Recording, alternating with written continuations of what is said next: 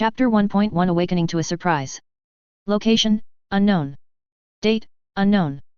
Have you ever had that feeling that everything was different around you?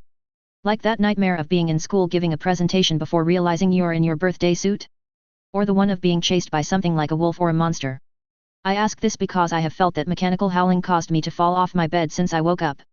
At least, I thought it was my bed before I realized it was too short of a fall. The shock of the fall made me look around, realizing I wasn't in my room but a weird Spartan room. There was nothing inside except a dim light overhead, and the morning light, I realized, was fading behind me. I turned to see what seemed like a light in the shape of a door vanish entirely into a plain wall. Well, damn, this is going to suck. I moved to what seemed to be a door to this room and opened it to reveal a long hallway. I cringed as another low mechanical howl echoed down the hallway. This entire situation was ridiculous. I'm an average guy waking up to cries in an unknown location. I should be freaking out, not walking to whatever makes that noise. So why am I walking to the noise? I finally realized I had reached the end of the hall and had already turned the door handle. Then, taking a deep breath to mutter the only words on my mind, once more, onto the breach. Will this door lead to darkness and an orange floating gate? Pushing it open, I hear the sound of slamming breakers. The kind you hear in movies and TV shows when the lights in an area are about to turn on. The light started flashing on from the right and quickly destroyed my night vision with its brightness. God damn it, blinking until my vision came back, I realized a slight warm breeze was in front of me. The blur in front of me became huge metal spikes, no teeth. If anyone ever asked me what I did when I first met Old Wolf, I would say I jumped up in joy and began piloting him.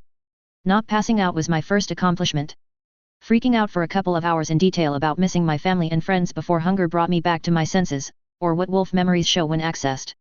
After that, freak out, I finally looked around once I realized the Zwa in front of me wasn't going to kill me. I could feel the excitement, or was that just wishful thinking? Looking at it, I knew it had to be a command wolf, but what was up with all that extra armor it had?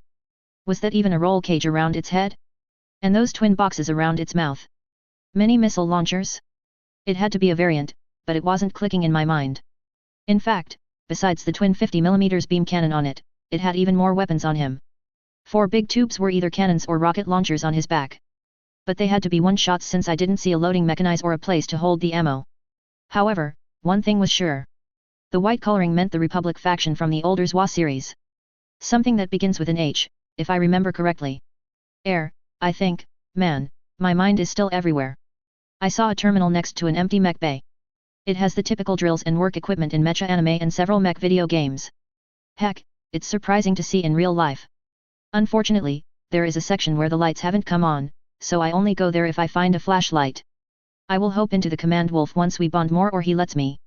Although his night vision mode would be excellent, those flicking lights might blind me even more. Based on the thump of footsteps behind me, I walked towards the bay area with the Zwa following me. I spot something I recognized right next to the terminal from faint memories of one of the Zwa franchises. It looked like an oversized calculator but had no visible symbols on the keys. If I remember correctly, it's the registration device used in 0th Century. In the anime, it acted as an IFF beacon during those fights, at least when the judge was present. So either I am in the Zwa series, or some goddamn Rob is writing an SI story. Neither option is helping with the stress that's coming back. I don't need another breakdown before I figure out what is happening. I walked up to the device and picked it up. I heard a slight thump from the floor. With a glance, I noticed a keycard. It didn't take a genius to connect it to the door I could see in front of me with a keycard slot. I slipped the card in and waited for the light to turn green, only realizing there was no handle. I looked around to see if there was a camera, but there wasn't any. The best thing to do was to take the card out. The fact that the door opened sideways didn't surprise me. However, I could only consider it a safety hazard if the power went out. I didn't want to be trapped in this locker room. I looked back at the command wolf behind me. And decided right there and then, hey, command wolf, I'm just going to check this room out. Mind walking around and seeing how big this place is. For a moment, I watched as the Zwa paced around the hangar while he walked around like a dog checking its territory. Then I walked through the door. It looked like a locker room with several full-size lockers lined up on both sides of the wall, the type of lockers used at my workplace to store uniforms and PPE. The only thing missing is the locker combination locks. Instead, there is a slot for a keycard. 3 guesses as to which one and the first 2 don't count. I noticed a glass gun case nearby the door. It held a freaking massive rifle that I think must have been an anti-Zwa rifle. It was an antique during the 0th Century and only got its time to shine when Brad used it to one-shot a bandit, or was it a gang's raid type Zwa?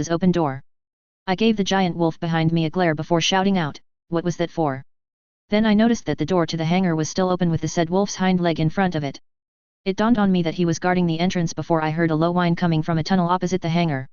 A part is still covered in darkness as the lights on that side flicker. The wolf Zwa moved slowly but steadily toward the tunnel but stopped growling. He seemed worried now. I grabbed the heavy anti-Zwa rifle and tried to load a round in it. It seems similar enough to the .50 rifle my uncle once owned, which worked as such. I don't know what is down that tunnel, but the fact that what responded to the command wolf growling with another mechanical animal sound meant another Zwa was coming. I rushed into the hangar as the thumps from the command wolf, and the Zwa's footsteps down the way seemed to slow down. The rifle nearly fell from my hands as I saw the larger but recognizable Zwa limp into view. Its twin lances pierce two dangling lumps of metal with legs. The triple barrels on its chest are visibly steaming, with a massive cannon at the bottom. The huge open missile pods on its shoulders and the distinct canine appearance. The successor to the command wolf in the Helic Republic Army? Yeah, I remember the name. Shut up mind voice, the Hound Soldier. Based on the German Shepherd, it's a badass Zwa of 60 plus tons, 7.4 meters tall, and a 23 meter long beast. Max speed over 330 km per hour and more weapons than most high-spec Zwas. However, my reverence for it quickly turned to concern as I noticed its damage. Its lower massive cannon seems warped, like overheating a gun barrel from shooting too much. That or something had rammed into the main cannon. The forward missile pods had no missiles visible inside, and the right side one was missing its armoring like something hot melted it. Finally, their most significant issue is on Hound Soldier's lances as they stopped in light. Those are not wild Zwas or anything similar themed mech. When I saw the things, shish kebab on its lances seemed very familiar to me. The objects caused my gut to drop, and the rifle in my hands fell to the ground. I recognize them from every playthrough of my favorite mech game outside Gundam. My second favorite tabletop game too. The near unlimited bug of bugs, the Locust Battle Mech from Battletech. I'm not in a Zwa series. I'm in fucking Battletech with Zwas. Oh, I shouted as the Hound Soldier seemed to look at me with concern as my world turned black again. Chapter 1.02 Awakening to a Surprise. Location, unknown. Date, unknown. The third and final time I woke up from a shock came from twin howls. I found myself trying to get the ringing out of my ears as I tried and remembered why I passed out. I look up only to see the ceiling of the hangar. However, the ringing in my ears faded. I could hear the sound of metal being torn apart to my left. I looked to see the canines was tearing apart those two locusts. A quick look around shows the spot that the flickering lights had hidden from my view. There are many metal scraps and pieces everywhere there that had to be days' worth of scapes. How long have they been active? I wonder as I watch them work. They place what they tore off in two different piles. The farthest away from the bigger pile are intact weapons in one scrap bank. I could tell from several boxes with 2 to 10 holes. From my Battletech knowledge, the 2, 4, and 6 must be SRM, and the 5 and 10 LRM. I didn't see any 3, 7, and 9, so no MML. So before 3068, they hadn't run into any mech or vehicle with it. Several smaller glass lens objects are connected to a tube and many wirings. Next to those were 2 larger ones. I guess lasers are for them, but some are odd with an extra attachment. A chemical laser? Weren't they toxic before the clans, or were they a game thing from Mech Warrior 5? Of course, I didn't have to guess several sets of one weapon. Who wouldn't know the appearance of a machine gun? But there is one that looks like the arm of a mech. Well, calling it an arm is being generous. It seems like cannon attached to a swirl. I guess there are several ammo crates near each weapon that need them. The second pile is filled with everything that can be considered scrap metal. The Zwas already tore into some bug mechs, but I did notice some vehicles. If you count, cars ripped apart wheels, damaged tank tracks here and there, and damaged circle-like objects. There are more battle mech, too, in a pile, but not too many. I think I see another locust and the army helmet of a javelin. Finally, there is a dome that looks like an old-style trash can, I hope it's not my beloved urban mech, it probably is. I sighed before looking more closely at the second pile and noticed it had covered a wet, hopefully, it's water, orb. An orb next to a larger, stone-colored SWA. Oh no, I thought as I looked at the iconic for my generation, Liger. The shield Liger. What happened to him? I shouted as the canine SWAs finished separating their meal. I felt sadness from both SWAs before the hound soldier laid down and opened his cockpit hatch. I picked up my rifle, no reason to leave a loaded gun on the ground, and climbed up to the cockpit. Not being super fit, I first slipped up before heading inside the cockpit. The second I sat down in the pilot's seat, the cockpit seal and the computer monitor in front of me lit up. On screen, a symbol appeared before quickly disappearing. Red lights flashed for a moment as the screen brought up an outline of the SWA before all warnings turned off. Finally, one screen was just one with the words log on it. I touched the screen on the first one to see what had happened to these SWAs before I appeared. Unfortunately, its memory bank started even worse than when I woke up. Then again, this SWA had damages that I need to figure out how to fix. I watched as the screen display start up. Finally, the top left corner showed up. Core, functional. Weapon, online. Sensors, online. Location, unknown. Date, unknown, marking day 1. Armor integrity, 100%. Structural integrity, 100%. The screen showed the hound solidar's view as he shook the head, probably his body too, and looked at the pristine shield Liger looking back at him. However, the command wolf was not active when he turned his head left.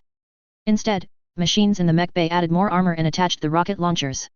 A low growl had the canine viewpoint return to the Liger, who headed towards the lit tunnel. A screen pops up with the directive, protect the area for the arrival of the warrior.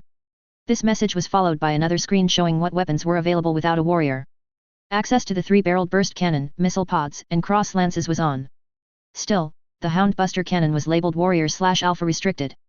This screen then showed all green on armor integrity and its natural weapon.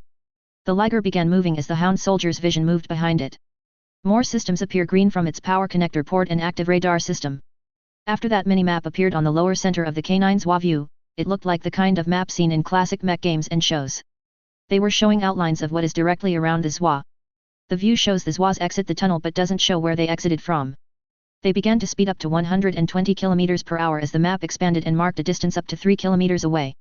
A forest marker and several small craters appeared on the screen as the two SWAs moved 10 km from the tunnel. Then they stopped and started running around the tunnel at 200 km per hour. I realized they did it at a 10 km radius with the hangar they came from at the center. I watched as the mapping of the area became much more prominent at 5 km as they nearly completed their first circle patrol. The view screen was mostly a blur of trees. Their image cleared as their speed dropped suddenly. A design for what seemed to be a building appeared on the mini-map. More buildings appeared on the mini before they appeared in the Hound Soldier view screen. They entirely stopped within a forest with what I guess was 2 km away. No, wait, it said 3 km on the screen, changed to a zoomed view with distance. It showed people working daily life. Most were dressed in a futuristic miner outfits, while others were dressed in mixed clothes. Nearby was a mountain, so that explains the miners. However, I could tell they might have noticed something as the people in the view screen moved buildings at speed. The SWAs watched from afar as the citizens sought shelter away from their view. The Hound Soldier whined slightly to the Liger, who responded with a light growl. The Liger began to turn back to the patrol route when the radar pinged an energy source activation from the town. 1, 2, 4, and then a total of 6 energy sources appeared within the town. It took a while, but the signs showed those energy sources moving toward them. I was surprised the SWAs didn't return to the tunnel right there and then. 2 energy sources registered a small beginning that quickly came into view as odd, to the Hound Soldier, box-shaped things. Both were surprisingly 10 tons on the sensors. To me, they were some kind of tank or APC. Not sure which model, though. What followed was a humanoid mech with a cannon on its left shoulder. The sensor indicated the weight of the mech as 50 tons. It looked pretty challenging but still had industrial equipment on it. It seems to have the rifle mounted on it recently. Next, the mech had 2 smaller humanoid models with only drills on both hands. On those 2 small mechs was a massive drill on the right and a smaller one on the left. I recognized those 2 as RCL-1 Dig King. They appeared as 30-ton unknowns to the Hound's sensor. It was funny that the 5 tons difference looks odd comparing the tanks to those Dig Kings. I could see the Hound's view go back and forth between the smaller tanks and the Dig Kings. The last mech to show up shocked me since I knew it wasn't canon to Battletech games since there was controversy over it. However, it was low-dirking industrial mech. 65 tons of industrial might were typically used for loading work and as a close-range fighter.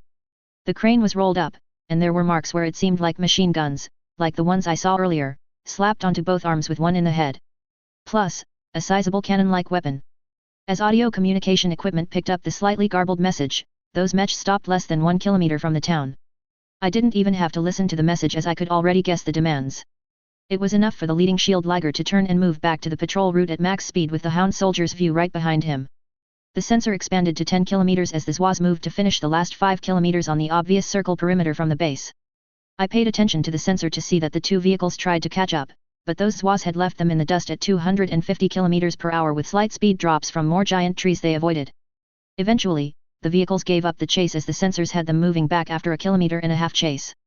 Both Zoids returned to the tunnel inside the mountain. Not too high either. It seems to be 2 or 3 times the height of the Zoids. At least from the Hound's POV. Time skipped to the next time they went out on patrol. They patrolled a few times in intervals of 4 hours each. Nothing new, except the town tends to be on high alert every time the Zoids got close but didn't send out all their mechs and vehicles. Only the low-durking and industrial mech had that one giant cannon. I felt sorry for those guys, but it didn't answer my question about why the shield Liger died.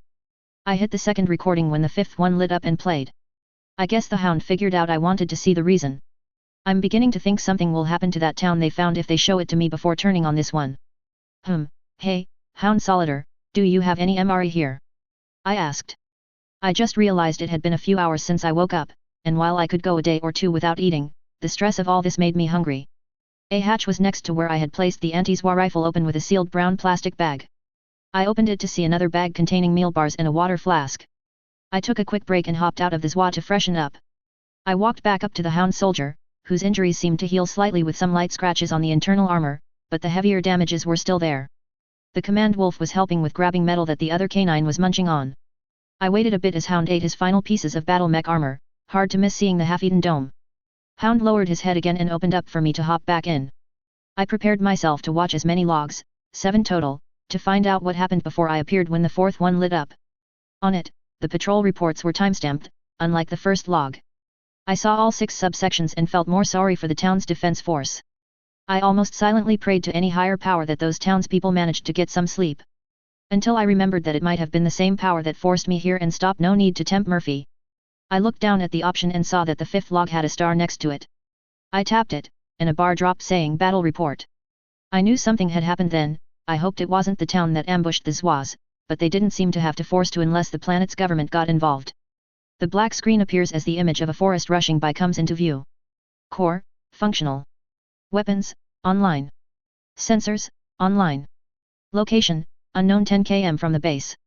Time, unknown, nearing sunset. Armor integrity, 100%. Structure integrity, 100%. I glanced down where the speed tended to be and saw that Hound was at full sprint heading toward the town at 330 km per hour. I didn't even wonder why as the screen sounded the comms chatter. This is Brooke Esposito of Little Rock Township. Calling any militia, mercenary, or coalition forces for help. We are under attack from pirate forces. Please help. We are losing our defenses fast. I saw another screen open up and zoom in on the low-durking in the distance, firing all its weapon at several tanks, who returned fire with lasers, missiles, and machine guns. Then, finally, I could see the remnants of one of the Dig Kings off to the side with a limping humanoid mech moving away from the second industrial mech that was trying to smash the bug with its drill. Suddenly I heard simulations roars from Hound and the Liger. The map started glowing as red dots began to appear. I saw 8 red dots on the map, each with weights marking them. The 4 vehicles attacking the low-durking were 2 60-ton tanks, a 35-ton truck with missile boxes, and a fast-moving missile vehicle at 25 tons. The heavier tanks had visible damage, but the 2 lighter vehicles kept getting away from the low-durking's fire. However, the twin roars caused the faster, lighter one to pause long enough for the shot inside the town to fly out and destroy its backside. The comms pick up both sides' communications as shouts of surprise from them, with a little fear from the pirates, I think. However, the 2 larger but light objects on the map quickly pounced on the Dig King. I recognized both as javelins from the months of playing MechWarrior 5 and Battletech. I wanted to blast them but then remembered that this was a recording. Grumbling, I watched as one of them was removed from 2 missiles. They flew past Hound and took the head off the missile-carrying javelin. The death of the first light mech causes the second one with a laser loadout to fire his 4 emerald beams over the Dig King and into the woods to Hound's left. The primary monitor opens a secondary screen with a damage report from Shield Liger, armor integrity, 99%, damaged location left foreleg 96%. I heard a crash and non-com scream of fear as I looked back up to the main screen and saw the Javelin 10F skewed on the Hound's right lance. Speared on the left lance was the mech the Dig King was chasing. I still didn't recognize it, but it had to be a mech not included in the video games. It didn't matter much as Hound kept running at an angle to curve right back into the forest while still heading at full speed. Hey, wait, the man, Brook, I believe, called out as Hound rounded back into the forest with the Liger somewhere. I wanted to see what Brook wanted to say and where the Liger was when I heard a muffled growl next to Hound. The screen panned to the right and saw Liger with one of those 60-ton tanks in its jaw. The Zoids growled at each other while the pilot of the Loader was thanking them for their intervention and for their Comster bank routing number to transfer funds. Then, funnily enough, a younger voice from the industrial mech inside the town asked about salvage rights. I wanted to laugh as the younger voice got scolded by the Loader pilot when I noticed a bar filling up with the words downloading above it. I let the voices fade into the background as the bar slowly fills up. I wondered where the data was coming from. Then, I noticed an arc of electricity appeared on the screen in the mouth of the Liger. It wasn't hard to put 2 plus 2 and realized it was stealing air, procuring data from the tank. Once the bar hits 100%, the screen turns off for a split second before reopening with new data. Core, functional. Weapons, online. Sensors, online. Location, Katinka, Little Rock. Time, August 19, 3021, 2045. Armor integrity, 95%. Structure integrity, 100%. I felt my stomach drop. While I didn't know the planet I was on, I knew the date and thought back to what Brook had said during his SOS. This is Brook Esposito of Little Rock Township. Calling any militia, mercenary, or coalition forces for help. The only coalition I knew about was the Oregon Coalition. But, unfortunately, the year placed me several months before the directorate took over. So I didn't realize I was cursing up a storm when I heard a noise that made me look and say, "What, that whining noise?" I noticed the main buster cannon charging up and wondered how since it was restricted. I paused the log and backed up the video by a minute, then 2, and saw the permission for use by alpha permission. I took another rewind to see why Hound wanted permission and saw a potential gold mine for the people here. The Hound Solidar's advanced sensor had detected a large cavern in the mountain. These people were digging it from the data taken from the pirates. Pirates came to raid the planet for food, people, and potential SLDF caches. The attack was to check if anything of worth was here. Fortunately, there was, but it hadn't been discovered yet. I guess it has since Hound was about to blast it open. The sensor had picked up several objects ranging from 35 to 55 tons. Unfortunately, the 50 meters of rock and earth prevented the town from finding them. I let the log play out and heard the shouts from the town's defenders asking why the Zoids were charging up. I watched as the bright beam of yellow flashed out from the bottom and piece into the mountain for several seconds before it stopped. At the end of those several seconds, a shot from the buster, finally ID, thanks to the data, hit Hound before a loud command from Brook stopped it and the rest of the defenders. I noticed the shot had damaged the buster cannon but luckily didn't destroy it. However, the picture did show that it was inoperable until repaired. So I was a little pissed about that before hearing the comms flare up with thank you and apologies. I focused on the Lance commander, as I marked him, Brook. "I'm sorry for my men shooting at you just now," he said with a tint of regret. "You two haven't responded to any of our messages. Then you go blasting the area next to the mine. Some of my people thought you were destroying our livelihood, so can you forgive us for reacting like that? I'll have the one who shot at you punished." I watched as the two Zoids growled and whined to each other before they decided, and I saw the screen go to an uploading bar. I wondered what these two were doing as they began to walk away from the town. All I knew was that clean up between what these Zoids had done over the past week before I showed up would be a pain in the ass. The Zoids sped up and headed straight for the base at high speed. I watched as the status of both Zoids appeared and hissed at the damages the shield Liger had taken. The damages mainly focused on the side where one shield flap was. It seemed like the tank had managed to shoot the Liger before the Zoid could crush it in its mouth. The damages show heavy damage to that part and several pockets on the external armor. But, overall, both Zoids did great without pilots and full access to what they were fighting against. The loss of the buster cannon to friendly fire sucked, but its auto repair function turned on. I watched as the log ended with the tank and the two destroyed mechs being thrown to the corner of the hangar, where the future pile of scraps would be. The only thing I had on my mind was getting some rest and figuring out what could have caused the Liger to die. "Hey, boys," I yawned as I realized it must be late, checking the clock showing 12:16. "Let me out so I can rest. You need to recover fast, as I can see the damages here." The status showed that the armor integrity was less than half, and several places had structural damage. The Hound's cockpit opened up, and I saw Command Wolf picking up a bin of missiles with its mouth, which scared me to move it to the mech or Zoid Bay area. So instead, I grabbed the rifle and hopped out of the cockpit. I managed to land without stumbling, but man, how did those anime characters do it all the time? That was a freaking 2-meter drop, and it hurt a bit on the knee. I tried to ignore it as I looked up to where the scapes were. I couldn't believe there were that many pirates attacking the town. Yawning, I walked back toward the locker room to rest on the bench when something caught my eye. If I remember correctly, pirate colors tend to be red with either black or white. However, this one mech with a big hole in the middle, which I recognized as a Vindicator, had a green color scheme. Why the hell are the Capellans here? Chapter 1.03, Awakening to a Surprise. Whelp, this could be worse. Awakening to a Surprised 1.03. I woke up with a sweat and a stiff back. Damn nightmares and freaking hard benches. Those nightmares of Chinese stereotypes shooting at me. They declared I was a traitor to the Confederation and killed my family. I wasn't from their space or this universe, but that tormenting dream scared me. I got up and headed to freshen up. I glanced at the digital clock above the sliding door, which I'm surprised I missed yesterday, and the clock displayed 05:50. Grumbling, I looked for the keycard where I had placed my handgun and rifle. I made sure to grip it tightly and ran it over the doors. All the lockers opened with the card, and in one of them was an armor pilot suit. It looked like the Republic pilot uniform but with heavier armor and a built-in holster for the handgun and a combat knife. Unfortunately, I still had to fish out a sling for the rifle out of the same gun case. I had most of the small laser pistols in the storage unit bagged and tagged for sale. It took a few minutes to wear the suit, but I knew I had to get used to it if I wanted to ride out on the Command Wolf. Well, it's better to wear the bulletproof, hopefully, suit than not in the BT universe.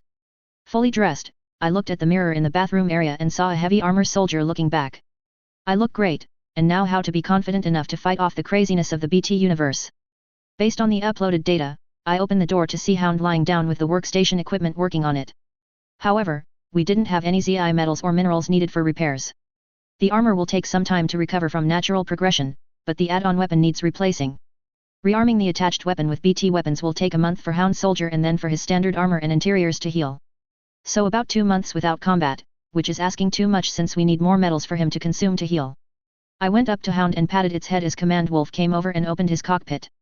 Command Wolf's activation happened around the same time as Shield Liger died. Thanks to Hound's 7 logs transferred to the Command Wolf combat computer, it was interesting to see 2 points of view. I will have to watch both sides by the side to get a better idea of what happened and find out why both pirates and the Capellans are attacking that town, Little Rock. I hopped into Wolf's cockpit and saw the logs I needed to watch. Then, I hit play as the records started up, Hound's screen on the left and Wolf's on the right. Hound's core status, functional heated. Weapon, online warning low on missile. Sensors, online. Location, Katinka, Little Rock area 2 km. Date, August 21, 3021, 1942. Armor integrity, 98%. Structural integrity 99%. Wolf's core status, functional. Weapon, online. Sensors, online. Location Katinka, Little Rock area, outskirts, 10 km. Date, August 21, 3021, 1942. Armor integrity, 100%. Structural integrity, 100%.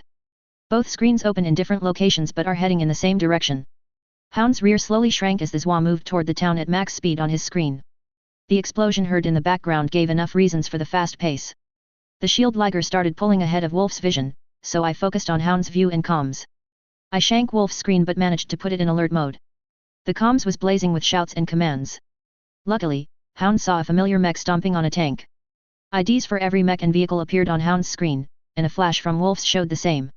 Hound's screen opened another mini one with the status of the Loderking, and it wasn't pretty. Thank God Almighty that you guys showed up, Brooke spoke as he blasted another 25 tons tank with more machine gun fire. Again, it sparked before stopping dead in the water. The support we got from the militia has gone dark during a fight with a pirate lance of battle mech earlier, and we have been outnumbered since. The remaining Dig King appears on the screen. It had been running when missile after missile covered it in flames. The screams of pain cut through the comms before being cut off. The industrial mech collapsed before an explosion took its CT. Hound Soldier took revenge by firing his triple cannon without hesitation at the commando that appeared right behind Brooke's mech. That one is responsible for burning Brooke's lance mate.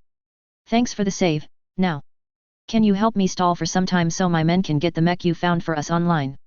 Alerts flashed on Hound's screen, causing Brooke to curse and fire his machine gun in the air while missiles began raining on them. I could hear the roar of the Liger as it appeared, energy shield up, rushing past Hound's vision to tank whatever was hitting him from the side. The Hound's screens, which was odd since usually, it was just 2 at most from the previous log, showed a burning vehicle in its crosshairs. The second shows dozens of red dots on the mini-map, while the 3 and 4th show several men dressed in futuristic Fallout Raider armor with tanks as support. This battle was my first time seeing infantry with pirates. I didn't think they used them, but those rocket launchers or SRM hit Hound's left missile pods so much that they exploded and caused damage to armor and structure. I didn't have to wait before watching as they turned to mush from the shield Liger's shock cannons. It turned that area into a burnt mess with a glossy shine. Only parts of the vehicle remained before the screen showed it cut off. I nearly threw up before the view quickly switched to the low-durking. It looked battered to hell and back as it was missing its right arm but still had its left arm firing away at a target unseen. A glance at the mini-map showed 1 red marker out of 3 vanishing in the direction of the low-durking's weapon. The voice continued, "We were surprised when these pirates continued their attack. The destruction you two wrought onto their bugs and those tanks last time. You saved several missiles slammed into the low-durking's remaining arm, shearing it off before a shot from behind him flew out, and another red dot on the mini-map vanished." A younger voice cut in from the town as a second shot came out of the settlement, "Father." That shot had flown past both Zoids and slammed several meters away from a humanoid mech. Unfortunately, it didn't look like a panther or a javelin. Another screen appeared with the words STG-3R with details on armor and structure. The Stinger was visibly damaged and had jumped into the air with its jump jets to avoid the shot. An extra list shows that the enemy bug mech had lost both machine guns. Its laser flashed out and the screen shocked as Hound dodged the energy beam. The Hound retaliated with 2 missiles out of his right forward pod before an explosion rocked him from that same side. The smoke from his right shoulder slightly clouded Hound's vision. However, the sensors picked up a couple of objects weighing 30 tons in the opposite direction of the shot. Distance on the minimap showed up 300 m away with several objects weighing 10 to 20 tons. Hound's comms picked up communication from that direction. "After that weird-ass mech, it will be worth a fortune when we take it." It looked dire, but the screen still showed the status of the enemy. Stinger showed hit before saying downed. Luckily, the 2 missiles hit dead on and took the head off the Stinger. Hound fired a burst from his triple cannon before his lances appeared above the screen. I glanced at the minimap again to see if anything hit and saw 2 lighter dots vanish. Hound charged the 30-ton enemy before the smoke cleared and showed 2 urban mech, both registered as UMR-60, and one just got pierced by Hound's lance. In contrast, the second got hit from behind, along with its vehicle support. A glance at Wolf's screen showed he had fired his 50mm beam cannons from a distance to crisp them as Hound flung the dead urban mech toward the base. A label pops up on the screen saying food before Wolf's radar pings something flying quickly toward Hound and Liger. Sensor lock from Hound show them as SL-17, Shalone, before a rain of missiles and lasers slammed into the remaining members of Little Rock's defense force. "Arg!" Buster's pilot screamed before it crashed to the ground, both legs crippled from multiple blue laser strikes. The shield Liger took several to the hind before he managed to turn around and shield the low-durking. Then, beams of energy rain out from the forest. A glance confirmed it was Wolf and blasted the aerospace fighter out of the skies. I knew pirates in BT lore had aerospace fighters, but really? They use such a precious resource for the bunker and the Zoids. I couldn't keep up with how fast the action was going between the 2 screens as all 3 Zoids went into melee range. They took out another lance of tanks, and Locust didn't even get a chance to escape as both Hound and Wolf attacked it from both sides. I couldn't tell how it would look to the fleeing pirates, but they tore the bug mech as the T-Rex couple did to Eddie Carr from the Lost World. I'm surprised there weren't any mech core explosions yet, but seeing the damage reports from all 3 Zoids was terrible. First, the pirate attack damaged Shield Liger's main. This action disabled his energy shield. How did they do this as? I only saw it tanking missiles with its shield up. A quick scan from Hound showed 2 larger, heavy mechs taken care of by Liger. One registration showed 54 tons, but that made sense due to it missing both arms. Unfortunately, the data didn't pull up much on the battle mech that the Zoid tore to pieces. But it must have done something to break the weakened part of the shield main. The second mech was registered as a PX-1KC and had a large laser still on its arm but missing its cockpit. Still, red damage all over the armor with its integrity reading at 50% and structural damage. Who could have done that? Another quick check from Wolf's visuals and Hound's sensors shows that the unidentified mech was an ON-1H Orion. The logs showed that the PX-1KC had managed to strike the Liger from behind. The battle mech must have targeted the head as damages to the right legs and main. That battle mech must have realized the main's purpose.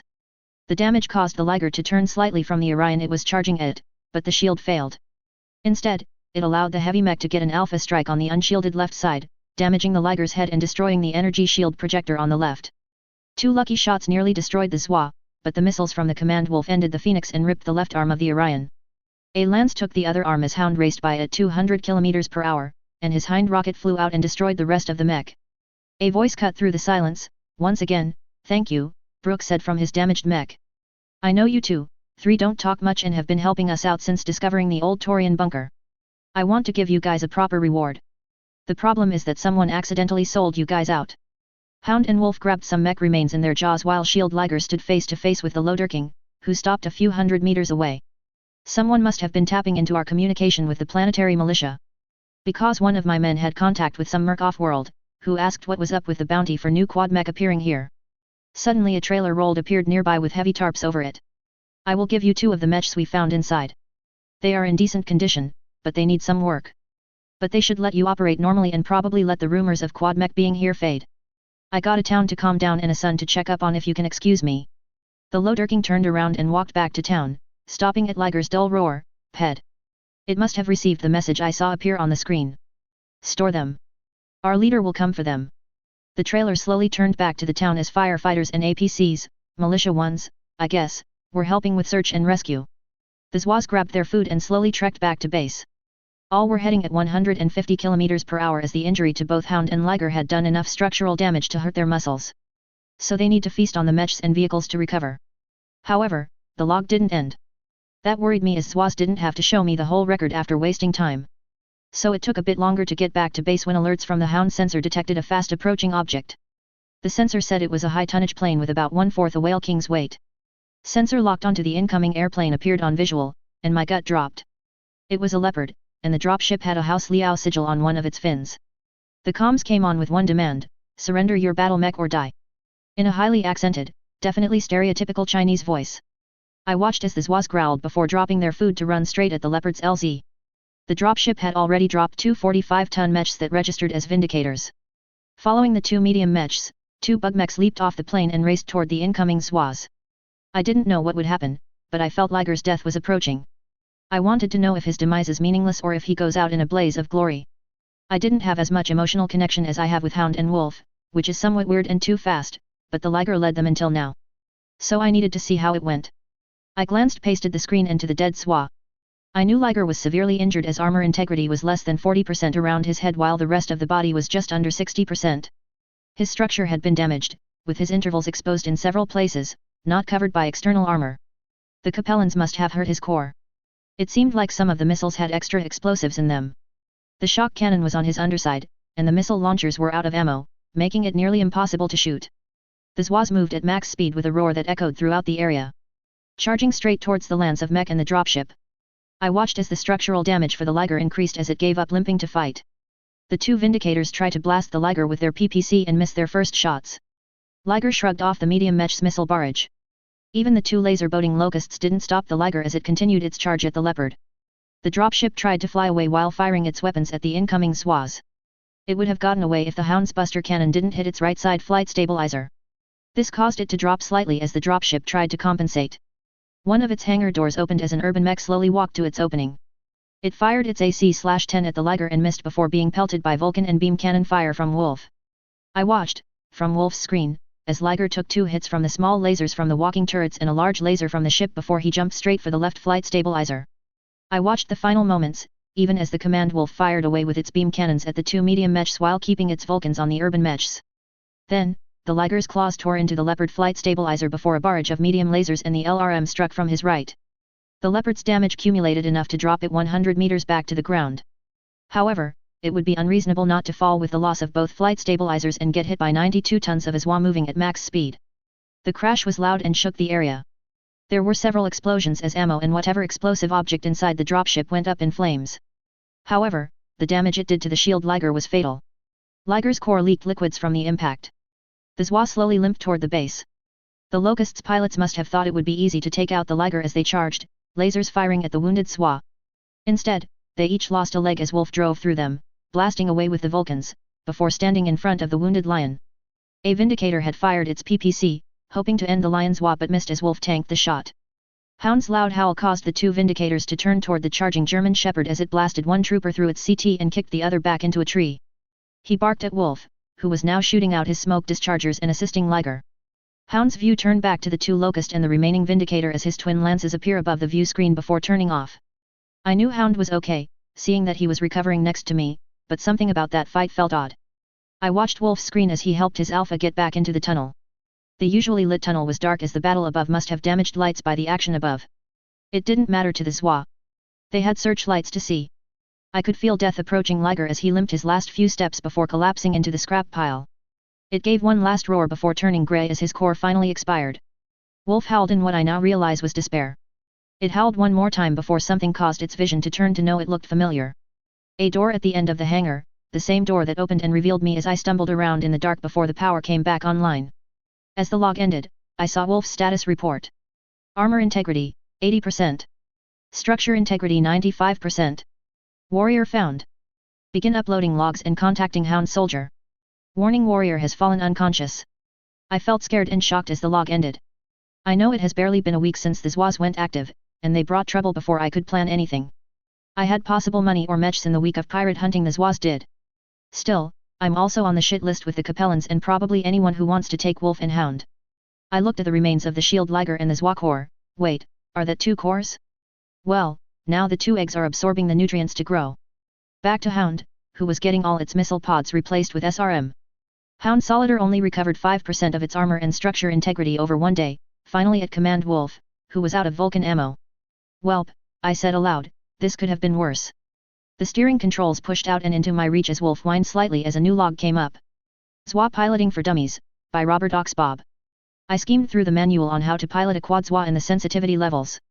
I then checked the weapons controls and how to turn them on and off on the combat computer. Once I felt conformable enough, I decided to try it out. Let's go, Wolf, I shouted, trying to get my head in the game. I need to get ready as soon as possible. A grow of agreement from Wolf before we moved, right into the wall. Then, just before the floor came up to meet the cockpit, I screamed. Oh, crap, I grumbled as I saw the first line of the ZPD manual, don't rush them. Well, this is going to take some time. Interlude 1. Location, Katinka, Little Rock. Date, August 15, 3021, 12 o'clock. It was a great day today. Those were the thought of Captain Brooke Esposito as he piloted his Loderking to the nearest warehouse.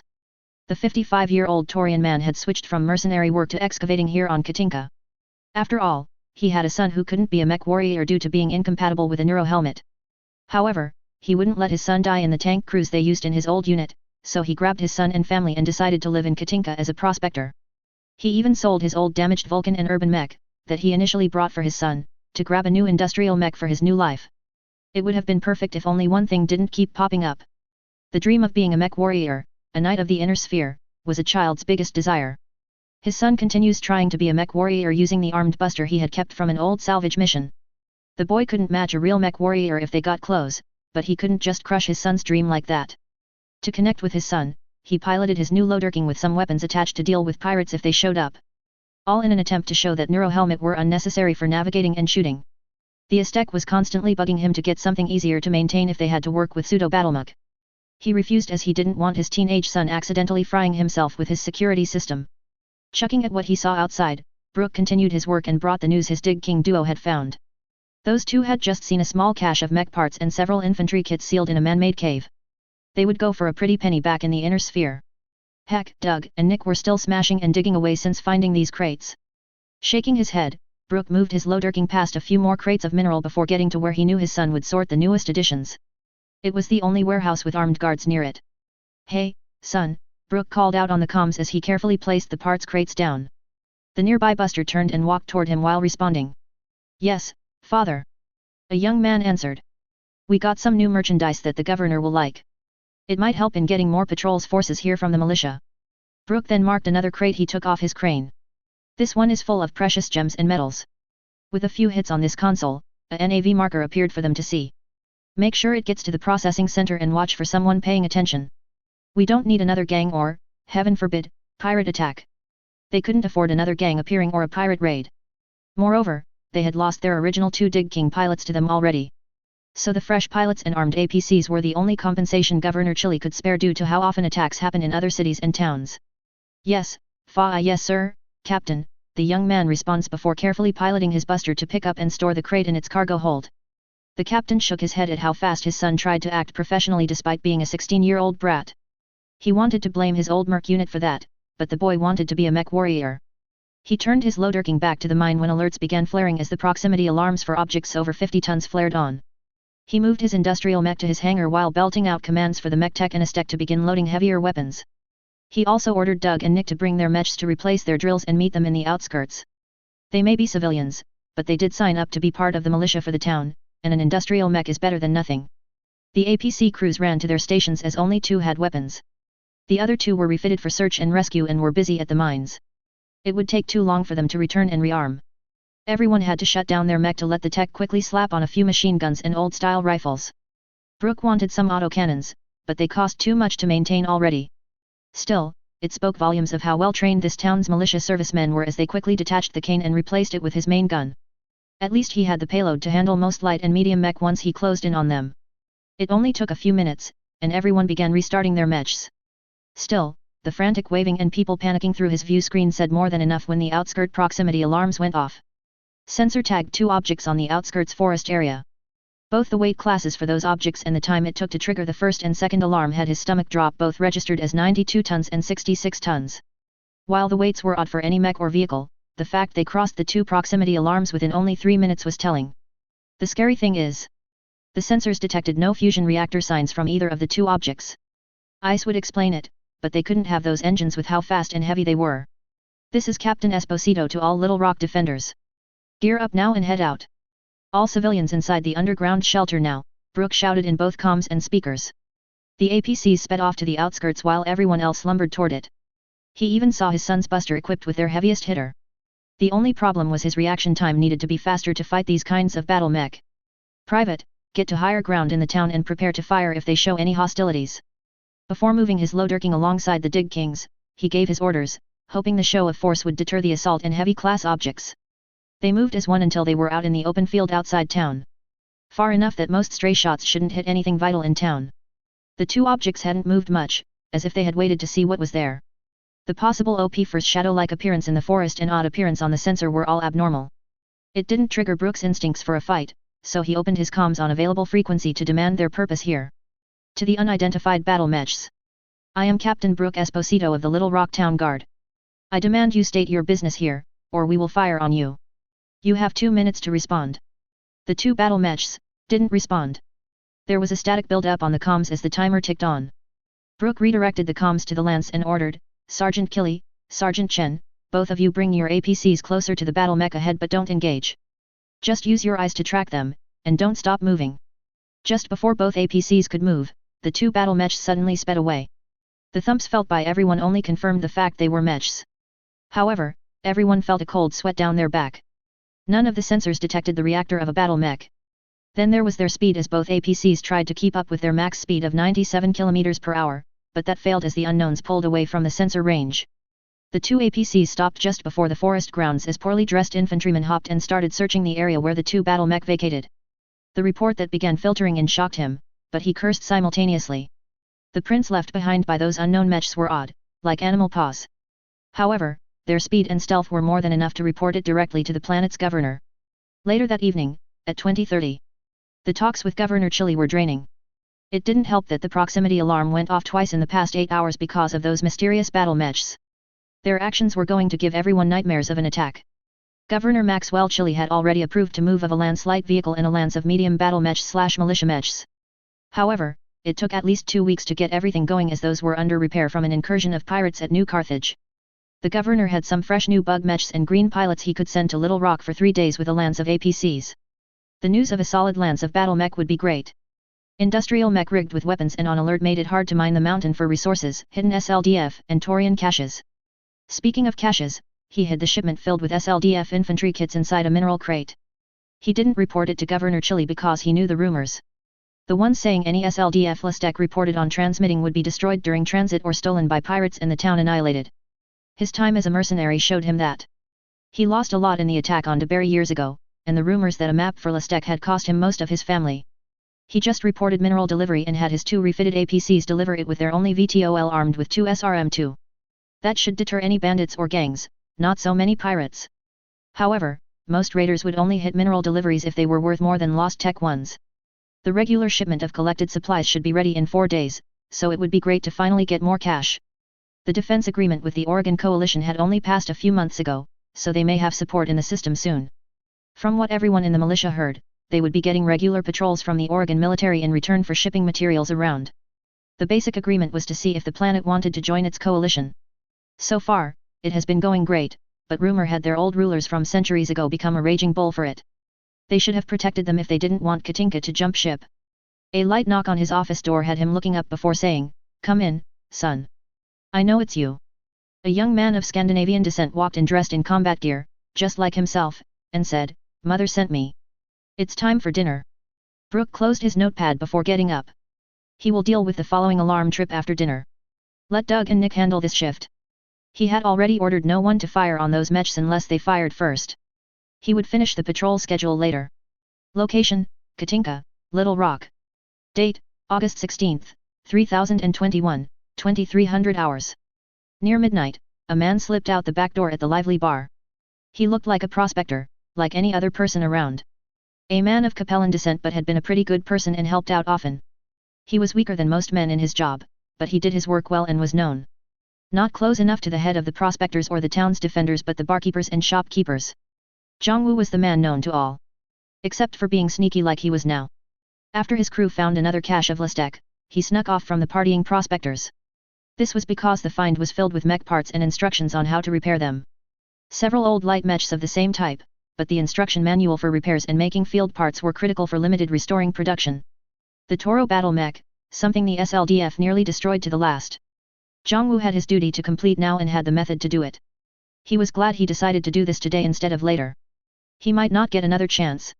He watched the streets for now highly alert infantry units patrolling the area. Before those unknown mechs appeared, the infantry would just be fellow miners and prospectors looking for Lestek. After the captain of the Little Rock forces decided to issue regular drills. These miners became a proper militia unit after Captain Esposito got done with them.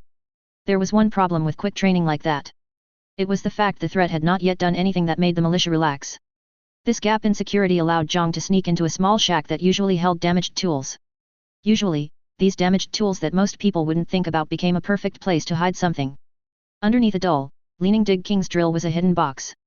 A box that opens up to a communication system. After a quick boot-up sequence, Zhang spoke quietly into the receiver, changing the frequency 3 times before shutting down the system. He quickly placed the equipment back into place before slowly checking the area outside the shack. His duty was done. It was time to reinsert himself into his role. After all, he had a good alibi with the beautiful Canopus barmaid. Location, Katinka's moon orbit. Date, August 17, 3021, midnight. No lawful person would think about hiding outside the standard jump point or behind a moon in space. That is, if these people on the jump ship were dealing in lawful business. Hitched onto the jump ship were 4 smaller ones.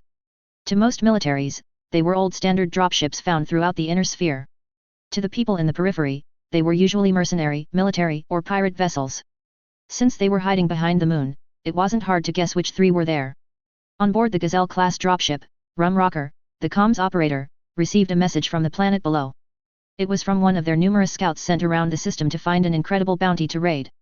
The sound of how the comms officer cheered in glee was worth it. The officer immediately began uploading the data to the captain's chair. The cheer ended as the captain slammed his fist into the table before him. The buff 7-feet-tall man glared at all the now coward crew.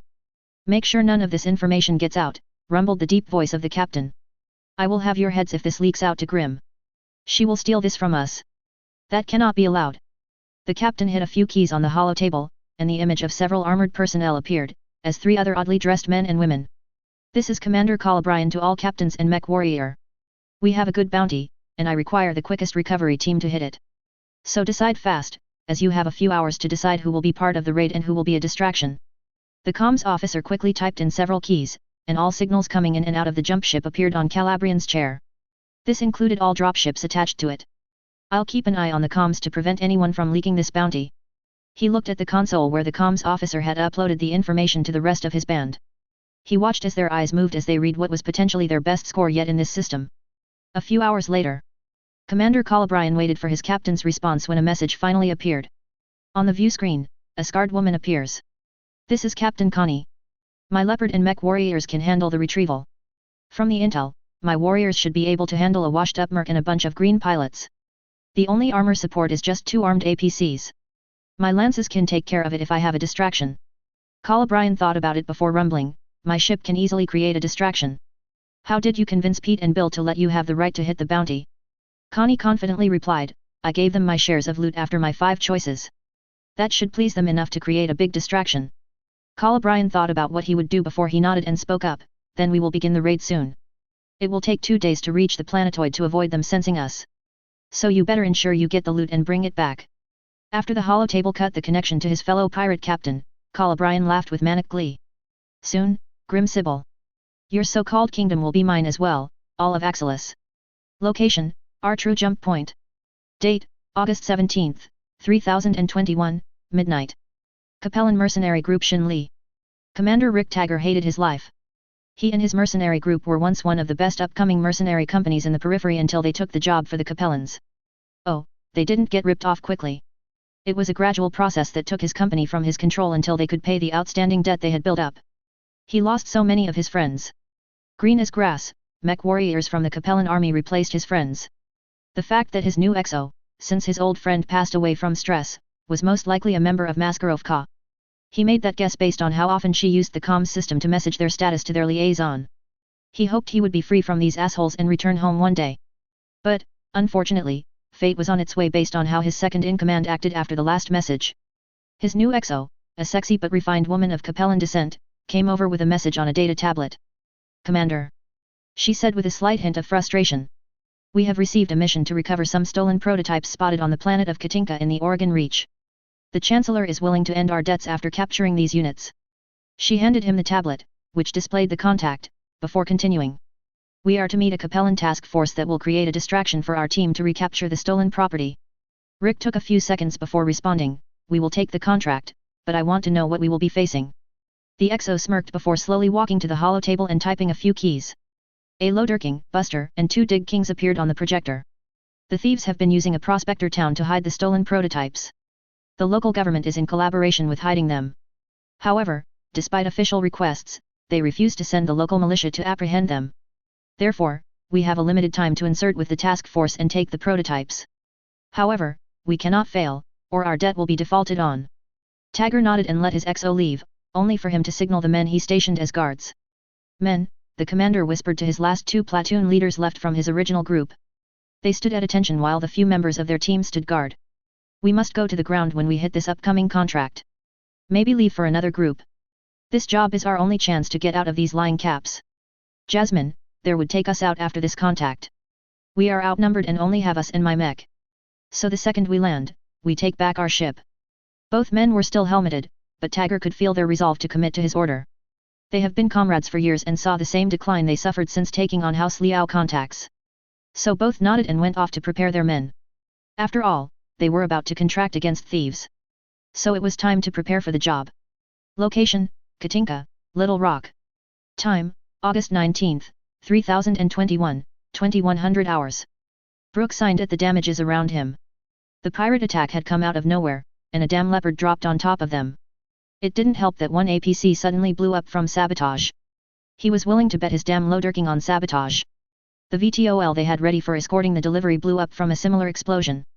The shockwave and debris damaged their last armed APC, forcing their crew to resort to infantry rockets and lasers to assist the defending mechs. At least they managed to get a good hit on the ship that pushed it away, while the 3 battle mech it carried dropped and performed a death from above on Nick's Dig King, taking it out of the fight. Doug had gone ballistic and managed to charge at the Stinger, taking out one of its legs at the cost of his smaller drill. He thought he could take on those 3 mechs himself in his Loderking, but he was distracted when missiles and lasers slammed into him. Brooke realized the pirates had armor support. He tried to send an SOS out as he fired upon the armor units. But unfortunately, something jammed his calls, and all hope was starting to look like a distant dream. He couldn't leave his back to the armor support without the battle mech getting him. Despite his son and Doug fighting hard, both were green grass for mech combat. That sudden roar saved Doug from a backstab and an opening for a kill from the Buster's heavy rifle. So it was when things turned into a slideshow. The pirates' lances were dead in less than 2 minutes, and their dropship fled as fast as possible. He tried to contact the battle mech he could see. One that stood in the distance. It had a feline design and did not respond. He still remembers how tense it was as his son moved his Buster beside him, weapon pointing at the second unit. The mech had hidden in the shadow due to the sunset. Sensor and his old warbook system couldn't ID either of them. The tense atmosphere ended with his son's trigger finger shooting their savior after the hidden one shot a monstrous PPC into the mountain's far side. He was suddenly glad they weren't aiming that at him. Then, in their shock, the 2 battle mechs disappeared from their view. The cleanup began, and he continued to try and contact outside forces. While Doug went to salvage what he could from Nick's mech and the pilot himself, the remaining APC crew was helping with search and rescue. He picked up a caved-in rooftop to help others recover personal belongings as everyone began moving to the underground shelter. The Buster had collected the javelin and dragged it to the mech hangar. It was intact except for its cockpit. The chief mech tech, Jonathan Woods, John for short, and his Aztec crew might be able to repair it and give them an actual battle mech to use. They just needed to get some parts from the supply towns. When he finally managed to get in contact with the local forces, he was surprised at what he got. The surprise pirate attack hit Little Rock and the towns of Pigeon and Aotearoa. Both were small towns like theirs but were hub centers for prospectors' supplies.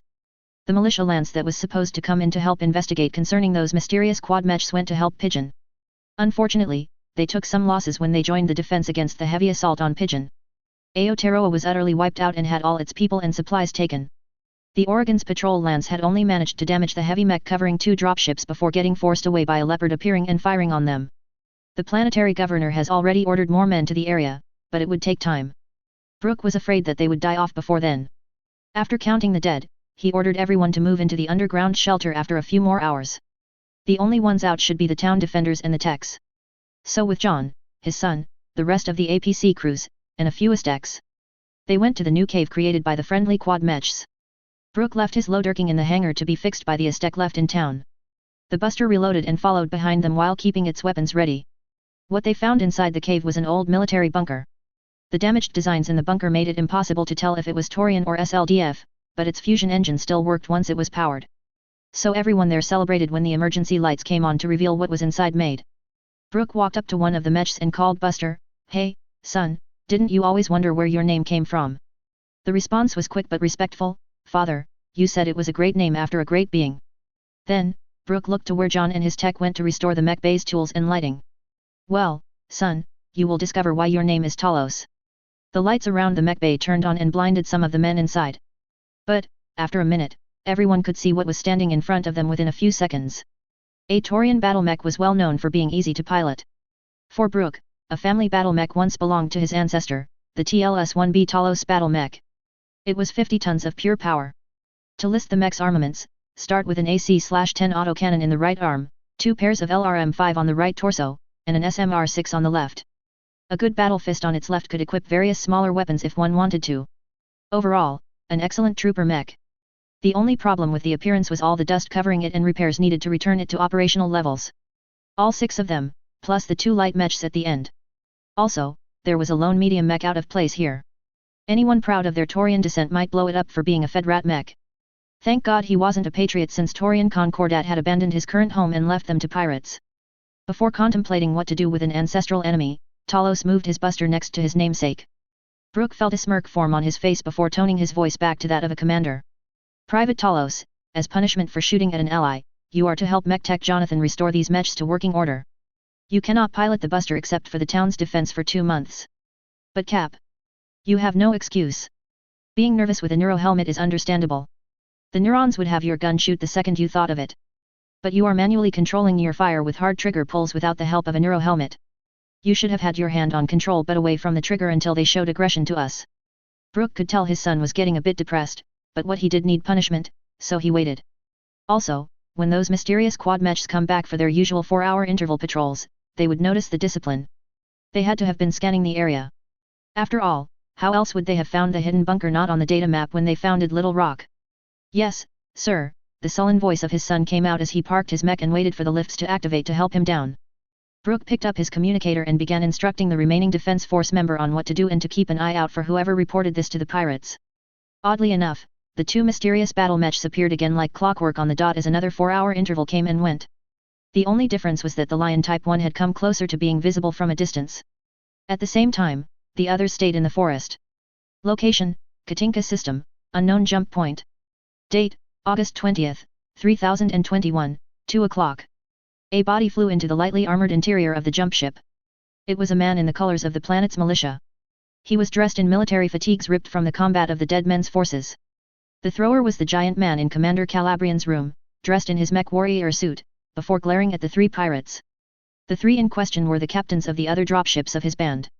"So," the rumbling, rage-filled voice of Calabrian spoke, "no one knew about that 2 battle mech that stopped Connie's group from completing our main raid. The only reason we broke even was thanks to my raid with some support. No one spoke up, knowing that if they interrupted their leader, they might lose their position or life. Our mole on location hasn't gotten back to us due to the lockdown that the washed-up merc ordered and who managed to beat your lance, Connie.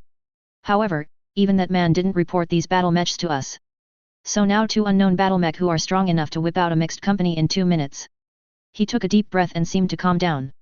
That was when Connie took a step forward and brought out several battle ROM. Leader, here are several battle ROMs we've managed to get from my lance battle mech's transmission. Of course, it's not perfect, but we may gain valuable intel on these mechs. The video played 3 different points of view, each showing that Connie's group was winning against the town defenders. The only exception was the former merc, who couldn't keep up with the light mech supported by armor, but held out long enough for reinforcement. However, they all froze when they heard a loud, almost realistic animal roar. The ROM sensors didn't sense any battle mech nearby, which caused them to pause. On the other hand, the militia continued as if it was nothing. The turnaround was fast and quick. One visible mech wrecked most of the force, while another hit off-screen death with the rest. After a few minutes, Calabrian spoke. We repair at once. Those mechs will be ours. All ships will focus here except yours, Pete. Transfer all your mechs to my ship except your one. You will hold all our bounties on the jump ship and keep those products in the line. We strike as soon as possible, Calabrian ordered, causing all 3 pirates to jump and rush to their ships. Connie. The said pirate stopped and turned to look at Calabrian. You will drop with me in your Phoenix. I'm sending several of my techs to fix your mech up. We will succeed in this raid, and you will be there to make sure it happens. The fear in her eye pleased him slightly before she nodded and sprinted to her ship. Calabrian thought to himself as he walked back to his ship. 2 mechs, both probably rare and unusual quad mechs that the warbooks couldn't identify. Reactors that sensor can't pick up and speed that could rival if not surpass light scout mechs. The only thing is, they were amateurs by giving their location away before attacking. They just need a new pilot and purpose. He was just the right mech warrior to have such a battle mech. Location, orbiting, Katinka, Little Rock. Time, August 21st, 3021 1600 hours. Orbiting the planet above was a leopard shippo, the home of the Shin Li mercenary group.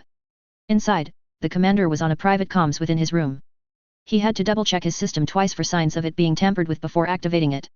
He had a couple of friends on Katinka and wanted to make sure the contract he had was stolen prototypes or just them wanting to rob someone's new model. He didn't have to wait long before the first person he called answered. An old Taurian man appeared on the screen. Hey Rick, glad to hear from you, the man said in a friendly tone. A little too tight, the commander noticed. Hey Brooke, just checking on you before taking on a contract here, Tagger said while checking the readiness of his battle mech and his men. He wanted to take down all the Capellans inside his ship, but he might need a backup plan in case something went wrong. He managed to get all the engineering crew on his side. Now just need to take care of the green mech warriors and a platoon of veteran mercenary infantry that their Capellan contractors sent after they lost 2 of their tanks. A contract? I hope it is the one for those damn pirates that have raided us. Pirates? Tagger questioned as he started to pull up more contracts from the MRB Comstar network. He saw it and then read the description. He saw another one asking to defend the town he was in agreement to attack if they didn't release the prototypes. It started coming together in his head about his job. His contract wasn't to recover stolen prototypes. After all, who would steal mech only to use them openly to the point someone would post a warrant to find out more about them? He was starting to think this was to steal someone else's mech for the state. He checked before he admitted anything. Yeah, it's a decent contract but not against pirates but thieves, unless these pirates are using stolen prototypes. Brooke's image froze before a flash of anger appeared and disappeared. Whose contract are you dealing with? I know you would never work with pirates after what happened on Fjaldr, but I want to know who would set up a contract on these battle mechs. They saved my town. No, Brooke, but please tell me everything you know about those unknown mechs that saved you. I need to compare what you tell me to my contract. Rick looked outside into the mech bay to see several of his men getting into position. He continued, if this is a lie from the Capellan, enough is enough, and I will break ties with them. Tagger replied while signaling his infantrymen to get ready to act. The commander received battle ROM data, and he watched it. He heard Brooke's theory about the rare quad mechs in front of him as he did. Then Rick saw how fast they took out the pirate mechs and tanks. He pushed away the autofocus on how and saw the rookie mistake, but simultaneously, he realized something else. The one visible mech acted like their design animal. They aim right for the kill without realizing the danger. After the ROM ended, he spoke back to his old comrade. Brooke, I'm about to take back my ship. I'll help you out with those pirates too on. Alert and a red light flashed as he heard a loud banging from his door. Commander, Tagger heard Jasmine shout, A dropship in pirate colors has spotted and fired upon us. Brook, it seems like I'll be down in a bit, Tagger said as he grabbed his laser rifle and pistol and went out the door. He would take back his ship after they dealt with this situation. Location Katinka, Little Rock. Date August 22, 3021 1:50. It had been a stressful day for the defenders of Little Rock. The town militia had lost another defender as the rescue team couldn't put out the fire on the Dig King before the flames killed its pilot. The Loader King and Buster were both out of commission. The only mech still there was the Talos, which was fully ready for the only true mech warrior left, himself. Sure, they managed to salvage a stinger out of all this fighting, but it meant little to the loss of life they took, even if they took that risk to bring more help. Brook sighed as he watched the 4 planetary militia APCs patrolling the town. The 4 battle mech that came with them had returned back from another battle. With them was his old mercenary unit. But almost all of them were as bruised and battered as his group. So while the militia mech techs were helping repair the teams, they also helped bring on a few of the found battle mech back online. The only downside was the near-fatal surprise attack from one of their community members. Damn that Zhongwu and all those troopers with him. He would have called them Capellans if it wasn't because the Capellans in the area were his old merc unit and the downed dropship near those quad mech patrols. They weren't pirates due to how well maintained their equipment was. Those troopers still needed to complete whatever they were after because John had piloted the second mech the techs managed to get online, the Toro. They blasted most of them with lasers before they could blow up any more of the bunker. Brook took another sip of the homemade liquor that Nick and Doug had given him back when he first became the captain of their defense force. The drink reminded him of his men. Both died due to the pirates and sabotage. Nick died burning alive in his Dig King, and Doug died to Wu's men before the Toro blasted them to pieces. But, at least his son, Talos, was resting in the medical bed near him. Brook had him moved from the medical center to his office to protect him from any more of the undercover troopers. His new mech, the Talos, was nearby. It was within jumping distance from his balcony to get onto the cockpit. His thoughts were interrupted by a knock on the door. Brook only had one person he was waiting on since his family was with him, his wife sleeping in a chair next to his son's bed, and said, "Come in." He made sure his laser pistol was well within reach. The doors opened, and a bandaged man walked with his left arm in a sling. He looked beaten up but still walking with his back straight and tall. Rick Tagger, leader of the Shin Li mercenary unit and old comrade, took a few steps before giving his greeting. Brook nodded to the chair next to him with a glass of liquor on the table. Rick took his seat and even took a sip of the alcohol before giving his attention to Brook. "Well, everything settled on my end," Rick said with a tired voice. "It turned out most of my Capellan crewmates forced upon me were trying to figure out how to leave their state." He took a sip of his drink before continuing. "So, forcing a rebelling against the loyal mech warriors and a platoon of veteran foot soldiers devoted to the Caps was easier. But it was hard for me and the old Skydriver, Phoenix Hawk 1D, to fight off that pirate dropship. Especially that Thunderbolt they had. Luckily my group got help from that lance you sent my way." He took another sip from the drink before continuing, "My crew took a beating. I nearly lost my current XO, but we took down one of the aerospace fighters before they could get here. Still sorry we couldn't take down the second one. From what I heard, we managed to capture their dropship." The mercenary commander shrugged his broken arm. "I couldn't confirm it myself. I was getting checked by the medics. However, I did see several ships with the governor's sigil leading a strike force toward a potential pirate jump point right now." Brook took in that news. He hadn't heard of that while he was checking up on his son and giving condolences to Nick and Doug's family for their service. The fact that one Shalone aerospace fighter did so much damage to them during the fight was already bad enough. The pirates' heavier elements didn't hit them because of the turrets the militia brought with them. "Well, I'm glad you promised to join the defense here until everything dies down," Brook said as he glanced outside his window. He was hoping to see the regular, to him, proximity alerts come on. Just to ensure that the heroes who saved them were still coming around. "Well," Rick said as he also looked toward the window. "My men and the militia managed to find the Capellan dropship that was supposed to take down those quad mechs you showed me on the ROMs. But, unfortunately, the ship is pretty much totaled and stripped bare. We only found bodies and not that many of them since most ashed when the fuel lines burst." Brook sighed in relief. Usually, a downed dropship would draw attention, but they would blame them for the missing ship, thanks to the pirate raid. At least formally. "Hey," Rick started again, "any word on those quad mech and their leader? They said they would return for those 2 battle mechs you offered them." "They usually appear every 4 hours, Brook said as he put down his empty cup. "But The proximity alert cut him off. Then, he heard a lone howl that tore through the town before he could open the sliding door to his balcony. Then, there was silence before all the communication units spoke with a mechanical voice, "We will return soon but let us mourn." "Well," the nervous voice said behind him, "this will be interesting." "Yes," Brook responded, "yes, it will." Those mechs never communicated like this before. I wonder what changed and who they are mourning for. Chapter 2.01 Training Days and Invitation.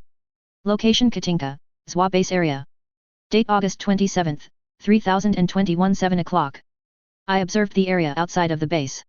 Seeing it from the height of ZWA was one thing, but looking at the forest at ground level was awe-inspiring. I sat on the blanket and stared at the beautiful nature around me. It was like looking at the redwood forest but around me for a 10 km radius.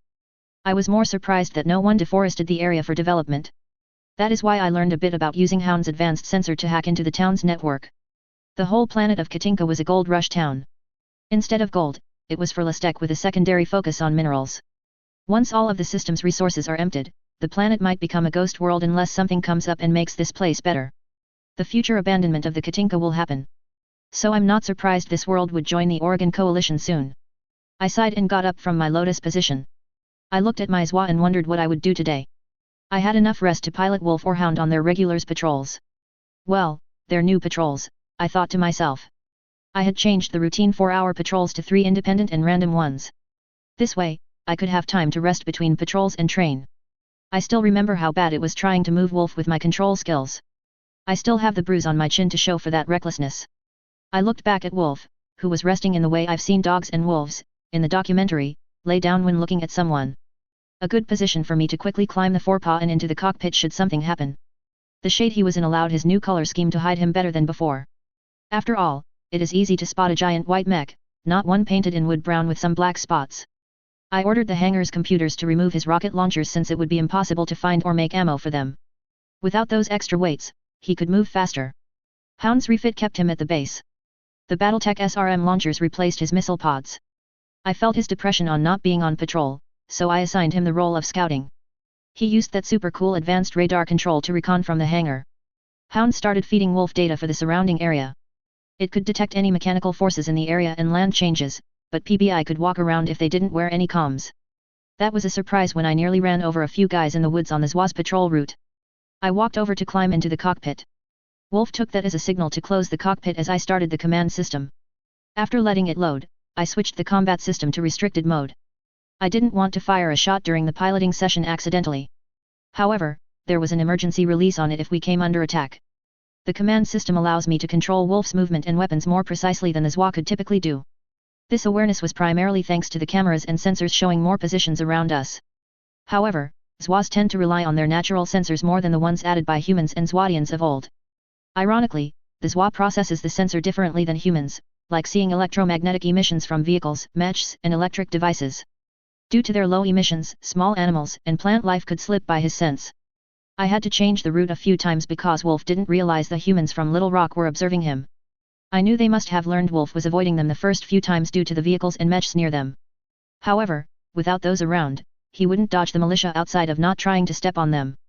I looked at the dozen Navi markers on the map and continued the patrol route at 140 km per hour. I rearranged a few Navi markers yesterday because of how slow I was going at the time. My speed yesterday almost let the hidden APCs and VTOLs catch up to me until I let Wolf have control.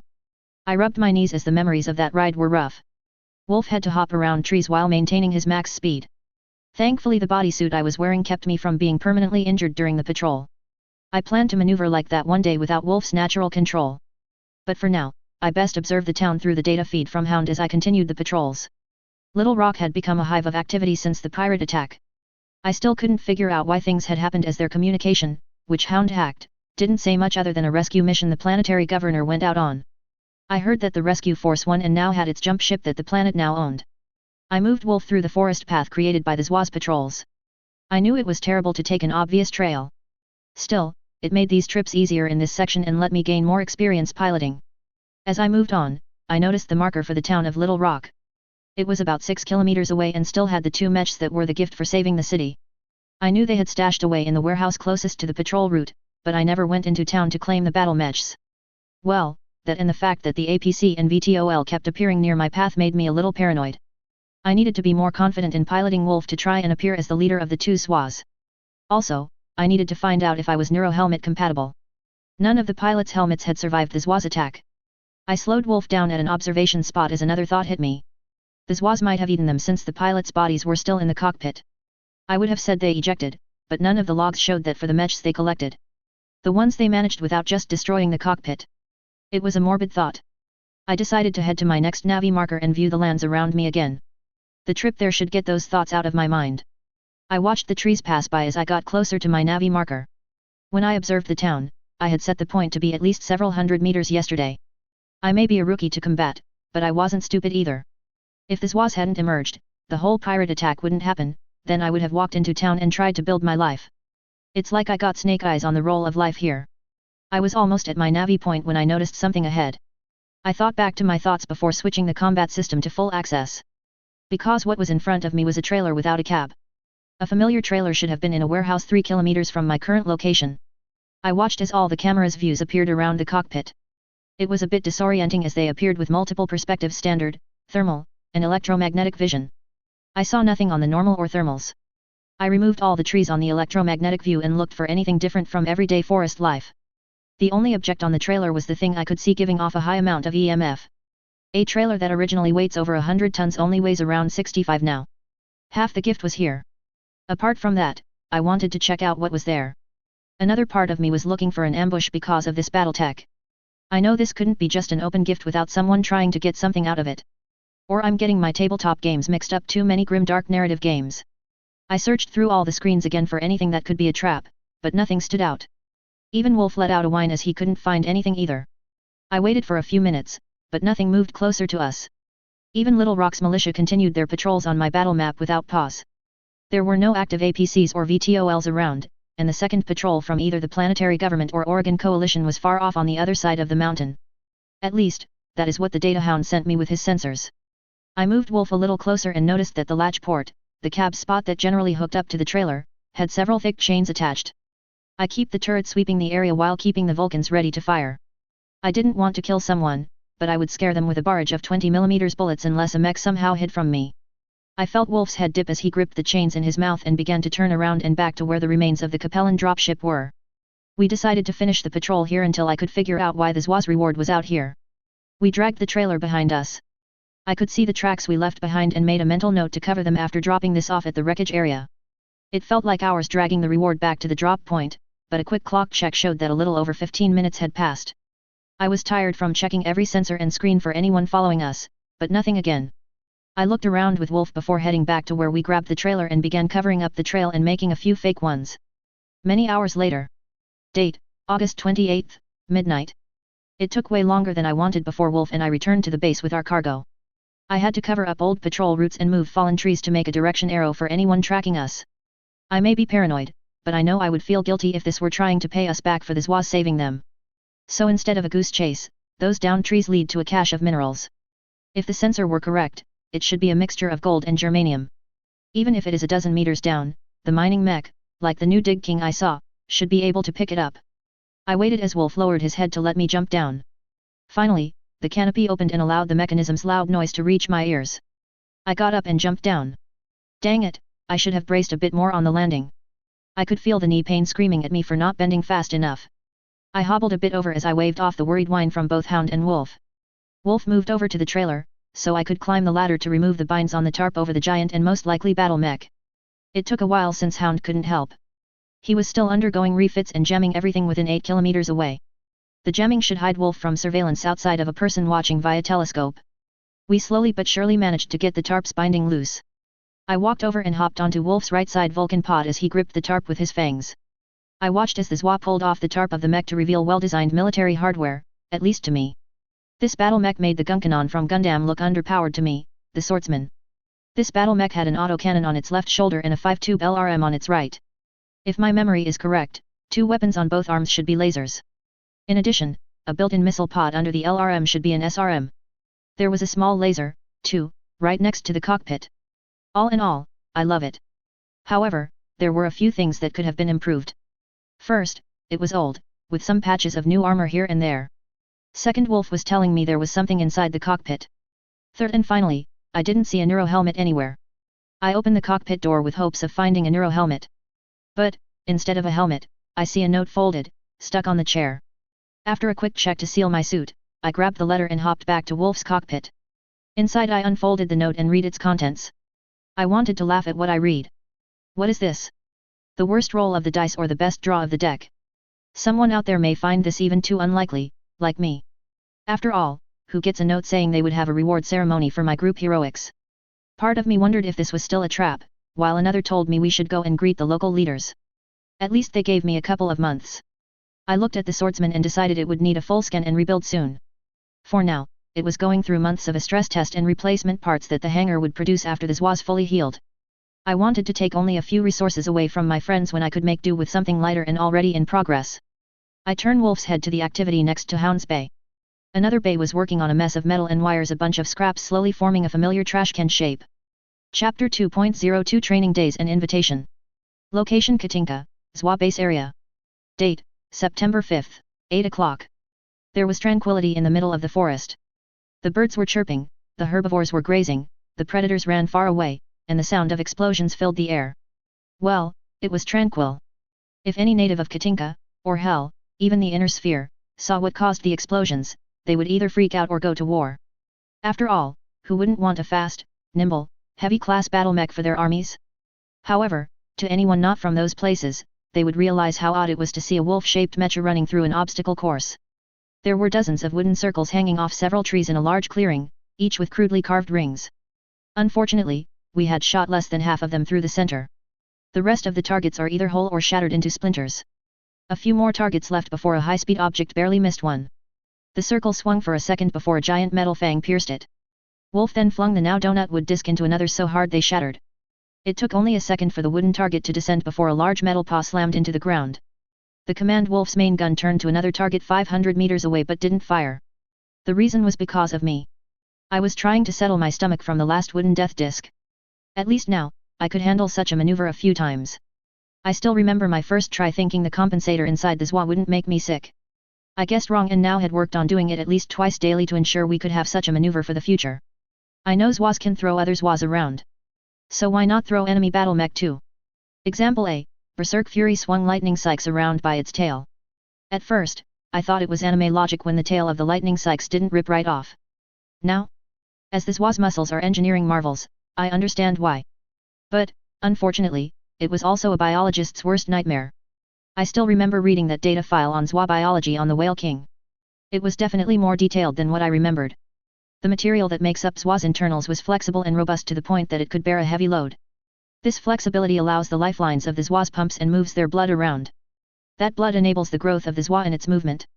However, should a ZWA die, its materials lose their flexibility.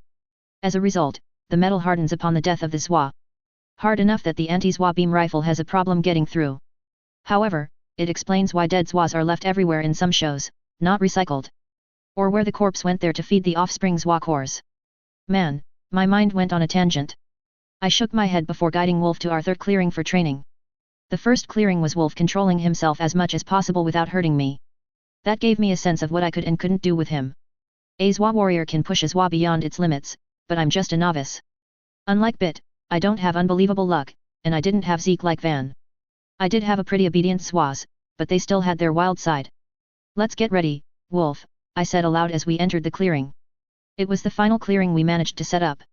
Of course, it could have been better for its purpose, but it should give us a workout. The clearing ahead was 30 meters wide and an excellent kilometer-long path. It looked like a good trail for mechs or large vehicles to travel through the thick forest, but it was a death trap for the inexperienced traveler. The training ground I set up in this clearing took over 2 days of climbing, building, and testing. After all, the fiber ropes I made might not have been strong enough to trigger those infantry laser rifles I salvaged from the Leopard. So many accidents would have happened if Wolf didn't catch me a few times during those setups. A few reset up due to the rope being too strong or weak for their purpose. I finally got them working yesterday and nearly got shot for forgetting about the last rifle set. I ensured every spot was labeled with something only ZWAs could spot. I shook my head before saying, "Let's do this right, Wolf. It sees how many we can avoid while blasting these targets." With a light howl from Wolf, I shifted both controls forward. As Wolf's movement matched my direction, I braced as the first batch of lasers fired. We sidestepped left to avoid several shots before jumping to prevent the log traps Wolf helped set up. As the logs rolled past our previous location, I moved Wolf through the next section. I knew there was a kill box I set up based on my old RTS gaming days. So I could dodge the incoming lasers. Sure, I set them up, but because they fired once someone trips to rope, those rifles may shoot higher or entirely off target. So, once I moved, the light show began. Location, Katinka, outskirts of Little Rock. Date, September 5, 2000 hours. It was sunset, and many off-duty soldiers, miners, prospectors, and mech warriors gathered at the local cantina. A place where everyone was allowed to entire and mingle. Especially after the pirate raid. The day had been eventful for the miners and prospectors as they excavated more buried tech and mineral veins caches. The militia forces had a peaceful day with even more good news. The Oregon Coalition was sending another patrol group to help the Planetary Defense Force. With potential threats from pirates and recent pressures from the Taurian Concordat, the Coalition decided to send a lance of battle mechs per their agreement. At least, that is what I picked up as I sat at the bar drinking some poor attempt at liquor. The few sea bills I salvaged from the Capellan's leopard paying for it. Since the battle, I had to time my arrival with the new people coming in and out of town. I glanced down at my clothes. I managed to dress the part of a new person in the area. However, some of the clothes were tight, but it was better than the Helic uniform. I made sure the large, overpacked backpack with some cases tied to it was between my legs as I didn't want anyone tripping and causing trouble with me. I took another sip as I waited for my appointment to arrive. I watched as the mech warriors walked in and knew they were coming soon. I knew who they were after several days of coming here. I managed to talk to some mercenaries that came simultaneously as Capellans in the second pirate wave. I'm just glad they came when they did. The planetary governor or the coalition must have hired the mercenaries. I waited for the commanders to show up as I heard through the rumor vine that they were planning to celebrate the recovery of most of their troops. I knew the town's militia forces lost 2 pilots and APCs. I didn't even realize they had a VTOL unit, but hearing them die without even putting up a fight was sad. So I visited their grave last night to honor these guys for protecting their friends and family. I took another sip as I listened in on a group of soldiers talking about their boring patrols and the rumor of the Zoids. So many of them underestimated their capability of them, while others overestimated me. I felt embarrassed since they thought the Zoids had excellent pilots and mysterious backgrounds. They were right on one part. Still, some had outrageous thoughts. One was that the Zoids and I were members of that SLDF coming back as scouts for their return. Luckily those guys and girls were ridiculed by the others as dreamers. After all, I'm not the Wolf Dragoons. So, after a few cups of this horrible liquor, I noticed my mind was wandering. I must be getting a little drunk. First, I should get some water to clean myself up. I turned to the bartender to make my order. Hey Raoul, pass me a water bottle and some of those chips, I ordered as I grabbed a few sea bills from my left pocket. I knew it looked odd not to have one of those digital chips I see most people using, but I didn't find any digging through their personal belongings. Luckily, the sales from a few laser pistols gave me enough to eat. But, of course, I had to sell a few rifles too. The bottle of cold water and chip, made from something, was placed before me. I passed the bills to Raoul, who quickly counted them, nodded, and went to deal with another patron. I like that professionalism, wished I could find someone like him for what I'm trying to do. I took a bit of the chip and paused for a moment. It tasted like someone fried an orange into a chip flavor. It was such an odd taste that I nearly missed the 2 men I had an appointment with. I saw them both heading toward me, and I got up to greet them. The oldest man I was familiar with, thanks to the small talks I had with him the past few days. It is not hard to forget the mech warrior who took on multiple battle mech with an industrial one. Captain Esposito, who told me to call him Brooke, called out for a drink before walking up to me. The second man behind him followed along without one. Brooke then turned to his companion to say something I couldn't hear. I raised my hand to greet both of them with a firm handshake. Brooke took mine as usual, but when the mercenary commander shook my hand, I noticed he gave a bit of a grip to it. A test of some sort through physical strength? Well, I best keep mine just strong. This mercenary looked like a bodybuilder with blonde hair and a strong facial structure. He appeared to be in his 40s but could be younger. He was dressed in an armored mech pilot suit and armed with a pistol. Unfortunately, I never got to meet this man in person before today. The only thing I knew was he was the commander of the mercenary unit. He was also the man to go to for advice on becoming a mercenary. I decided to break the ice. Hello, sir. My name is Michael Chen. Brooke told me you could advise me on becoming a mercenary, Commander Tagger. The grip on my hand lessened, but I could feel how tense he was. Finally, Tagger let go slowly before responding, I can help you with some advice on setting up a mercenary ID. Tagger seemed to take a pensive look before continuing. First, Mr. Chen, you need to answer a few questions the Comster rep will ask you during the registration. His voice was sharp. It felt like he was digging for something, but I didn't know what. Brooke took out a tablet, or a noteputer as they call it here, out of the briefcase he was carrying and handed it to the man. I wasn't going to hide anything except the Zoids, so I said, sure, no problem. Ask away. So began the questioning that would help determine my future. Some questions were easy to answer, while harder ones were fewer. I just realized there would be many mandatory sections to become a mercenary. Before I knew it was midnight. The other patrons were leaving by the end. I looked down at the noteputer and realize I have several pages filled out with just the essential information. If I had a mech, my name, field experience, or training, education, etc. Half of those, I realized, wasn't even required but optional. Both men had slightly arched brows when I looked up, which embarrassed me. After it was all said and done, I shook both men's hands. The atmosphere as I answered those questions had become less tense. I noticed Brooke pull out a sheet of paper from the briefcase. I know you wish to register with the MRB to become officially known as a mercenary. I have a job for you and any new warriors signing up. He handed me the paper, and I quickly read over it. There was a roughly written contract from the militia for a new mech warrior to help stress test the planet's military strength. They are also willing to repair any damages to the warrior's mech. Then I saw the second part, which also had information for hiring mercenaries to protect a newly built factory near Little Rock. That was news to me. I hadn't picked up any chatter about a manufactory being created. So I checked where it would be, and wow. Little Rock wanted to construct a factory within Hound's ECM field. I wonder if Brooke offered both contracts to test for new mercenaries while ensuring they are good enough to defend a new factory. I wondered if they were onto me. After all, I've been trying to protect the Zoids and myself until I was ready for Battletech's more expansive, chaotic universe. So I unofficially took over the area where the Zoids had been patrolling. It did help end any illegal hunting or mining in that zone. A stray thought hit me. It may be because I look like a Capellan servitor who managed to escape. After all, there were insults about them, and most people couldn't trust them. Heck, I realized most people here were sneaking a few glances on my first couple of days.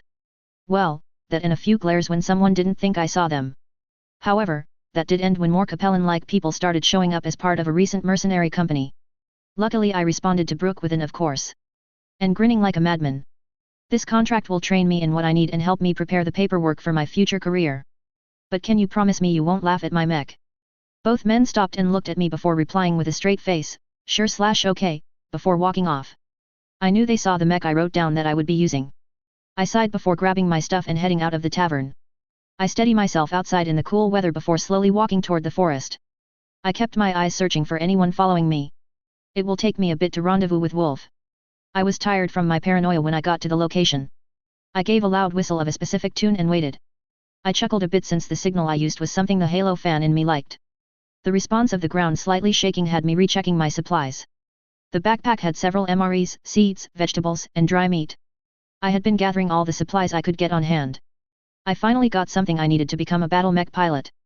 Wolf stepped out from the tall trees before me with its head scanning the area. I trust his sensor better than my current tipsy senses. I waited with my hand on the pistol, ready to fire, as the Zwa finished his third scan. I sighed in relief as Wolf lowered his head to let me store the supplies. I could hear the turret scanning the woods behind me just in case someone or something entered his sensor range. I secured the backpack with some bought rope before hopping into the pilot's seat. The cockpit sealed as I buckled up and grabbed the controls. The primary monitor flashed on as Wolf raised his head back up. As the pilot controls came online, I waited and slowly guided my partner back to base. I had to get more training before registering in a few days. Location Katinka, Zwa base area. Date, September 6th, 1 o'clock. It was a quick trip back to base, as Wolf was at the entry before I knew it.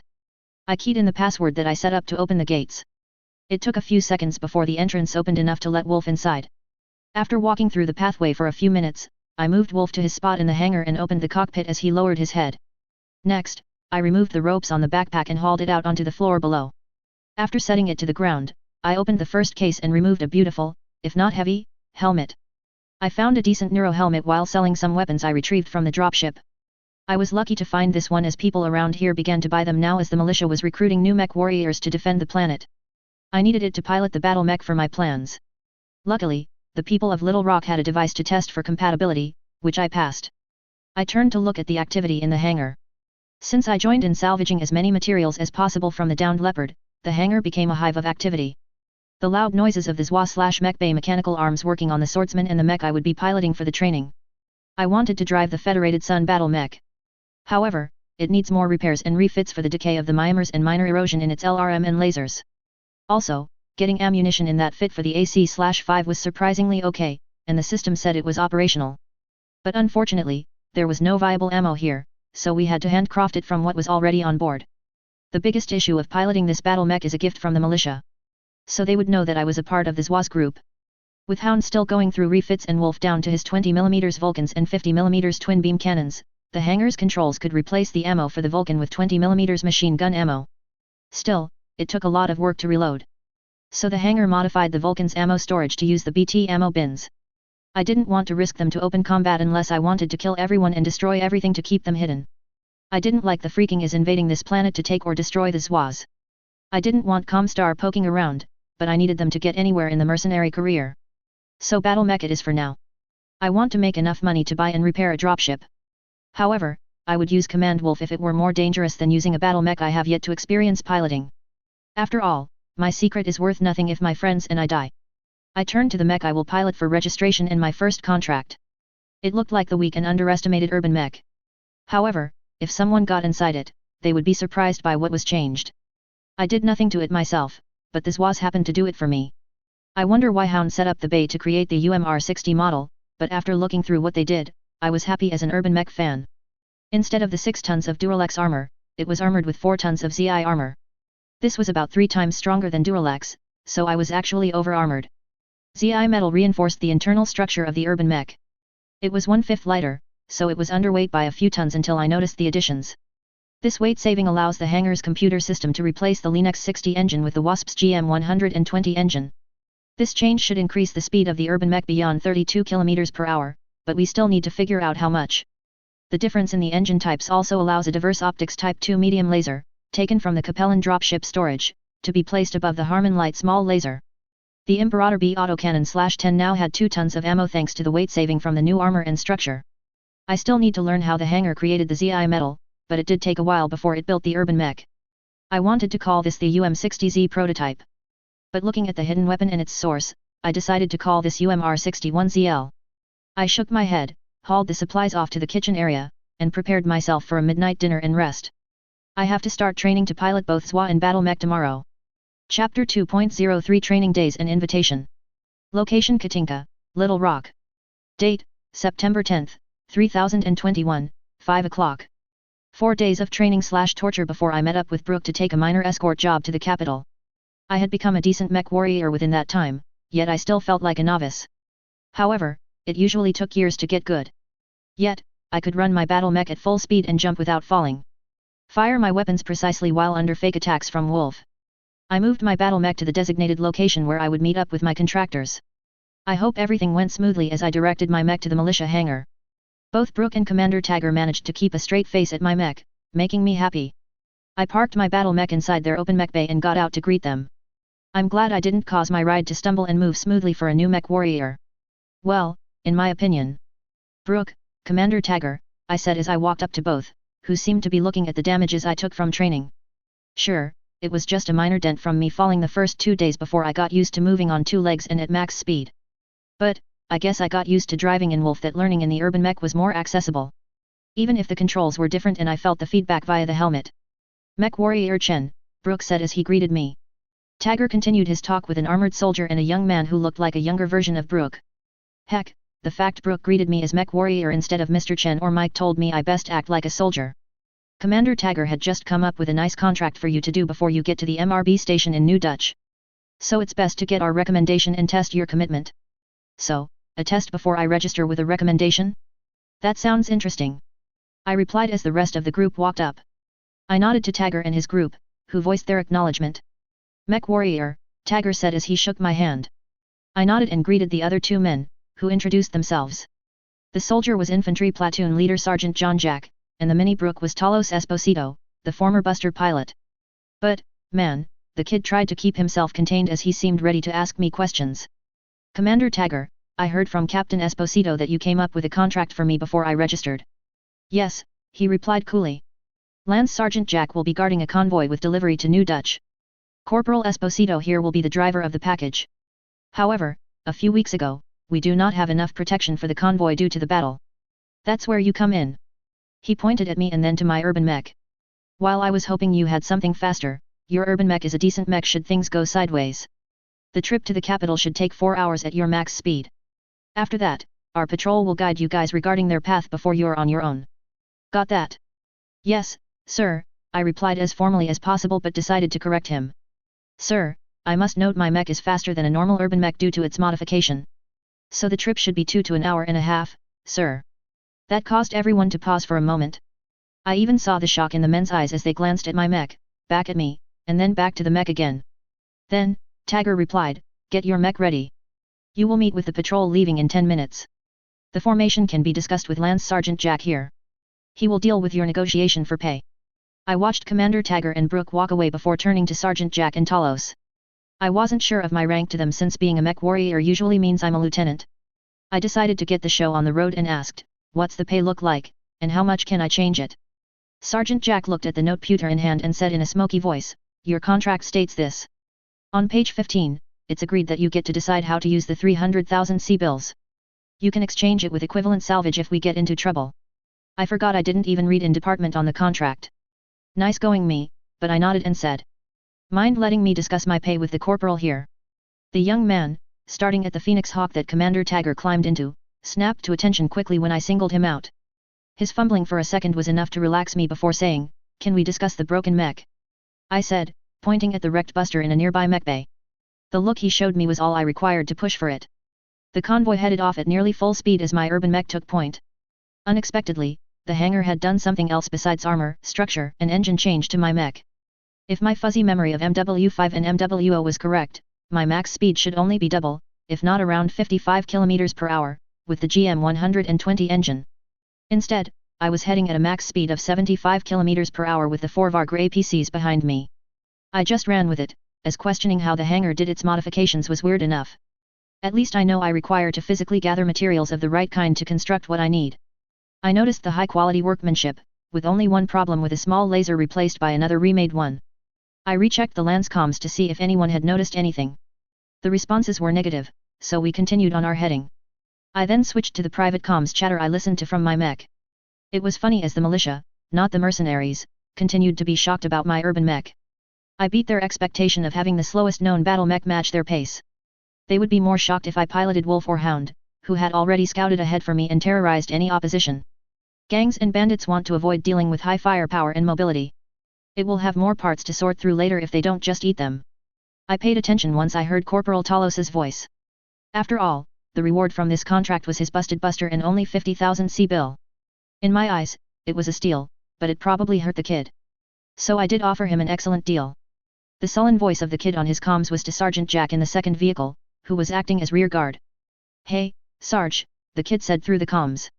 "Do you think Mech Warrior Chen can keep that promise?"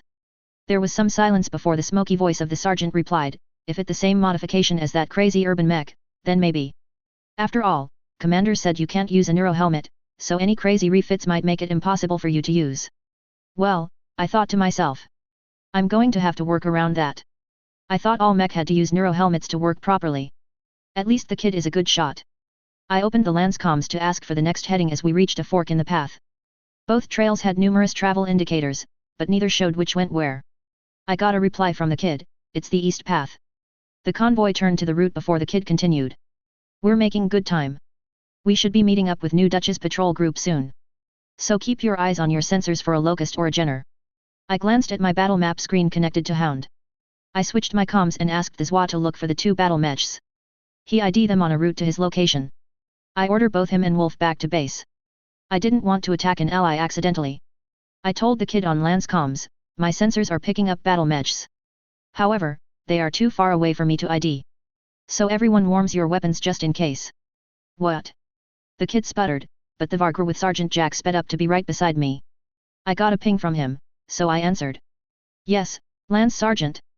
The convoy slowed down behind me as we went from 75 km per hour to 50 km per hour.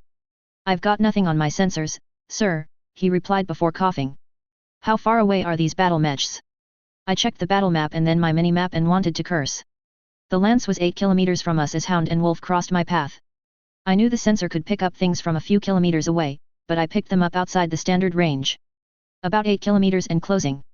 "I should be able to ID the unknowns when they get in the standard range," I replied, setting the zoom on both the TACT and mini-map screen to a closer range. It took only a few minutes before the comms went off with a feminine voice at its end, to the unidentified battle mech, "This is New Dutch's militia. Halt your advance. Power down your weapons and start your business here, or we will consider you hostiles." I paused a moment while following the commands. That was when I realized the others were waiting for me to answer. Stupid leadership test, I mutter before switching my comms to the incoming battle mech's frequency. I answer, this is independent mech warrior Chen escorting a convoy from Little Rock to New Dutch. My liaison will respond to our route and papers now. I deferred to the convoy's actions while checking the Zoids position and data. Not long after, we got a response from the patrol, your transponder matches our records. Welcome to New Dutch. You can follow us to the drop-off point. Roger that. Let's go, people. We made good time, I told the demi-lance in the convoy. I signaled the New Dutch lance to move at 75 km per hour. I got a confused acknowledgement before my convoy took off at speed to the capital. All convoy members laughed at the patrol's shouts of how in the world and are that a flying trash can. That last one was insulting, but I had my revenge as the Locust pilot nearly tripped, trying to turn and follow us without adequately stabilizing themselves. After an hour of steady travel, we arrived in New Dutch with our new companions. I wasn't sure what to say to them during the trip. It was a little nerve-wracking, but I thanked God for the kid, Talos. The young man broke the ice for everyone, and we all started talking about random subjects. I was chatting away with the Locust pilot, a man named Rocky, who gave me some freedom in the discussion. It turned out that these two battle mech were on patrol instead of armored vehicles due to the package in our convoy. But, unfortunately, a stern rebuke from the Jenner pilot stopped that conversation. She would have criticized him more if I didn't cut and said, my contract says whatever is in convoy isn't my problem unless it's a bioweapon. Anything else, it doesn't matter to me. I think I got the Jenner pilot's and Sergeant Jack's approval. At least, that is the feeling I was getting from this. The affirmative from the kid and Rocky nearly made me think they intended to see my response. I'm probably being paranoid. I hope so. Luckily the city's wall emerged on the horizon, concluding the contract. After all, it was to escort the convoy to New Dutch. The convoy and I let the two patrol members report to their leaders first. Within minutes we were inside one of the militia's hangars with everyone unloading the cargo as I stayed within my mech watching over them. It took a bit of time, but I concentrated on my surroundings. I know it should be secure here, but I didn't want to relax since this is Battletech. The moment I unwind, some pirate raid would happen for all I know. It had taken 2 hours to get the convoy fully offloaded and inspected before I got a confirmation that they had finished unpacking. Then, finally, I completed the first part of the contract. I let out a deep sigh of relief as if nothing had happened during the unloading. Man, I was nervous for no reason. I don't know why I keep expecting things to go sideways. But then, I saw a waypoint on my HUD and realized it led to an empty bay nearby. Mech warrior, the Jenner pilot spoke up. You may station your mech there for your stay. She said her piece. She and her partner went back out and past the city's walls. I didn't even get to reply as they went off. So I decided to park my mech there. I noticed a few other mechs, but most were damaged or under repair. A couple didn't have the planetary militia symbol or coloring but were of unique color schemes and logos. I'm guessing they are fellow mercenaries or salvage from the pirate raid. I powered down my urban mech and saw the kid and Sergeant Jack walking up the stairs to my catwalk. It took a bit to get out of the cockpit as I set up secondary measures to prevent the thief from my mech. Without my password and neuro helmet, the mech wouldn't start and would begin heating up to uncomfortable levels. I hopped out of my ride just as the kid and Sergeant Jack reached my bay. I left my mech armed with my sidearm holstered and my regular helmet. I left the neuro helmet inside a hidden compartment. I wasn't going to wear that heavy thing around. I watched as they saluted me first before I responded with my own. Lance Sergeant, Corporal. I believe the first part of our contract is finished. Now I must complete my secondary goal here. How long are we staying? Mech warrior, we will be here for 7 days to restock on supplies and pick up our new equipment. The sergeant said as the corporal looked through the folder full of papers in his hands. The kid then piped up. I've sent off the contracts to the MRB. As you agreed, the contract allows freelancers to join only after you register and endorse them. An odd thought hit me, and I decided to voice it informally, John. Talos. I called them by name, which made them perk up. Why are the commander and captain giving me such leeway? I'm just a new mercenary who just happens to be nearby. I saw both of them pause for a moment, but only the kid's eyes gave way to some panic. It seemed like there was a reason they hired me, but before anyone could do anything, I just said, forget about it. Money is money, and I got a contract to fulfill. Anyone mind pointing me to the HPG station? I could feel the tense atmosphere building die down as both men nodded at my suggestion. The kid managed not to stammer as he gave me the directions on the paper map he pulled from his folder. It looks a bit old, but I made his direction and noticed it went from the HPG station location to another. I decided to head to the HPG relay station. Somehow, the planetary governor convinced the local Comstar representative to open another building nearby to handle mercenaries. I almost asked the two why but decided to take their word for it as a symbol of trust. So I gave my farewell and headed off to the MRB. It took some time to get to the MRB station's street. I got lost in the city's spiral as more roads seemed to be added and removed than the map. However, the large radar dish, which denoted the HPG, made it easier to locate the right direction. When I arrived, I understood the decision to move the building's location. I watched several dozen rough-looking men and women, looking like stereotype 80s gang members, headed inside. Some people were dressed in business suits, and a few were in BDU of the militia without ranks. I was one of the few that came in my piloting suit. I observed anyone not dressed like punks and noticed the professionally dressed mercs. Exactly 2 others dressed in piloting suits as well. No wonder they moved it away from the HPG. It was done to make Comstar's main building appear welcoming to people instead of afraid due to mercenaries standing around waiting for potential work. I saw that those 2 wearing pilot suits looked like 80s sci-fi armor.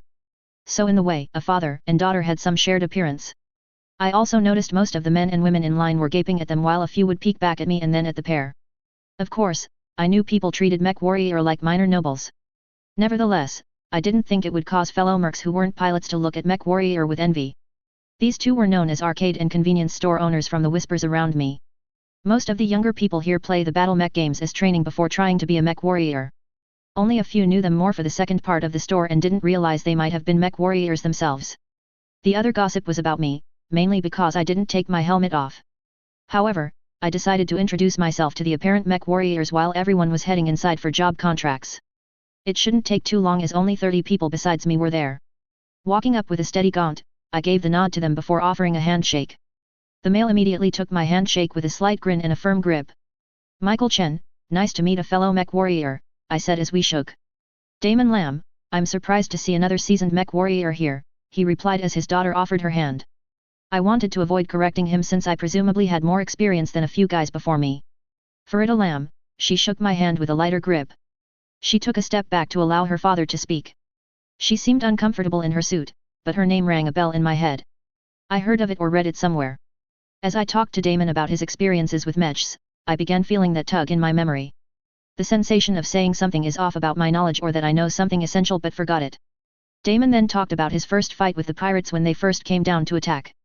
He had taken out his old battle mech to support the militia when the attack on Pigeon happened. He assisted the planetary forces and the Oregon Patrol in repulsing the raiders but suffered a fractured arm. It clicked when Damon started bragging about his daughter and her performance in his old battle mech against the pirates' distracted group in the second attack. A child of a former mech warrior who lived in Katinka. She has excellent control due to her father training her secretly after what happened to his wife. He was encouraging her to be a mercenary after the coup of 3022. Damon was here with Farida Apex Lam, which means this pirate raid must have been a butterfly. I hope she follows the right path as she did in the book and game. I managed to keep the shock off my face. The realization that something has changed may or may not be helpful later. I knew Farida would be an ideal mercenary for the Markham's Marauders and after a great pilot of a Battlemaster for the Oregon Coalition forces. I went back to paying attention to the older mech warrior. Damon was saying how unusually persistent the pirates were. They took more than enough losses to run with what they had. His experience with those criminals in this section of space would usually cut and run when they lose a couple of units. However, this was the first time he saw several lances of mech and armor vehicles in an all-or-nothing raid. He was shocked, so I made sure to have a similar expression. Only to remember I had a helmet on, and he probably couldn't see it. I began questioning him more about how pirates and other factions tend to act.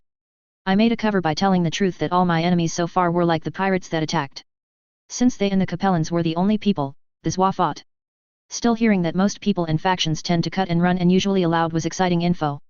It had me considering a plan to save enough money and build my mercenary company. I could get by in life here better as a good merc. However, my excitement for the idea died. People might hunt down the Zwas if I show them too early. I'm not ready to do that yet. I noticed it was approaching our turn to head in as I saw more than 30 people leave the station. The line was outside because many people were inside for jobs and to drop off contracts they didn't trust through standard communication methods. I said my goodbyes to both lambs as I went inside to register. Location Katinka, New Dutch. Date, September 10, 3021, 1800 hours. The time in the station felt quick, but it was several hours later. I was surprised that only some people working in the MRB building were Comstar members. A low-ranking contract is taken and given by intermediate hires.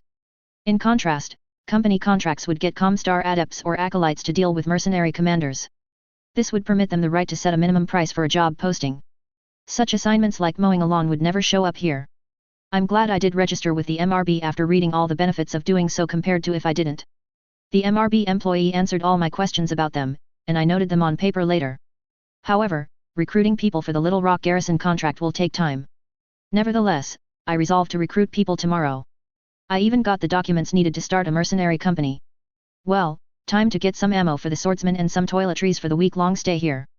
I had taken a minor contract to join the patrols here for the next 5 days, as that was how long an armor lance from the coalition would take to come.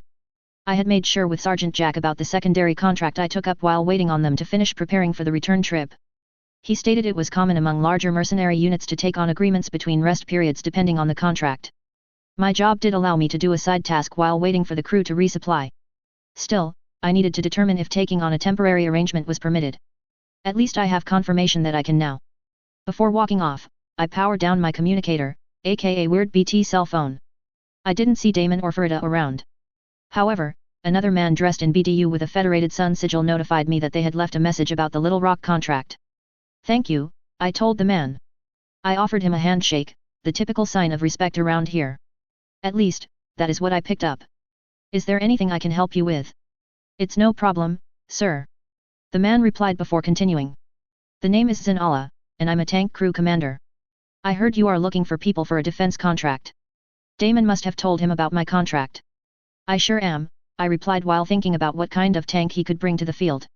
So I asked, if you are up to it. What kind of tank do you and your crew run? The man stared me straight into my eyes and replied, we used to run a heavy tank, but it is gone now. Are you willing to hire an experienced crew but no tank? I thought about it for only a second before replying, sure. Hell, I'm willing to hire dispossessed mech warriors and crews.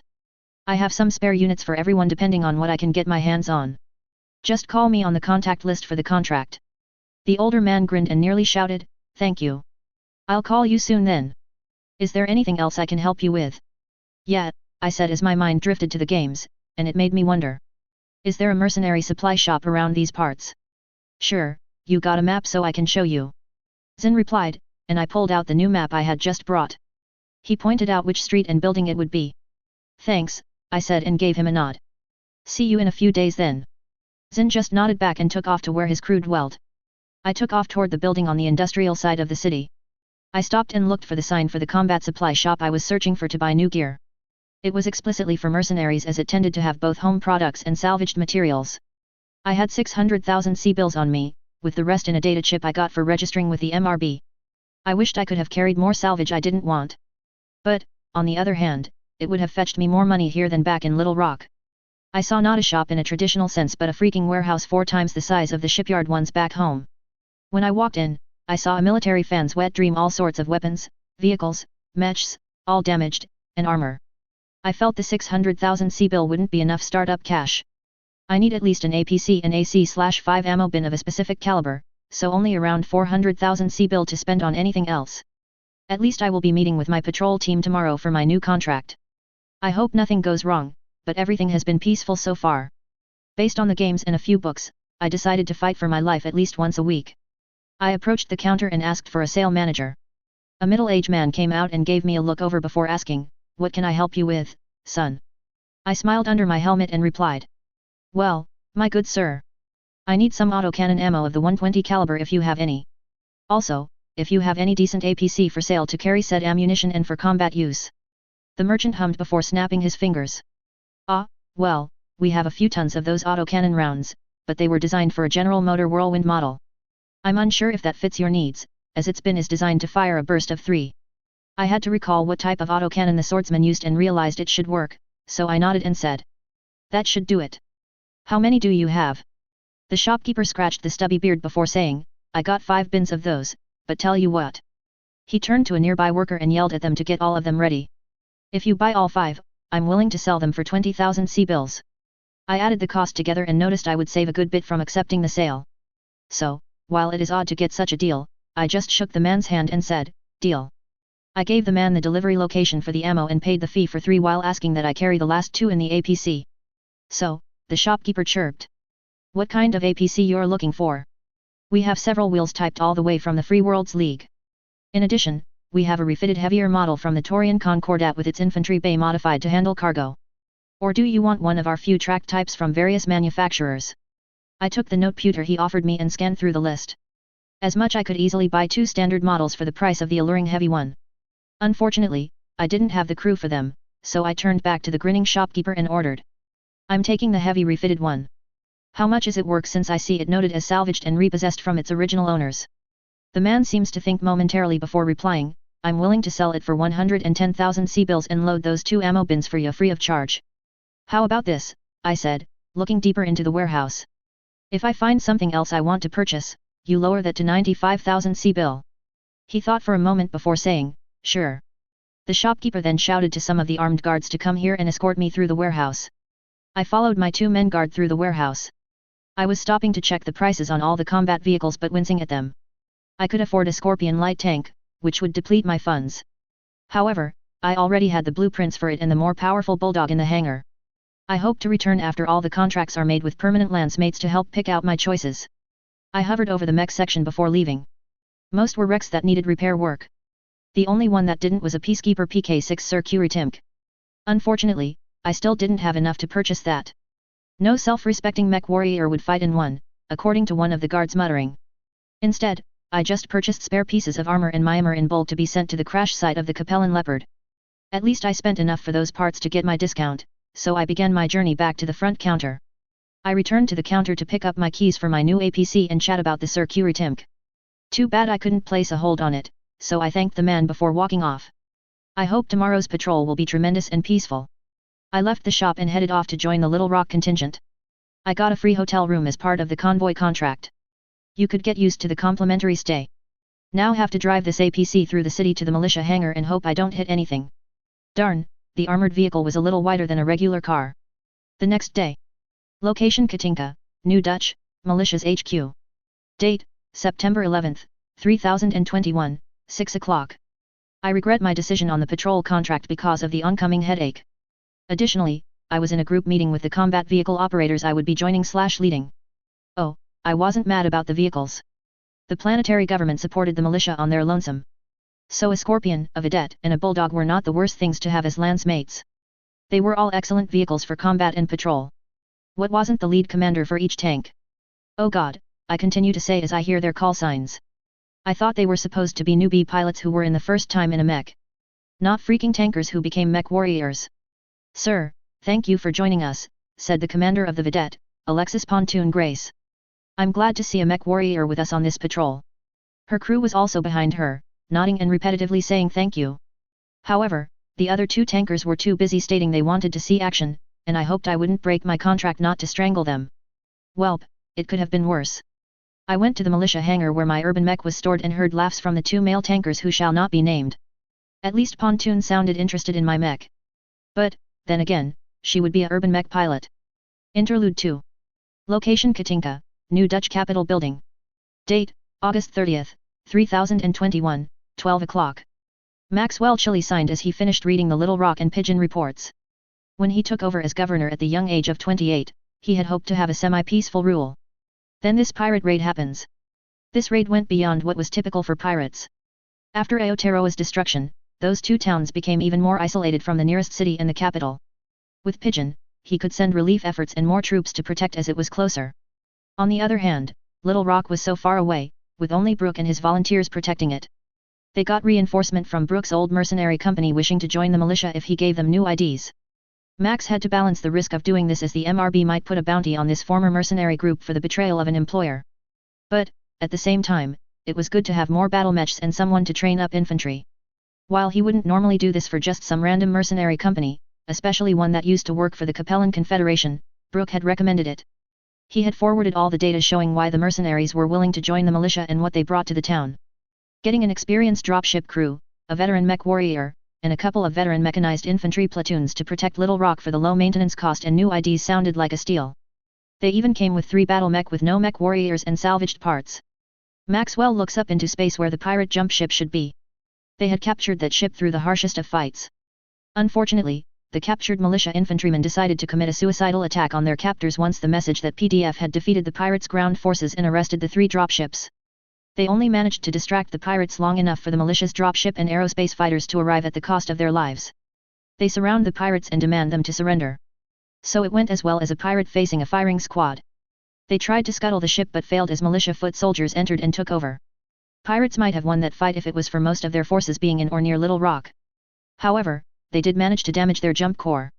Right now, the mercenaries' dropship crew was working with his militia's aerospace force to try and fix up their newly acquired jump ship. However, the damages on the core need expert hands in repair. So he sent a message through the HPG and contacted the Gwendor-Dorwinian cartel for their help in repairing it. But unfortunately, they had only sent a message that they would send an auditor to check on the damages first. He knew what that meant. If it were reparable and cheap, the cartel would tell him to sell it to them as salvage since it was unrepairable or something like that. However, they would charge them millions of C-bills if it costs a lot and is still reparable. Sighing, he signed the paperwork to reroute some defense forces sent to Little Rock to other towns dealing with disorder and bandits. Instead, the ex-mercenaries reinforced the settlement and trained new defenders. So having them there helped relieve his forces to focus on a new mystery. Those quad mechs have been cutting Little Rock off the rest of the world. Sure, Brooks report on the show they are friendly and willing to help take care of the town, but at the same time, there was a large zone where communication was interrupted. Estimates from Brooks reports and other militia forces in the area show at least a 10 km dead zone circle. Vocal communication via speaker is workable, and line communications, but anything that ECM could jam was as dead as the former Star League. So Warriors VTOL, produced at their hidden factory, searched the affected area.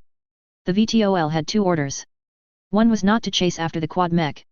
The second was to evacuate the zone slowly. Other than one mistake, the militia forces followed those orders to AT. Several days of observing the Battlemech's patrol in its area have revealed a great deal. The Battlemech's sensors had a fantastic range and could detect nearby electronic devices within 3 kilometers.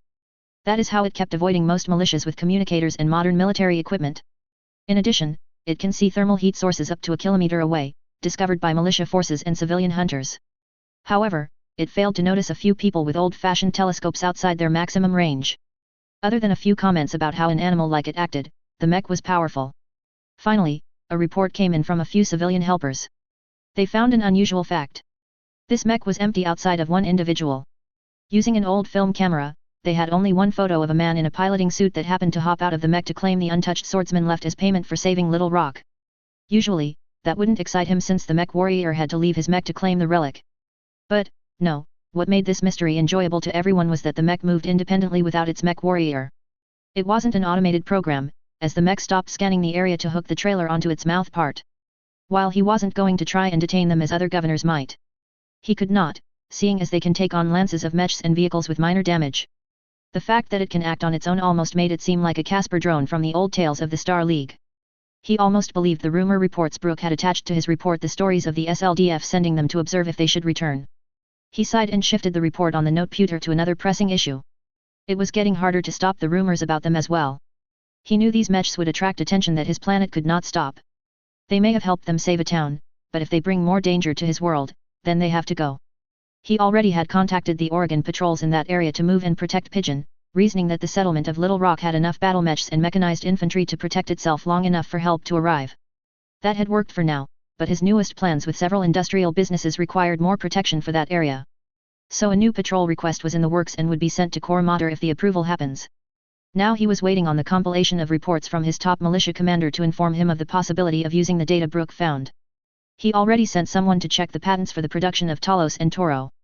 The data cache inside that bunker near Little Rock had blueprints for producing the medium battle mech. With the light mech's schematics being given to them by their mysterious four-legged friends. They now had 2 battle mech blueprints with the facility to make them in that bunker. But, right now, Max wanted his planet to avoid legal issues with Vandenberg Mechanized Industries if possible. Although discontinued, one was due to being forcibly forgotten by the SLDF, and the other needed to be updated. The company still had the rights to the mechs. So he sent his contacts to the Taurian Concordat to see if they could get licensing on creating them. If not, they would sell the data for a high price while retooling the bunker to produce any open market battle mechs. His contacts should be reporting to him anytime now. If everything goes well, he requests an adjustment to join the Oregon Coalition in favor of Katinka and his people. Katinka was supposed to join formally next year, but they might get integrated sooner if they show this off. His thoughts were interrupted by a knock on his office door. "Come in," Maxwell said. The door opens to reveal his secretary with the brightest smile. "We got it, sir." She nearly shouted it as she brought out the approval from Vandenberg Mechanized Industries. Maxwell quickly read the details of the agreement. Then, he calculated to see if it could produce at the factory. He would create a battle mech factory that would bring his planet wealth. Finally, Maxwell thought to himself. I can finally bring my home to a brighter future. He turns to contact all military industries and mech tech around. It was going to be an exciting day. Location Katinka, Little Rock rural area, near the forest. Date, September 2nd, 3021, 8 o'clock. In the clearing before the Katinka's hard oak forest was several mechs clearing the area of trees and plants. The few industrial mechs, including 2 of his own powermen, were slowly picking up those fallen trees to set a perimeter. They deforested the area in the name of a new planetary business that would revitalize Katinka. At least that's what our contract says, thought Rick as he used his skydiver's lasers to burn through another tree. While it wasn't an official MRB contract, the pay was good until the new ID came in because they were trying to hide on this planet. Of course, it helps that Brooke was here, and the people were friendly and not backstabbing assholes. He watched as the salvaged Thunderbolt's laser another tree down. It was still missing much of its armor and non-energy weapons, but it was okay for this work. The mech pilot was Sergeant John Jack, who needed a rank up as he slowly moved his mech to another tree. He was one of 2 soldiers of his remaining platoons of mechanized infantry that could use a neuro helmet. However, this was only John's 3rd day of piloting a battle mech, so Rick watched over him. He usually wouldn't ask his infantry to try and drive a battle mech, but Brooks forces down to just him and his mech tech as mech warriors. At least his men had training with armed and standard industrial mechs in case of emergency. It was a backup plan when Brooke was XO of his mech warriors. Rick looked to his second sergeant, Hans Schmidt, piloting a rebuilt and refit Stinger. He was glad the 3rd mech warrior was still someone from the company, as those 2 followed orders to the best of their ability. He was only slightly worried about their health as that damn Capellan mech warrior blew himself up with an inferno rocket when Hans and John tried to take him down. Unfortunately, it damaged their lungs, and the medical facility was less advanced than the inner sphere. Those 2 must take another break soon as the exertion would harm them in the long run. Speak of the devil. Okay, men, it's break time, came Brooks' voice over the comms. Our mysterious guest will pass nearby, so everyone with weapons moves with me. All industrial mechs can continue stacking those logs. Everyone in battle mech moved to the NAV point and powered down their weapons. On the skydiver's seismic sensor, which was flickering from ECM interference, Rick saw the fast approaching guest that stopped outside the range of his large lasers. While these mysterious quad mechs are friendly, no one wants to cause an incident with them, even when they cause workers to freak out. And another panic is about to start, the ex-mercenary thought. Static came on comms and computer screens. Tagger could hear the few industrial mech pilots panic, but Brooke in his low dirking shouted for them to calm down. A few days ago, in the middle of the night, only militia members and his men knew it was just the quad mech sending a message to them.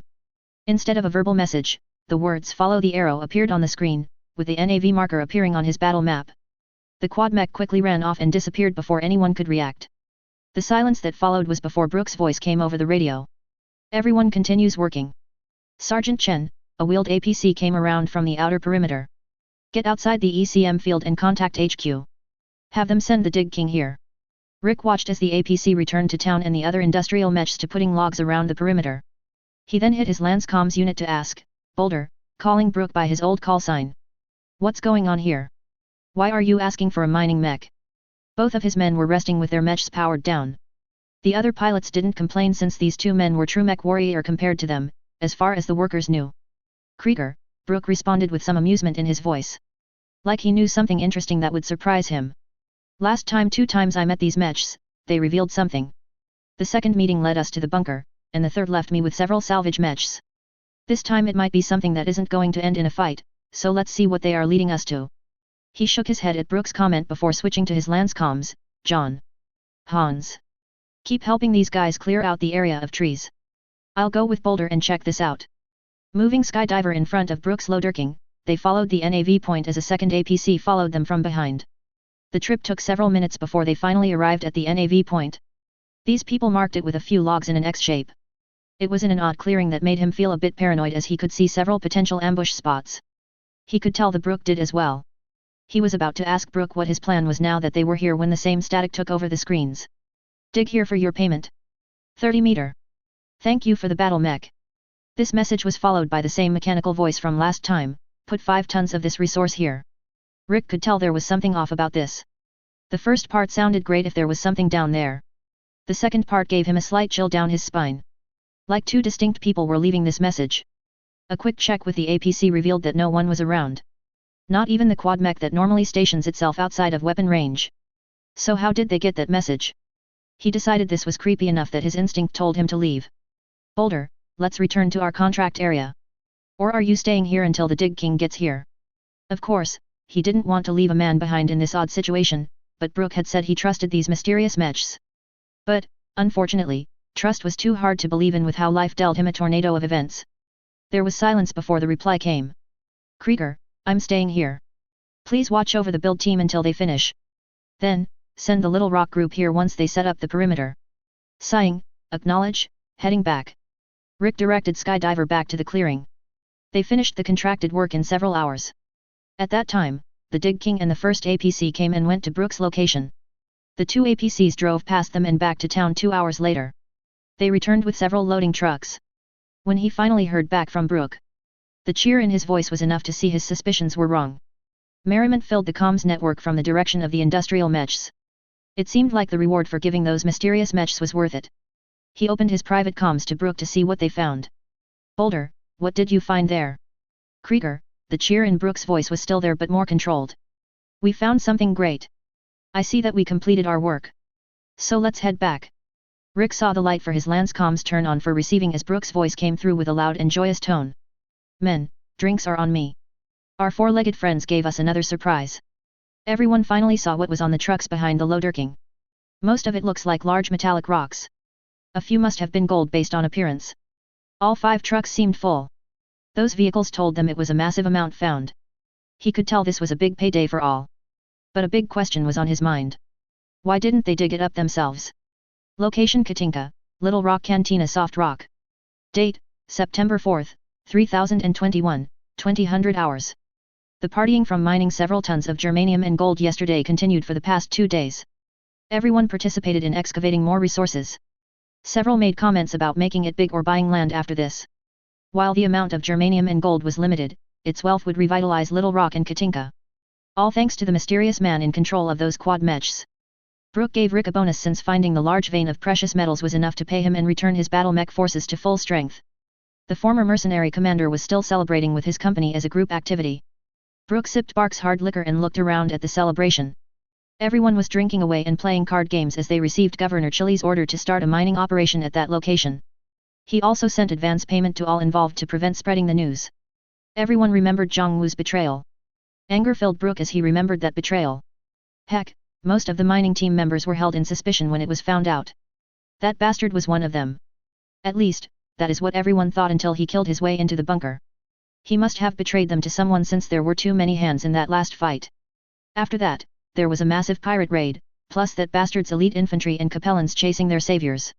If it weren't for Rick turning against the Capellans, 4 attacks on their home would have been. So everyone who was part of the militia screened newcomers. Some trusted civilians were asked to keep an eye on the incoming immigrants. A few new militiamen from HQ piloted a few Vargra APCs and the 2 warrior VTOLs on patrol between here and New Dutch. With each trip they made from here and the capital city, they brought some survivors of Aotearoa to Little Rock. Most came to restart their lives here, while others came to join the town's defense force. In addition, the reputation for surviving the main power of the pirate raid drew in dozens of people here. This influx of immigrants made it harder to discover spies or potential traitors. Another cup of bark appeared in front of him. Brook looked up and thanked Raoul as he noticed the white note under his glass. Glancing around, he slipped the note into his pocket and took another sip. The bartender was an ex-TMI who had left the Taurian Concordat after seeing how bad they were at their job. Brook knew this when he was still a mercenary and took a contract from Raoul to get him and his family out and fake their death. So he was surprised to see him here when he retired to this planet.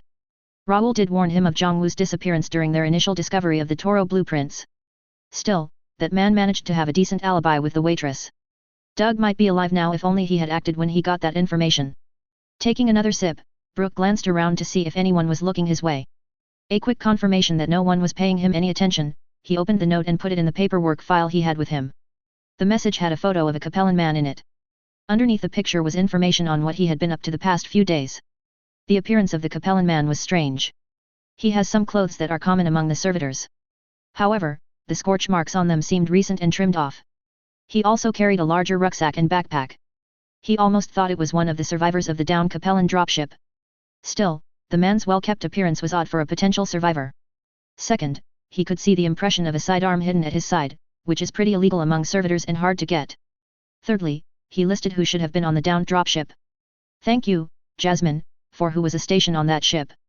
Finally, he matches none of the photos given to him. He saw him around and even talked to him a few times over the past few days, thinking he was just another miner, but now not so much. He was friendly enough, but so was Zhongwu. The name he gave to him and Raoul checked out, but nothing came of it. However, the bartender did mark it as genuine from his observations. Raoul also noted what the man sold at his wife's pawn shop.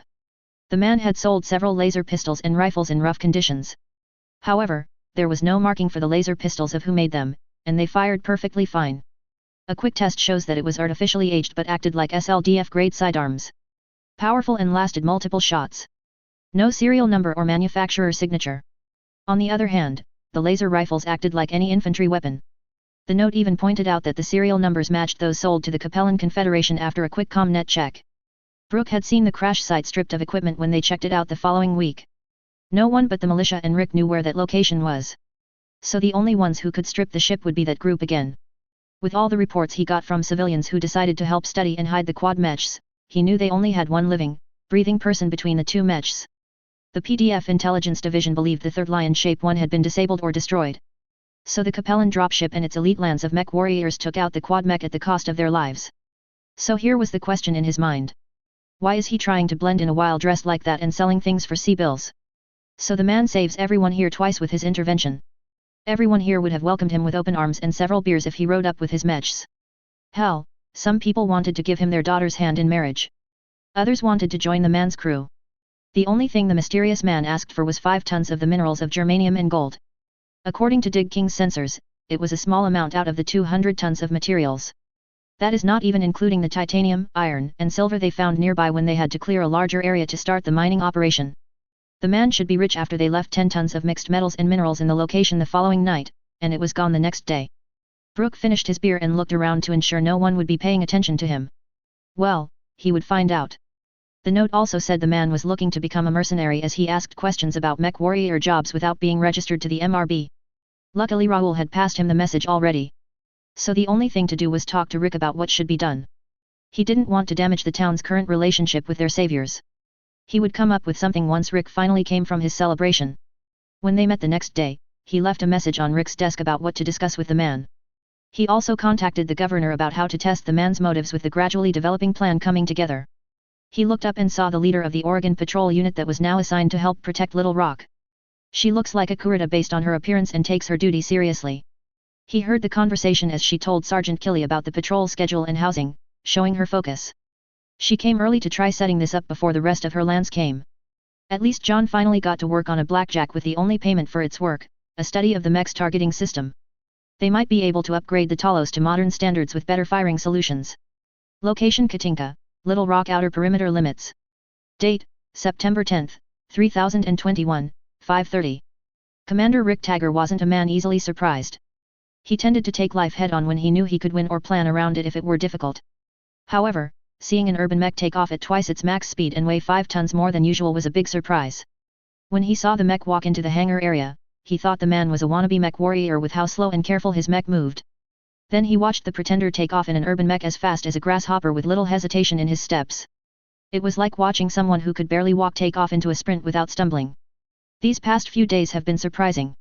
But, then, Rick turned on his comms and told his men, "All right, everyone, back en route." Rick led the patrol lance back en route to New Dutch, ensuring they were at least trailing 2 kilometers behind the convoy. The newly promoted corporal and lance sergeant should be able to keep an eye on their friend there. The convoy was going to drop off the first batch of precious minerals and the equipment of that trader's troops to the capital. While they were doing that, his patrol lance would change their route slightly into the quad mech's paths to see if they would continue to patrol here or go after the convoy as extra protection. After waiting for the convoy to reach the 2-kilometer mark, the patrol noticed nothing had appeared. The ECM that was causing passive issues vanished. Rick immediately hit his comms for HQ. Boulder, ECM field has dissipated. I think Michael is the leader or someone important to those battle mech. Roger that, Brooks' voice said clearly, I'll get the VTOLs up to follow. I got a clear report from the PDF radio that a bandit was present near our convoy route. Hopefully, our guys get through that. Rick waited for the VTOLs to come from HQ when his sensors detected a lance of mechs and vehicles approaching from the opposite side of town. His mech's sensor ID'd them as friends, so it must have been the Oregon Patrol. They probably noticed the interference with their sensors finally disappearing. Will time to make an excuse, thought the commander as he opened his comms. After all, they had made an excuse already for the ECM field being a part of the area for an unknown, possible natural reason. So now they had to figure out how to explain that it moved. Location Katinka, New Dutch. Date, September 10, 3021, 9 o'clock. Affirmative, a woman said as she switched off the communications with her employer. Rocky. Dutch 3 and 4. On me. We have a convoy to meet. Kyunranan Akashi piloted her Jenner back onto her patrol route. She had received a directed message from her employer, Governor Chili, to lead her demi-lands to escort a convoy of 4 APC and a lone battle mech guard. It didn't take long before something appeared on her battle map, and everything began to emit white noise. Ronan turned on her speakers as her comms wouldn't help. Everyone group together and move at flanking speed to the source of the interference. We will destroy it before the convoy arrives to ensure the group's safety. Rocky's locust took off in the direction of the interference, causing her to curse. Rocky, slow down. We can't rush into battle with a plan, Kyun shouted, turning to the two VTOLs. Dutch 3 and 4. Head to these coordinates. She hoped they heard her. She took off after the locust, and after a few minutes, the interference had faded away. However, her mech's sensor picked up a group of unknowns not far away. Thank Buddha that Rocky stopped his battle mech and awaited her arrival. Ronan tried her comms and noticed they connected with the incoming unknowns. Finally, one appeared as a possible battle mech. She pushed her mech forward and shouted at the group ahead, to the unidentified battle mech, "This is New Dutch's militia. Halt your advance. Power down your weapons and start your business here, or we will consider you hostiles." Time flew by after she and Rocky appeared in front of the convoy with a speedy urban mech leading them. The battle mech had the speed and weight comparable to a panther. The second surprise came from how Mech Warrior ignored Rocky's blanket insult to his mech. Of course, most lone warriors would feel insulted for any slight against their machine. But the man just took it and continued his duty. Roger that. Let's go, people. We made good time, Ronan heard the urban mech warrior. However, when the convoy surprised her again as the whole group took off faster than she thought. After catching up with them and watching how the mech warrior interacted over the Lance network, Ronan could firmly say that the governor's secondary request was unreasonable. When she observed Michael Chen, the man tried to act too much like a perfect mercenary. She observed him during their convoy unloading and noticed that he kept his guard up for outside threats. He was continuing to scan all around the convoy using the 360-degree rotation of the urban mech. He never let his guard down despite being in a safe zone. He acted like she did after her family was arrested and seized assets in the Draconis Combine. Then, she decided what to write in the report for the governor. It would take some time, so she began as the convoy unloaded. She just had to make sure the mech bay for him was open. Rocky, she called out to her fellow warrior. Make sure the mech techs have a bay open for Mech Warrior Chen. Location Katinka, New Dutch. Date, September 10, 3021, 1300 hours. Farida Lam walked with her father to his, not her battle mech. Her father had brought them to the MRB for registration. After taking Melody out to fight against the second pirate raid, she thought he would push for her to join the militia. But instead, he drove her to be a mercenary like himself, which was surprising since she had only learned about her father's old career.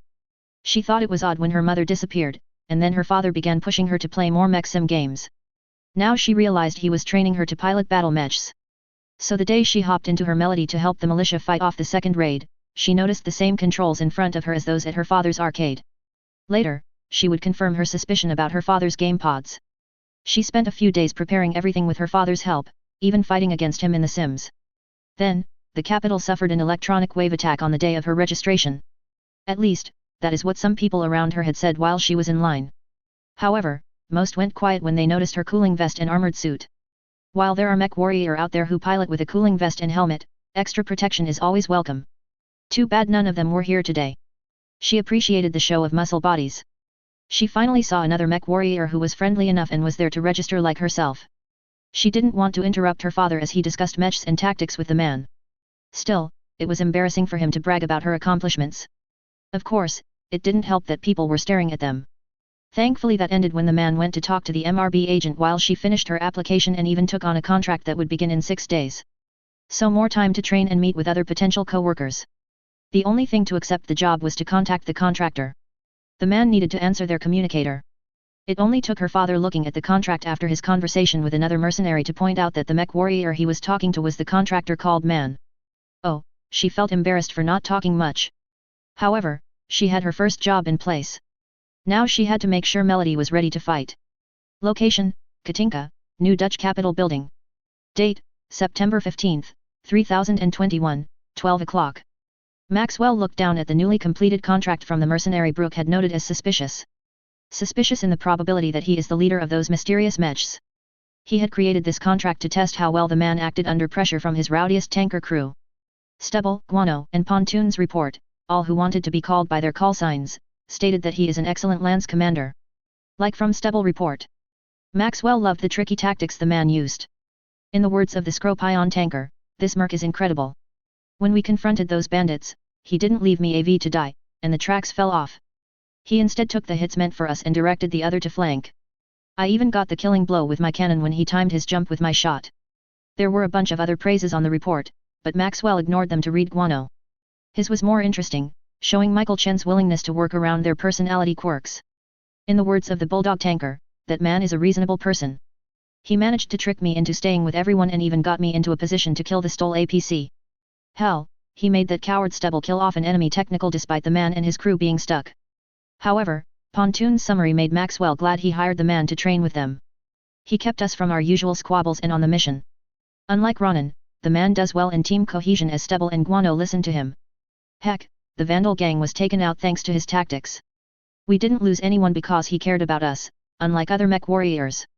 On a side note, he taught me a lot about urban mech tactic, and I'm wondering if my mech can be one. The tankers had become even better, thanks to Chen. They're the leading people among his militia forces that may become mech warriors. Maxwell hopes the training together will translate into their battle mechs. Right now, those 3 mechs were being rebuilt from salvage. He looked at the second report from the currently hired mech warrior callsign Ronan about the man. From her description, the mech and the man pilots are new. It is not a refit, overweight urban mech but a completely factory fresh battle mech. A fresh mech of a discontinued line due to all the factories destroyed centuries ago. Max trusted Ronan's knowledge on this matter since he was the one who personally hired her after her rage-filled revenge on Solaris 7. She tended not to talk but fought well and could identify most types of mechs from her experience. Her reports showed that not only was this man piloting a brand new mech, but he was also somewhat of a green pilot yet had a remarkable ability to connect to others, even if it was to make them laugh. The last report needed to be clarified for him. It was about the mysterious mechs has vanished for a few days after Brooke sent the newly minted mercenary here. Sure, they reappear in their old pattern after a few days. However, during that time, a known bandit group had disappeared when their base of operation. In addition, a sizable electron-magnetic field appeared close enough to the city to nearly damage a vital network. Especially the HPG had suffered malfunction for several hours. Thus, people physically go to the banks or shops to place their orders. That included MRB contracts, as many mercenaries had to line up at the door to register and take jobs. The only missing thing was the mechs who commonly caused that in Little Rock. Not a single patrol unit saw them during the 2 days of ECM interference before they reappeared in Little Rock. Those people behind the mechs were starting to frustrate him with all this. However, reports that lost caches of damaged SLDF and Taurian tech kept appearing made their existence almost worth it. At least he finished his main plan. Hopefully, they will prosper once everything settles and their planet joins the coalition formally.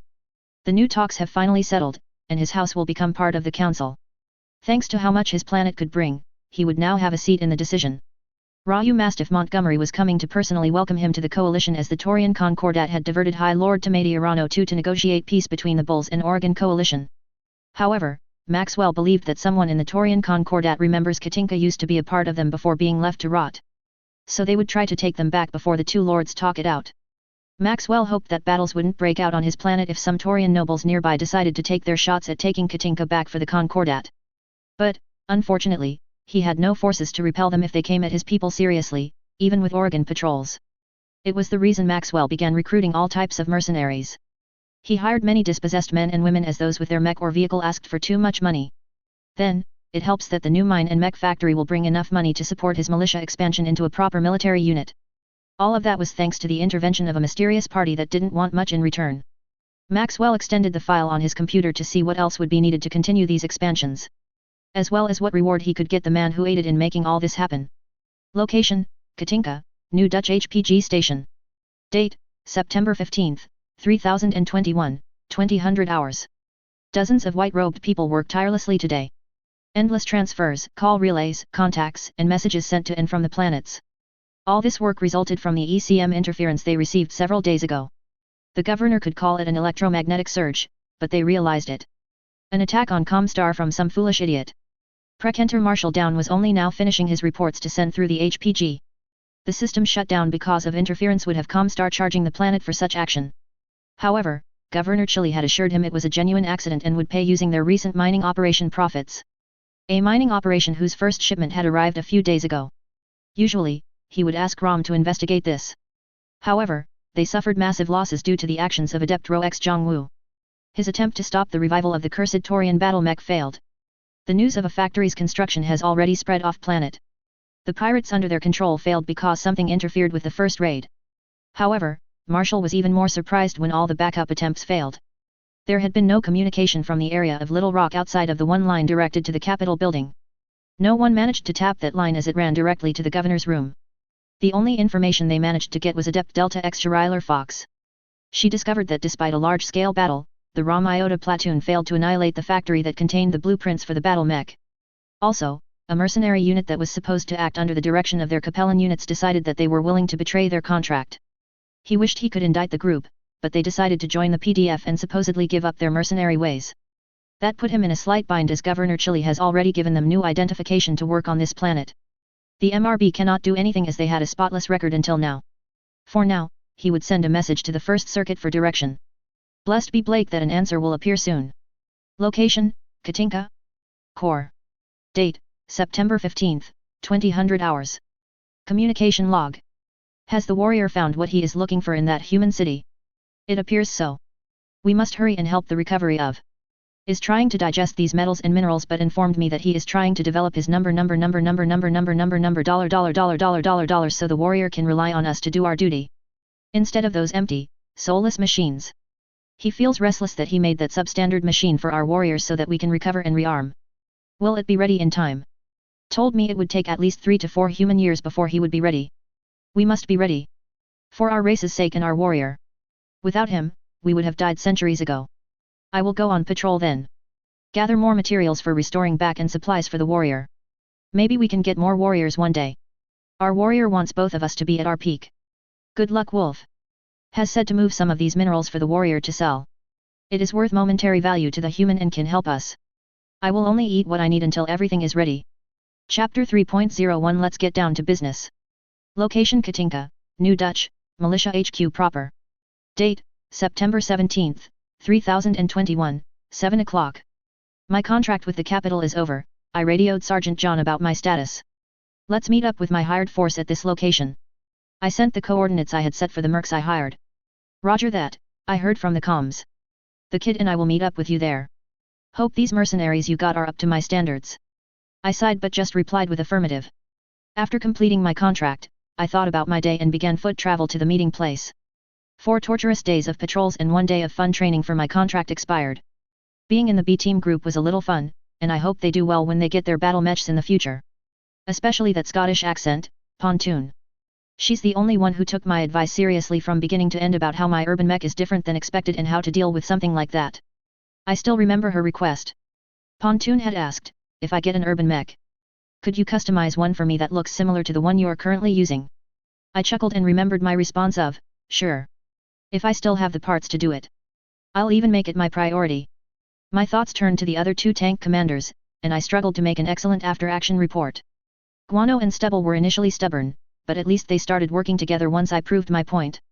Based on how they commanded their tanks, I can see why they would have that battle mech in the future. I almost wanted to buy the Vedette from Pontoon.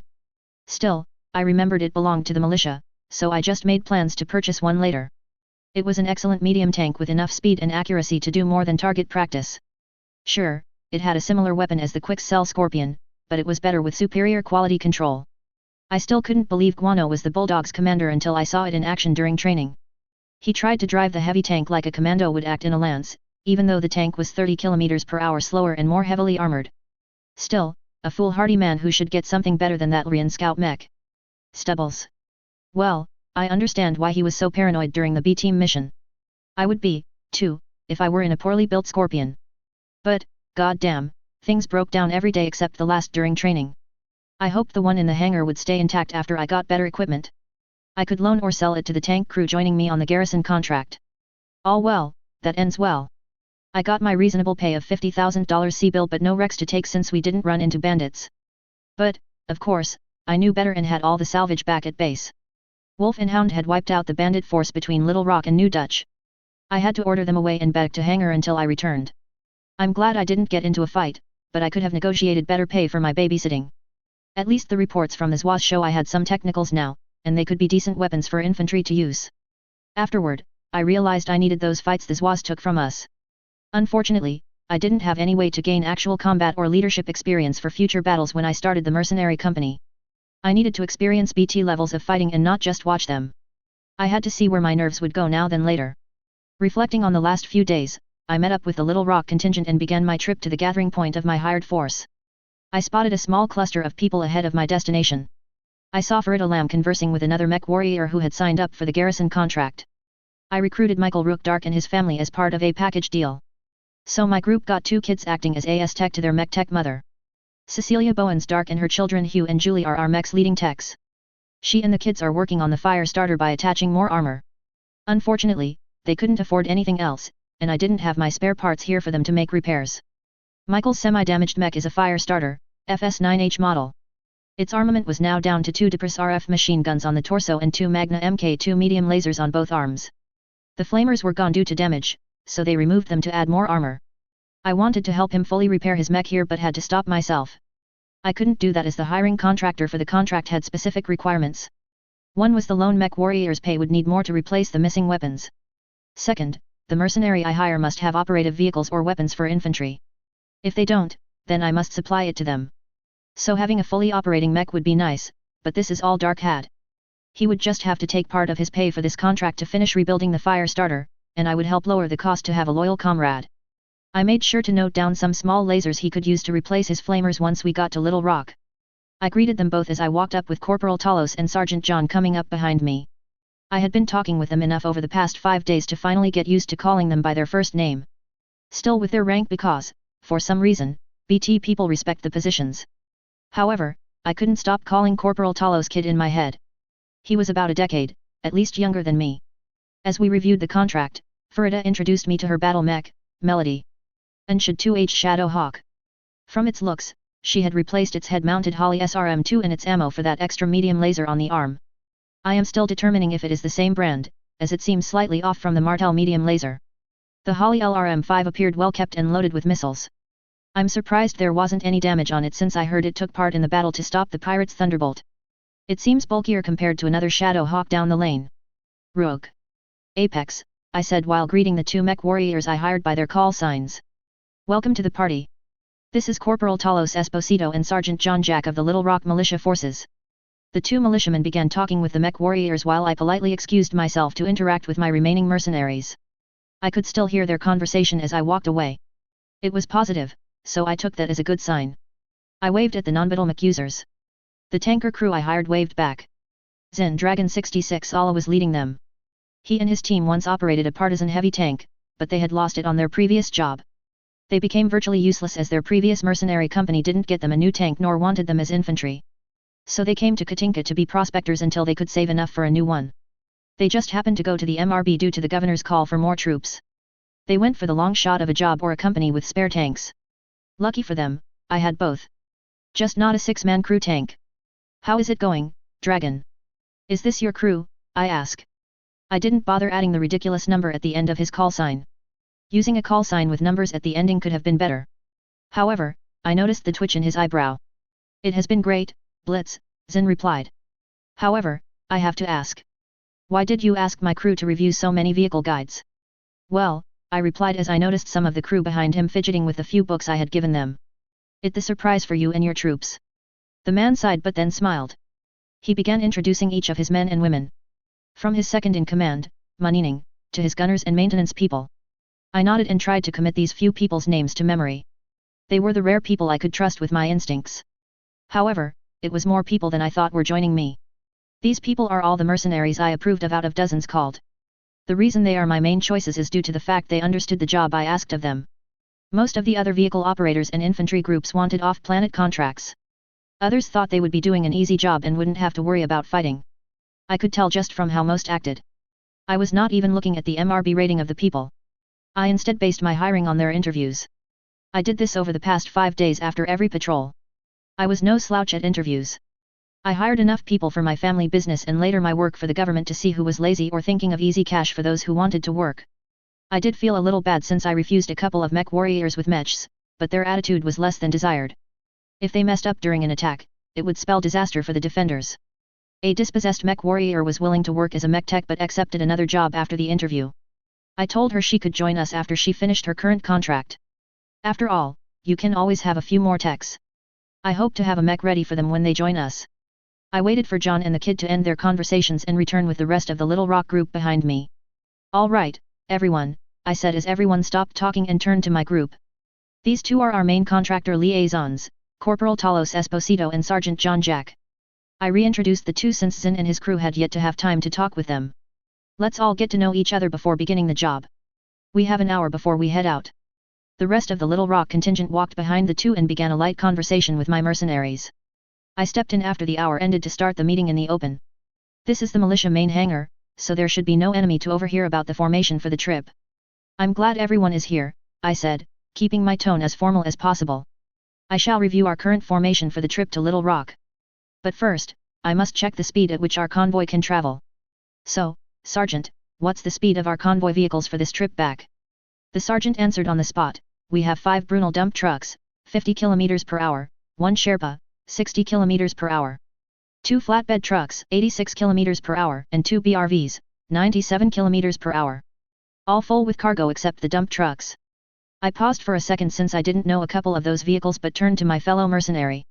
Dragon 66, I have a heavy-wheeled APC for your crew to drive with us to the location. I added his number this time since I had noticed the twitching in his brow when I didn't earlier. I pulled out the keys from my utility belt and kept them in hand, but first, I must ensure the rest of our team is ready.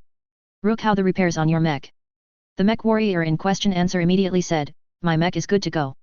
It's a bit underarmed but has the armor to stay in the fight if one breaks out. He looked up and informally yelled, honey, is everything ready to go? A yell answered his question, it's done.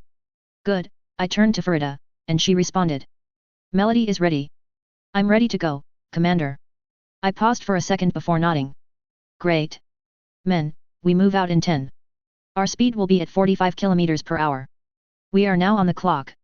I handed Dragon 66 the APC keys before saying, the tanks I'm lending to you and your crew will be picked up near our destination. I hope your crew is ready. Yes, sir. He and his crew saluted and rushed into the heavy APC. I watched Cecilia and her 2 kids climb from the fire starter and enter the Vargra APC that the corporal drove here. Rook climbed up into his mech and began the start-up sequence. I walked quickly but calmly to my proto-urban lord as Farida moved her mech outside and the gathering convoy. I watched Dragon 66 and Rook join her as my mech began its start-up. Dragon 66 took the flank with 2 of the Vargra APC. Rook took the left side, while Farida took the right. When my mech stepped out of the mech bay, I could feel the silence from the mercenaries I hired. I knew the convoy group would giggle like schoolgirls at what would happen when we moved, so I decided not to ruin their fun. I moved to the front of the convoy at the max sprinting speed of the normal urban mech, but just a slow pace for me. I'm glad I got used to the movements of the urban mech now. I didn't need to be so slow while getting my mech in position. Sergeant John, all vehicles ready to move? I inquired about making sure no one had an issue before we moved. My sensor detected the vehicle's eyes start up, and all seemed good here. All convoy units reporting good condition, the sergeant replied. All units, we are moving now, I said as I brought my mech steady to 45 km per hour on the road that led to Little Rock. My mech had already tapped into the private comms of mercenaries I hired, which is odd since I didn't do anything to do so. Is there an off switch for it? I'll worry about that later, as I heard the speculation about my mech from the conversation between Rook and his wife. They wondered what I could have switched out to let my mech slightly faster than expected while still equipped with the weapons I had. I heard the potential of the fabled endo steel being part of my mech, but they threw the idea out as my mech still looks like a UMR-60, just a medium laser attached and moving fast. Anyways, most battle mech with that internal structure tends to be bulkier. They also thought the Star League Aerolus Tech Ferrofibrous might be equipped to lighten the load. The line on that topic dropped as ferrofibrous armor also tended to be noticeable. They even branched out and asked Farida what she thought of my mech. Of course, her answers are guesswork, but it also showed that she knew her mech parts. I chuckled as they continued to guess what made up my unusual mech. I checked to ensure they were scanning the area or not for any trouble. The slight movement of their torso as they watched the site made me glad I chose correctly. During our trip to Little Rock, we noticed fewer patrols around since the Zoids had successfully eradicated the bandit groups. To help pass the time and foster a sense of camaraderie, everyone started using the lance comms to chat. Interestingly, it was the kid who initiated the conversation. Still, it was an excellent way to break the ice and build relationships within the group. Overall, it was a great idea that helped to create a more positive and cooperative atmosphere throughout the journey. I did notice that some of the APC crews from Little Rock became wary of Dragon 66 and his crew when their Federated Sun background came out. Farida, the Dark family, and Sergeant John and his men are the only ones who aren't wary and quickly ease the tension that had appeared with casual conversation. Once the stories of each person had begun, it became a story swap day, just without the beer. They ranged from battles similar to the pirate fight from the kid to family accidents. Like how Rook's kids set a fire alarm off by fixing it. To random tidbits here and there. I even joined in with a few stories of wrong customers from my life and some tactics I used in the Battletech and MechWarrior 5 that I consider foolish. Oh, that last part sparked a debate between Dragon 66 and Rook. I did try to break it up but ended up joining them. Dragon 66 argued that combat vehicles could do more than a battle mech in many situations, as he repeatedly marked before becoming a mercenary. His crew and the partisans in a lance of lighter tanks would take down assault battle mech with coordinated strikes several times. He even cited the cost comparison to defensive battle using vehicles than battle mech or militia mechs. He sounded a bit bitter, but it might have been because of the previous mercenary company he had left. He had a great rep on Solaris 7 for beating battle mech with vehicle teams. Those rare fights were not mech versus mech but vehicles versus mechs. Also, his win records on the tank derby circuit made his crew first class in their partisan. Rook's argument for battle mech is the leading force in attack and defense. Vehicles tend to cost the defense group a lot more as automobiles have to be manned by crews of people. When someone destroys a motorcar in battle, the force it belongs to loses more people and money. While a single battle mech would cost millions, a single mech could destroy more vehicles and targets, totaling more than it cost. Also, if a battle mech goes down, you only lose one trained person instead of a crew. Rook had much experience, often winning against vehicles from its sounds and seeing what other battle mech could do. I interrupted them by saying both sides had some excellent points, but relying on just one fighting style is a flawed thought process. They both asked me to explain my reasoning, though their tone was somewhat heated. Finally, I pointed out that combined arms tactics are an accurate fighting method. That had them pausing again, but they asked again why combined arms were the way to go. I decided to cite both but put them in a situation where a battle mech couldn't enter the area or would cause too much damage. For pointing out that a mech might cause more damage to the town in the middle of defense should the enemy get too close. Tanks and combat vehicles could enter those urban areas and take the enemy down. In contrast, tanks are too vulnerable out in the open compared to battle mechs. Battle mechs could dodge and return fire in the open better than a vehicle caught below the attacker's position. It was the same with infantry in a city, in which Sergeant John piped in how often they surprised mechs and vehicles as infantry. However, both interrupted me when I added the flyboys to the tactic. It then became a topic of cost and logistics. They did agree that having all angles covered is excellent but then pointed to the cost of using such a tactic. The great houses and a few large mercenary groups could only use them. I counter with examples of several smaller mercenary companies that can or have used such tactics. They disagreed. Such groups usually had the great house backing them. This conversation went back and forth, but it helped pass the time as we got closer to Little Rock. It would have continued into the town outskirts if my sensors hadn't picked up Hound Solider at its edge. I decided to let those two debates on how combining arms tactics with smaller groups could be possible. I switched to my Zwaccoms and inquired if he had brought the tanks. The words yes appeared on my screen, and I sent my thanks. Those two are good boys. I noticed my lance comms getting loud as the mercenaries went loud from Hound Soldier's electronic interference caused by his advanced radar. Of course, the convoy didn't react since it seemed like they were used to the pseudo-ECM. This was an odd response, but the people of Little Rock were hearty. I was about to address my fellow mercenaries when the lance comms started filling with battle direction. Rook moved his fire starter out of position and into flanking speed. In contrast, my heavy APC moved beside it. I hit the comms override, and my outside speaker yelled, "All mech warriors stand down." Remember I mentioned this false ECM interference is natural near Little Rock. Rook and the heavy APC stopped, but Dragon 66 responded, "Sir, I don't remember an ECM field being natural in these parts when I worked here during my stay." "Oh shit, gotta think of an excuse." I opened my comms and responded. "It's a recent development, a few weeks after the pirate raid." "Neen," Rook said this time, "this is just like what happened at the capital a week ago." His battle mech moved to protect the convoy and the APC holding his family. It was the same with Farida's Melody, but she stopped just a few steps toward the armored vehicles. Farida said, "Then we stay in formation to protect the convoy, right, Commander?" I responded just as quickly, "Correct, Mech Warrior." "Now, everyone, prepare yourselves. I got an Oregon patrol lance on my sensor heading our way. Let's regroup with them before heading into town." Then, on my Zwaccoms, I sent Hound a quick message. Turn down the radar power and move slightly out of the Oregon patrol route. I watched my battle map as Hound moved back toward the hangar as the AC lands came closer to us but past the location of the tanks. The pseudo-ECM field around us died down as radio communication cleared from light white noise to normal voices. The mercenary members stood tense, but the constant confirmation that nothing was around eased everyone. It helped that Dragon 60 SIXS APC and Sergeant John Svarg quickly moved around the convoy around a 500-meter circle to verify that nothing was around them. I watched as the AC Lance approached even closer and within comms range. I signaled to the kid to contact the approaching patrol Lance, which he did. Oregon Patrol, this is Corporal Esposito of Little Rock's 1st Defense Force. I'm returning with the convoy Alpha and several mercenaries. Code, Beta, Charlie, and Zeta. A young, feminine, Asian-accented voice responded, this is Oregon Patrol Unit Delta. Your code for return is approved. You can bring the convoy here. A NAV point appeared on my screen in the battle map. My tanks and the NAV point's location are next to each other.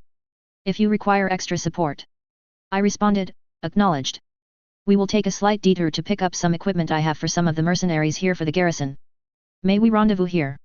I marked the location of the tanks, you may investigate the equipment as well to prove there is nothing amiss. I could hear some of the crew members in my APC asking Dragon 66 if they could request to go ahead and see the tanks they would be using. I decided to approve the request before it even came. Oregon Patrol. One of my crews will be driving ahead to meet the patrol there. Acknowledged. Acknowledged. Send that unit to the NAV point. Sergeant Decimus will meet them there. I watched one of the blue dots on my battle map move ahead of the incoming Lance. The rest of the patrol Lance heading would have us meet around the same time, so we continued. After 30 minutes, we finally arrived at where the tanks were being held.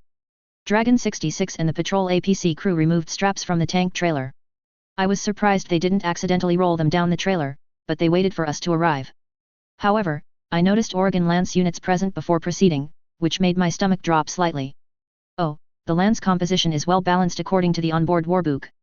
The Lance has a decent scout and city fighter mech in an HNT-151 Hornet. A decent mid to short range JVN-10F Javelin. Finally, the mech that dropped my stomach was a BJ-1 Blackjack for a ranged attack. My stomach dropped from the last time I played Battletech. The backstory I picked was female, Kurita, jump ship accident, and an Oregon Coalition soldier. It was my 10th playthrough, the one I did just before appearing here. I must thank Dragon 66 somehow because he shocked me by contacting me on the comms. I realized he called my call sign twice. So I hit my speakers and said, you can uncover the tanks I procured for the contract. They are yours to use. I watched them pull the tarp off of the 2 repaired tanks. If a Rob is watching me, he might have noticed this one bit. How did I fix the combat vehicles? Well, that surprised me, too. I know the active radar system on the Hound Solider could detect enemies and pick up object material makeup. But, it did more than detect things. I found out it had a detailed scan of most vehicles they fought as long as it locked onto them.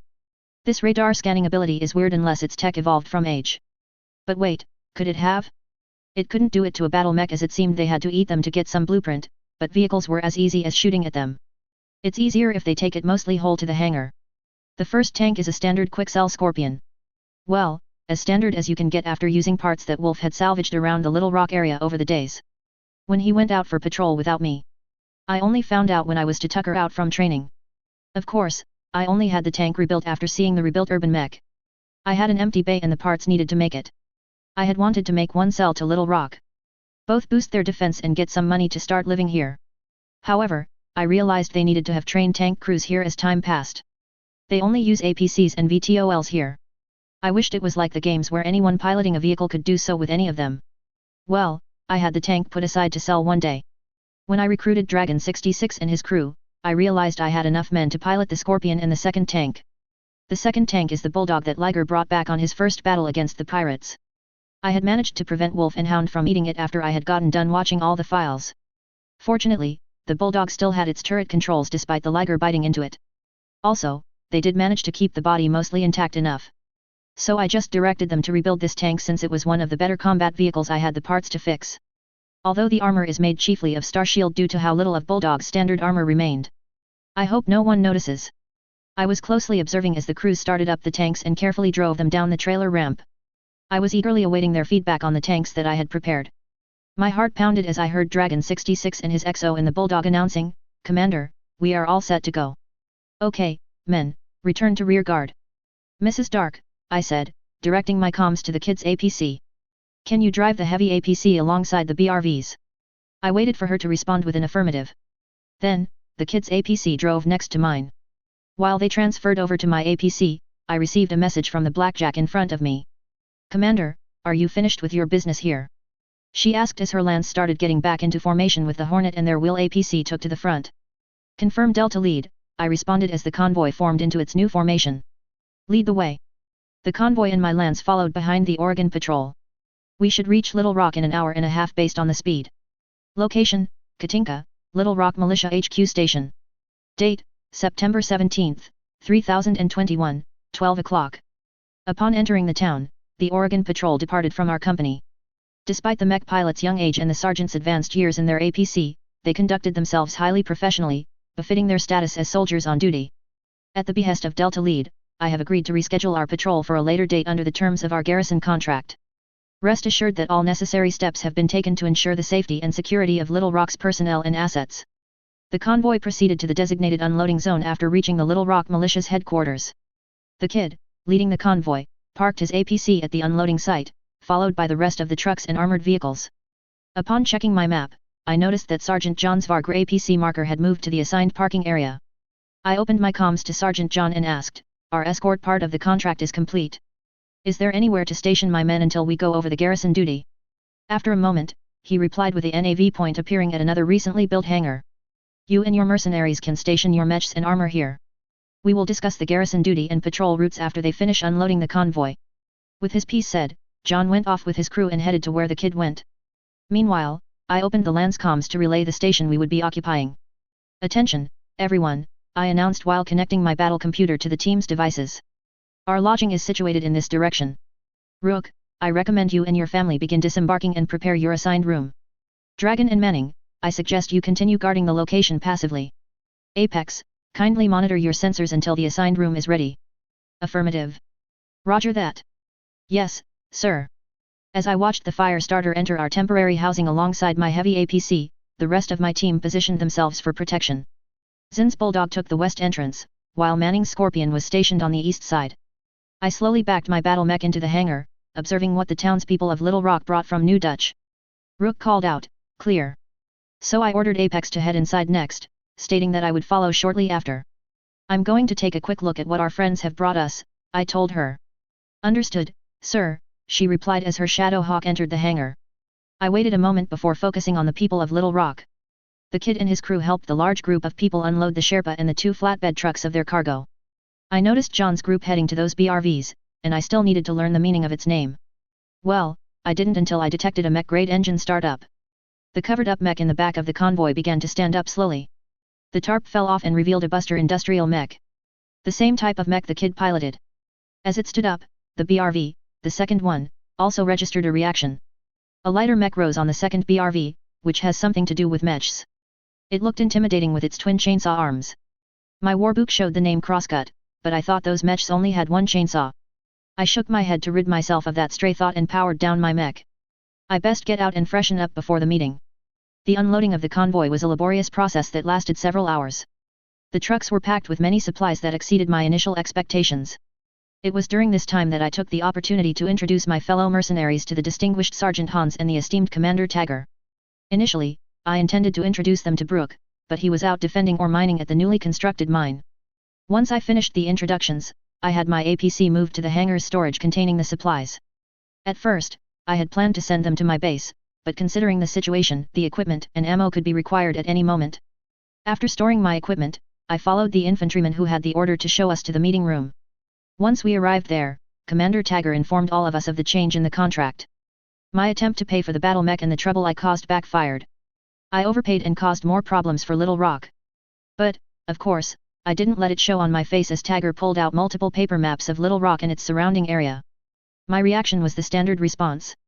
"So you want to modify the contract after we returned and completed a part of it already?" I asked as I could almost hear Rook and Dragon's questions, angry at such a change. "We are modifying it to hide certain objectives," Tagger replied before continuing. "We tried to contact you about the change and increase in payment, but that failed due to the electromagnetic interference we have been suffering through." I wanted to sigh and facepalm at the man's excuse. Instead, I began reviewing the updated contract. The original one had me recruiting people to defend a newly built manufactory. The type of factory was unknown at first. The garrison contract stated it was the defense of the facility in a large mine. The mine was right next to that hidden bunker where those Taurian battle mechs were found, with the tech to slowly manufacture those two types of mechs. The new contract now stated precisely what we were defending in the area. I tried not to get overwhelmed by how much space we had to protect now. I looked at the others only to see all my mercenaries looking at me with shock. After all, they were defending a battle mech production facility now. That is a juicy target for any force. They must have just realized the change, as Farida looked overwhelmed. It's her first job as a mercenary, after all. Yet, she kept it together as she looked back at the contract and seemed to read over it. When I turned to my two veteran mercenaries, they were almost at my seat with copies of the new contracts. The pensive looks on their face told me many things. Thus, the aggressive argument went. It took what felt like forever to get them to calm down and not just report this to the MRB once they had a chance. Comstar or the MRB should have noted such a change in the contract before leaving New Dutch. However, I thought about the job and pointed out that I hired them to protect the factory as stated on paper. The mine was an optional objective with extra pay, even said in the agreement. Commander Tagger or Captain Esposito must have realized this might happen. So they made options parts in the contract for those hired initially to defend the factory, such as being given a chance to purchase the product at salvage cost. Or even receiving one depending on what happens during the next few months. How about discussing it with your family? I nodded to Michael. And your men? I finished while looking at Zin. They both nodded before clarifying some parts with Commander Tagger. Once they were done, I watched Michael talk with his wife, who had entered a few minutes ago, while Zin went to the hangar's entrance, where his crew was stationed and reviewing their tanks. Farida, I said while walking to her. What's your decision on the matter? She took her time to go through the contract before responding to me. However, I had already decided to defend both sites in the deal. It would benefit the Oregon Coalition to have a mech factory run by the locals. Moreover, the salary was quite lucrative, amounting to 4 million C-bills for the entire garrison, including free meals, lodging, repairs, and full ammunition coverage for 6 months. The only thing is that the salvage was fantastic if we solo the enemy without help, decent with assistance from the militia. While I gave everyone generous pay for the original contract, this new one will require some math work. I am waiting for the others' decision on continuing. Commander, Farida said with a tense tone. I would like to be part of both defenses. I know I'm inexperienced as a mercenary, but this is my home. I want to improve it, and this will help. I smiled openly and said, I'm glad you accepted this for the right reason. Her slightly confused face had me chuckling a bit. Think about your father. Why did he, a former soldier of fortune, pick up his old mech to fight against the pirates? Of course, those pirates didn't attack your town. Also, he was not part of the militia. But he still piloted his mech to protect his home world. She understood what I was trying to get at, but just to be sure. I won't fault anyone for leaving, but I will blame them for killing themselves over greed. We may be mercenaries, but we all have decent morals. That's why I chose everyone here. She looks at where those two went before looking back at me with a raised eyebrow. Well, surprises in the mercenary life aren't always welcome. Just give them time to discuss it before we see our position. It took a little while before Michael and Zin returned and accepted the new contract.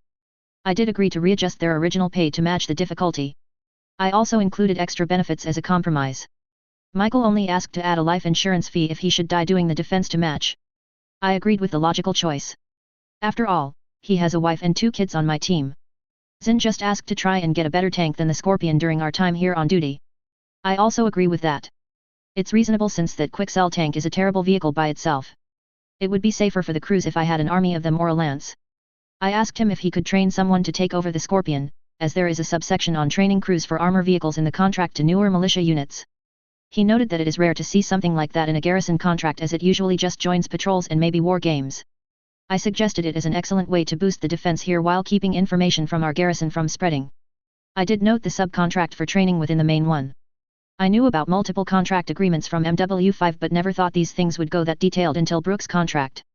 Now, I'm open-minded to all possibilities in a contract, but training vehicle crews is more attractive. I thought only training mech pilots was a game mechanic. So I really shouldn't be surprised some contracts train in all fields. We talked about the new contract here, and I realized something important. Even though we all agreed to do both site protection for a generous amount of money and benefits, we needed more people. I know 3 patrols are scheduled to protect the sites, one of them being us. The other 2 would be the Little Rock Defense Force 2nd Division, the ex-mercenaries, and the AC Delta Patrol Lance. Unfortunately, the former had stepped out to get Brooke for the meeting, and the latter still hadn't returned from her patrol. I could tell that the room's atmosphere tensed as time passed. Then, finally, the doors opened by some luck, and the people we were waiting on walked in. Brooke walked in with a complete PDF uniform, along with Delta Lead in her Oregon uniform and Commander Tagger still dressed in his mech warrior piloting suit. I also see the 5 men behind them. 4 of them had the rank of sergeant, and John a lance sergeant. They walk in behind their respective commanders. Following them were a few civilians, mech tech woods, and lower-ranked militiamen. I greeted them with a salute. Time to be on the clock. Captain Esposito, Commander Tagger. I paused at Delta's lead, who took that opportunity to introduce herself. Captain Yuki Honda. Captain Honda, I nodded as she stepped back, and Captain Esposito stepped forward. I apologize, Commander Chen, for being unable to contact you about changes in your contract. What issue caused such a change? I replied, wondering what happened just to call me mech warrior. I already knew what caused the adjustment in the contract. Captain Esposito walked over to the table and boarded with all the paper maps of the area. Tagger and Honda moved off to the left and right side of the room while their men sat down next to my fellow mercenaries. Esposito flipped a switch on the board that lit up the paper map with its background light. I received word from Governor Chili that our initial desire for a factory changed after discovering the massive resources in this area. He drew on the map on the table that appeared on board behind him. He circled several areas I recognized as the mine I helped them find. Somehow, despite the odd interference from the area, someone got the word out about our mines and the building factory. He circled an area where I remember the group clearing trees. This is the location of the factory. A newly built battle mech factory. That caused commotion around me from the militia members. They did know about that except Lance Sergeant John and his fellow Sergeant Hans. Our governor found that elements from the Taurian Concordat and Capellan Confederation may attack us just for the factory.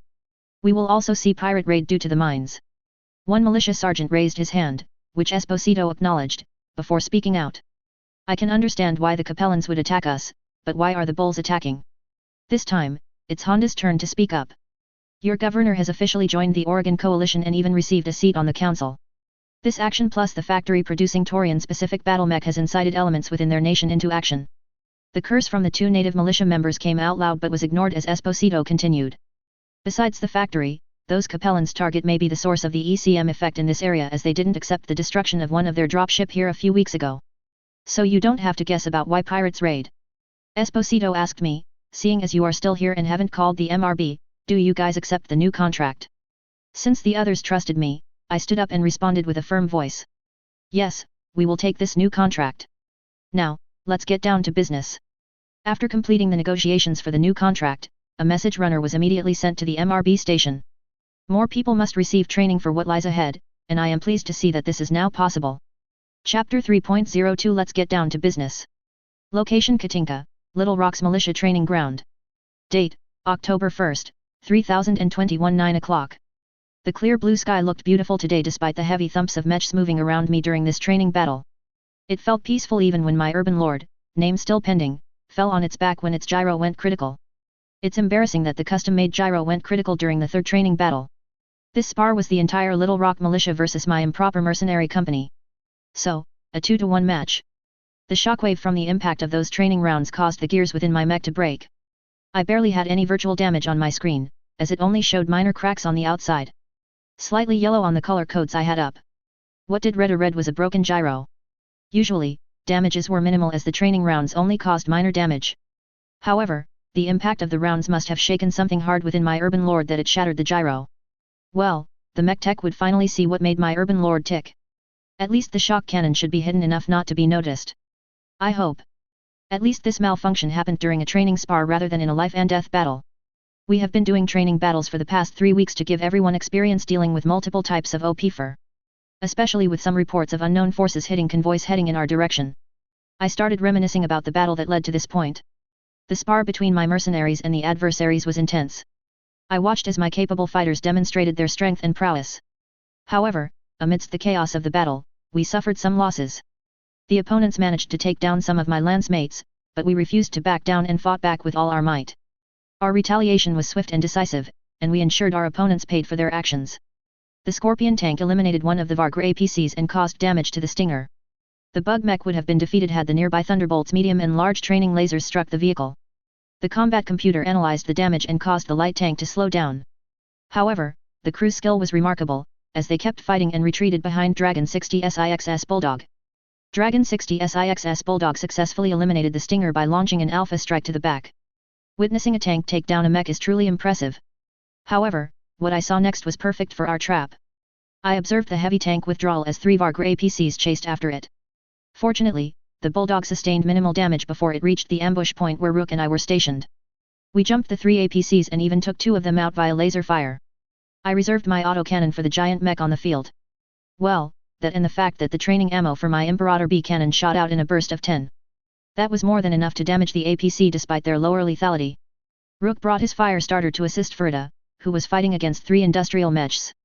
Although she lacked experience, she made up for it with incredible skill and occupied the mechs. At the same time, I took out the remaining APCs. After that, the mechs retreated to their dead zone to stay away.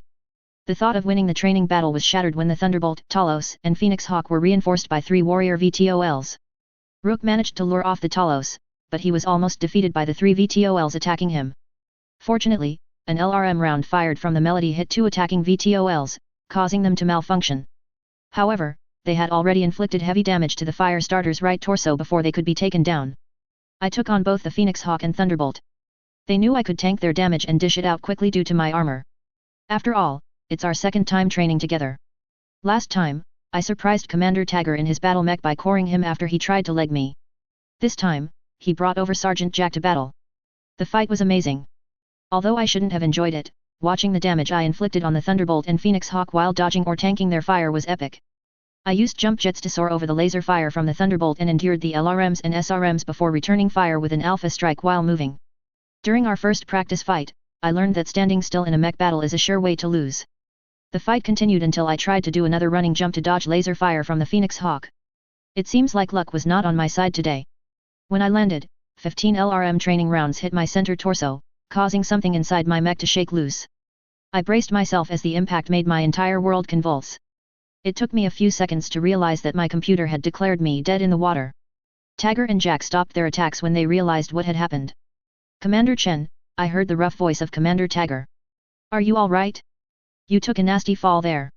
A quick check of my body told me that I was okay. "I'm good, Commander Tagger. My gyro is damaged, however, so I'm out of this bar. So continue on, guys. I'll call for a pickup." "Marking your location now, Commander," Tagger replied before his battle mech took off to where Frida and Rook fought against those industrial mechs. The Thunderbolt lumbered slowly behind him. "Well, I'll watch the fight then since he called it in."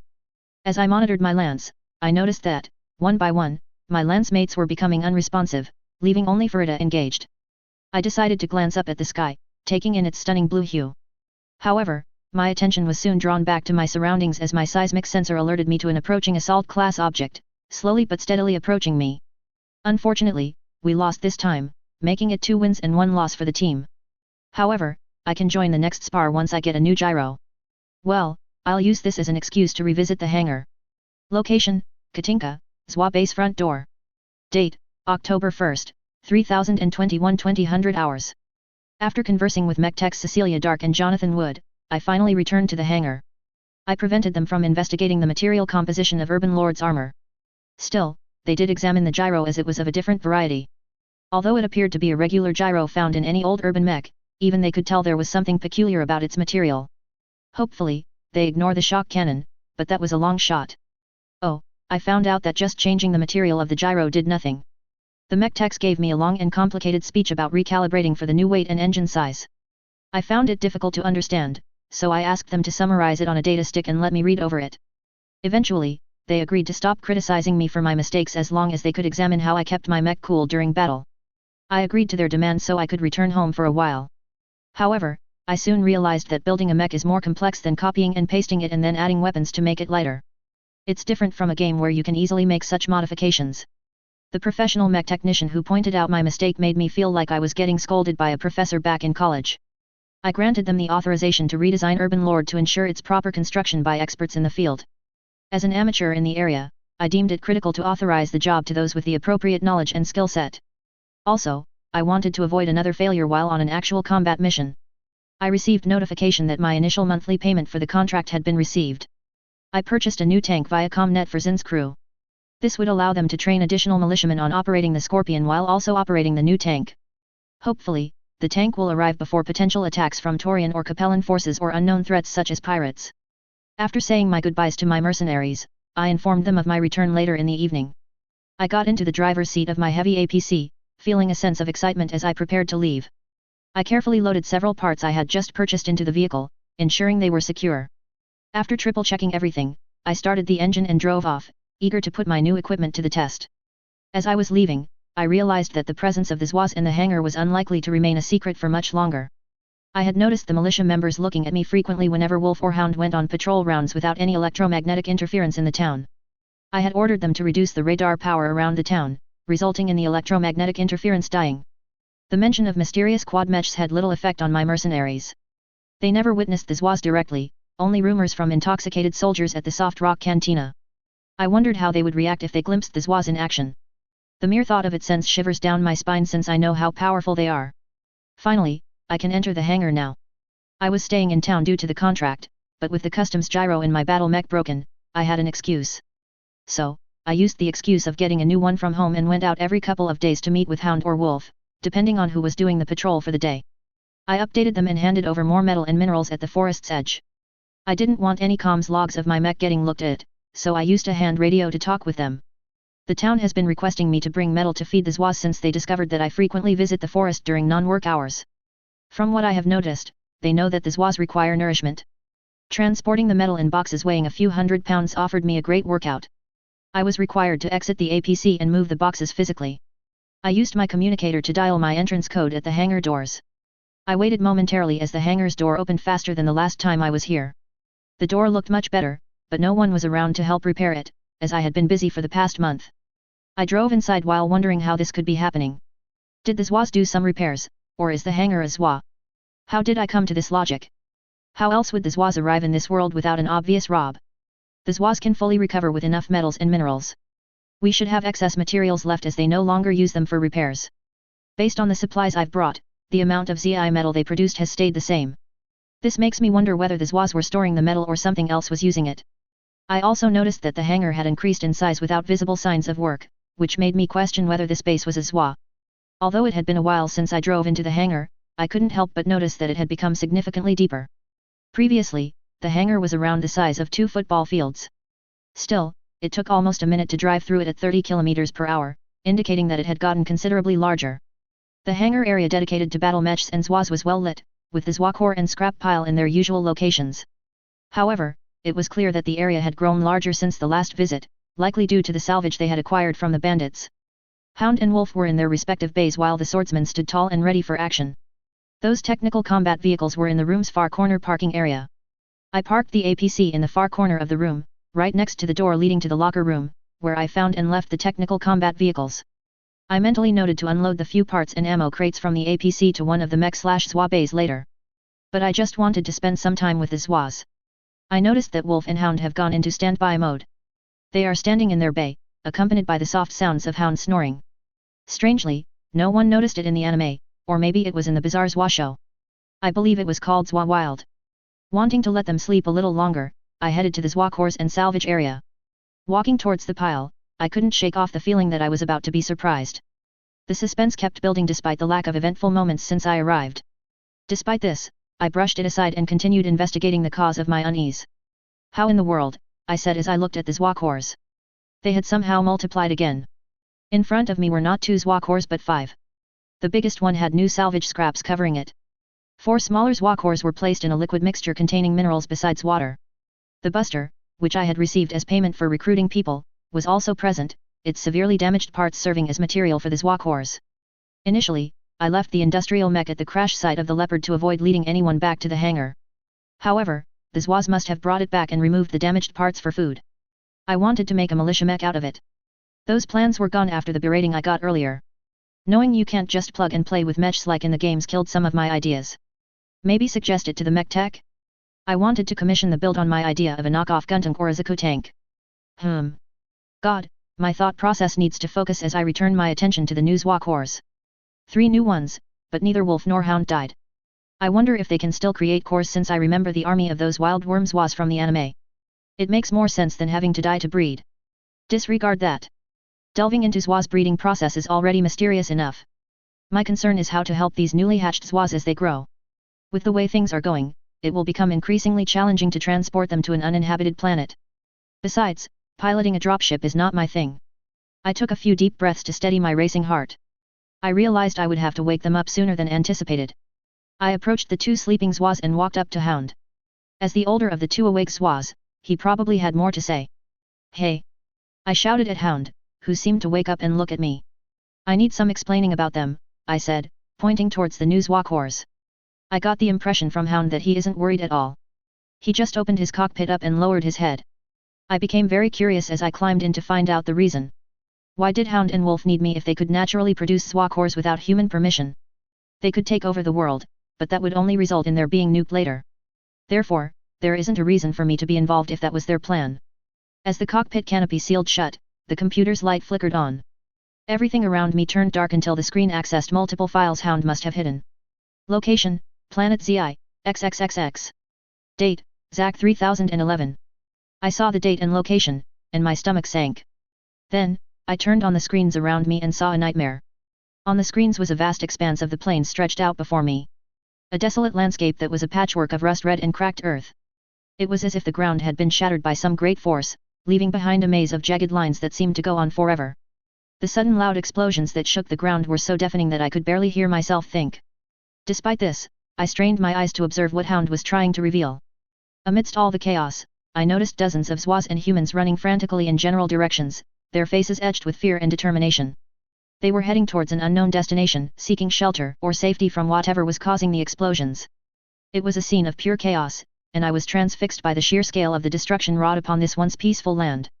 I observed people and Zoids dodging fireballs and meteors as they fell from the sky. Nearby, humans burned alive, and Zoids were crushed. Finally, I spotted Hound's destination.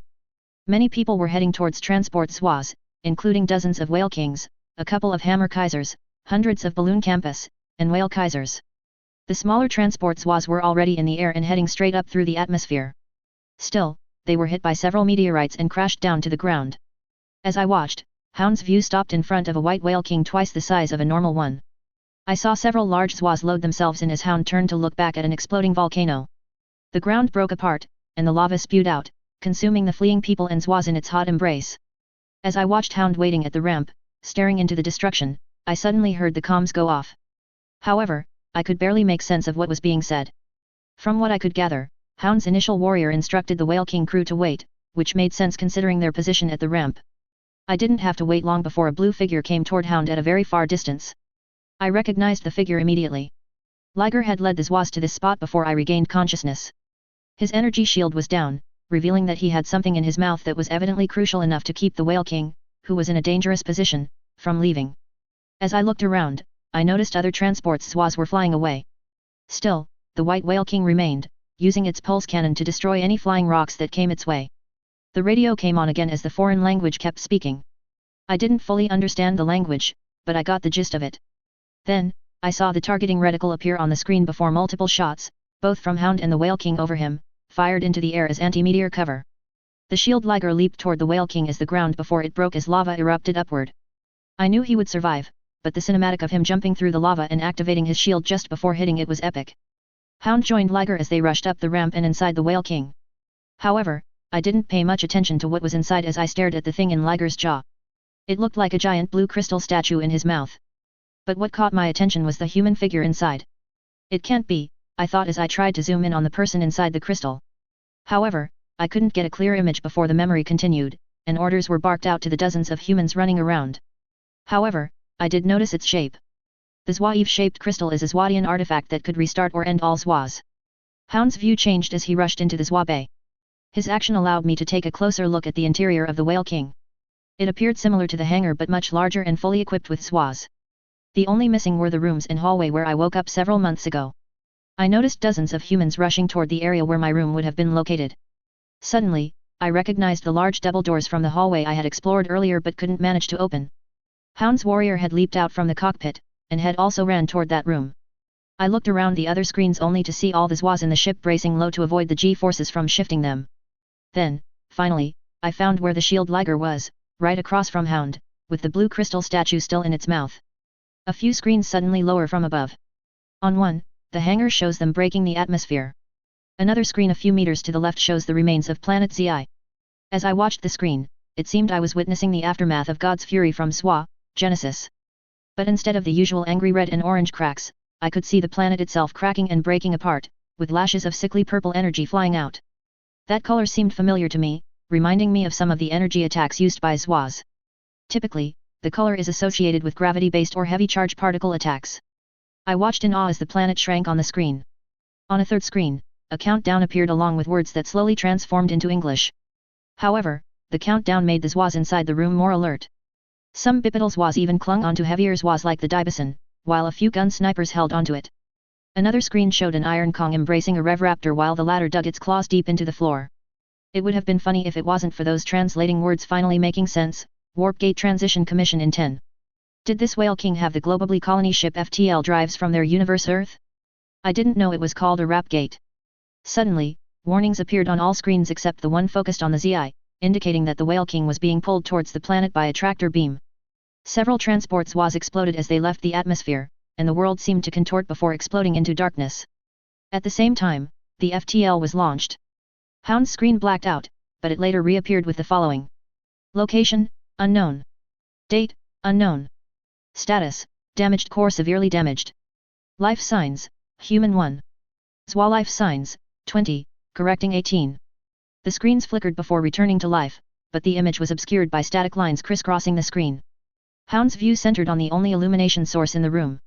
This crystal hovered in the air, slowly rotating. As it spun, pieces of the crystal broke away and clattered against the walls of the Whale King, creating a hailstorm of glimmering shards. To my amazement, the Whale King's vital signs stabilized as he absorbed the crystal fragments. Most of the Zwas were dead and stone gray, with a few others slowly turning grayish. The only ones that still had full color were the blue shield liger, which brought the crystal, and the Whale King. Suddenly, a large crystal shard beamed Hound in the cockpit, and its damaged status immediately changed to fully operational.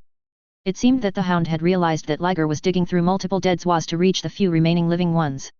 It was a sad sight to see the life signs of the Zwas decreasing even as the crystals continued to fly out, hitting the dead Zwas but failing to be absorbed. The shards that hit the lifeless Zwas simply fell on top of another dead Zwa and stayed there, never reaching the ones that truly needed them. Liger and Hound searched for Zwas, but unfortunately, they couldn't find any with the crystal shard they were looking for. Nevertheless, the Whale King's internal machinery, including the cranes and arms, extended from various angles to remove the remains and assist its fellow Zwas. They managed to dig out another gun snipe when the sounds of the crystals striking objects finally stopped. They turned to see me. I saw myself lying on the ground with a slight blue glow. A few of the arms too far away from the Zwa's remains began to move. The rapid movement of the cranes and machine arms brought out a familiar tube structure from when Van found Fiona in Zwa CC. A few smaller cranes picked me up and shoved me inside before it lit up. I was a bit pissed at the manhandling until I realized the human life sign detector showed my life signs barely there until they shoved me in. However, it took time to secure my survival, which meant that several Zwa life signs died out all except two Zwa's life signs buried under two Dibisons. The machine arms and the Zwas rushed to try and save at least one of them. After a few minutes, only one life remained, and only a tiny sliver of crystal shard was left. The shard had not fallen onto the Whale King's insides or been absorbed by Liger and Hound when they tried to bring it to the downed Zwas. I watched as the command wolf consumed the crystal sliver, but it did not stand up. Instead, it lay there, emitting only a faint life sign and making no movements. Both Zwas reacted to the Whale King's deep groans as I observed. However, the screens displayed a blurry image of their location. This new planet wasn't listed on any star chart they knew. Furthermore, it didn't aid that they appeared buried beneath rocks. The memory proceeded fast as the two Zwas walked down the Whale King's loading ramp to fire away at the sealed entrance. Then, after several hours of clearing the rock, they would return to consume parts of the fallen while the machine arms and cranes slowly crafted the room I found myself in from the remains of the dead Zwas. I saw the dead dragged into a hole in the ground in the Whale King's hangar center. I could hear the furnace consuming the armor and body parts. Sheets of metal were pulled out from the walls and began forming the rooms I would wake up in later. Finally, the mechanical arms placed the dead cores aside. One of the few intact bays received the command wolf via mechanical arms and cranes. Liger and Hound repeated their actions hundreds of times, trying to break through the rocks, metals, and minerals.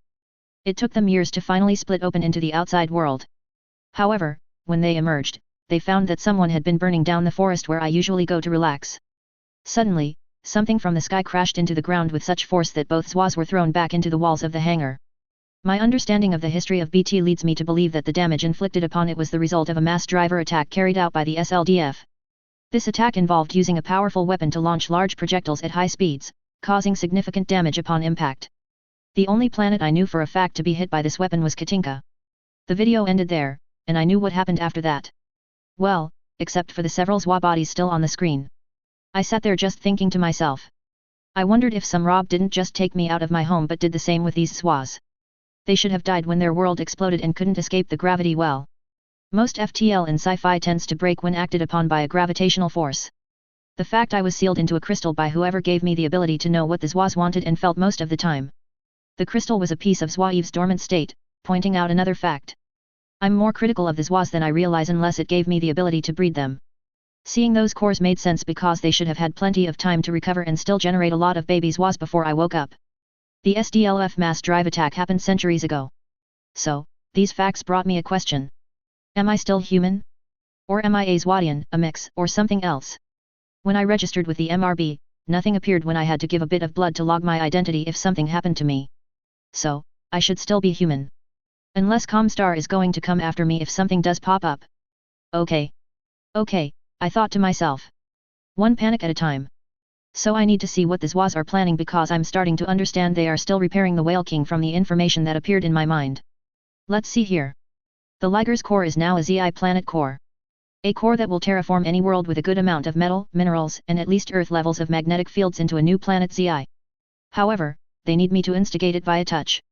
I decided to step out of Hound's cockpit, which he had opened for me when I pressed the button and walked over to Wolf. Standing between them, I finally spoke up. Wolf, Hound, and the Whale King, if you can hear me.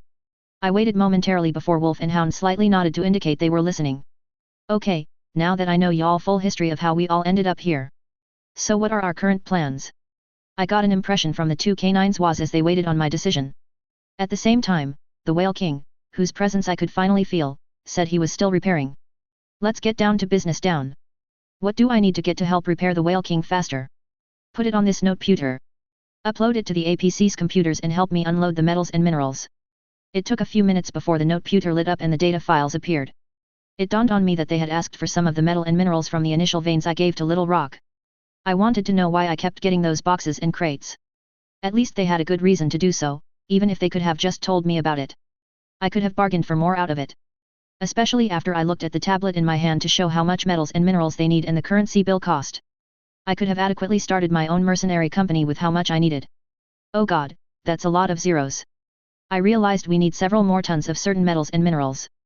Luckily, we had enough gold and germanium for the warp gate drives repairs.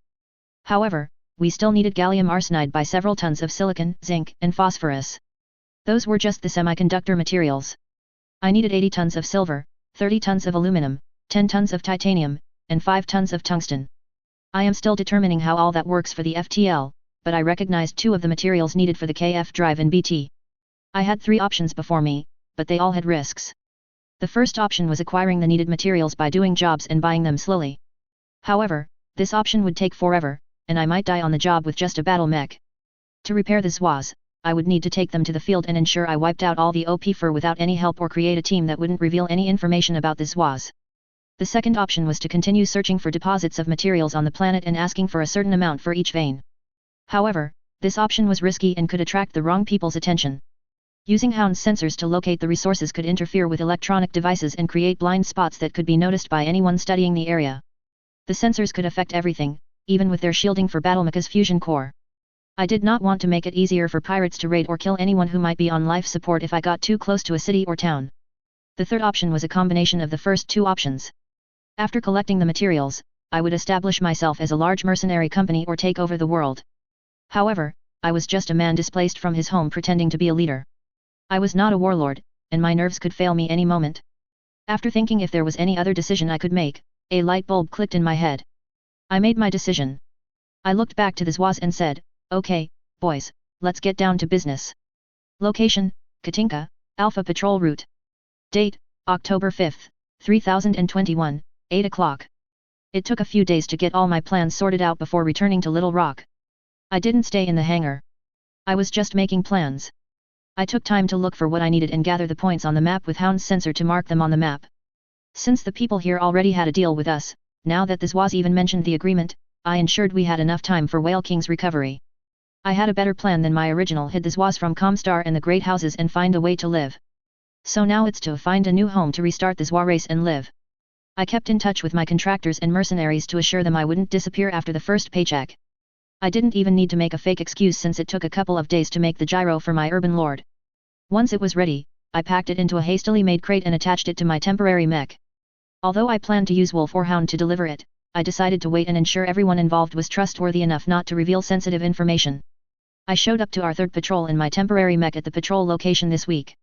I did one before Urban Lord's breakdown and missed the second during my planning stages. I also did some quick training to pilot the swordsman correctly. After all, the old Davian mech is larger, heavier, and has long arms that make balancing a bit more of a challenge. When I called him, my men were surprised I had a spare battle mech from Zin's tone. However, he did confirm that they managed to train up a Scorpion crew. They were just waiting for the new tank I ordered for their use to arrive soon. This way, my men had a much better ride, and I had a client to sell a tank. Thanks to Zin's training, especially now that Little Rock has a few green-trained operators. I already had another Scorpion tank building in the Whale King's hangar to pitch to the Little Rock Defense Force. I contacted the last mercenary I needed to complete my team, and she informed me that she had taken a temporary guard position on a convoy going to Little Rock. However, she did express interest in joining my newly approved company. She wanted to participate in our garrison to see how I operate. I accepted her offer as I needed all the help I could get, and it was an opportunity to evaluate her performance and potentially bring her on permanently. My excitement died a little when I communicated with Brooke. The militia captain was leading the previous patrol and had made it a habit for lances to meet before the next one took over. My team was to take over for his group, so we had to meet up first. I just confirmed my return with a new mech and my suspicions that I'm not good at being sneaky. Brooke did not acknowledge that he recognized the swordsman as the same one he had given to the quad mech group. However, his tone was reminiscent of a father coaxing his son to confess wrongdoing. I pretended not to notice and requested that he drop off my gyro with the mech techs. John and Cecilia wanted to adjust it for the urban lord.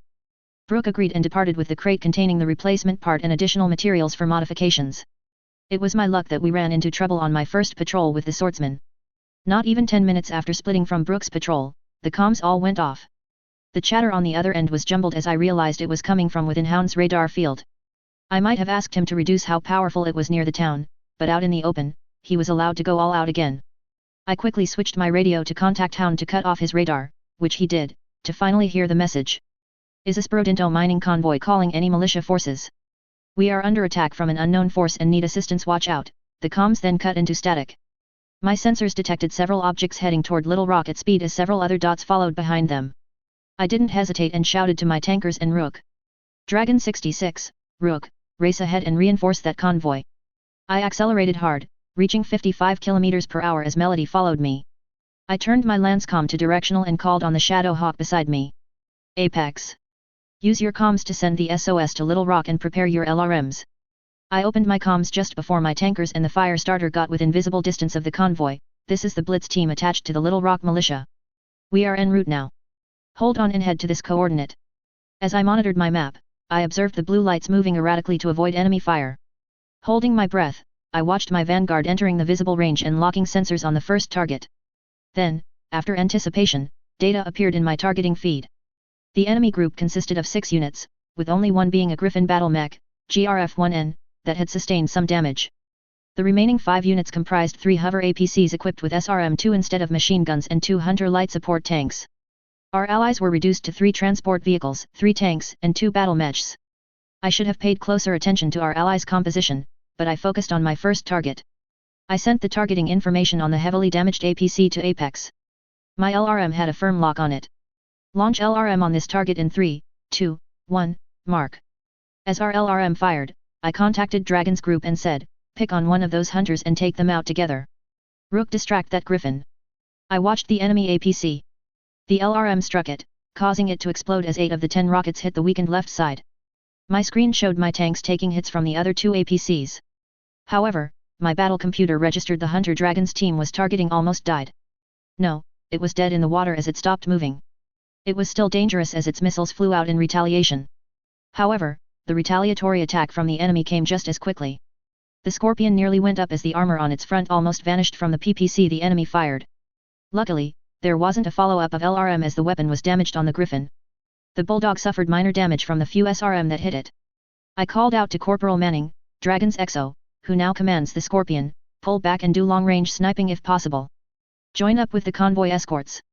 Thanks to our assistance, the convoy retaliated.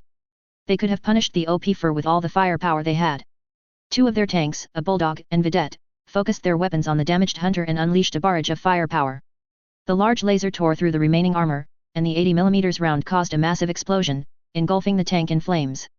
As the battle raged, the third tank, a Scorpion, bravely stood its ground, shielding the rest of the convoy from any incoming attacks.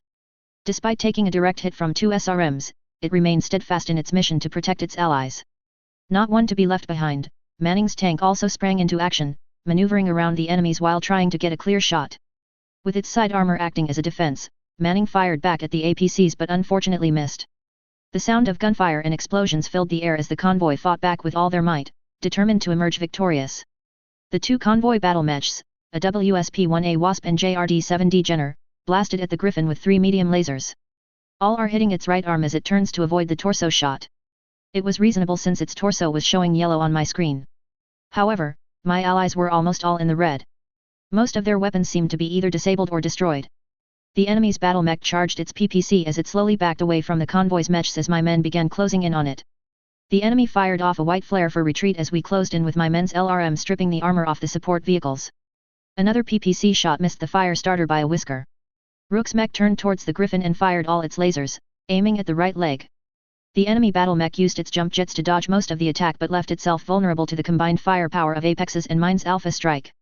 We decided to switch to the easier target, and our shots caused the enemy's right leg to shatter. Our tank force attacked the hunter and APCs, who were attempting to regroup and support the fallen battle mech. Well, that's not happening, I thought to myself as I gave the order to detain that downed Griffin and get rid of its other leg. As Rook went in to do so, the second hunter came in firing their LRM, with the remaining APC doing the same with their SRM. The enemy vehicles stopped just long enough for the tanks to get a nice hit on them. I blasted the support vehicle in the back, alongside Apex's lasers, autocannon, and missiles, blowing it up. However, those damn vehicles destabilized the fire starter enough that the freaking Griffin managed to get somewhat up and take aim with his PPC right at Rook's cockpit. God damn it, I heard Rook scream as the PPC almost fired. At least, that is what my thermals were saying. Rook's jump jet started up, but it was too late. Oh no, you don't, I shouted as I charged the almost standing mech and body slammed that arm before that thing could fire. Sure, I could have fired an Alpha Strike to try and break it, but I might not make it in time. However, I wasn't going to leave it to chance that the PPC wouldn't hit at that range. It would be an instant kill with how thin the fire starter's armor is in that location. My world went sideways, and the left arm of my mech was severely damaged. However, the PPC still flashed out, and my mech's left arm vanished in a wave of blue. That neuro helmet feedback sucks as it felt like I burned my arm on the deep fryer again. I looked at my screen again to see that my computer registered all the weapons on the Griffin were down, and there was no way it could get up with my swordsman on top of it. I tried to get off the downed mech, but the sharp pain in my left arm had me just shout into the speaker, "Griffin pilot, surrender now or die." The battle mech under me powered down, and I breathed a sigh of relief. I had my small laser ready to fire at the mech warrior in the cockpit in case they didn't yield. However, I didn't need to use it.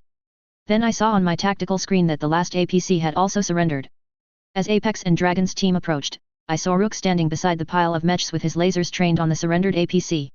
Then, finally, the convoy's Jenner came over and opened communications. "Thank you for your timely assistance," came the familiar voice of the new Dutch patrol lead. "Do you need any assistance?" I opened my comms and replied with a bit of a cough as I could feel something off. "Little Rock's patrol is already on its way. We will meet up there for any talks." The Jenner pilot only said, "Acknowledged." Then she rushed off to join the convoy and the 3 tanks. One of the transport trucks and the Wasp came over to assist with detaining these prisoners. The radar map showed that several friendly units were coming our way, so I just decided to wait. I started looking for my first aid kit but couldn't remember where I had put it. When the Wasp pilot tapped into my comms, "Well, this is a fun trip. Glad to be a part of it." I recognized the voice immediately, Tony Okoye, aka Slapdash, the last mercenary I hired for the garrison. I just chuckled at how this meet-up went, as she did say she was on the way with the tank I bought. "Welcome to the party, then, Slapdash." I looked at the transport that came over and guessed what it was carrying. "This is Blitz Commander to the incoming transport truck. Is that my tank on there?" What happened after that was a blur as I treated myself with the first aid kit I found under my seat. I didn't break anything, but something was wrong with me. I managed to get my mech back up as I contacted the incoming militia to see if they had a medic. They didn't. The BRV arrives with Commander Tagger in his Skydiver, with an APC and a few warrior VTOLs as a backup. The rest of his force had linked up with the convoy to protect them. Commander Tagger arrested the surviving attackers and placed them all in the APC after loading the salvage. I recall my comrades asking if I was alright since I couldn't stabilize my mech for a moment after getting up. I attribute it to the fact that the swordsman was missing an arm, and I was feeling dizzy. Although we obtained some valuable items from the encounter, we should have noticed this issue. If my urban lord isn't operational, I should have piloted the command wolf instead. Using a battle mech I still needed training with wasn't safe for the company. It took time to arrive back at Little Rock Militia HQ. The convoy had already unloaded their cargo and moved out of the way. With them out of the way, the rest of my company returned. I barely managed to park my mech as the mech techs and medics rushed to me. I remember handing a data drive about my militia mech idea and telling Cecilia to repair the swordsman and the scorpion. However, everything went dark after that as one medic injected me with something. Chapter 3.03 Let's get down to business. Location, Katinka, Little Rock's Militia Infirmary. Date, October 11th, 3021 11:15. I sat on the infirmary bed I'd been sleeping on for the past few days. The hospital dining table was before me with the day's meal. I looked at the lunch before me in mild disgust. I know it is supposed to be good for the recovering body. Especially since I had 2 fractured ribs and some nerve damage in my left arm, but the food tasted like dirt. No, never mind, that was an insult to mud. Dirt tasted better than this slop, but at least it would be my last day eating it. Even in the periphery, Battletech's medical technology had those cracks healed almost completely. My nerve damage is down to a bit of a trimmer. I still remember the needle they jabbed into me before I passed out from the mixture of pain and, surprisingly, heat exhaustion. They told me the medicine inside that needle prevented my body from overworking itself. So magical drugs that kept me alive. I still held my suspicions about the drug since the medicine knocked me out for 2 days. Then again, I surprised everyone by waking up in 2 days instead of 5. The sudden feeling of extreme fear and worry caused me to wake up early and not fully heal. Those intense feelings came from 2 specific sources that haven't shown up since I managed to grab my radio and told them to stay away, for now. I quickly finished the lunch before looking at the reports from my troops' patrols while I was out. Zinn's and Corporal Manning's documents on the Bulldog and the new J. Edgar. Our mech techs restored the tank's armor with supplies from the militia. This repair came quickly thanks to the stock of armor shipped from the capital to repair Guano's Bulldog. They even ship over replacement weapons if something happens. Also, the governor permanently assigned the B team for factory defense. So I managed to greet them when they visited me yesterday. The J. Edgar was working fine, and they managed to recruit a few young orphans to our growing company. They joined the tank division that was slowly becoming a thing. Those not assigned to work on the tanks became infantrymen/women. I told Zinn about some technicals in my personal storage that we could give them to train with. The disgust on the man's face nearly made me question myself for keeping those trucks armed with rocket launchers or mech-grade machine guns. However, his XO Manning accepted it and even asked to have them shipped over when possible. After letting Whale King have his tools repaired, I would upgrade and send them here. I then looked at the repair reports for the battle mechs. I already knew the militia mech techs focused on their units before helping us according to our contract. So, the repairs on my units were slow, especially for my swordsman. They were trying to handcraft a new arm for the swordsman since those mechs have been obsolete for centuries. They had a medium laser they took off a destroy militia galleon ready to attach to my mech. Also, the remaining energy weapons on my mech need heavy maintenance since I overuse them. That's the reason for the heat exhaustion I suffered post-battle. I never stopped firing the lasers, even though I was barely in range. Still, it was better than the alternative of losing my people and those civilians. At least the rest of my forces had priority repairs to save the convoy. The Wasp's repairs were manageable as they had to wait for the parts to arrive. It was easy for Cecilia to fix the SRM-2 tubes that were slightly damaged from battle. The ammo was even easier to get for it. They had plenty to spare from their stocks for their warrior VTOLs. At least Michael's fire starter was now a fully kiked laser boat with the 2 Model 12 small lasers they added on. Still, no flamers as those Hunter's vehicle flamers were destroyed. However, having a mech that can fire 2 machine guns, 4 medium and 2 small lasers made those changes worth it. My own Urban Lord still had the new gyro created to compensate for the further weight distribution. Unfortunately, the material that made up my custom gyro was too light to readjust for balance. Hence, the mech techs had to get creative. They announced it would take a month to create one specific to the model needed.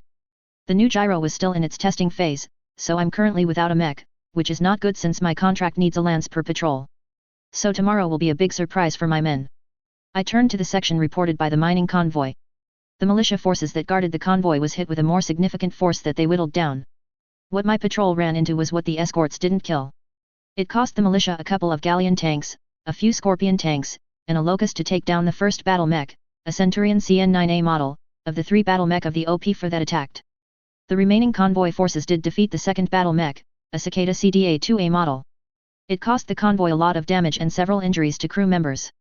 What remained of OP for was what my team ran into, and they were still strong enough to hold out for a while. So when the BRV and trucks returned, they brought all the remains they managed to salvage.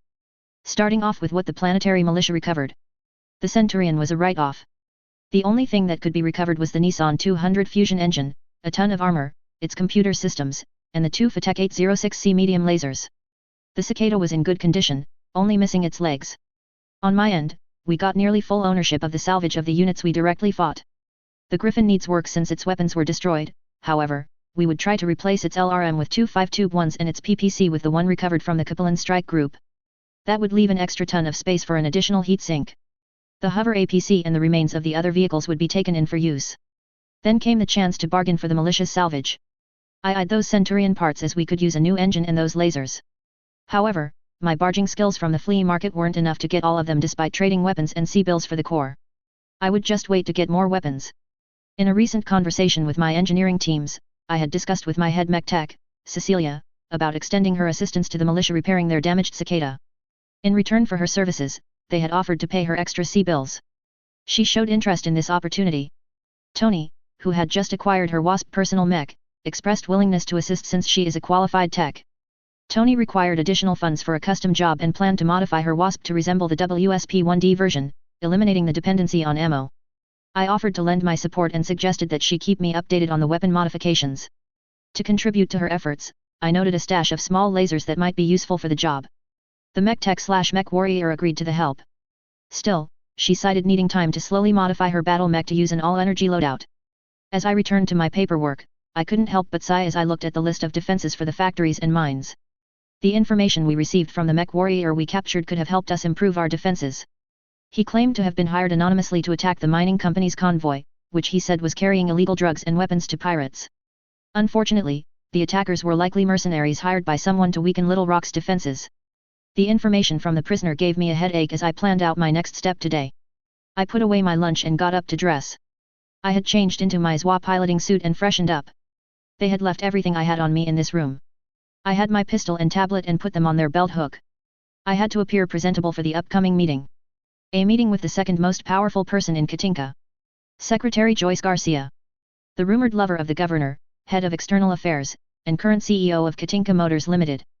The company was created for the new battle mech factory and mines. She is the person who currently has a few of my data cores. Not all of them, but the ones on my person at the time. Those cores I made contained the several locations of resource veins and my musing for a Guntung Enzaku tank mechs made from the Buster. The former data was meant to bargain with Captain Esposito and the mayor of Little Rock. I had yet to stash them away before the battle and kept them in my pockets. Now I was worried about what they read since rumors from the cantina had me on edge about potential assassination attempts in the future for introducing a new mech design. Comstar's ROM may or may not care about it. The latter cores were only meant for my mech techs to look at. I gave Cecilia the core with the militia mech data to look at with Tony. However, the militia mech tech, Jonathan Wood, had them. In my days, I gave him the batch meant for my tank crews to review. That prompted the planetary medical team to stash away my things after they got me into this hospital room. How do I know this? Michael came to me on day 3 to say that Secretary Garcia was a part of the convoy we rescued and was here under the orders of Governor Chile. One of those orders was to check on the mercenaries hired to protect the town. To investigate or check up on us was the question in my mind. As per the latest information, the Little Rock convoys were subjected to a series of violent attacks by hired mercenaries who had been provided with misleading information. The investigators at Comstar are examining the matter in great detail. In the meantime, my company has also come under scrutiny because the contracts for attacking the convoys were traced back to our area. Notably, the man inside the Griffin, one of the battle mech used in the attacks, was a mercenary whom I had declined for the job. However, his name remained on record as a potential hire for raid jobs, as did the names of several other attackers I chose not to hire at the time. However, I kept them on a list with Comstar to call upon once my current units had trained enough to work as a team.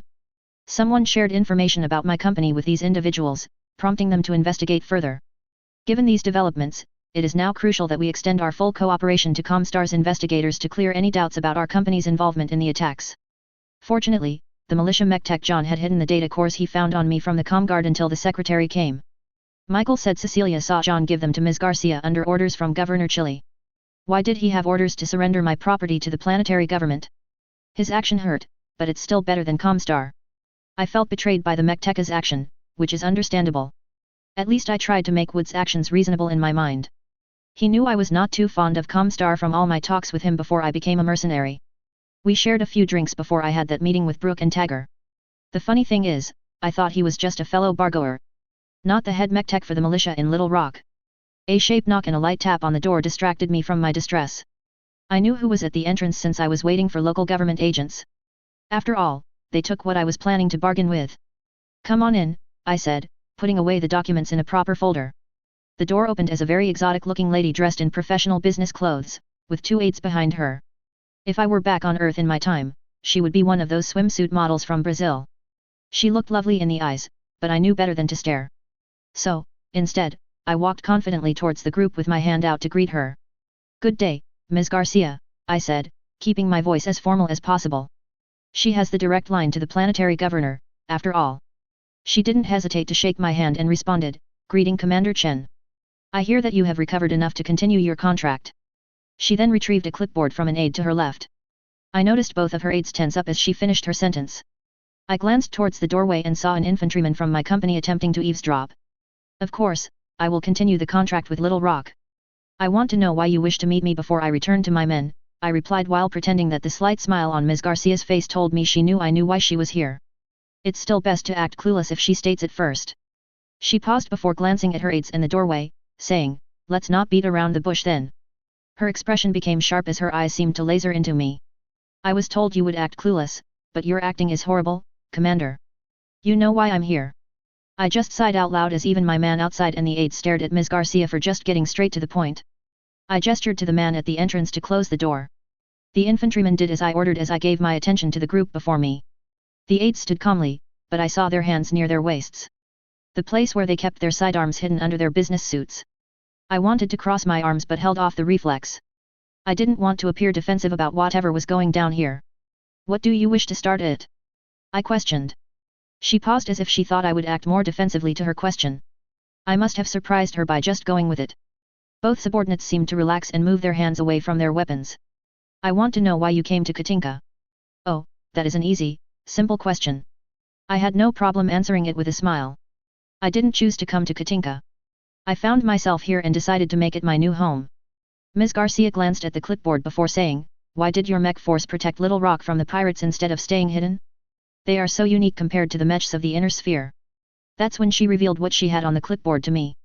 Attached to the clipboard is a grainy photo of Wolf and me next to the trailer.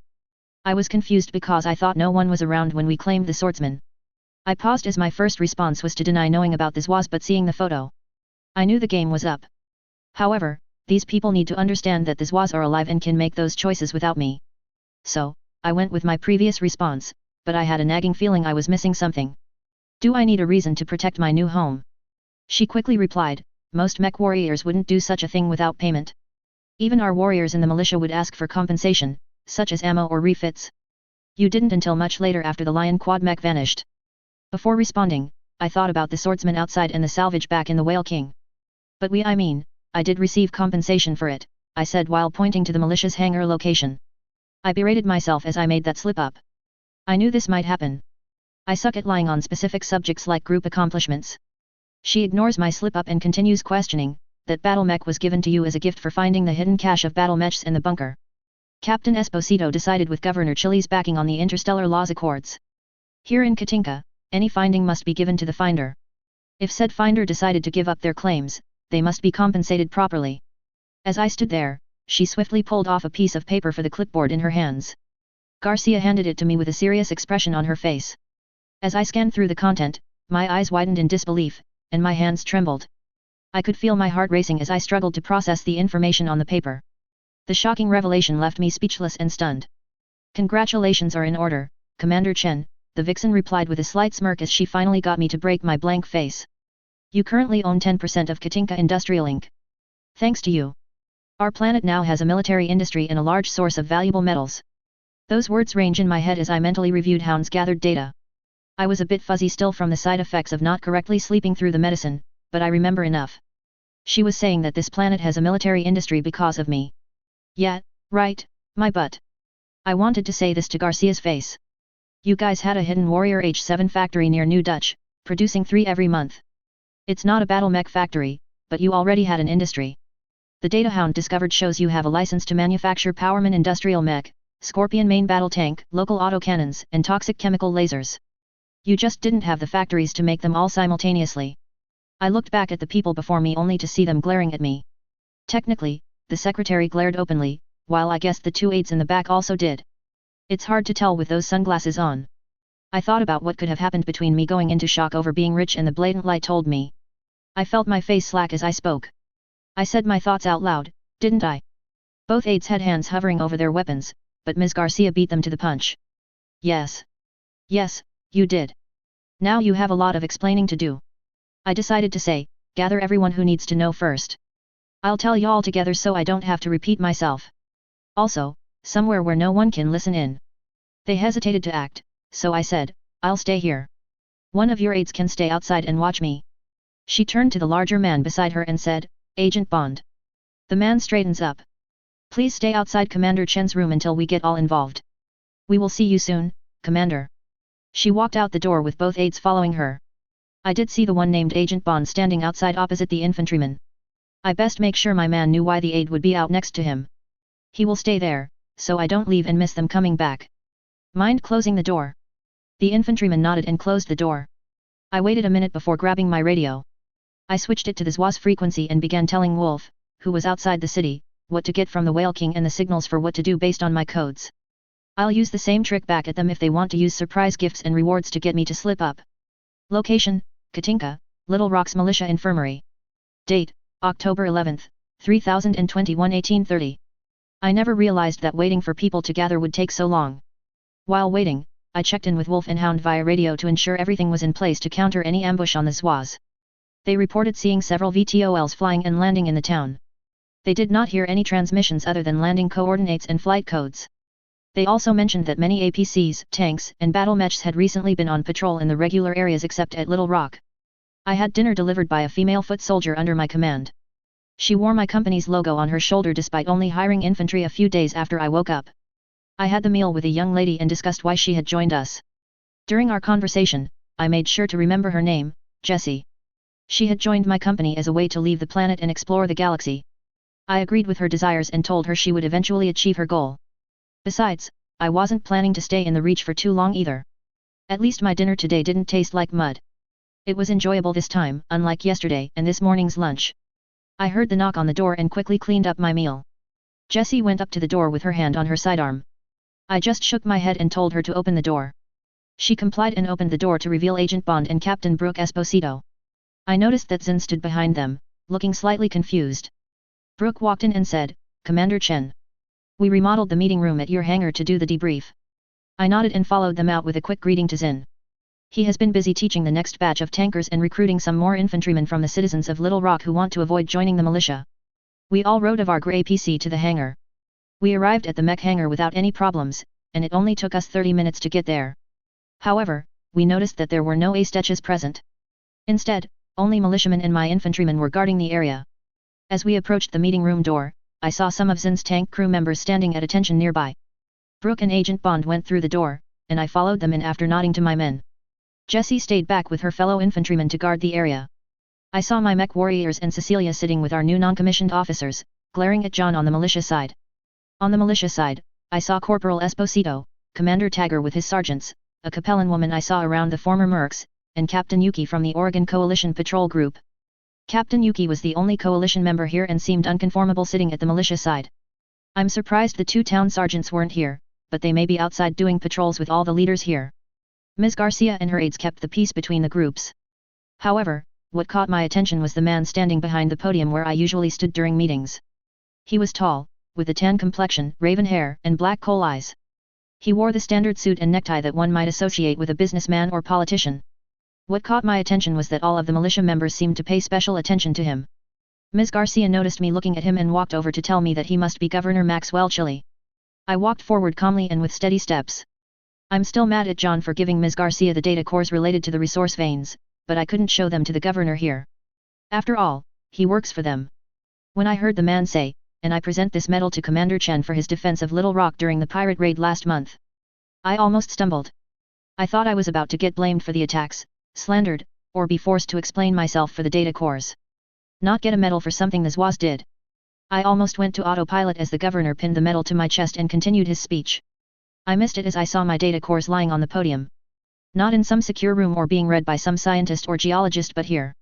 Was it an attempt to reconcile? Why? I'm just a newbie mercenary commander. That was when it hit me. The nagging feeling I had for the past few days. It bothered me during my conversation with Ms. Garcia. I set a password and encrypted my stuff using Zoids and some old-fashioned C++ programming. Of course, they couldn't access it since this universe is based on what the future 80s would be like, and Katinka is in the space boonas. The planet is not part of the inner sphere with its few universities and high-grade military sci-fi tech that still uses advanced old tech. Still, I would like to know if I accidentally set one on the data for the prototype I designed inside those cores. I could identify them with just a touch. God, I wished I could bury myself right now. If they need to break me out, all that planning with Wolf and Hound through the radio is all for nothing with how smooth everything seemed. I planned to reveal information to the local town government. However, the opportunity to inform the planetary governor was before me. It would be funny if I got a land holding here to defend the planet when I needed to get off this place to plant the ZI core, Liger's mutated core. I snapped out of my slight funk as I heard Governor Chili call me to take the stand to make my announcement. A sly man there as well, I thought as I walked up to the podium and pulled my tablet off my belt. While I tuned him out with my internal monologue, I heard what he awarded me for what I thought they didn't know about. So I best bring a big surprise to everyone here. Thank you, Governor Chili, for rewarding me for doing the right thing, I said as I stood at the podium and grabbed the core nearest to me. I recognized the shape as the one with a new resource vein. But I do have more to offer before we finish today. I saw some confusion from my men and Yuki, but the local militia members, were they passing C-Bill around? I just ignored that as I opened my tablet up to projection mode. Noteputers had nothing on Zwa tablets that Whale King made for me. It was composed of all the BT tech the Zwas took and modified with advanced processors and Zwadian tech. The room fell silent as I raised my sleek tablet and angled it toward them. With a flick of my finger, a vivid and lifelike holographic projection emerged from the device, leaving everyone in the room awestruck. The hologram was so detailed and realistic that it jumped out of the screen, covering the entire table before me. Holo tables were usually reserved for large-scale displays, and even then, they required a significant amount of power to operate. But my small and compact tablet produced a just as impressive hologram. The look of amazement on everyone's faces was priceless.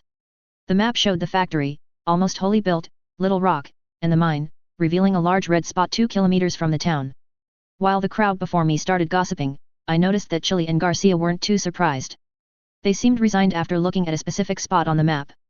Oh, their eyes widened, but they focused on the red spot. Then they both looked at me as if they realized how I must have found out about where their secret warrior factory was located. It was one thing to know it existed. It was another to know its exact location. While I let it slip, I knew they had one, not that I knew its location. Not that it matters since I technically own some of the large shares in their military industry for me to be in the know. I wish to report a source of silver that I found while retrieving parts to repair my first battle mech. From my scanner, it should be around 20 tons right here, but I believe a Dig King will be able to determine the accuracy of this report. Silver should go to about 8 or 10 C-bills per ounce, a decent amount of money. Of course, I had much rarer material spots, but they will come out later if needed. As the discussions commenced, the attendees' enthusiasm swelled. I sought to gain their attention by raising my hand. I intended to present this to Captain Esposito to convey it to you, Governor Chili.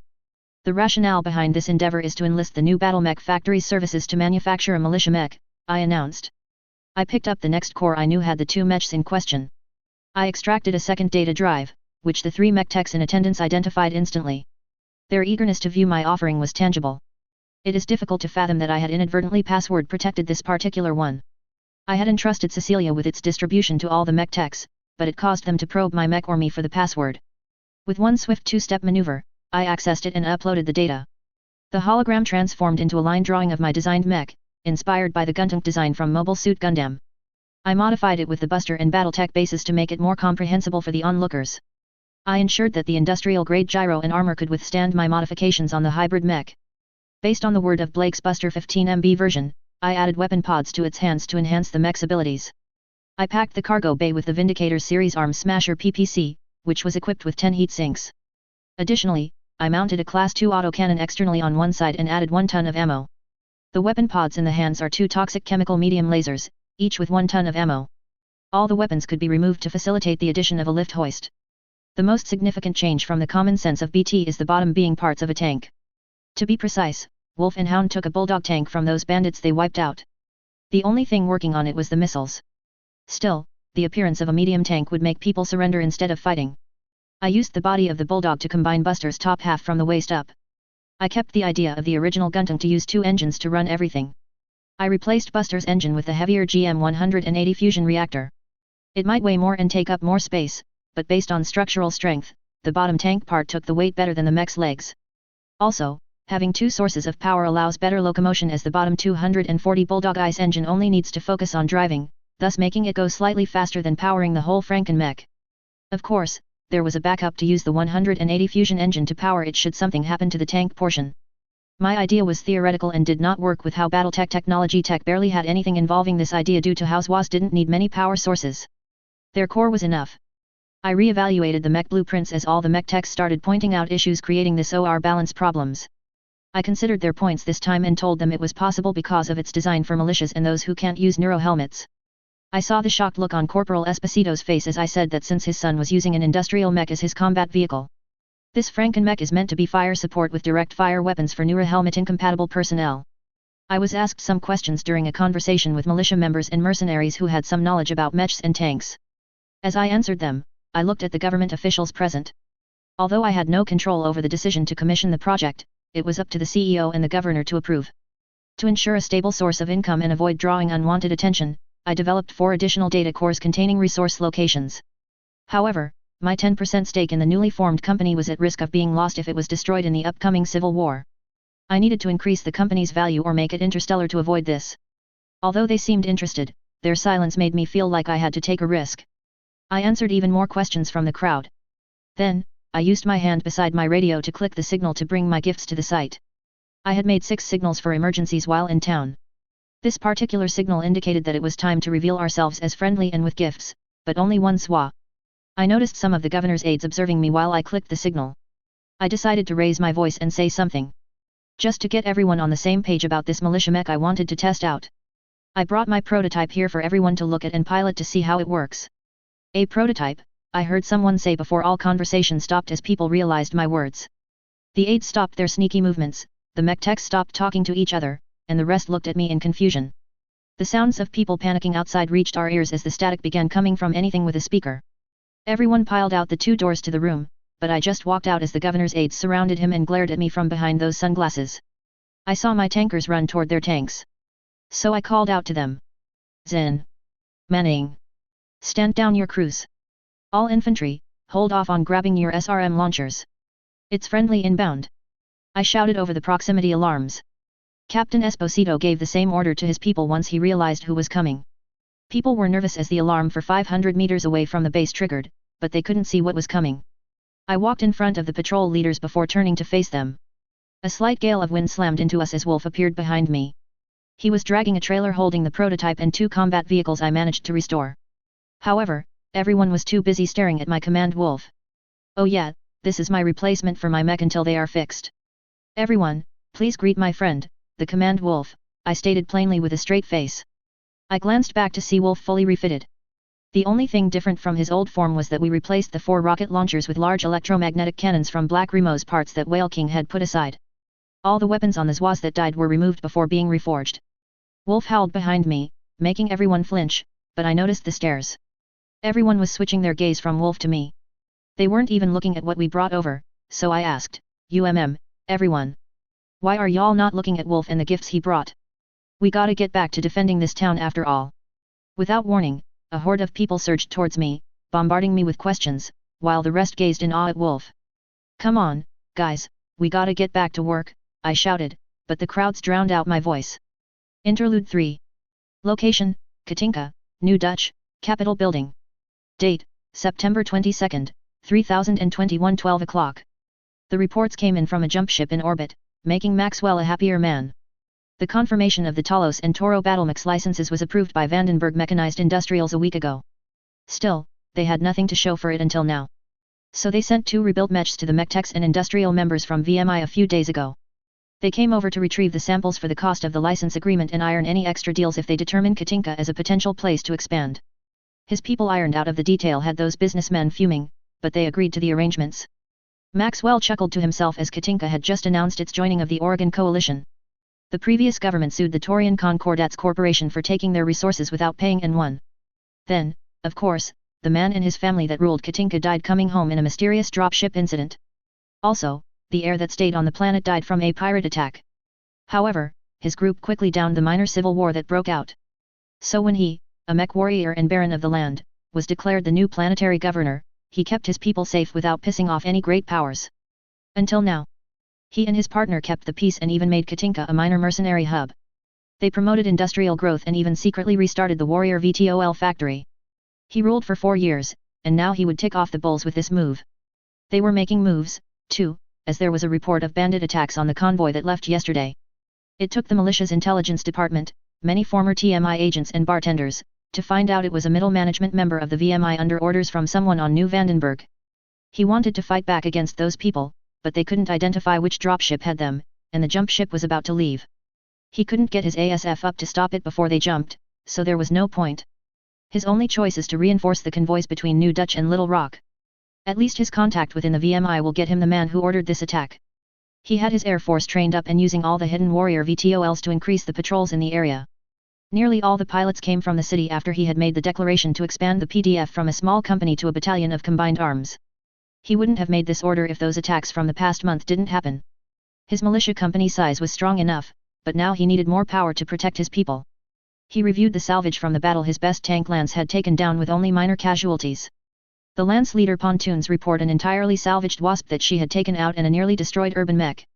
Both battle mechs are currently being repaired in the militia's HQ with some contracted work to mercenaries with experience as a mech tech. However, the request from Pontoon to send the urban mech to Little Rock for refits by the mysterious stranger. One who couldn't be found in any system so far.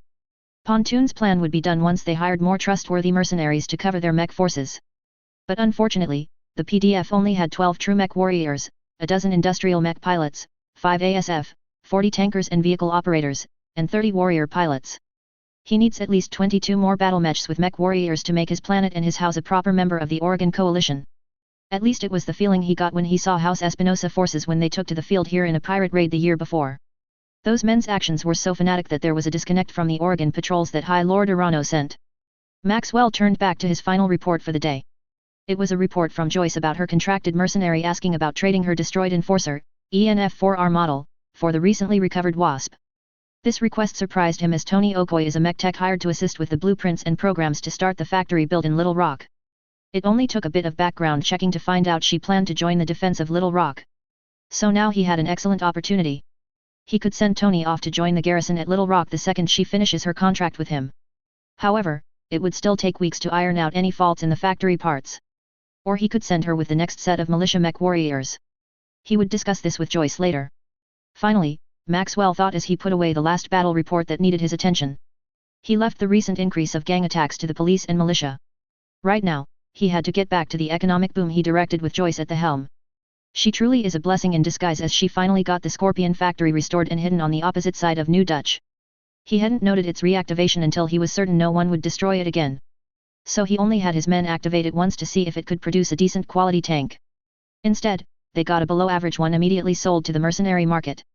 His VTOL factory produced only 3 warrior a month, but it was enough to protect their land once the tanks came online. He got to work on distributing the capital he received from Dinton mining.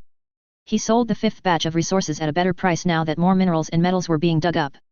Location, Katinka, Little Rock Patrol Route B. Date, September 23, 3021 8 o'clock. Captain Yuki Honda dodged the AC/10 shot using her jump jets before returning fire with her medium lasers.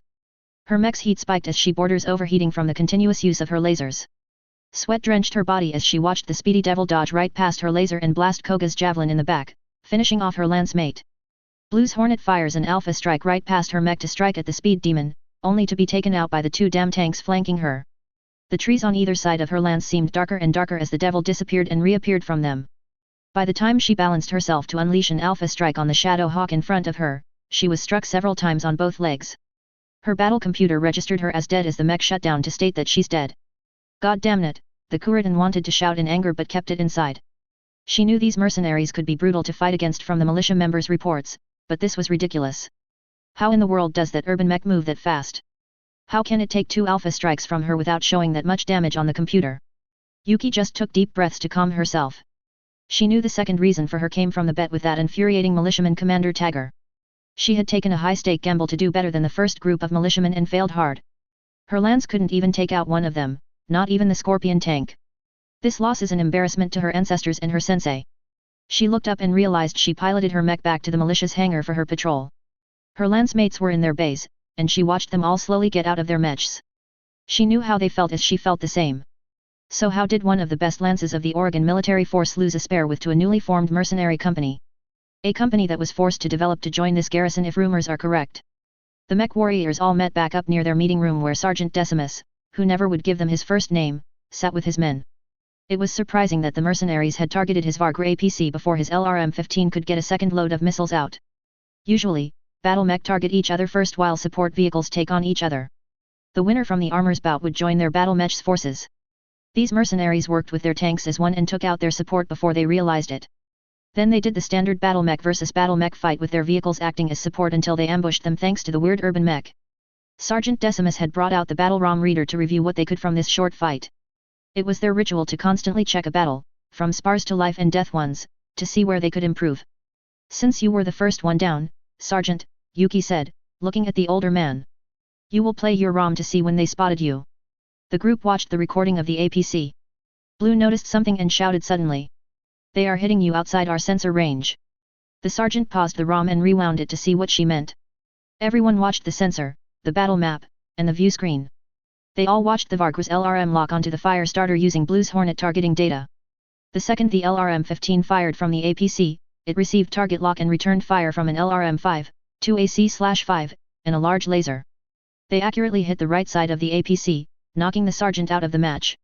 A highly combined accented voice said what they all were thinking. They knew where you were the entire time. Only striking when you couldn't move. They rewind and review the timing of the mercenaries' attack. They saw it and realized with dread that their attacks were well coordinated, but the OP-4 also had them dead to rights. They could have quickly taken out the blackjack or javelin with those strikes.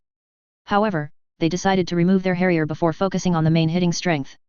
They quickly switched to Koga's javelin battle ROM only to see his view during the battle. They only saw wood until the attacks hit the APC.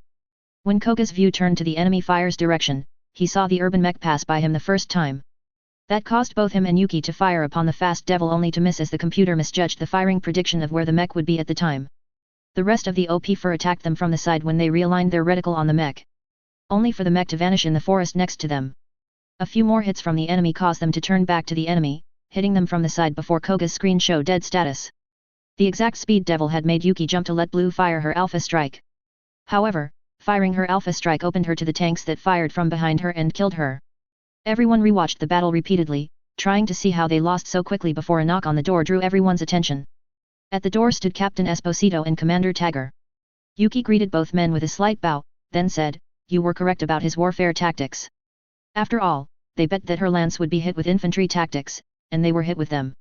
Captain Esposito spoke up first. "We figured that the man is used to high-speed battles like mechanized infantry's use against each other. Those modifications to his urban mech will confuse any computer and mech warrior that faces it." Yuki thought about it before agreeing to hear of an urban mech moving that fast and acting as a striker. It was then that Commander Tagger spoke up, "Yes, and the armor register very little damage from our lasers unless it on there for at least 2 seconds. The material of the armor also confuses the combat computers." "Yes," Yuki responded, "and that confusion will be a great asset against any Capellan or Taurian forces." "Yes, he and his men are a trump card to defending this area," Captain Esposito said before smirking. "I believe we had a bet that I won." Commander Tagger also smiled but didn't say anything. However, the feeling in her stomach told her the payment would be horrible. At least from Esposito, as Tagger had made his bet clear. Both men looked at each other before the commander stepped forward. "I believe we had an agreement that we would share our resources on repairs and equipment for the foreseeable future. I will get my quartermaster to arrange it. Is there anything else?" "I believe you have a meeting with my son," Esposito said with a smile. A smile of a father trying to get this son out in the world. Yuki wanted to groan, but a bet is a bet. It would bring dishonor to her family to not commit to it. So she went off to inform the mech tech to install a rumble seat in her blackjack before their next patrol. Location, Katinka, outside New Dutch perimeter. Date, September 28, 3021 1500 hours. Kyun sighed in relief after rookies reported an all clear. The latest convoy heading towards Little Rock had been ambushed nearly a minute after her lance had left them. There was only a 2-kilometer gap between New Dutch's patrol route to Little Rock's patrols. The hole in coverage was usually filled with that odd electronic interference. This ECM caused everyone heading to or from Little Rock to have flares to signal any enemy for either patrols to interfere and save them. Typically, convoys had enough weapons to last until they got to the following patrol route or hired guns to protect them. The 2 burning piles of metals were the newest recruits to the VTOL training program. They shouldn't have rushed ahead without the rest of the lance before the enemy fire took them out. At least their lives saved the convoy, as they gave the patrol time to make it to the combat zone with the Oregon Delta Group on the other side. They took out the several Noman trucks armed with SRM and the few strikers here with their combined might. A few OP4 units ran into the forest, trying to escape them.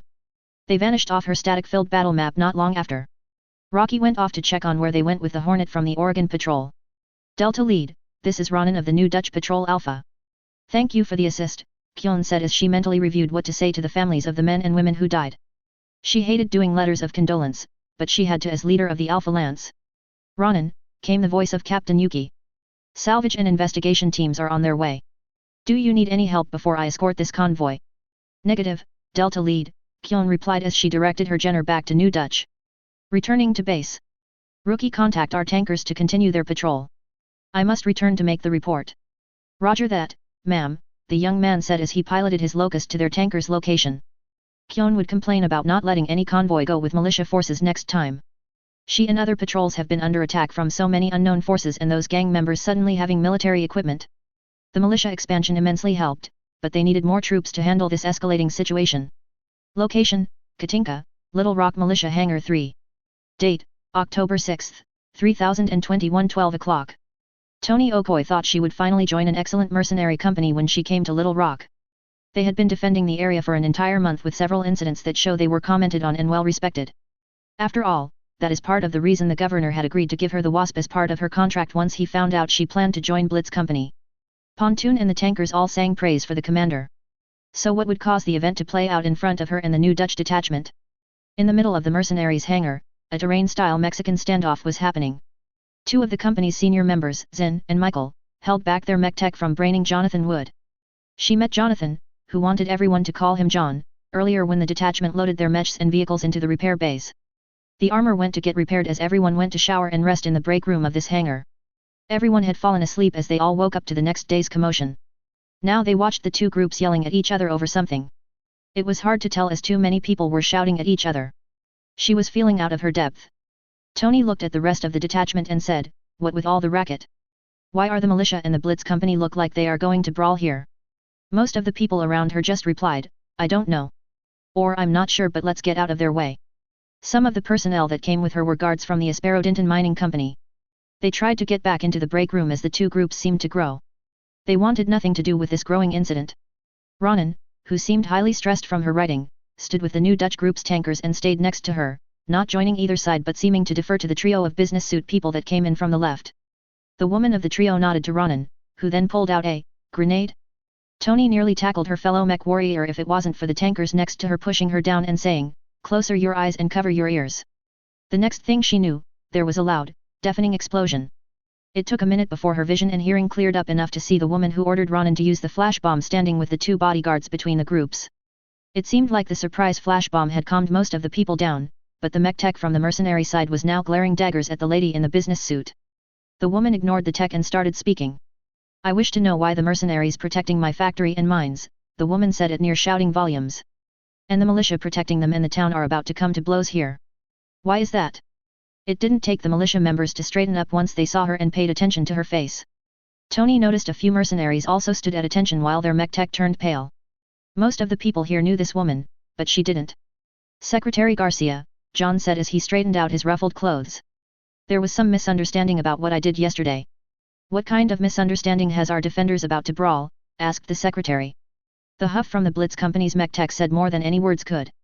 However, Secretary Garcia had heard it and turned to the other group. She was hinting at them to say their piece.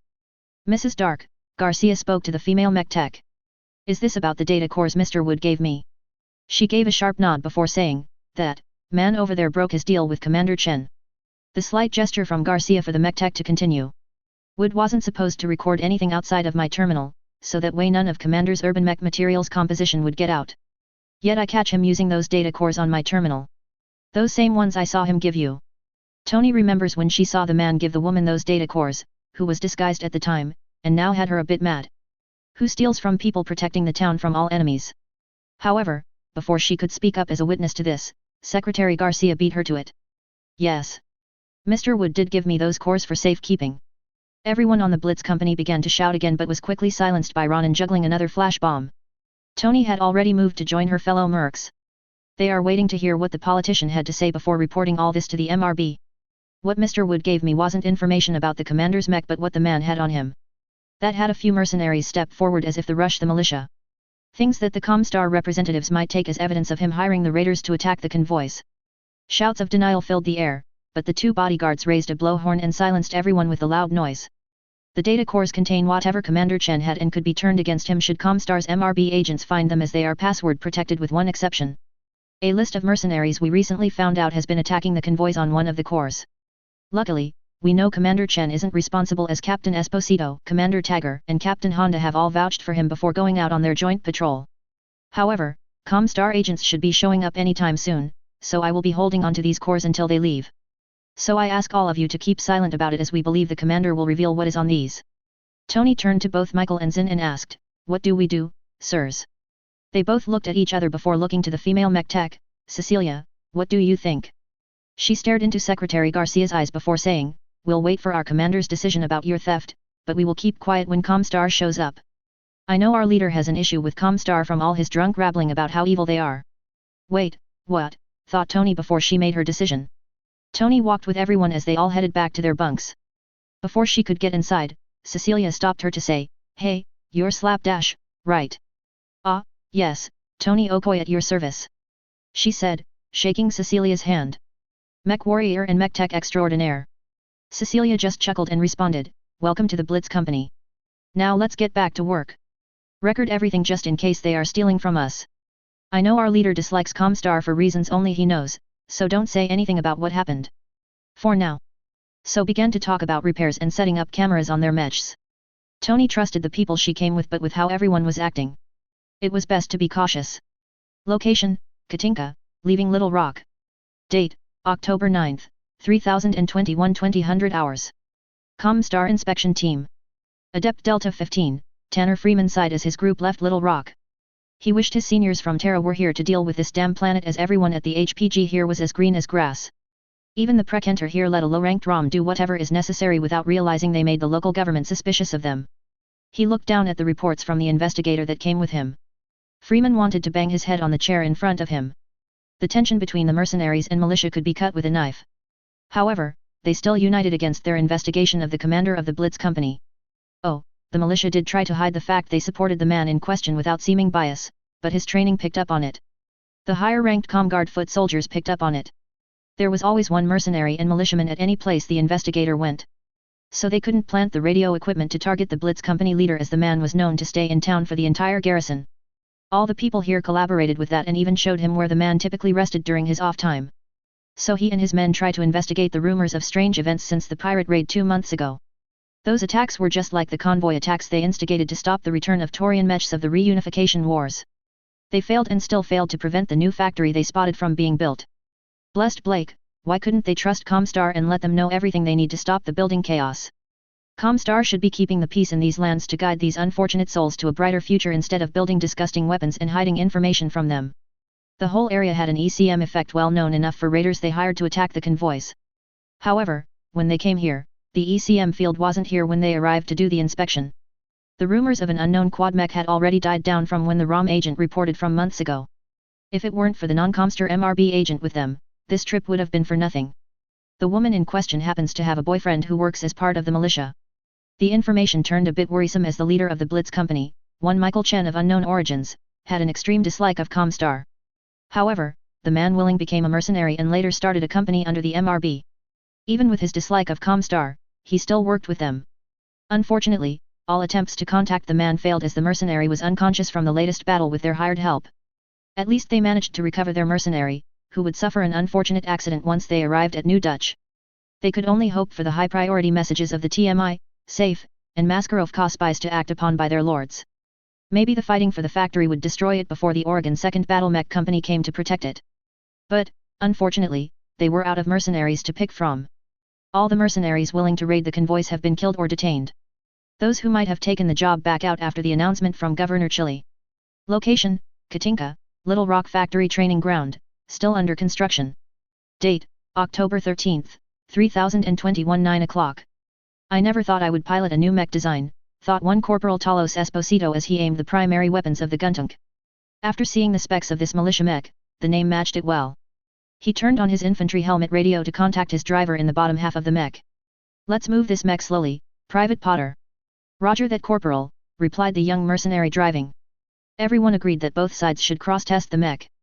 The deal he made with Commander Chen when they first met months ago allowed him to be the first gunner of the prototype. The private driving the mech's tracked parts just joined the Blitz Company as one of their first tanker recruits. Harold Potter slowly brought the mech to half its speed at 45 km per hour. At least that is what the computer said on his screen. They moved a good 20 minutes before he opened up his comms. Uncle John. The mech's gas levels are burning the same as Buster's rate, but we are moving slightly slower. I got that down. Tony, Mrs. Dark, are you both ready to record dual drive mode? He heard the man he considered his uncle in all but blood says to his fellow mech techs. Thank God they started patching up their relationship with the Blitz Company techs. The showdown that nearly happened still scared him on how close they came to blows. Private, I'm switching to a dual engine mode. Be prepared for anything. With a few flicks of 3 safety switches, the entire mech powered down for a moment. The new computer turned back on, saying the words he always wanted to hear. Reactors online. Sensor online. Weapon online. All systems nominal. All right, Potter, let's move at max speed down this road. The speedometer jumped up as the mech accelerated to 88 km per hour within 3 seconds. They drove the mech through the 4-kilometer lane before getting close to the bend and slowing for the curve. Talos flinched as they almost hit the giant tree at the turn, but Potter's driving allowed him to miss it. He checked the status of the reactors and noticed the ice engine was running more efficiently than it was earlier. He decided to keep following the course as the mech ran the entire enclosed training course. After running to the course again, they stopped to cool the mech down and refill the ice fuel tanks. As they filled the tank portion of the mech, a weapon-carrying truck pulled up with their new hand weapon. He wanted to use the dual medium lasers, but they turned out to be chemical ones that required special care. Firing chemical lasers tends to leave toxins in the air, so it was decided to use a similar weapon. It took Uncle John a day to set up to be used similarly to the 2 laser pods. The Guntunk's left arm picked up the 35mm light rifle. It was redesigned slightly to hold 2 tons of ammo and a handle to spread the weapon's weight between the 2 arms. Anti-vehicle duty for the rifle couldn't be used against a battle mech unless they had an exposed structure. The anti-mech weapons were designated as the AC/2 and the PPC. They would all be tested today on the course as several industrial mechs set up large and small targets. He just talked to Potter while they waited for the course obstacles to be set up. They were both excited to do the weapons test to determine if this mech idea was worth it. If this mech passes, both will pioneer a new style of mech combat. So they wanted to prove that you didn't have to be unique to be a mech warrior. Men, the voice of Commander Chen came through the comms. You will be doing to first test on dual running engines.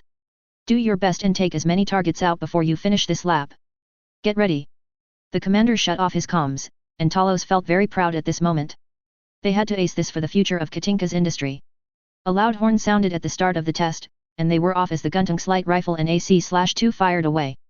Location, Katinka, Little Rock Militia HQ Hangar 3. Date, October 13, 3021 1800 hours. Cecilia looked at the downed militia mech their boss wanted as a potential source of income. She looked at Wood, working on the turret controls, on the mech as it had broken down during the 3rd target practice. The boss might have forgiven the man, but she still held a grudge for the actions he did to protect the commander. He could have just told them instead of taking those drives and cores. She took a look at the AC/2 as she ordered a few Aztecs to clean it out and check the loading mechanism as they didn't load the last 5 training rounds. Her noteputer showed why the ammo feed had an issue. The militia mecha's computer miscalculated how much ammo was left in the bin and stopped loading rounds after 40 shots. Now she was recalibrating the system to fix it hopefully. A few hours of recalibration and testing allowed her to fix the issue. The combat computer, which seemed like it was stripped out of another mech, had a problem with ballistic weapons registration. A few lines of codes and the issues were patched for now. The mech would need another run through the course to make sure. Hey, a voice drew her attention away from the lines of codes. It was their latest mech warrior and mech tech, Tony, who called out. John got the waist joint fixed. He sent the data to your noteputer. I'm about to check on the engines to ensure they are working correctly after that misfire when they switched to fusion engine power only. A quick look at her noteputer confirmed those comments. Thanks, Tony, sorry for making you the in-between for Mr. Wood and me.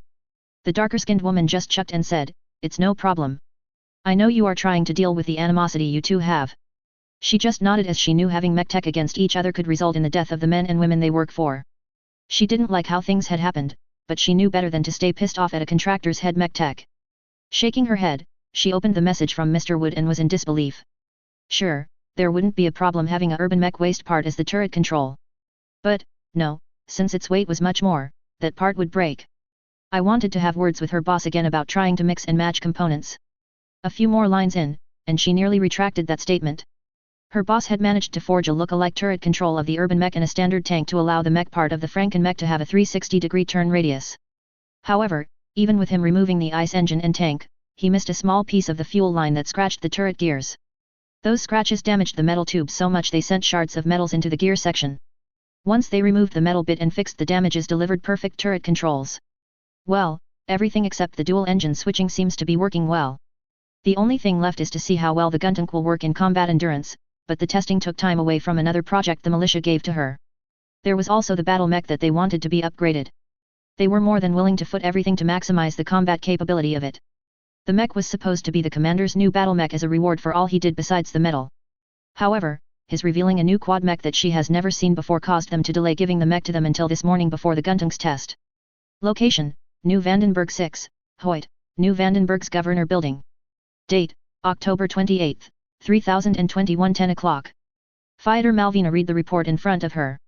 She thought it was odd when Vandenberg Mechanized Industries started building 2 new factories in Industrial City with only a notification that it was for manufacturing of more war material. Her personal TMI liaison told her otherwise. The company had retrieved 2 old Taurian battle mech from the reunification war era and even managed to get their blueprints with them. However, their deal to get those mechs and designs was something outside their actual power. They had promised the old colony planet great deals and direct contact with the Taurian Defense Force. However, they did not bother contacting anyone once their men returned from Katinka. Her men inside the VMI reported that a board member contracted the MRB instead. This wouldn't help the Concordat standing in the periphery. While she did care about the Concordat, she disliked how they went against its founding principle too often. Like when the old governor of that Katinka had died alongside his entire family not long after leaving Taurus. Moreover, the minor civil war caused by the death of their ruler hurt her standing for not keeping an industry under her go behind her back to cause trouble. Now she just read a report of a lance of newly made Quasit had vanished from storage. The same militia mechs that Governor Chili had just purchased. She had to deal with a message of those mechs being sighted loading onto a civilian mule alongside a lance of battle mech and combat vehicles. Another account of a leopard, who usually transports cargo, taking on a lance of battle mech. Finally, reports on a mercenary group known for their liberal use of armored vehicles had last been seen on their dropship attached to the Invader-class jump ship that both the leopard and mule were on. It didn't take a genius to know where they were going. Now what to do, Fighter thought to herself. After all, Governor Chili had already sent a shipment of 3 lances of warriors VTOLs to her militia forces at a nice discount. Moreover, unlike the industrial businesses on her planet, he indirectly controlled his as they were his partner's businesses before his ascension to the governorship.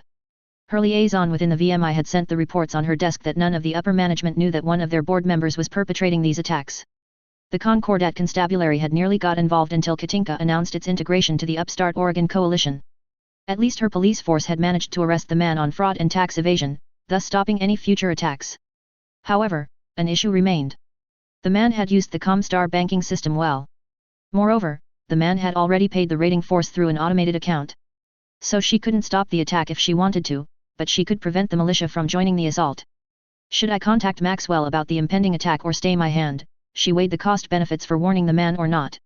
While the man and his planet are now part of a hostile state, he only joined them because the Concordat failed to protect them. They could still be decent trading partners between their nations if she warns them. If the attack is victorious despite the warning, Katinka wasn't as protected as part Oregon Coalition and knew of the incoming attack. Maybe then they would reconsider leaving the Concordat. But, on the other hand, if the raid fails and she doesn't warn them, it would raise hostility between the nations. She reached for the phone on her desk. Her decision was made, and she hoped to God that it was the right one. Location, Katinka, New Dutch, Capitol Building. Date, October 30th, 3021 1600 hours. The capital looked like an angry beehive as men and women ran around with orders and militiamen rushed to their barracks. While this happened, the governor phoned all the militia leaders in the 5 towns/cities on Katinka. "We aren't ready for this," thought Joyce Garcia as she sent out another paper order to an aide running to Pigeon's convoy with their fresh lance of 3 Taro and a Talos. The pilots for the Taro were green, but they managed to hire the former Griffin pilot to take over the Talos. The man wanted to prove he wasn't a raider who attacked the government but a person who tried to strike at the drug trade circling the Oregon Reach. So she just hired him at half the salary and sent him along as a corporal in defense of Pigeon. The Pigeon defense already had a lance of Scorpion's tanks and another set of APCs as part of a convoy's delivery. The militia leader there will deal with this foolish man. The spaceport had enough turrets, armor, and mechs that Max didn't worry about. Joyce made sure to move a few extra tanks that way. Even a couple of newly created powermen was sent as well. They would be mounted with weapons once they arrived at their location. These massive production rates come from their new favorite mercenary and landholder, Commander Chen. The day that he revealed the several veins of resources in his prototype militia mech is the same day he asked for a powerman and a warrior VTOL to be delivered to a particular set of coordinates. He returned with factory modules pre-programmed to build powerman, Scorpion tanks, and warrior VTOL within 2 days. Not only that, they made their designed parts within days. So as long as the material for armor, weapons, computer systems, and Myanmar are fed through the hastily set up factories, they would produce 3 powermen, 8 Scorpion, or 5 warriors a week. This work is done with little human resources other than quality control and adding human comforts. All the resulting products come out above average to outstanding quality. Some quality control issues would pop up on 15% of the mech and 10 on the VTOL and tanks, but it was worth it as they could now be considered an industrial world. The only problem was the materials they had to gather to feed the factories. Then, there was word of the impending invasion from a faction within the Taurian Concordat would arrive anytime within the next few weeks. So yesterday, the man pulled a magic trick out of his hat and brought factory equipment to build Bulldog's tanks, Striker's combat vehicles, and Buster mech. He even said that once the Guntungs testing is done, he could make another set of factory modules to create them. His surprise factory equipment would help, but it's causing chaos until she acquires the licensing right for the Bulldog and Striker. Buster rights were already in the open market, so she didn't have to worry too much about them. She was waiting on a response from both Valiant Vehicles and Bulldog Enterprises about getting the patient rights to build them for sales to explain why they could make them if anyone questioned their sudden production on Katinka. She still remembers asking why he didn't produce factory modules and parts for the battle mech they could build. He simply answered, "I can't make fusion cores. I could make parts to make weapons, armor, and Myanmars but nothing on making fusion cores." She looked at Max, who was finished talking with his commanders and now looking at documents, approved a new engine program based on the liquid produced by that weird plant Commander Chen. The mercenary asked to plant things as part of the payment for those factory parts. She knew that it somehow converted the waste material from mining and refining into a usable fuel that he used for those quad mechs.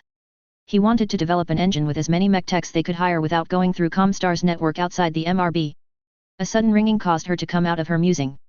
Max answered the phone while handing her the approved document to file and sending the confirmation. She turned on her intercom and ordered her aides to recruit as many techs as possible without affecting their factories or military. She would send them all toward Little Rock with payment pending the subsequent sales from their jump ship and drop ship carrying minerals for sale.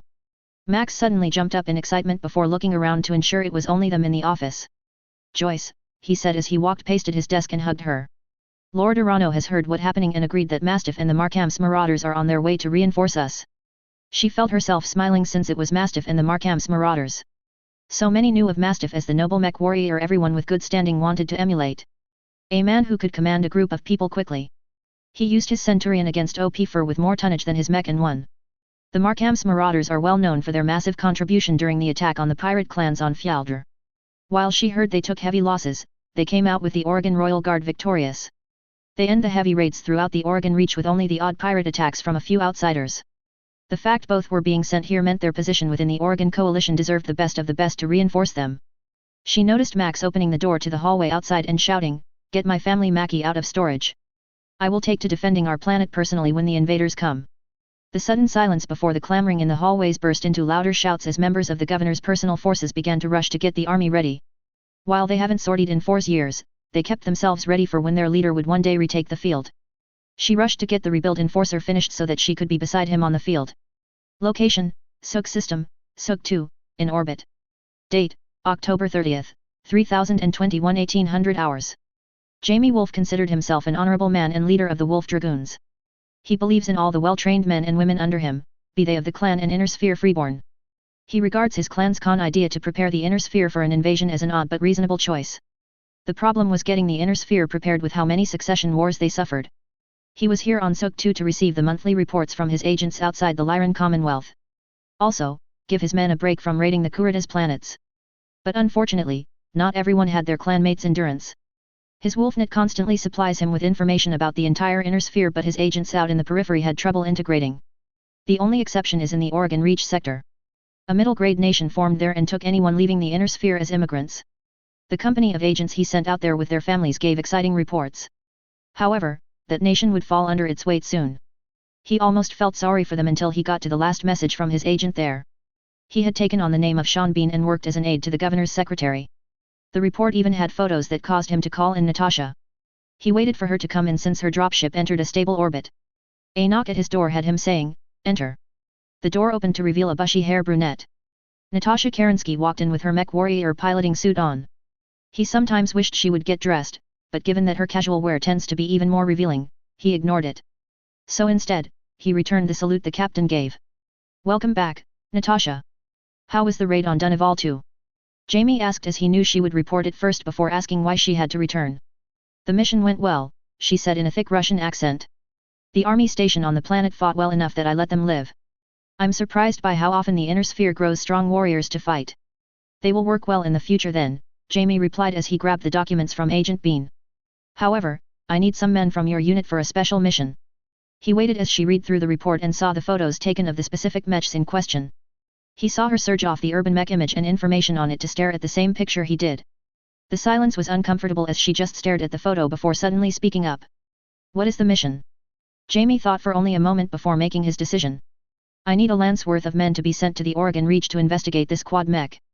I'm searching among the Wolf Dragoon for those willing to go, but I prefer if they are from the homeland.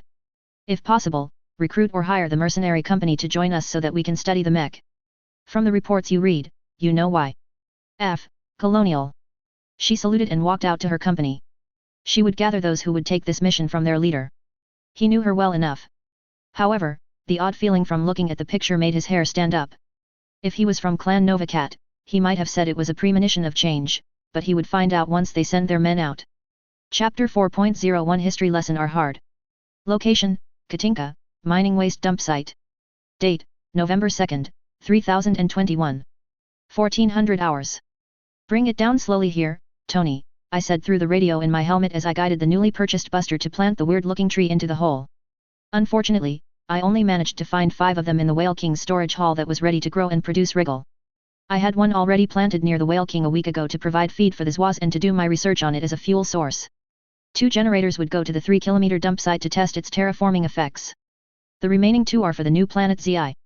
The rest would require months of being planted before they start making fuel. I don't know why I knew this about the generators. However, these were a lot smaller, like only a few meters tall, compared to the skyscraper in the anime. Still, looked like one though, and it felt alive and not manufactured. I wonder if the planet Zi my Zwas came from had them as natural things? Instead of being made by people like those on Sora City in Swa, Genesis.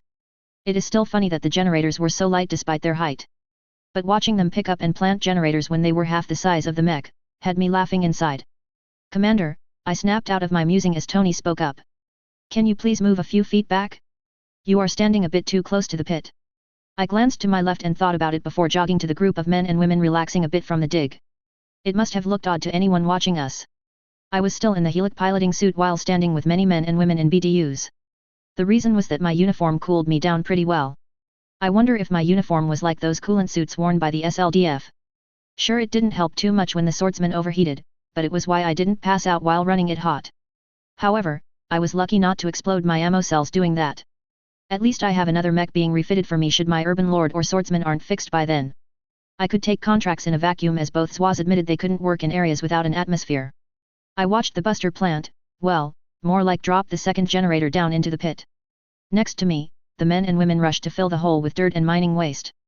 I joined them as I'm not a lazy employer. It took half an hour before the generator's pit was filled and patted down.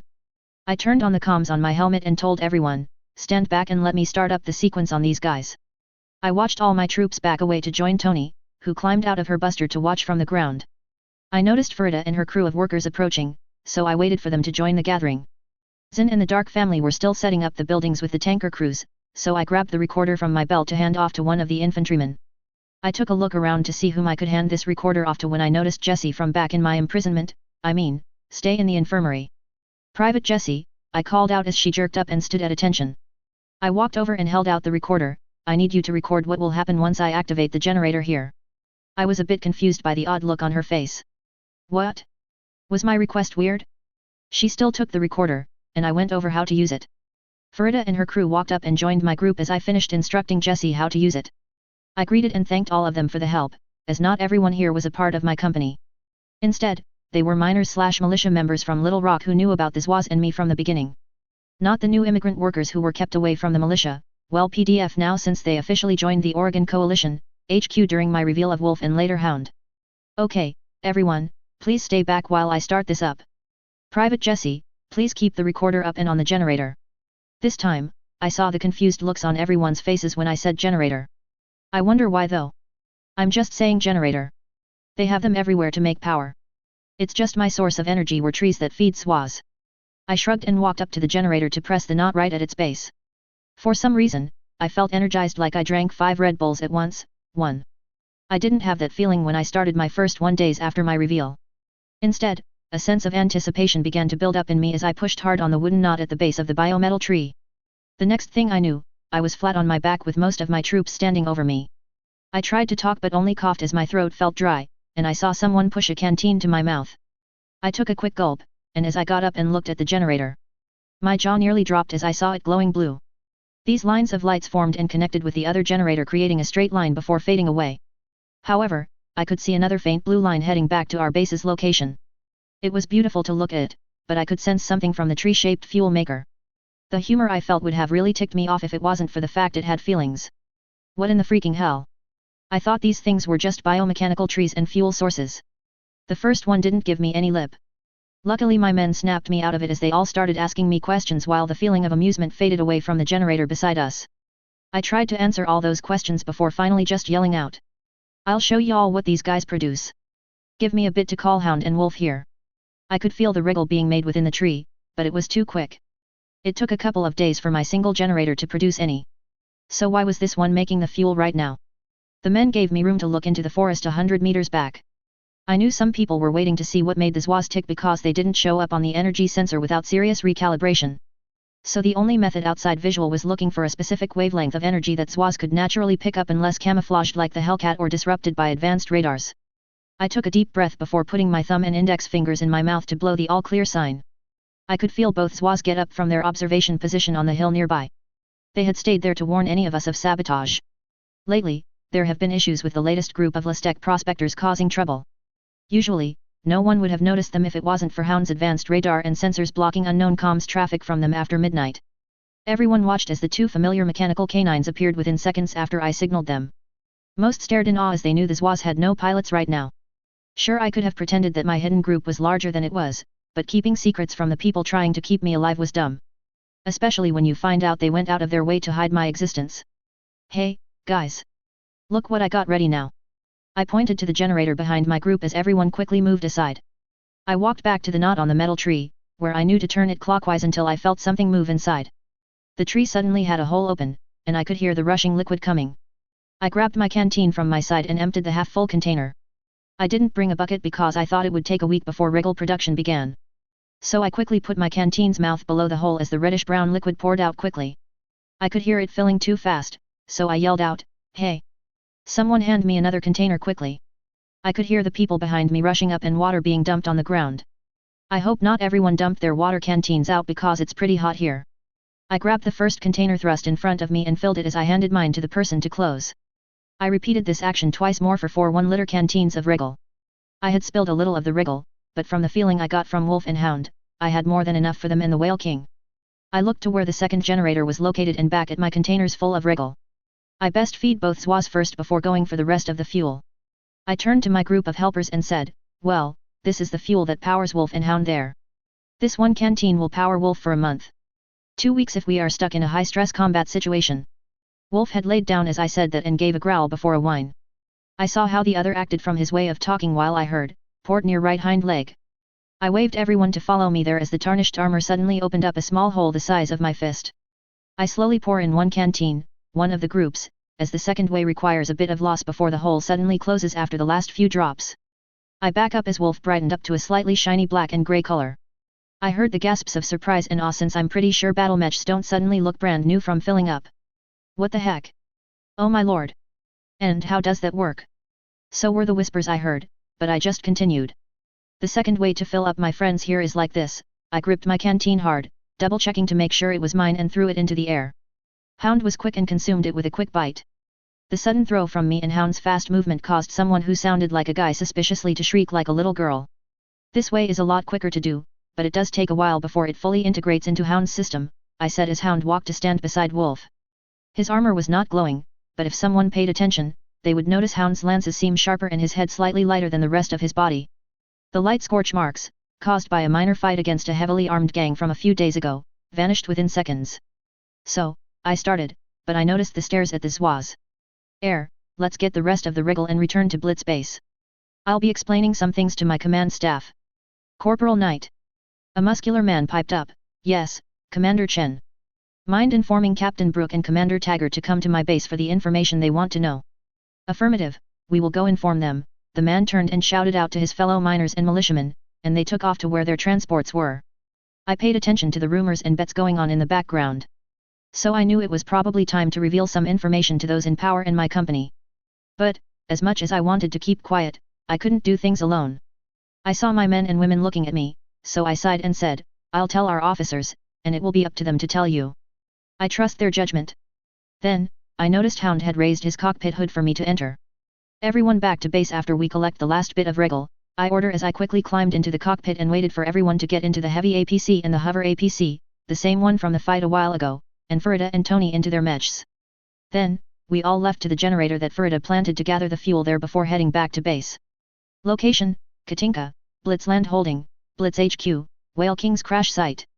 Date, November 2nd, 3021 2200 hours. I waited for Brook and Taggart to arrive on my land holding, which I was still trying to come up with a better name than Blitz HQ. Then, finally, my senior mech warrior, the tanker's leader, and head mech tech met me in front of the Whale King's entrance. But, of course, I did disguise it a while back before we brought the prefab building to this area. After all, my HQ building was directly in front of the Whale King's catapult entrance. Newly promoted Sergeant Manning had taken the infantry and green recruits with the rest of Zin's crew on patrol with the Oregon and PDF patrols. Captain Yuki coordinated all three patrols as most of the military leaders in our area were meeting here at my HQ building. She did say that New Dutch had sent a representative to listen to my story. The said person would share what she knew with just Captain Yuki, who would decide whether or not to share it with her lance. I heard Hound's bark and turned his head toward Little Rock's location. I watched for a vehicle or a VTOL to come on screen. Instead, I saw the blip for a Varg APC approach us with two warrior VTOLs as an escort. I watched as the VTOLs landed on the open landing pads of the base as the APC parked several meters in front of them. Finally, I lowered Hound's head to hop out of the cockpit. I jogged over to the group of people and recognized Brook, Taggart, and John. The fourth member for this meeting was mech warrior Ronan. I guess she would inform Governor Chili what would be said here. However, she was the only one carrying a briefcase compared to how everyone else was dressed. She came in what looked like an actual officer's uniform for the Planetary Defense Force. The other came in what seemed to be casual clothes. I welcome y'all to Blitz HQ, I said as I greeted everyone. A quick handshake and a respectful nod to all. Well, you did say you would answer some of the questions bothering us, Brooke said as I started leading them to where my crew was waiting for us. I noticed both Taggart and Ronan talking to both the pilots of the warriors before those two took off back to their vehicles. I knew we had an impending invasion, so I didn't bother too much with them going there. After all, my men were out there as well. So I just replied to Brooke, well, it's time for me to reveal some earth-shattering revelation. He hummed before Ronan spoke up. Commander Chen, she said in a monotone voice. Chili-sama has asked me to give you this. She raised the briefcase she carried before continuing, however, your request happened during my travel here. So instead, Chili-sama has ordered me to wait but inform you of it. Interesting, I thought as I nodded and said to follow me. I wonder what's in the briefcase. We passed the secondary gates that lead behind the HQ into the mountain's base. I saw the senior members of my company gathered there. Zin, Cecilia, and Michael stood beside the heavy wheel APC. The hover APC was behind the first one with no one in it as it was meant for the locals. Furida and Tony were on patrol and maintenance duty, so they couldn't join us as originally planned. It was a good thing as both were still new to the whole mercenary business and could accidentally reveal things. "Hey, y'all," I said as the militia group greeted the people waiting on us. "I hope y'all didn't wait too long when I went to get our guests." As her husband talked with Commander Tagger, Cecilia turned to me. "Thank you, Commander, for letting my kids ride your command Wolf around tonight." I chuckled and replied, "Well, I said Wolf there can take them around the perimeter. You are worried about his automation, but your kids are safe. They are probably enjoying themselves right now." She laughed at the thought, but I could still hear how worried she was. While she could have left her kids with the Aztecs working on our 3 spare mechs, this meeting might take all night. I had offered to let the kids ride in Wolf tonight to let them experience the movements of a quad mech so they could report what they could to their parents. After all, it was a good idea to have mechanics know the feel of the mech they would be repairing. At least, that was the reason I gave the Dark family. The real reason may show up during this meeting if the feeling I have is correct. I walked ahead of everyone to the hidden Whale King's entrance and turned to them. They were all looking at me already, some confused while others were waiting for what I would say. Alrighty then, I started as I hit a few buttons on my comms. "Let me say this now. Your worldview will shift after this reveal. So last chance, guys. Anyone who doesn't want their life changed by this, step out now or forever hold your peace and sanity. After all, we got an invasion to worry about, and I don't want y'all overthinking about me revealing a bit of my history." There was no silence as everyone said something that went something like this. "Get on with your reveal. You're the one who brought all of us here in the middle of the night." I glanced at everyone's faces to see if they were serious or just thinking I was joking about what I would show them. The secret to how I made those factory modules via the most significant thing in the inner sphere thanks to whatever brought the Zoids and me here. Well, that and several groups within the militia were about to lose tons of C-bills. So those bets about me and my history are pretty big. "Alrighty then," I said as suddenly the mountainside behind me moved without sound. The shocked looks from most of the people in front of me made me a little giddy inside, but I noticed only Zin, Brooke, and Tagger were the only ones not surprised. I tried to think of a way and realized I had brought those factory modules for the Buster, Bulldog, and Striker from behind the HQ yesterday with Zin and his crew's help. Both Brooke and Tagger led the group that retrieved it. So, where would the modules come from with how bare it was behind the base? Of course, they knew there was something hidden back here. God damn it, I really need to plan my tech release better. I hope Comstar doesn't find out. I found out they knew something about me based on how often they tried to interview me while I was out. I spoke aloud, "Well, let's get into the APCs and travel in. It's a long way there." The rush of everyone going for the 2 APCs was quick. I moved to my heavy APC, got into the driver's seat as Zin got in the passenger. I started up the engine and ignored the side glances as I drove the armored vehicle inside. I could hear the hover APC following behind. The drive was short, but the entire tunnel was fully lit as we approached the main hangar. It took a while to set up initially. The tunnel only had a few lights for launch swaths via the catapult but remodeled itself to connect directly to the hangar with more floodlights. I don't know where they got the materials to create them though. Freaking anime logic. I thought I was in a freaking sci-fi logic. Wait, was there a difference? I shook my head and realized the short drive was over as we entered the main ZWA hangar. Unlike usual in the hangar area, the whole place wasn't lit up. The ZWA cores and scraps area was kept dark to hide them, while the site in the middle of the hangar had several tables and dozens of chairs.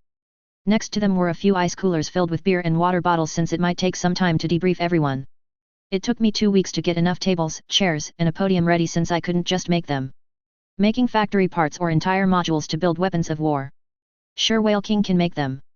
But, making creature confronts like couches, chairs, and tables? Heck no. Waste of material and you have to use C-bills to buy them. I parked my APC a few meters from the setup and hit the troop compartment speak. "Okay, everyone, we are here now." I got the tables and chairs out for my explanation. I got out and waited a bit for everyone to get out. Zin was looking to the dark zone where I kept the ZWA cores hidden in the darkness. Next, I noticed the hover APC's occupations glancing in that direction. Lucky for me, they turned and went to the chairs I had set out. It didn't take long before everyone was seated in the chairs, talking with each other as I took the podium. The chatter quieted down as the large monitors within the Whale King lowered after I pressed the passcode on my tablet. I knew that there was no turning back from my decision, so I might as well ham it up when I do this reveal. At least I knew these guys were trustworthy enough to reveal some of my plans and made up history. Now I know there are rumors of how advanced the AI is within my mechs. I started with as I knew that was the primary belief from most of the militia and the governor. However, I'm here to dispel that line of thought with our history that will shock everyone here. I hit the play button on my touchscreen and ignored the chatter as the video began to play. It was more of a slideshow as it depicted several photos I managed to get out of Whale King's database. My screen, which was shown on the larger screen above me displayed, showed planet Zi without its destructive appearance. The second screen showed the following slide with dozens of Zoids moving in a slow formation.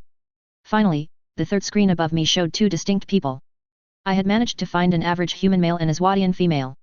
Their happy expression had me feeling a little guilty to use it, but I couldn't find any other obvious Zoidian in the memory banks. This planet is known as Zi. It was inhabited by a mixture of human and humanoids, called Zoidians, alongside their biomechanical life forms known as Zoids. I ignored the sudden shouts from my men but noticed the elders in the group waiting for me to continue. Out of these three sentient lives, only humans weren't native as they arrived over 1,000 years ago, I said and nearly had to clamp my ears from everyone now shouting. Luckily for me, Whale King sounded a blowhorn within his hangar to get everything in order. Let me explain that part now, so y'all don't go tearing my head off because of freaking timeline issue. Give me a second. I swiped my finger over the tablet until I found the photo of an open warp gate and my bullet point notes on how it works and made up the timeline. While everyone here knows about the Carni Fuida drive. Well, here is the second FTL drive that was created during the Outer Reaches Rebellion in 2235. While the original name is lost to time, the current name of the FTL is known as the Warp Gate. I cough and take a drink of water before going on. To know how humans arrived at planet Zi 1,000 years before humanity achieved interstellar spaceflight, I have to explain how similar and different this FTL works. The screen showed the warp gate as a detailed diagram of what looked like a tunnel. It looked like one of those photos on wormholes. The warnings I got from the book about operating the FTL said the same thing about not using it during a potential solar flare storm, spatial anomaly, or within a planet's gravity. One guess on what I would show them for my explanation on my arrival here. I don't know all the science behind the warp gate outside the basic doesn't use when, but there is one fact I can say. The colonists escaping the start of the Age of War in 2400 used the warp gate during one of those don't. It sent them about 60,000 light-years away from Terra to planet Zi. The effects of traveling with this FTL showed that activating it during a solar storm somehow caused them to overshoot their destination. After I woke up and checked the data, I realized they had traveled backward in time. I drank the rest of my water and watched the reactions from my audience. I noticed that they had looks of disbelief or denial on their faces. I thought they would keep their faces straight, but I guess the idea of living aliens in front of them might have affected them. I did notice Ronan typing on the noteputer she brought with her. I think to make a report for the governor. Well, besides the crazy science behind this FTL aside, humanity arrived and met their first ever interstellar encounter here. I pointed back to the screen of the army of Zoids before switching to the female Zoidian. Of course, they wanted to know more about the warp gate tech, but I was making up the history to match what little knowledge I knew from the Battletech universe and what Hound stole out of the HPG's data banks. It was in 2410 Anno Domini, humanity met its first sentient aliens. Aliens who are just like us in so many ways it's not funny. I hit the play button under the scene with the army of Zoids. Sounds and flashes of explosions came out of the screen and its sound system. I could hear the destruction above me as it slowly lowered in volume for me to continue.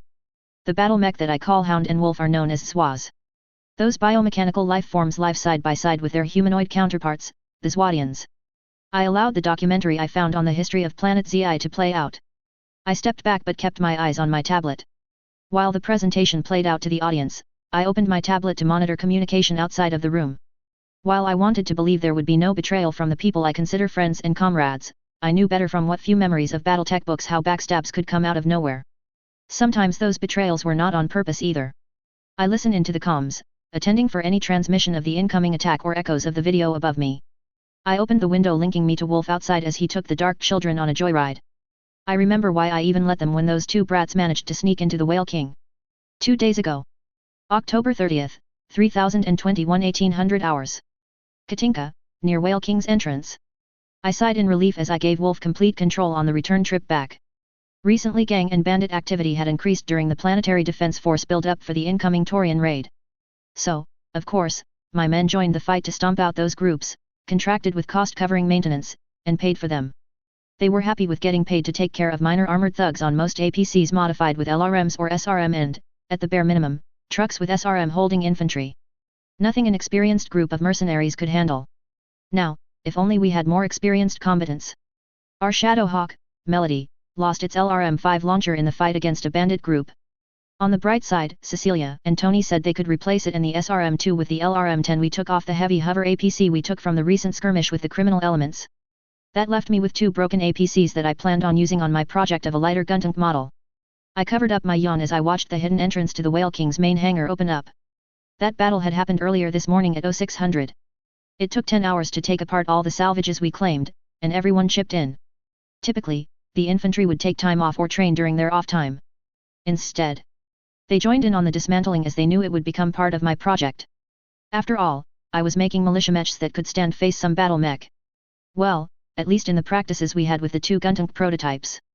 Everyone wanted to save up and buy one if they couldn't use a neuro helmet. You would think having so many extra hands disassembling the damaged salvage would be easy? But, nope, the problem of too many cooks rose up and nearly lost the salvage to overeager troopers. I was lucky to have the backing of an angry mech tech to get things in order. Grumbling about damn brats pushing things too hard, I checked the rear cameras to see if any of the wreck APCs fell off the trailer or not. We had moved pretty quickly to the entrance from the militia HQ and only had Hound Solider and 2 squads of infantry patrolling the base. The rest were still on their way back, which gave me enough time to enter the Whale King. I might trust most of my men, but I kept the ZWA carrier hidden from all until the day I revealed it. I watched the battle map to see the infantrymen patrolling the perimeter of our base as Hound moved quickly around all 4 corners of our headquarters. The reports I got were on Wolf's secondary screen that I planned to look at later as none of them were priority marked. However, I did check a few to make sure of local movements around the base.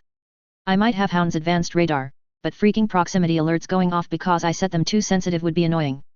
However, I did mark a few files as it seems like the same people, those groups of hunters, tend to get way too close to my base. I noticed Wolf stopping as he arrived at the hangar unloading bay for salvage. My salvage as the rest was stored on the open Blitz HQ. Oh, my people knew I was taking these 2 APCs salvage to my hidden workshop, but they didn't realize it's within the base's perimeter. I did plan on revealing a bit of the Whale King once I settled on my feeling on the matter. I want to let only the most trusted people know the truth to get better support for digging out the Whale King. Hell, it's a Hail Mary plan, but I hope it pays off. I got to know these people pretty well, and they seem as honorable as any upstanding person I knew before. I typed in the codes to allow the Whale King's machine arms to grab the 2 pieces of salvage. Then, I turned on some exciting music I found the day that was decent to listen to. Too bad I had none of my playlist from back in the day. I watched as the cranes picked up the 2 wrecked APCs when I received an incoming call. A priority call from the HQ outside. I was surprised as there shouldn't have been a reason to get a call unless the invasion force I heard about was spotted. Of course, they shouldn't be here yet based on distance, but you never know if it's another pirate raid. I pressed the big pause button on screen to stop the machines outside so I could answer the call. Cecilia's panicked face appeared on screen as I could hear people running around in the background. I stiffened up as thoughts of what could cause my head mech tech to panic and the sounds of chaotic movement in the background. The first thing I did was keep my rising panic down as I asked, "Cecilia, what's wrong?" I watched as she took a deep breath to calm herself before saying, "Commander, have you seen Huge and Julie? No one has seen them since you left." I could guess why she asked since I remember those 2 kids working with 2 A-stetches to remove the LRM from the 2 APCs we salvaged. The 2 vehicles were about to be disassembled by the Whale King. Thank God I turned them off, I thought to myself. I'll check out the vehicles to see if they are inside. They might have fallen asleep in the infantry compartment. I quickly keyed in several commands to Whale King, I need to give him a better name, and watched as the suspended salvage was gently placed down. Wolf lowered his head enough for me to hop and move to check the closer APC. I would have used Wolf thermal vision, but the standard armor is pretty good at hidden heat signature when there is no power source running. It doesn't help that the 2 heat sources are children 6 and 5 years old. I reached the first APC and pulled on the hatch release on the rear to see if they were inside. I didn't hear any crying or noises as I failed to open the door. I just remembered that this one had an odd lift lever instead of the pull one, like a car door. I quickly lifted the lever and could hear the latches unlock. I cracked open the door slightly and could hear the 2 children crying inside. "Huge. Julie. It's me. Mr. Chen," I said softly to try and calm them down as I did with my niece and nephew back home. Now I feel down as I remember the family I got taken away from. But, I shook off that feeling the best I could as I took time to calm down the children and ordered the Whale King to turn on all the lights in its hangar. Thanks to the bright lights, it only took a moment before everything in the hangar was revealed. I waited for my eyes to adjust as Wolf carefully walked over. When my eyes fully adjusted to having all the lights on, I noticed my unexpected +2 had gone silent. I glanced to my left and saw both kids staring at a couple of glowing ZWA cores. "Oh my," were my thoughts as the glow became brighter. Back to the present day. With a slight jolt from my reminiscing of that time, I noticed my introductory video was almost to its end, and the second reveal was coming up. Looking over my audience, I could tell most were skeptical, except Mr. and Mrs. Dark. I guess the children couldn't keep a secret, but the looks in their eyes made me think otherwise. The big screen above me played the last scene of Planet ZI Demises. An edited video, of course, to show the reaction of the ZWAs within the hold and those carriers outside. I had debated with myself whether or not to include it. The scene was included to emphasize the Zoids' endangered status. I already showed how powerful Zoids are in combat, after all. I'm not sure how much of it was me hoping it will go my way and not be fighting the entire inner sphere and periphery to get Whale King up and running. So, I shouted with as much authority as I could. Any questions? I saw Zin jump out of his seat, shouting that he wanted more proof. Michael and Cecilia kept their eyes on me while I saw the PDF leaders talking in low tones. While I gave some placating answers to Zin's rapid-fire questions, my eyes bounced between the Dark family and the PDF members. Michael and Cecilia's conversation was too low for me to hear. However, their expressions constantly changed from worried to confused, and something I couldn't identify made me worry. I thought it might have been the revelation that caused their turmoil, but that was when a stay thought hit me. The young warriors had changed after they bonded with their partners. They were well-behaved kids already. They became a bit more mature after bonding, and I guess that was what tipped off the parents that something had happened when they accidentally came here. I answered another question about Zoid biology and their armor from Zin. While answering him, I glanced over to the member of the PDF members. I knew Brooke and Commander Tagger well enough to see that they were discussing how much they wanted to believe in my reveal. Ronan sat in her chair with her noteputer on hand, but she hadn't typed anything since the presentation ended. Instead, she seems to be staring blankly at the black screen. I wanted someone to interrupt Zin's questioning with their own, as most of his questions were ones someone who believes in alien life would act upon meeting them. I was ready for denials, threats, and maybe even an attempt at throwing me into the mental hospital if they had one. The awareness of Wolf about to enter the Whale King came at the same time when Zin finally said a question that caused both Michael and Cecilia to react. If this is true, what happens when a person bonds to the battle, I mean Zoids? This time Michael spoke up before I could answer. Yeah, what happens to people when they bond to these Zoids? Do they suddenly become different or something? I noticed that all three members of the PDF were now paying attention to what I was about to say. I guess they wanted my people to question me first so they wouldn't waste any perceived limits I had. I thought about how to answer this while bewildered by Wolf's sneaky entrance that no one realized a giant mech was behind them. Then, finally, the cockpit glass depolarized, allowing me to see the two young Zoid warriors waving at me. Resisting the urge to wave back, I replied, a bonded warrior with their Zoid may or may not have some changes to their behavior with the only rare occasion of other side effects. My hands rose in a placating manner as I continued, those rare side effects depend on the Zoids they bond with. That sounds all interesting and all, but there is still the issue of why you are showing us this, Brooke interrupted and gave me some room to rearrange my thoughts mentally. He continued, you could have just continued to supply our planet with an industrial revolution and easily became a noble here. So why are you revealing this when it could get you labeled a crazy fool or have this hangar stolen from you from a rogue element? Well, finally, someone on the script I thought should happen. So I replied as Wolf loudly opened his cockpit, well, I have some reasons why I'm doing this. 1. Look behind you. Everyone finally noticed the freaking Zoid behind them, although the Dark family just reunited together as the kids excitedly told their parents what happened, missing how stressed Michael and Cecilia were. Number 2, I took a deep breath and shouted. Whale King, turn on all your main hangar lights and continue working on projects 5 through 10. The lights turned on and revealed everything within the main hangar, the salvage bay, Zoid Coruscant Planetary 1, and the multiple mech bays. Within 3 of those bays were my swordsman, fully repaired, urban lord, repaired and adequately working, an urban mech for pontoon, and dozens of turret-like weapons being worked on. Of course, at the end of those 10 bays were 2 newly made guntanks with different weapon loadouts. I have more than enough defenses should someone try anything. Mech Tech John's body froze in shock while Brooke and Commander Tagger just nodded at what the lights revealed. Everyone else was just in a daze as they must have been coming to terms with what I was showing off. That or they are freaking out. Not sure which one is better for my case. Thirdly, I pointed to the Dark family, in which the group's adults looked down on their children. I didn't want rumor of being a pedophile while I train the newest generation of Zoid warriors with their partners. Right on cue, 2 of the Zoid cores began shining brightly as twin roars were heard. Chapter 4.02, History Lessons Are Hard. Location, Katinka, Whale King's main hangar. Date, November 3, 3021, 23:30.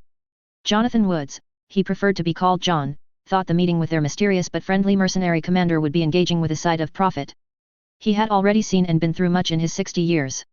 An engaging 40 years as a mercenary mech tech had allowed him to experience hundreds of weird and crazy things that his fellow former mercs had.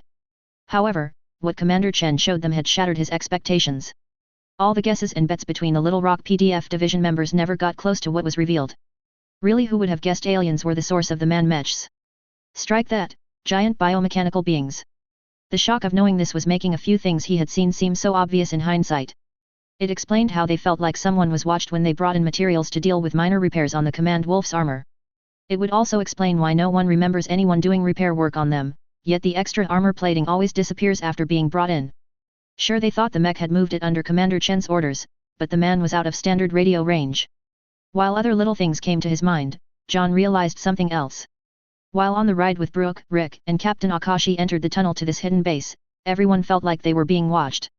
When he switched the sensors on the APC, which had been fixed and not tampered with to his knowledge, it revealed that the only people here were them and the mercenary in their APC. The feeling intensifies when they watch the compiled documentary on where Michael Chen and his battle mech came from. As he watched the video, he felt his heart drop, and his initial reaction was to deny it until he realized a particular fact. 1. This humanoid alien said they crash-landed here as part of how he arrived here at the end of the presentation. However, there hasn't been a crash landing other than a mule dropship and a few Leopard in over 200 years. There is nothing about a ship that seems to be dozens of kilometers long crashing on Katinka. It was the second reason that made his heart drop. The presentation clearly stated that nearly all transports and combat machines were Zwas. The only non-Zwa machines were jeeps and cars. So what was this hidden bunker they were in? John wasn't surprised when the command wolf somehow snuck upon them. He realized the Zwa was sneaky, but he nearly fainted when he heard the alien, in front of him say, "Whale King, turn on all your main hangar lights and continue working on projects 5 through 10. When those lights turn on, they fill everyone's vision with bright lights and reveal the parts of the bunker hidden in the darkness." John froze at the view in front of him. Automatic machine arms came out of the ceiling and walls to work on several turrets. Turrets with weapons he did not recognize. At the end of those bays working on the turrets were 2 factory-fresh Guntunk. He would eat his Toro if those 2 weren't the semi-final designed militia mech that he, Cecilia, and Tony had put together just a couple of days ago. They also looked completely different than a buster attached to a heavy tank space. He didn't have time to stay shocked at those mechs as he spotted what looked like a powerman with a heavy APC as its base in a bay just behind those 2. All of this is inside a biomechanical life-form stomach. Or its nutsack. Damn it, he wanted to grab a drink right now. John brought his attention back to Commander Chen as those twin mechanical roars came from the area of giant metal balls. They started taking 2 unique shapes from the bright glow they gave off. I watched the 2 children rush off to their bonded partners with their parents. Heck, even Zin left my side to see the baby Zwas. I would try and identify what those 2 Zwas were once I dealt with the incoming question from the PDF commanders in front of me. At least it would allow me some time to come up with more ways to deal with the adult darks. I gave them the chance to take the initiative since I could see that our relationship would change if I continued. Not in a good way either. I silently thanked every higher being in the universe when Brooke did take the initiative. He stepped forward as Commander Tagger and Ronan stood behind him. John just stared at where my men went, not even reacting to his companion's movements. I ignored the mech tech for now as I faced Brooke when he spoke up. "Well, it looks like I owe Max some money after this," he joked, which I chuckled to before the smile on his face slid into a thin line. "I won't beat around the bush here. I believe I know you well enough to say you didn't want to imply that threat unless provoked. So mind telling me what your original plan is?" That earned him a stare from Ronan behind him, but she didn't say anything and waited for my response.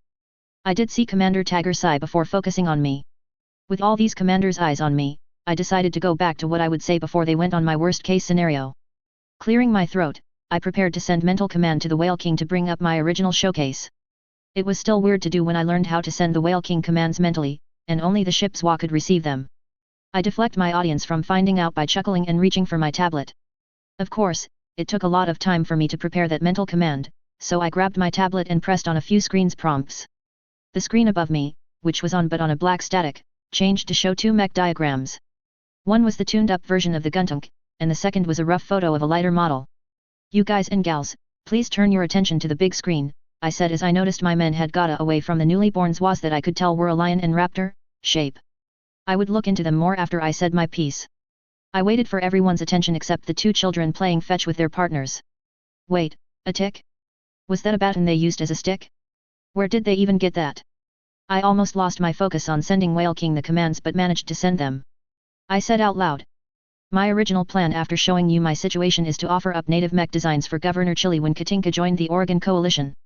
It would become a major power in the political and military sectors. I believe y'all recognize the Guntunk over there. It has a bit of a makeover to make it more intermediating and act as a fire support mech." I pointed at the 2 visible militia mech down the bay area. The militia mechs looked less like a mismatched pair of a buster on top of a tank now. They now looked like a Zuko tank from Gundam UC but with a GM head on top. Finally, I replaced the AC/2 and the PPC with 4 Holly LRM-5 with 2 tons of ammo. There are slabs of armor in the design of the Zico shoulder shields to add protection around the exposed LRM on the shoulders. I added 2 Harman light small lasers on the head that look like a Vulcan port, and the second run the midsection for anti-infantry work. The tank bottom had a pair of machine guns and even more armor. The hands had been redesigned with Hound Soldier's power adapters to allow direct connections to weapon pods. All this with standard armor instead of industrial. I was surprised by how adaptable Hound's power adapters acted like an Omni-Mech weapon ports. Too bad I didn't have the time to resign the whole Guntank model to have all these as weapon points, but we had a known attack incoming, so this was a bit of a rush job. The only limitation was material makeup, as it could only power weapon systems to a point. So, for example, medium laser per port but not a large one. Another would be an AC/5 but not anything higher. Overall, this new addition allowed more flexibility for the users. So no more toxic chem lasers and weak rifles, hello AC/2, one-shot rocket launchers, and medium lasers. I'm glad the Whale King could make standard battle mech armor and structure to create them with more firepower. This 70-ton mech with a 275 fusion engine for slightly slower than the test model's speed. This got rid of the weakness of 2 critical points. Also, it got rid of the waste of weight of 2 engines. What was I thinking when I did that? It worked for the prototype, but this one was meant to be an easier mech to use and needed less maintenance. After all, the test model was an assault weight class, and this one was a heavy type. All the specs of the newly refitted Guntank played on the first screen. It even shows a digital version of the old and new models firing their weapons at targets in the shape of multiple bug mechs. Thank God the virtual gaming system from New Century was in the Whale King. It seems just like the old Battletech cartoon in terms of digital avatars of combatants, so it would appear to be a similar tech. I let the simulation play out before typing in the commands to start the slideshow for the second militia mech. Since there wasn't any combat data for the simulator to run off of, it could have attached the weapons and fired them according to other data points. Still, it wouldn't be an accurate display unless it used its existing targeting system. Here is the second militia mech I was planning on adding onto the deal with Governor Chili for support on uncovering Whale King and down payment to help us find a new planet to colonize. That began another conversation between the audience members. I did pay attention to the conversation that sparked up between John and Cecilia as they put away their grudge to study the Guntank's new design based on their recommendations. Like I ordered, one of the turrets being worked on was picked up by machine arms and brought into an opening in the ceiling. Up came the mismatched form of a powerman with a boxy bottom. However, anyone paying attention would realize it was a heavily modified hover-heavy APC with additional armor and hover components. I had another prototype behind the Guntanks with attached weapons, but this was supposed to show how adaptable this new militia mech can be. So stripped of its weapon loadout for this demonstration. I'm glad this mock-up of the new hybrid mech even moved, but I didn't have much time outside to try to get those hastily placed weapon adapters put on. So this mech had no weapons equipped but could attach any guns on its 6 SWA connectors. I'll let the mech tech and experience mech warrior decide this one. After all, I did have the patent paperwork ready to turn in as an investor and shareholder of Katinka Industrial Inc. My main prototype would be used for testing even with its current loadout. Thankfully I didn't have to go out and buy equipment. All I needed to do was purchase raw resources. All the equipment for creating the mech came and was turned over to the manufacturing plant within the Whale King. I didn't realize how much work must have gone into making the Whale King a viable colony ship for the habitants of planet Zi, but after several days' worth of wriggle, the transport SWA had enough energy to repair almost all its systems back up. The only thing that wasn't was the cockpit area. I realized my audience had finished discussing what I hoped was about the new mechs I brought out to distract them from my history before I broke or confirmed their world views. After all, there are reasons why I decided to reveal my past and then blindside them with new mechs. I could hear the gears working on the lifts as 2 of the unoccupied bay floors opened up. I also planned on creating more modules to produce these guys. 2 battle mech who patients are on the open market. Up came out a urban mech and a locust. So walking tank was the standard UMR-60, while the bug mech was the LCT-1E model. I saw the people around my age focused on the newly made mechs. The older members like Brooke and Commander Tagger kept their eyes on me, waiting for me to bring another surprise, which in this case, I am. Hopefully, Ms. Gracie will forgive me for the slight lie I told her. I guess they really would let me speak everything out before saying anything. I cleared my throat and waited for the rest of the audience to focus back on me. Now, I'm revealing all this to ensure you know what will happen should anyone use the HPG to advertise this information. Either my history or the fact that I can restart any factory. Before this information gets out, I and the Zwas will be killed off to stop the spread of new technology. After these months working together, I say this to my men and you guys and gals whom I trust. I opened the file that Hound had stolen from the HPG during the time he had covered my first escort contract to New Dutch. I was pissed that he did it, but at the same time, well, he hacked Comstar, so yay. I'm still lucky that no one in the hospital there died. The screen above me changed to show the Comstars symbol before shifting to the big, bold words of Operation Holy Shroud. What I'm also going to reveal is part of the reason why Katinka keeps having random pirate attacks. Well, that and why the inner sphere has lost so much in technology. The same source of communication between people and the so-called neutral faction in wars is, in fact, the enemy of the people. This time the shock I had expected from the reveal of my made-up history showed on everyone's face when Comstar's symbol was fully displayed on the second screen. It made a good bit of sense in hindsight. According to the kids and young drunk adults, my Zoids were acting differently from Casper drones and have been seen eating leftover armor plating. So them being aliens was skeptical but can be accepted. However, it seems like my reveal on Comstar has them shocked. It made sense as I remember the few Comstar acolytes who were on the streets of New Dutch doing community service and charity work. Not just that, there were hundreds of years of public goodwill that everyone in the inner sphere and periphery. Well at HPG and systems with Comstar presence. The looks on all my fellow mercenaries, current and former, were a severe look of betrayal. I could understand why the shock since the MRB connected deeply with Comstar and is the primary payment source for all of them. However, it made sense in my mind as contracts in the old Battletech 2018 video constantly had the player character being shafted on official contracts for 3 years. Not only that, in multiple contracts for lance-on-lance battles, there tended to be more enemies than on paper. I thought it was just game mechanics, but I started guessing it was Comstar changing or altering the information. I kept ignoring the growing words of denial and brought up a big data point found in the precentor's terminal. I checked the information on the raid that resulted in the appearance of the Capellan Confederation and the pirates. A small detachment of ROM agents was sent to Little Rock to deal with the bunker led by a ROM agent only marked as Adept Rho XJW. It was then I realized Brooke was standing right in front of me. His face had some anger, but his voice was steady as he asked me, "What other evidence do you have? Of what Comstar has been doing to my people?" That brought the people back out of their spiral of denial as his final demand came out as a shout. Loud enough that the kids, hugging their dog-sized Zoids, flinch, and the biomechanical beings growl at the captain. I waited for a second to glance at the two babies and ID them before looking for everyone's eyes on me. Finally, I sighed before opening the report that Hound had taken. "I believe you know that unknown men were attacking the bunker that Hound uncovered months ago, right?" The Little Rock native all nodded with dark looks on their faces. "Well, from what this report show." I uploaded the report and zoomed in on the agent title and identification of what was sent. While I didn't know who the agent was, I could tell from the looks on Brooke and John's faces getting angrier told me they knew who it was. I continued, "The strike force leader was someone only identified by his rank within Comstar's Comguard division. A division that I had uncovered as the main enforcer of Operation Holy Shroud." This time, Ronan spoke up with cold fury in her voice. "Could your mechs find out if they are the reason I've lost so many of my men?" I paused only to remember the young mech warrior rookie and the dozens of people who died delivering mining equipment to Little Rock. An attack by an unknown contractor whom Comstar's investigation turned up a dead gang leader. A person who is known for her violence in the area. However, to hire mercenaries of a regular rank strength and with mech was beyond a typical gang's budget. They can, but can Katinka afford to be cut off from the rest of the galaxy? Like a splash of ice-cold water, everyone quieted down. "No, we can't, but can you confirm everything you are saying is true?" Brooke said as Tagger guided the female mech warrior to her noteputer and a chair. I could hear snippets of him trying to get Ronan to calm down and write down what was being discussed.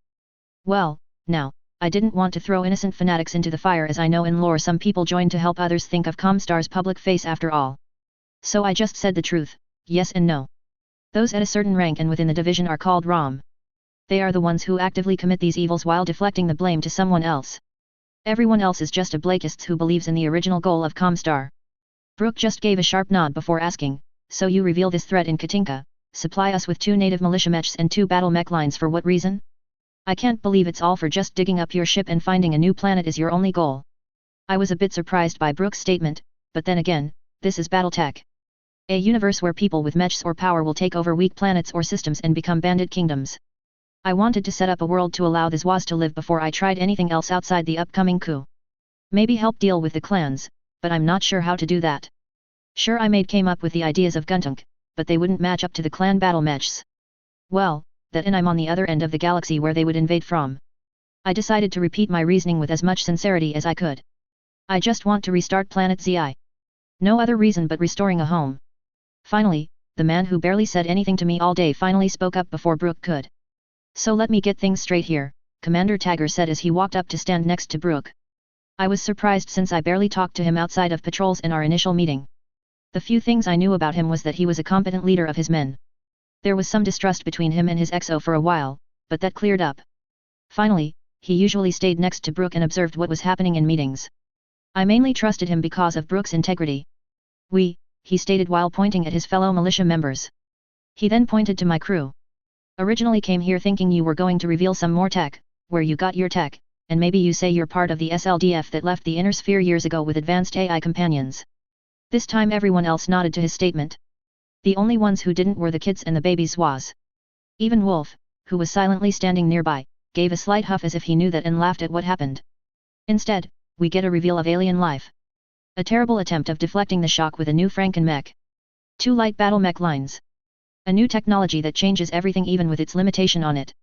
Finally, you say that the people who control our only interstellar communication method and run the MRB are not neutral. They are secretly another great house that is causing everything in the inner sphere and here. All for help in resettling yourself and the Zoids? That is everything, right? I was about to reply yes when I thought about what he had just said. Did I go overboard?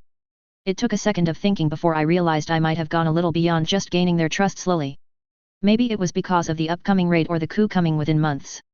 Finally, I took a deep breath and said, yes, that is all. I watched the PDF members look at each other before huddling together to discuss and digest my information. I would have waited for them if it wasn't for my crew grabbing me and dragging me to where the children and babies was were. At least, I could finally identify the species of Zoids as my mind told me. Gunsnipper. Liger 0. I wasn't going to get any sleep tonight. I made sure to activate a few lights with the signs of a bed over several doors. They would be improper bunks I had installed in them. I did plan the bunks in case this turned into an overnight meeting. Location, Katinka, Whale King's main hangar. Date, November 4, 3021, 6:30. This is a mess, thought Kyon as she looked into the potential rewards she was given. She dressed back up in her uniform inside the shared bathroom with her male comrades already dressed and heading to eat breakfast. The briefcase was opened on the counter. She reviewed the contents given to her to award the Blitz commander. Governor Chili handed her forms to formally inducted the new militia mech into the production lines for his lover's industry. She also had several million C-bills and several stocks in Katinka Industrial Incorporated for the equipment and blueprints Commander Chen had provided so far. However, all of these were nothing to what the man kept providing for the people of Katinka. What he revealed to them was already world-shattering, but finding out her enemy who took her men might be Comstar of all people shocked her. Now she wasn't sure what to do. Her lord had given her the power to reward the mercenary, no, the last of his species. However, these gifts were not suitable enough. At least from her discussion with Captain Brooke and Commander Rick. The man deserved more for revealing such betray and supplying them with new technology. They had concluded that Commander Chen was, in fact, a hybrid that slowly became Aswadian. It was why the solitary biological alien life's initial blood samples markers didn't match the ones after he was injured. Brooke said they really couldn't give the man higher-end medical treatment after the battle a few weeks ago. But, they were too scared to, so they made the doctor swear not to reveal it to his staff and just tell them he was allergic to the medicine stocked in Little Rock. The new biological markers preventing the use of recovery medicines were the main reason he avoided the Comstar representative when they appeared to investigate the OP-1's contract on the convoy. They didn't want Comstar finding out how odd the man now was then, and now they didn't want them to know at all. Secretary Gracie had made sure to hide the man's medical records from everyone except for Captain Brooke. She only just found out when the said captain revealed it to her and Commander Rick last night. Now her fellow PDF commanders and herself had a decision to make. Should they radio over the information revealed last night on their secure planetary defense network or hand-deliver it? Knowing what Comstar would do if they managed to infiltrate their network made everyone hesitate. They weren't sure they could trust the 2 warrior pilots to bring the information to the capital since they were rookies in the militia. To count them when they could be plants made it complicated. She had already lost several of her trusted men in that ambush. Now she had to watch what she said when around her newest members. She slammed her fist into the wall as the names echoed in her mind. All the people she began to open up to since coming here. Almost all of them died except Lord Chili, Lady Gracie, and the Freya Pontoon McLean. Now she had information on the Avenger people but couldn't because of who may have caused it. So instead, she had to find a way to inform her lord. She closed the briefcase and carried it. She opened the door and walked out of the bathroom and through the barracks door. She was already informed that breakfast would be served in the same meeting area from yesterday. So when she entered the Bay Area, her eyes widened as the lights for the whole place were on. The hangar was more extensive than any base she had been in. Yet, what she saw last night was only a fourth of the total size of the ship.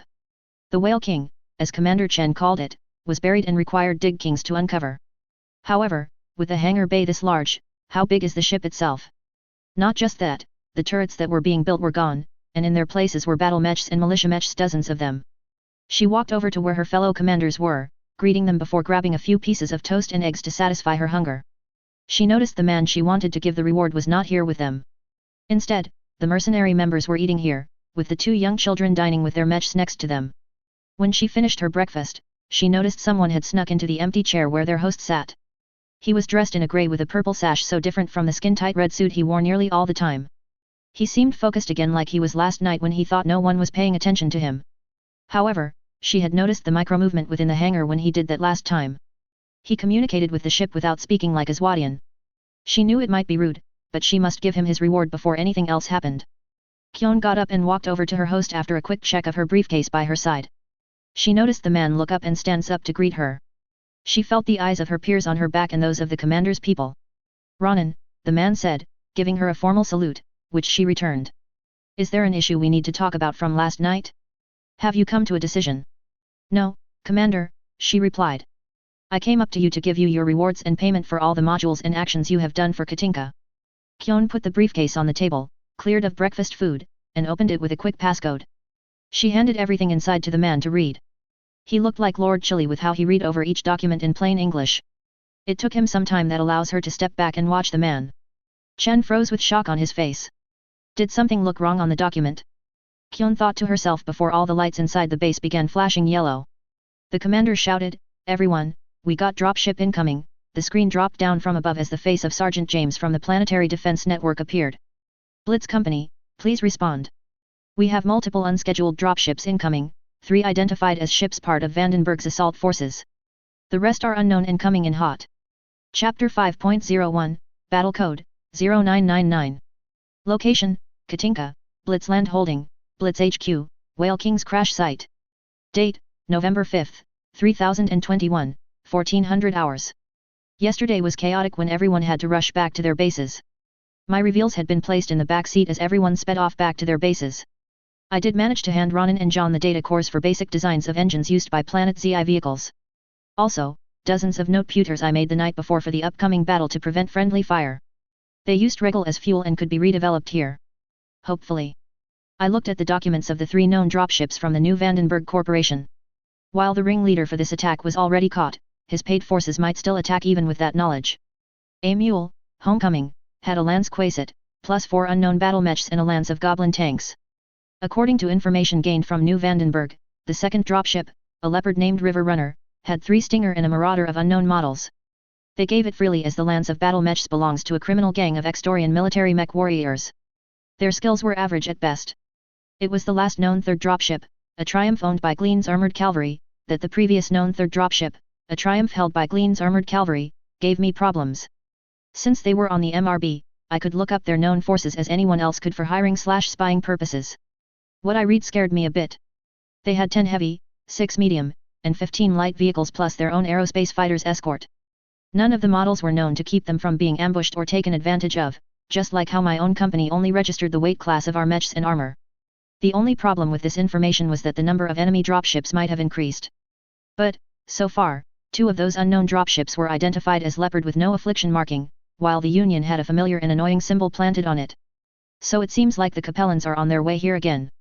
I looked away from the potential OP for and back on my tablet received from Whale King. I sighed in relief as I read the reports on the production line for the Guntunk. I still haven't given the 2 versions a proper model number yet, but the crews who test piloted them wanted them spread around the main defense points. So with Whale King's help, I had 7 on the line, but they might not make it in time for the defense. Never mind, I decided on the numbers now. I grabbed the mobile communicator off my belt and turned it on. Then, with an adjustment to the frequency used by the Little Rock military forces, I called out. "Little Rock HQ, this is Blitz Haven. Do you copy over?" A familiar voice came out of the speaker. "This is Little Rock HQ, over. We hear you. Has something happened? Over." It was the kid I wanted to speak to. What were the odds? "This is Commander Chen giving order on my prototype mech over in the hangar. The GTP-00P is yours now, Corporal." "No, I mean Sergeant. I'll be sending Private Jesse with a lance of tanks to escort all the prototype weapon pods to your HQ. Over." It took him a second before he responded eagerly. "Roger that. Thank you, sir." "Oh, over." I turned off my communicator and got up. I walked to the window to see how everything was going. Still surprised about how fast the defense for Haven came up.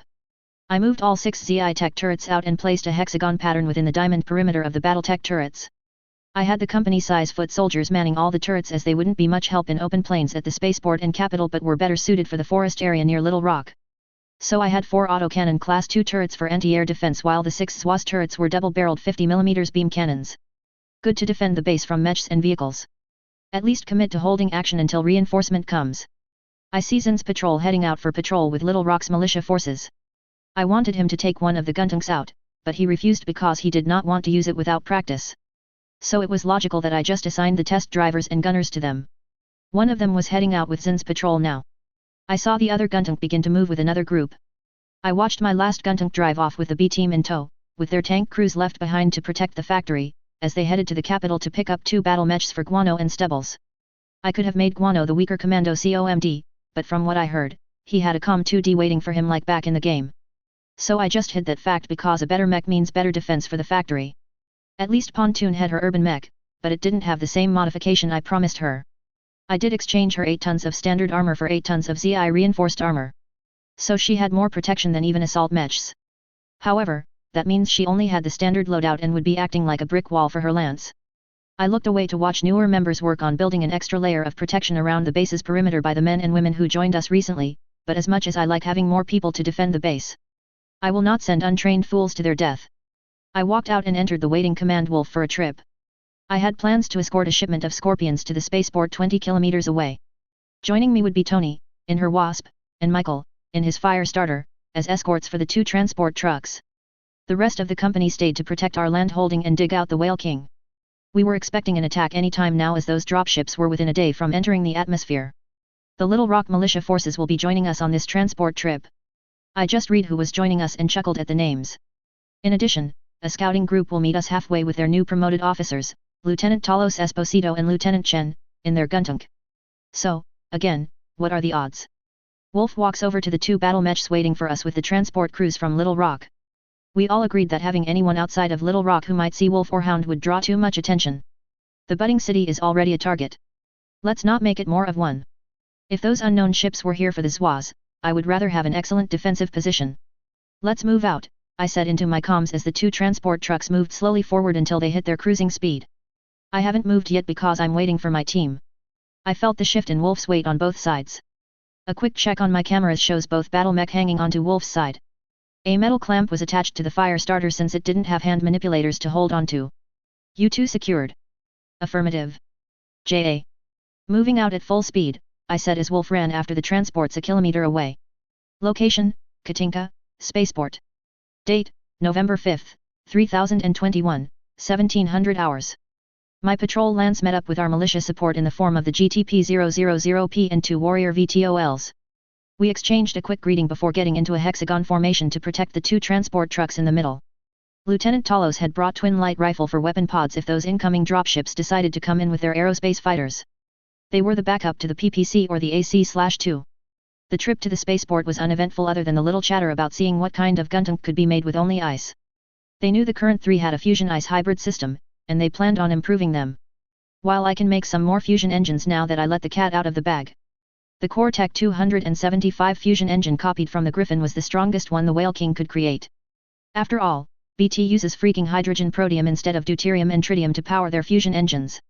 I thought they used the latter, so I accidentally told a lie to my friends at first until Whale King told me otherwise. Of course, we experimented first by making light mechs. Only the Talos suggested looking at an obsolete tank design of Fedsun MBT that used a 750 ICE but redesigned its engine to use wriggle. It turns out the non-Zwa vehicles' engines were similar to diesel ones. How the freak did humans in the Zwa universe do this, I don't know. Suppose John, Tony, or Cecile can somehow convert a standard diesel engine into using a fuel that has as much potential energy as pure hydrogen but is more stable. In that case, we might have a superpower engine. I might be able to have just one large ICE to deal with the power requirements and free up space in my hybrid mechs. Anyways, I liked the suggestion from the kid, but he couldn't remember the name of the discontinued tank, so the conversation started dying down as we all just tried guessing it. Eventually, we decided to look it up when we got back since we were nearing the spaceport. Both Slapdash and Rook got off Wolf as I backed away and let them take the front. While I showed my mech to everyone back at Little Rock, I wasn't going to reveal his presence where people were coming and leaving. I went off to a hill nearby, about 1 kilometer west of my group, and stationed myself as overwatch. I didn't want Command Wolf to be seen unless needed, so I went to act as an anti-air battery as my twin 50mm beam guns, and the electromagnetic cannon had ranges to shoot down flyers. It would be a surprise to any of the enemy aerospace fighters. I observed both of my fellow mech warriors move to join the militia unit alongside the 2 transport trucks. I watched my radar pick up 2 light combat vehicles and 2 ice-powered mechs. Behind them was a slowly moving medium mech on my radar. Using a zoom function on the targeting screen, I saw 2 APCs ahead of 2 Powerman industrial mechs driving forth of Italos. It seems like spaceport units decided to meet us most of the way there. However, my smile dropped when I heard why they were meeting us here. To generalize it all, one of the Toro pilots was a dissenter who wanted Katinka to rejoin the Taurian Concordat even though the planet had been left high and dry for centuries. However, that traitor damaged defenses by destroying one of the Toro and 2 Scorpion tanks before the Talos pilot took him down. A few LRMs from the traitor had also damaged the conventional fighters in a nearby hangar. Lucky they were still operational and were flown back to the capital for repairs as the tools here were sabotaged. I find it ironic that the former Griffin pilot stopped the traitor when he was part of a lance who attacked the PDF and innocent, to a point, mining company. I listened to the reports going back and forth between the groups before I decided to call in. It's time to call in a deal and hope I can finally get another mech design. Star 4, this is Blitz Lead, I said, cutting off the discussion on what to do between the Little Rock and the Starport's forces. My men had stayed out of it, thankfully. My men can help with the defense of the Starport, but I require that you hand over 2 downed Toros so I can bring them back for repairs at the factory. Over. What went unsaid was which factory. If what happened yesterday gets reported directly to Governor Chili, he may just let me as long as I supply a factory module to build the battle mech. Blitz Lead, came the voice of the Talos's mech warrior. I need confirmation from the new Dutch command before I can do that. Over. Roger that. I'm keeping overwatch for everyone. Contact my men on the ground when you get permission. Over. I guided Wolf to the hill's highest point, had some abandoned buildings, and kept watch. A few hours passed as I watched the tankers drive the trailers with their 4 new Scorpion tanks. I was paying attention solely to the planetary defense networking using Wolf's connection with Hound, who was back at HQ 8 kilometers and a mountain away. The dropships were gathering together, 4 possibly hired by Arouge in the Vandenberg Mechanized Industries, 1 unknown Leopard that is staying far away from the 4, and oh shoot. The Union was on re-entry somewhere close to Little Rock. The network went off as the aerospace fighters station in New Dutch was being prepared to fly after this one. The remaining air forces were conventional fighters being held back if the larger group came in. I switched back to the general comms and heard a few confirmations between the militia. A radio call from LT Esposito about the confirmation of the request and payment before saying we got orders to return to Little Rock ASAP. I debated whom to leave here as this was the least defended place. We had more than enough station near or at Little Rock to beat back anything in a Union. I had no control over the militia forces on this escort, but my units here were just 2 battle mech and 2 transport trailers. The defense team at the base would take a few hours to arrive if I message back, and Apex was stationed back at HQ to be the leader of the response lance who should be joining with Little Rock's PDF. In his J. Edgar, Dragon, and his lance of tanks and Soul Guntank were too far away. I turn on my lance comms to speak up, Rook, Slapdash. They responded quickly, yes, Commander. What do you need, sir? You 2 should stay here and help guard the starport. I can make it back to Little Rock and join the defense there quicker by myself. Before I go, please hit the code 0999 in the note-puter I gave both of you. Tag all allies with your sensor right after that. Slapdash responded quickly with a yes sir. But Rook had hesitated. I knew where his thoughts were and focused my comms on him. Don't worry about your family. They have access to Whale King's defense, both internal and the few external ones. It seemed like my statement was enough. Rook confirmed his stay here on the lance comms. I didn't wait and directed Wolf back to Little Rock. It took only a few minutes to reach the road and then took on the full speed of 190 km per hour back. Now that I wasn't limited to being weighed down and following slower vehicles, it should only take a few minutes now. I turned before the last few kilometers to climb up the mountain that, if my memory was correct, had the old Taurian bunker. I wanted an excellent height to maximize the chances of hitting any aerospace fighter.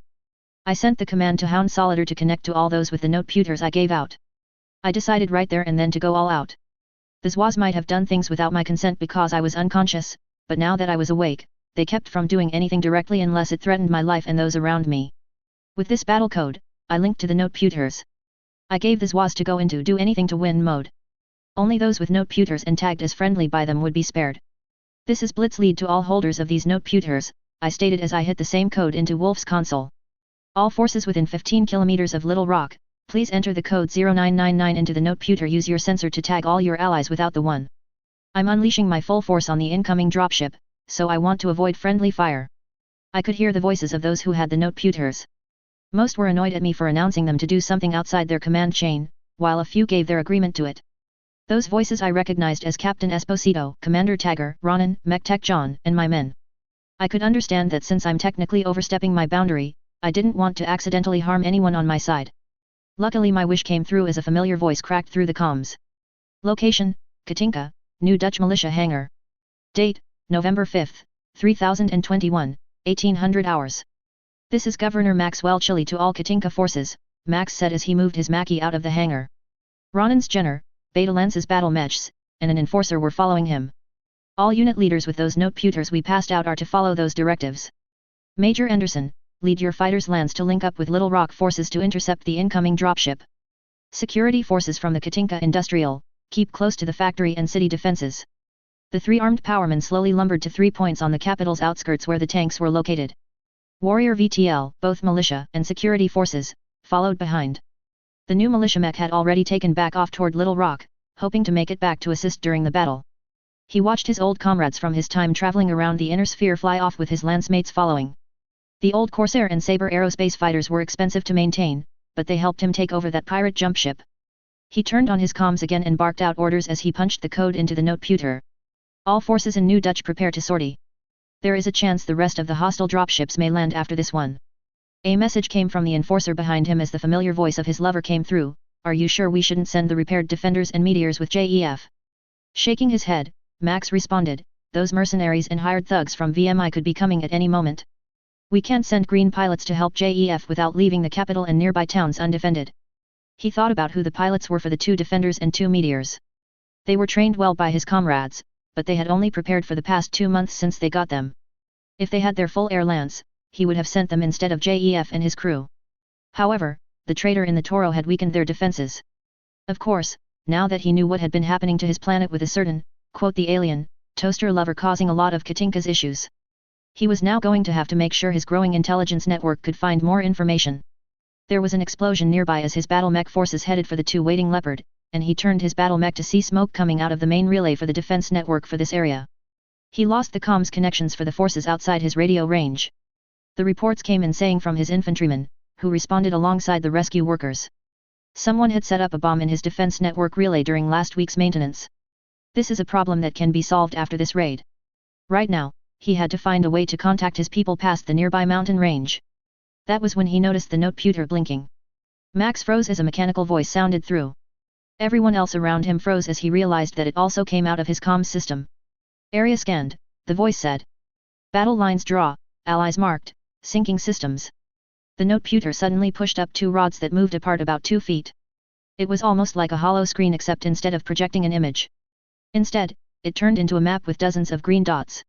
He noticed a slight stutter in his system and heard the same report from all other commanders saying the same. Battle mode 0999, war mode activate. Multiple green crowns appeared on the screen with the other green dots. Finally, 6 red dots appeared on screen, with one coming down. Did we just get a battle map with a 3-dimensional view? Max thought to himself as he noticed 1 green crown and 3 dots closing into the larger red blimp. He accidentally touched the leading green unit and immediately heard comms chatter coming out of the noteputer. Baker, Niner, and Lightshow. Get ready for enemy aerospace fighters, Max heard JEF's voice come through the weird noteputer. He would have marveled at this if it wasn't for 4 of the red blimps to start heading to his location, a location with the most allied units. Well, this solves the networking issue for now. I'm going to have words with Commander Chen after this. He touched a speaker symbol this time, hoping that it connected them with all his forces, and gave out his order, all units, this is not a drill. The defense network has been damaged in New Dutch. All units with a network tower, check them for sabotage. Be careful of infiltrators. Lieutenant Baba, get ready to launch when the tech gets done with your fighters' repairs. His orders given, he continued his march to the Leopard to act as a rapid response force to the 4 incoming dropships. But, no, make that 5, and the last unknown had diverted to the starport. Location, Katinka, Little Rock proper. Date, November 5, 3021, 1820. Jasmine Sheen, currently the XO for LR Militia's Beta Lance and formerly a member of Zhang Chu Cheng, quickly moves alongside a few infantrymen to the network tower for Little Rock. The one for this town was the tallest building here with the most defense. She was lucky she caught Sergeant Killy and his men during the confusing metallic announcement to join them in checking the network tower. Thank God they did, as when they entered the building, they could hear a firefighter taking place above. They rushed the stairs, passing by dead civilian workers and several dead security guards. Within minutes they reached where the firefight was taking place. Sergeant Killy had called a large burly man over with a mobile battering ram when he noticed the door locked. With a count of 3, the man busted down the door and nearly died as dozens of ballistic rounds entered his body. 2 of the troopers pulled the man away as she and the other fired back. Her laser pistol found 2 of the enemy foot soldiers before she ducked back in. She hoped Rick had better luck than her since the dropship was almost here. She took a quick pot shot at another unlucky fool and burst her head open. However, Jasmine recognized some of these people that they were fighting against. It would cause some more issues for her and everyone stationed in Chipo. Location, Katinka, Little Rock Airspace, Union Yongzi NGL, Dropships Aerospace Bay. Date, November 5, 3021, 1900 hours. Lieutenant Ivan Sidorov readied his Lightning, an LTNG-15 model, as his partner prepared her Eagle, EGL-R6. They were about to slaughter the 4 fighters this barbaric planet sent to stop them from delivering celestial punishment to those traitors hiding here. The recovery of secret prototypes battlemech was the second task. If not possible, then destroy them. He will perform his duty according to the celestial wisdom of the Great Chancellor. It had taken them a month to get here from Lursha as the message from the Chancellor's office was very direct to the 5th Confederate Reserve Cavalry. They were to send a strike force to take out the traitors and take whatever they could from this periphery planet as collateral should they fail in their second mission. But, they would not fail the Chancellor's mission. Lieutenant Sidorov, the voice of the Commander Zan came over the comms. Take off and destroy these pests so we may continue our mission. It seems like these barbarians are getting their punishment in many forms today, but we must deliver ours first. It took only a few minutes before he and his partner flew several kilometers away to the 4 prey at combat speed. As they got closer, he noticed something wrong with his battle map. It was starting to have a static appearance and false positive on the incoming enemy as they changed to 4 to 12. As a result, his sensor couldn't lock onto the leading fighter despite it usually taking a few seconds. However, he was entering the firing range of his Class 20 autocannon. Just one hit will be enough to destroy these fools. Those were his thoughts until his sensors marked all 4 fighters as aerospace ones. Not those easy conventional air rats. The sensor returned as 1 CSRV-12 and 3 SB-27 burning fast at them. The only thought that crossed his mind was, we have been played. Since when did lone barbaric planets in the periphery have aerospace fighters? He tried to lock onto the leading fighter. One shot from his autocannon will take out their main firepower and allow his partner to wipe out the lighter ones. At least, that was his plan until a warning alerted him to something on the mountain below. He didn't even have a chance to look before something slammed into his fighter. He nearly blacked out as whatever had hit his plane had caused all the systems to shut down. All his controls were locked, and he could smell burning plastic and rubber. He felt his lightning tilt forward as he finally saw the thing that shot him. A quad mech of unknown design in the shape of a wolf. The giant cannon on its back with 2 smaller barrels at its side fires again in his direction. The shots missed finishing him off, but he realized how far off they were. He glanced back to see his partner dodging the incoming fire from the quad mech. The pilot tried in vain to restart his engine like back in flight school when they simulated being hit by a PPC. His lightning began spiraling as gravity took complete control. Ivan grabbed at his ejection lever and pulled with all his might. Nothing happens. The canopy did not fly off, nor did his ejection seat start up. He yanked the manual emergency ejection, yet he could not lift it. He could see his life flashing before his eyes as the ground beyond the mountain came into twisting view. He was pulling on his stick to try and glide his fighter and failing as something struck him. He felt his descent turn slightly away from the town he would have crashed in. So this is it, he thought as the ground came even closer. He knew his battle ram would survive, so he decided that when his people took over and found his lightning, they would not hear the death of a coward but someone dedicating his life to the Confederation. He slammed onto his outgoing comms and shouted, for the Capellan Confederation. He jerked forward before he felt nothing at all. I marked where the down aerospace fight crashed landed thanks to hounds and mobies, finally came up with a name, sensors. I could no longer try and take down the Eagle as the PDF's aerospace fighters got into dogfighting. I knew they could use the help, so I ordered anyone with LRM to fully link their sensor to those with the noteputer. It was possible as linking sensor data was already a regular thing in BT, but Zoids made it much more manageable. I checked my enhanced battle map to see the potential landing spot for the Union above us. It had changed after I took down the Lightning and was landing 5 kilometers away from Little Rock instead of right beside it. I noticed that the other dropships were also coming down. The Lone Leopard was heading toward the spaceport while the largest group of ships were landing. Oh no. The predicted landing zone was right on Captain Yuki's patrol unit. I hit the comms to warn them and prayed that our reinforcements made it in time. Chapter 5.02, Battle Code, 0999. Location, Katinka System, 5 hours from Katinka. Date, November 5, 3021, 2030. 2 Leopard-class dropships were burning hard to the planet of Katinka. One of the ships bore the Irano Royal Guard's red and gold house crest symbol. The second was a crest of the Green Shades and a griffin. They came to Katinka to reinforce the planet's defense from a raid, but they were delayed by their jump ship, suffering an accident before they left Core Mater 6. When they finally reached the system, they attempted to contact the planetary governor but couldn't connect to the defense network. On board the greenish-colored Leopard, the Hysteria, stood a tall board-shoulder man with a tan complexion talking through the comms system to his neighboring dropship. "Mastiff, I don't like this," the man said as his pilot continued her course to the planet. "I thought you said the planetary forces had a good network that we can connect to. So why are we having issues with contacting anyone on the ground?" "I'm not sure, Commander Markham," replied the older man, a well-known mech warrior throughout the Oregon Reach. "However, I know Governor Maxwell Chili. I trained him like many others. He would have hailed us by now." There was a pause as Markham looked back to his pilot, Sumire Meyer, who just shook her head after she glanced at the sensors. They flew in silence as he thought about what could happen. He only had 2 of his 5 mech warriors experience active combat. The other 2 just joined recently to try and replace the dozen they used to have. They were still going through battle sims now as they were needed. He missed his old Union dropship, but they had to sell it due to all the damages it suffered when they destroyed the pirate clan on Fjaldr. He walked back out of the cockpit to the CNC area to see his XO Darius Oliveira talking to a frantic Mohammed Medusa Benitez, whose parents still lived on Katinka.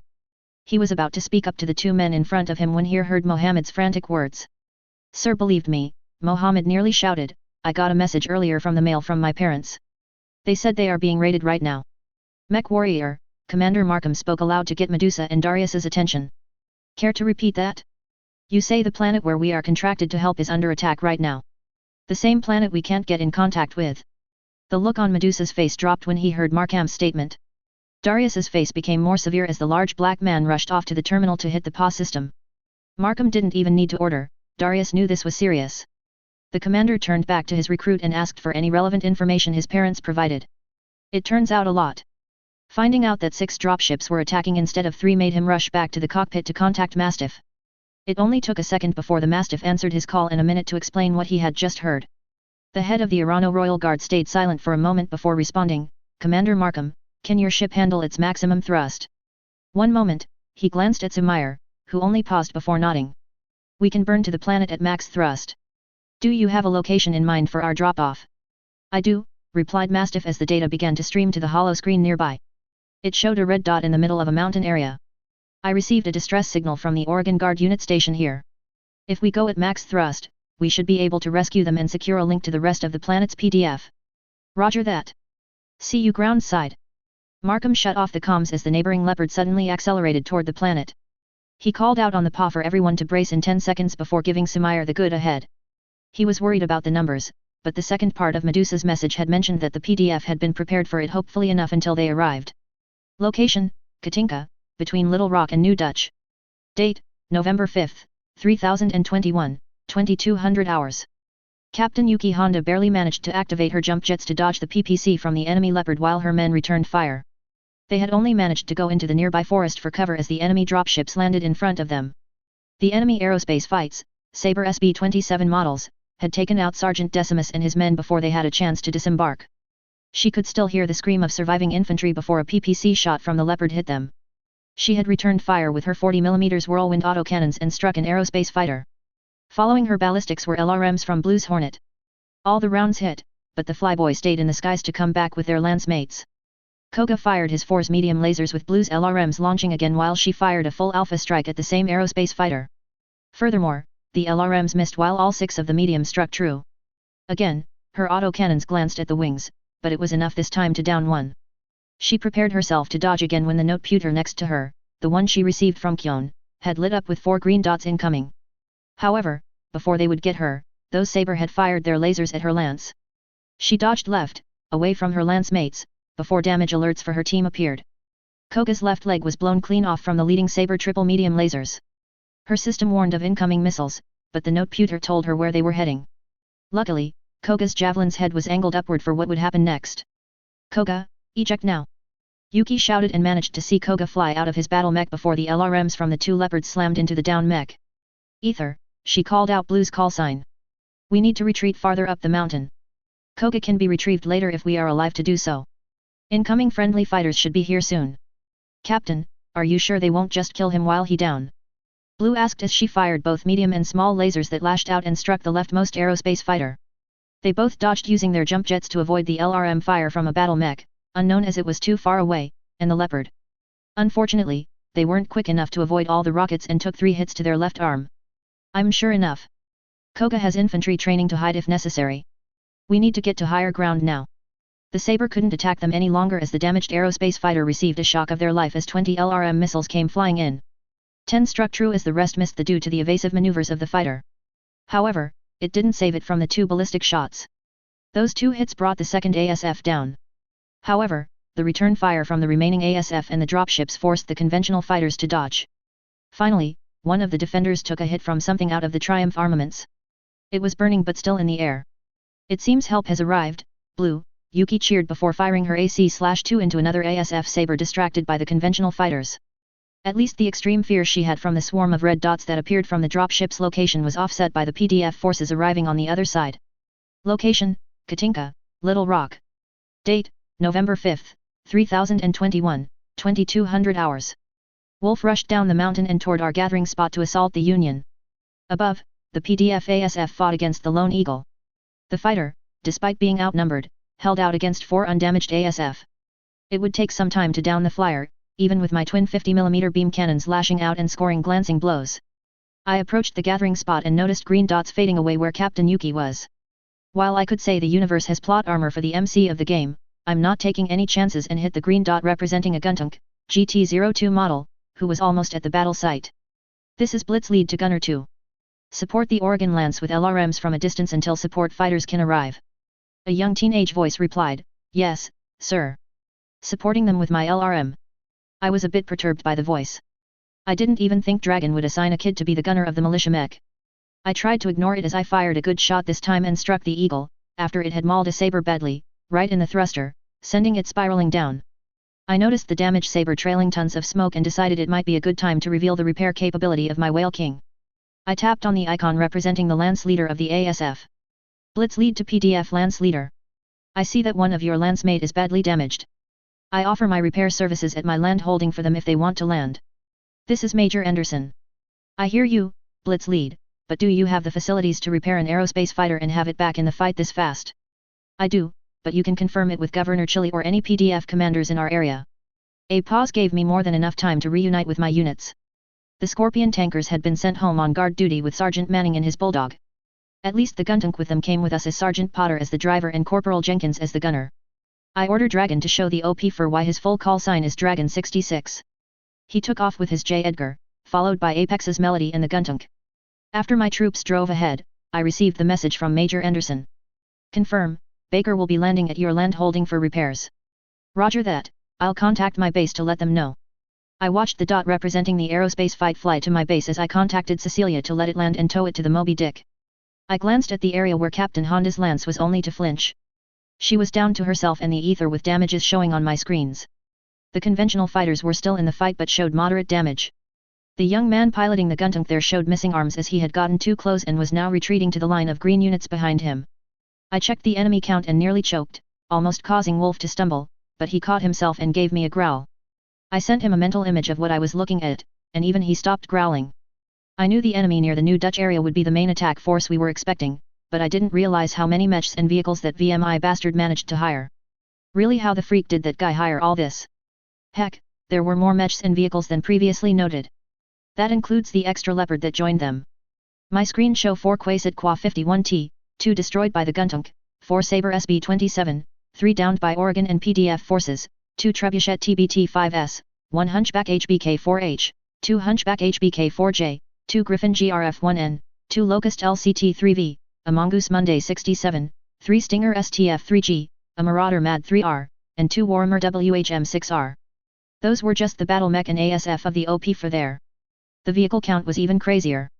15 Scorpion light tanks, 5 Hunter support tanks, 5 Gallon light tanks, 5 Goblin medium tanks, 5 Vedette medium tanks, 5 Sleipnir APC tanks, 3 Pikes support vehicle, 2 Manticores heavy tanks, and 5 Vargra APC tanks. Where the heck did they get those extra light tanks from? The intelligence from New Vandenberg didn't note that many. I checked the markers for those light tanks, and they seem to have come from the Mule of all things. Those OP4 were engaging with New Dutch's militia forces, so I'll focus on them after taking care of these Capellans. I noticed the PDF ASF units fly off to assist the New Dutch group, so at least the most significant battle will get help. Next, I took a look at what Little Rock forces were engaging with. The enemy was being sensor-locked by the Vargra APC tanks and added to the Noteputer database. What I saw seemed like a regular military lance, in my opinion, and a little tensor. The Kapkan Union dropship released its 3 lances of battle mech, but it also released 2 wheeled APC with the designation of SRM equipped to them. Then the first lance of battle mech registered, and weapon fire from the Union at the fast-moving Vargra. Luckily their shots mostly missed, but one Vargra was limping back to Little Rock due to something hitting it. However, the other 2 APCs raced around with the damaged one as all 4 battle mech registered to me. 3 ahead of the slightly slower one showed as Locust's LCT-1E model, with the one behind them being a Stinger STG-3G. An energy focus lance. Perfect for long-term battles if they can manage their heat. Too bad I'm not going to let them if I can help it. I turned on my comms to Apex and Potter Mechs and gave them my targeting solution. I didn't have to wait long before 30 missiles flew straight at the leading Locust. I noticed 20 more LRMs being fired from the friendly lines at the other 2 mechs. The Stinger was too far out of range. Just as I got closer to the sniping position I wanted, the Noteputer registered hits on the Locust, who had just destroyed the Vargra with its lasers, taking hits. 10 of the LRM missed utterly, while the other 20 hit various parts of the mech. The other 2 dodged left and right to avoid the militia's LRM but somewhat failed. 5 hit the leftmost Locust while 0 hit the right. The Stinger fired its twin medium lasers at the remaining APC and scored a hit on the side of the right one. They returned the fire with their medium lasers, and 1 out of 4 of them slammed into the Stinger. Luckily that fast-fire lance retreated to the cover of their Union and allowed me to post up on a nearby cliffside where I could see and snipe from. My sensors began identifying the last 2 lances coming out of the Union. 5 medium and the heavy battle mechs. 3 of the medium took the role of missile boats for being trebuchets TBT-5N models supported/bodyguard by the Solo Centurion CN-9AL. The last medium mech turned out to be a Phoenix Hawk PXH-1 that moved the head of the heavy units. The heavy-grade mech had mixed roles. 2 Warhammer WHM-6L and 1 Marauder MAD-3L. It was nearly a stalemate as everyone stayed at the outermost edge of the LRM and PPC ranges, which worked fine for me. My beam cannons had the same goddamn range of a PPC, and my electromagnetic weapon outranges even those. I connected Hound on top of the mountain where Moby Dick was located and triangulated the perfect shot placement. I focused on the Marauder since it had to be the leader of the mech forces. My EC overcharged for its shot, a shot that was a nearly guaranteed kill if it hits. I aimed for the mech's cockpit that was pretty much in the center of mass and fired. My entire cockpit was bathed in red lights as a warning went out. It seems I overclocked the electromagnetic cannon too much. The alerts showed damages within the charging system, but I would look at those later. I soon saw Wolf's vision to where I shot. I blinked in surprise at where the shot hit and what it did. The shot had torn through the left leg and into the right. My sensors showed the mech was out of the fight unless someone happened to get in front of the AC/5. The battlefield had paused at my shot, but my side recovered first and charged forward. I saw the Toro and the Talos fire their alpha strikes into the first trebuchet, who returned fire with its own, and the fighting continued into mech range. The alpha strikes from the PDF struck true and tore off the left side of the missile boat, while that mech only managed to rip off the right arm of the Toro but missed the PPC arm with its lasers. Then the rest of the enemy lands fire back with my men and Commander Tagger's mechs joining the fight. I raced down to distract the Union by firing at it once my twin beam cannons were in range. The Union, which had fired a salvo of LRMs and a few PPC shots that almost cored the Thunderbolt, before turning its attention to the fast-moving head mech. Hell, 2 of the most damaged Locusts stopped their charge at the Little Rock Defender and turned their attention to me. I turned my next beam cannon shots to them and fired. My EC cannon was still charging up for its blast. My twin beam was torn into the Locust, the one tagged by a few missiles earlier, right in the center torso and blew its core. The second Locust fired its medium and small lasers at me. Wolf dodged with a quick zigzag and bit into the cockpit of the battle mech. A brief surge of electricity ended it, but the Union and the rest of the laser lance had me in their sights. One of the Union's PPC, alongside 2 of its AC/5, fired at me. The rest of its weapons aimed toward little rest of the guns targeted the PDF. These attacks were followed by the alpha strikes of the 2 remaining light battle mechs and 2 APCs. I threw the Locust into the PPC path and managed to block it. The 2 AC/5 missed by a mile. The SRM with Inferno rounds, 2 out of 4 struck us, shaking me around as my cockpit, Wolf's head took them and raised the heat around me. The battle mech's lasers followed this. The 2 medium lasers that I knew hit me stuck rear left leg, striping a bit of armor off, while the rest missed according to Wolf's status.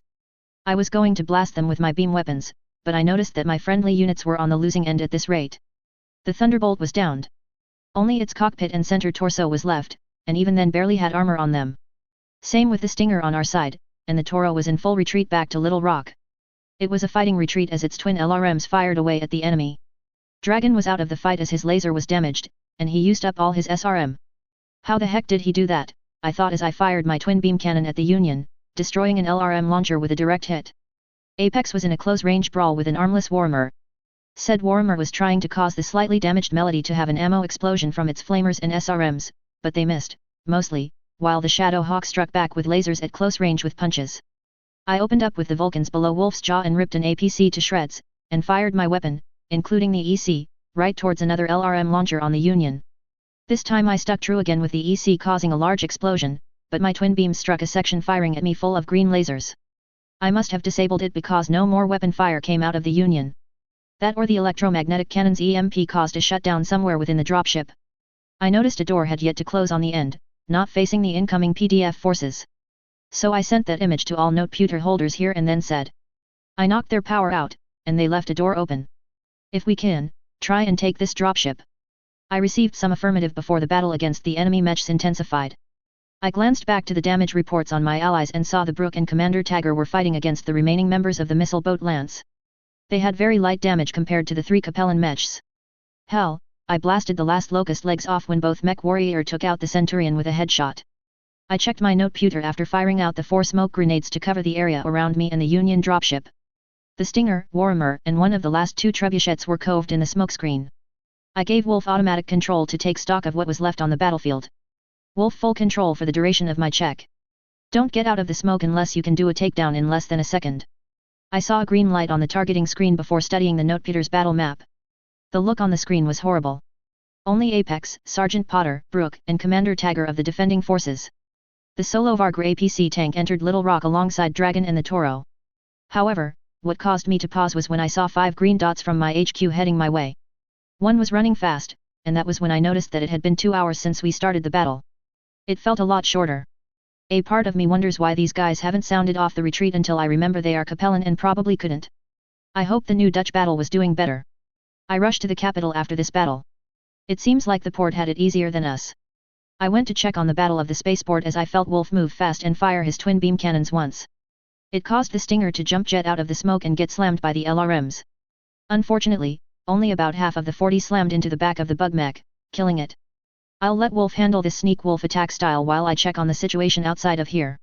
I'm glad the last trebuchet outside the smoke blew up, but not before taking down Sergeant Potter's guntank. Not destroyed but with no weapon left outside the machine guns and small lasers, Potter retreated to base with PPC from the Warhammer missing by a couple of meters. Location, Katinka, Starport. Date, November 5, 3021, 2200 hours. Michael Dark mused to himself as he prepared his fire starter's jump jets. He was a former LCAF soldier working as a mercenary with a family getting ready to fight off an invading force.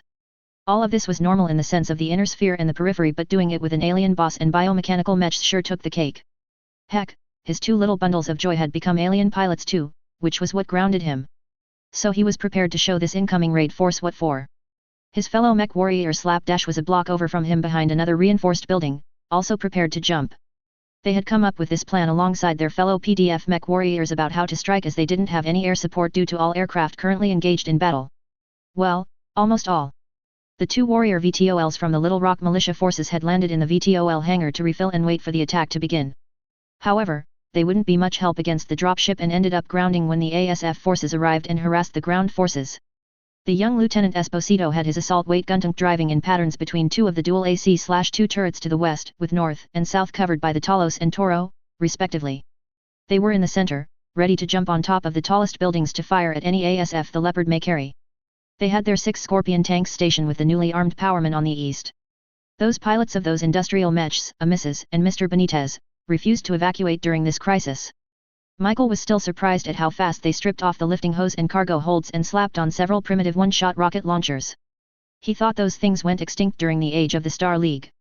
The Talos pilot, who went by the callsign Wasp, just sent them with the rest of the tanks to be out of the mech warrior's way and cover the vehicles if they get overwhelmed.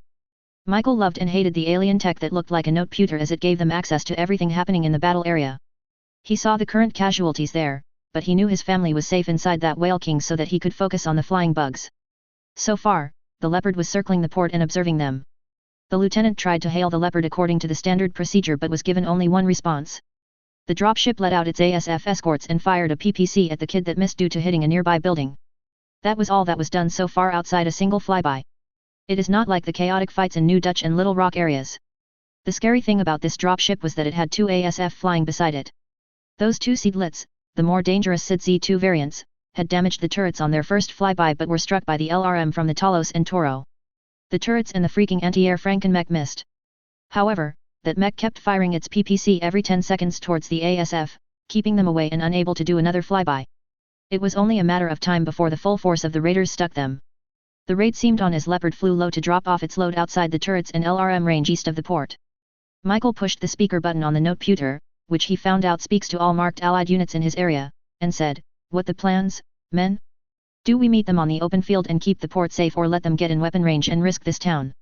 "I think we should, but let's keep those powermans and that air gun tank here to cover us," the Wasp responded. The Toro's pilot began to say something but screamed instead at the lieutenant. "What the hell are you aim damnit?" The mech suddenly turned 9th degrees and fired LRM and PPC alongside the Guntank Alpha strike of ballistic and particles. A second later, the Talos joined in with its LRM and autocannon. It was then that Michael noticed the noteputer showing two red dots moving in fast from the SSE. Those ASF must have broken off from the Leopard and charged straight here. They were low to the ground that both the Toro and Guntank shot towards. Same with the turrets on the southeast corner. He couldn't do much except move to ambush the ASF if they passed over him. The shots fired by his side seemed to hit and take down one of the Seedlets. The noteputer's dot of that ASF dimmed and marked itself as downed by PPC and missiles. That was nice to know if the enemy was indeed down and if this noteputer was accurate. The fact they managed to take down one ASF was good, but the second managed to fire off all 5 of its medium lasers. The scream over the radio said it all as the Toro cockpit was slagged from the Alpha strike. The ASF pulled hard around and received fire from the turrets and the furious lieutenant. Since the Seedlets was going to cross both his and Slapdash's view and within their range, they added their lasers to kill this damn flyboy. He could see his 4 mediums and 2 small lasers slam into the ASF but knew Slapdash missed as 2 green energy beams nearly hit him in the crossfire. The trailing smoke also told the story of how much damage the turrets and the kid managed to do. The enemy flew towards its dropship, barely avoiding the Talos' SRMs and the rockets from the 2 powermen. Nevertheless, the damn flyboy managed to destroy the southeast turret and another tank before vanishing to the east. Both the industrial mech reported using half their rockets but still said they would stay until the need to reload. "Hey LT, Wasp called out, surprising the kid for a moment. Michael had also stopped since the young officer was the highest-ranking member of the PDF after the older one just bit the dust. There was the other lieutenant, but Esposito had command on this trip for his group. "Think you can order those VTOLs to spin up and scout ahead? I'll contact Private James to get them up, but they will only sensor lock what they can before rejoining us. So there is no reason to get them killed," the young man said as his mech moved to where the Scorpion tanks and powermen were. "I understand that LT, but we need eyes on them. We will get that once we sensor locks them. Did you get our noteputer last we gave out when we arrived?" It was the voice of Lieutenant Chen, who had been silent the entire time until now. He seems honestly curious about why the mech warrior didn't have the special noteputer. Michael decided to cut in, he wasn't given one for a few reasons. "Lieutenant Chen, I'm surprised you weren't debriefed on them. However, we can just announce what we see on ours next time." He turned to look at his comrade and stated this. "Get those VTOLs ready. Slapdash and I will get those sensor locks, but first, let's check on our defense here." It took half an hour to reorganize and take stock of the damages before they marched out to meet the registering enemies. During the break to restock and prepare, Michael contacted his wife to see how things were going at Little Rock. The noteputer didn't show that Giant Zwa or the Dog 1 on it. However, the screen did show his commander wrecking the enemy from a distance before closing in. Everything was going well with most of his family bunkering in the Whale King, and they just got done repairing an allied ASF fighter. They even armed them with anti-dropship rockets that the Zwa carrier gave them. From how the battle was going at Little Rock, that ASF fighter might swing around to help them out as the other 3 had already passed by before the raider dropship appeared within their area. There was only one turret left, and it was out of Class 2 ammo. It only had machine gun ammo left. The infantrymen took to the building with rocket launchers and satchel charges. If the raiders made it past them, they would take on an explosive guerrilla unit. The industrial mech had reloaded their one-shot rocket launchers with 30 rockets per mech and a machine with a ton of ammo in the hands. The 4 Scorpion tanks would follow the powerman until they reached the rocky outcrops to the east. Both he and Slapdash would take the front as scouts with VTOL support. In the middle would be the Talos for it all-range loadout. Due to the unstable ground ahead, the Guntank would stay in the rear and provide extended range support with the tanks. Luckily, the 2nd ASF registered as dead on the note pewter and reported to the whole company. The cheers of joy had a mixture of confusion from several combatants. Oh, Michael knew why, since how the heck could we see if they are outside standard sensor range? Well, they might understand after this battle once AAR was done. Michael rounded the few trees in the area as his sensor lit up as locked onto the first incoming enemy mechs. Well shit, he cursed as standing a few hundred meters away stood a quick draw, a griffin, a wolverine, and a panther. Luckily no one fired yet, as it seemed like both sides held their ground, the enemy dropship punching it back out to space. So at least they wouldn't have to deal with that freaking issue. Location, Katinka, Little Rock proper. Date, November 6, 3021, midnight. I sighed as I realized how bad things were outside the Little Rock battlefield. Starport was down by several units and was facing a lance of battle mechs. New Dutch was worse off as only one conventional fighter was still in the fight. One was marked as destroyed, and the other 2 had retreated as their weapons were downed. Luckily, the ASF that helped us here had arrived and blasted the last enemy ASF out of the sky. Heck, those leopards all retreated already to avoid destruction. Same with the Triumph, which took several hits from bombs dropped by the conventional fighters as it took off. The only dropship left on the spot was the Mule, probably due to damages from the bombing. My end only had that damn Warmer and Trebuchet left here. I thought they would have given up by now. Since their Union dropship was dead in the water, as I directed another EC blast to it to make sure it stayed off from the EMP caused by the cannon. At least Brooke, Commander Tagger, and Apex had done the more thoughtful things and rushed into the open bay door of the Union. They left me with these 2 as we had a more incoming friendly on the way, and my smoke was the only thing keeping them from rushing to the Union's door. Because when the Warmer tried to get in the form of Brooke, I shot his arm off. The rest of my 3 pairs of shots went wide, and one almost hit Apex, but it was enough to keep the enemy mechs from stopping the boarding party. I wanted to finish them off now, but they stayed right next to each other. The 2 battle mech refused to part from each other to give me an ambush chance. Wolf was slowly circling the pair while I tried to figure out an interval to attack from. I had only a few more minutes of smokescreen before it faded, so it was time. Wolf ran out of the smoke and followed my direction. I charged at the medium mech first, firing all my weapons starting with the EC blast. The artificial, Wells-Wa-made lightning struck its center torso, followed by a barrage of 20mm rounds. The mech froze as my sensor told me it powered down from the hit. The Warhammer reacted and turned to fire at me, moving slightly around its partner and firing only PPC, SRM, and lasers. I responded by turning the charged twin-beam rifles to it and firing. The Warhammer's lasers raked my right side, but the SRM and the PPC missed as my beam weapon slammed into its damaged left torso. Suddenly, an explosion from the mech caused it to collapse, and my sensor told me to move back as its fusion core was going critical. Wolf charged past it and jumped as a flash of blue appeared behind us. Wolf howled a victory as no enemy was left, the Bulldog with its lance of 3 Scorpion, and 2 APC. They weren't tagged, but it makes sense because there wasn't anyone with a sensor to organize them. I quickly marked them into the note pewter and opened my speakers. "You guys are a little late," I said as the ASF, pilot by call sign Baker if I remember correctly, had turned back around and headed to the starport. "Get the infantry inside that dropship and take it over. I'm heading over to the starport to help out there."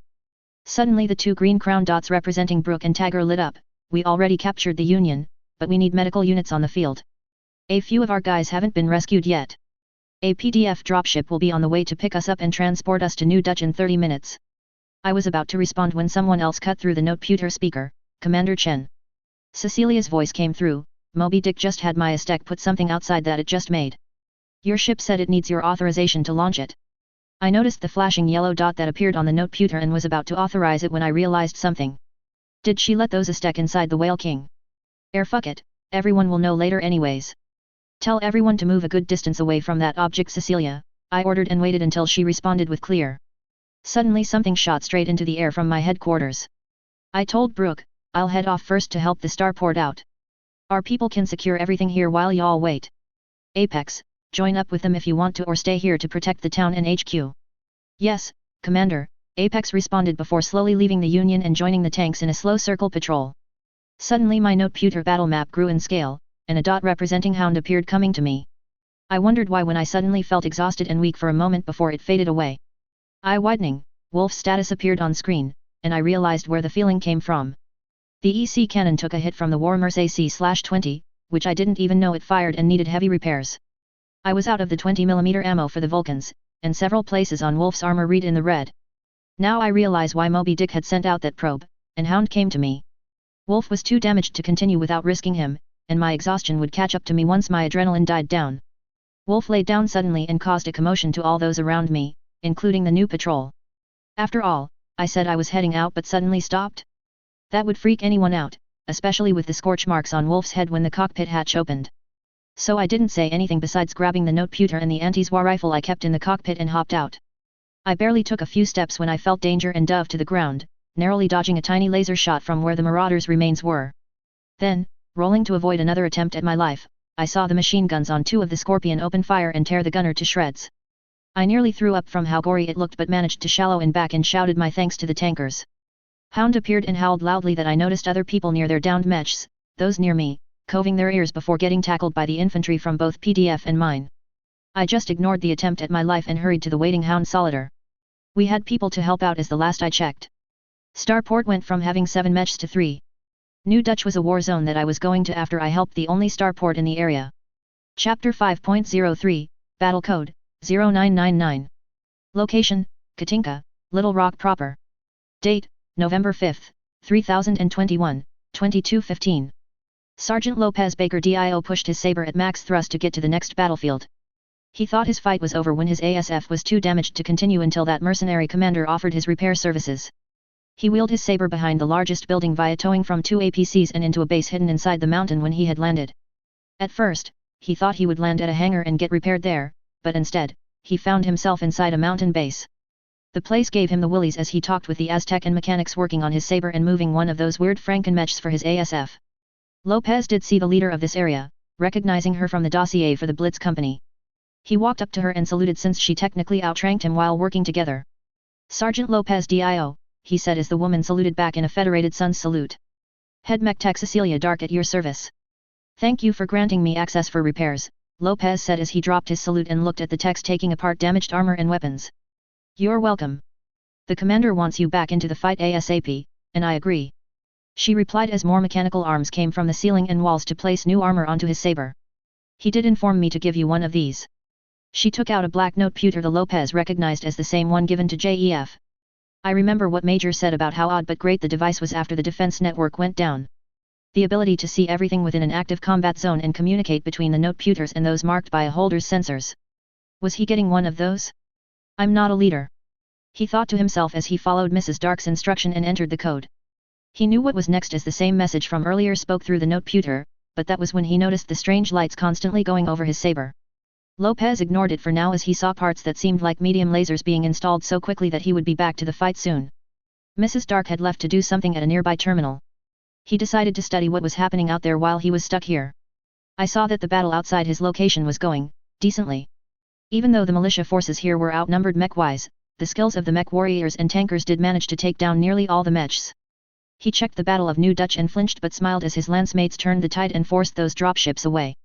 This gave the ground forces less to worry about, even as a green dot would vanish and a mark saying down/dead would appear. The battle there was intense but seemed to be going their way. If he helps out with the Little Rock forces, then they may be able to reach the capital to assist. The best makes this a request to his leader first. I knew he could directly talk to anyone he tapped on the note-pewter, so he tried to click the fast-moving one representing JEF. It was easy since he was the only ASF fighter marked with a crown. He waited for the major to say anything once he connected, as Lopez knew the man would. Who is this, and what do you want? The voice of his lance leader came through clearly despite him being inside a mountain. Sir, this is Baker, Lopez replied as he watched several Aztec rushing to move one of the Frankenmech outside. He had noticed the one out was labeled as heavily damaged, and it would be wise to have one ready for the warriors. My saber is almost repaired, and they are strapping on a bombing ordnance for me. Do you want me to assist Little Rock and then ahead to New Dutch? There was a pause before a response came through. Assist the Little Rock militia and then head to the starport. They are taking heavy damages there. You have to keep the airspace clear enough for Little Rock's forces to reinforce them. That was when Lopez realized the location of the starport had even less friendly units that were slowly decreasing. Roger that, sir. He quickly turns to the nearest Aztec to ask how much longer. The next thing he knew, his ASF was fully repaired and armed with a single bombing ordnance they didn't have due to sabotage in New Dutch. Someone there had disarmed most of the bombs, so they weren't loaded onto the first ASF group, while the conventional fighter Lance stayed behind to fix some of the more basic ones.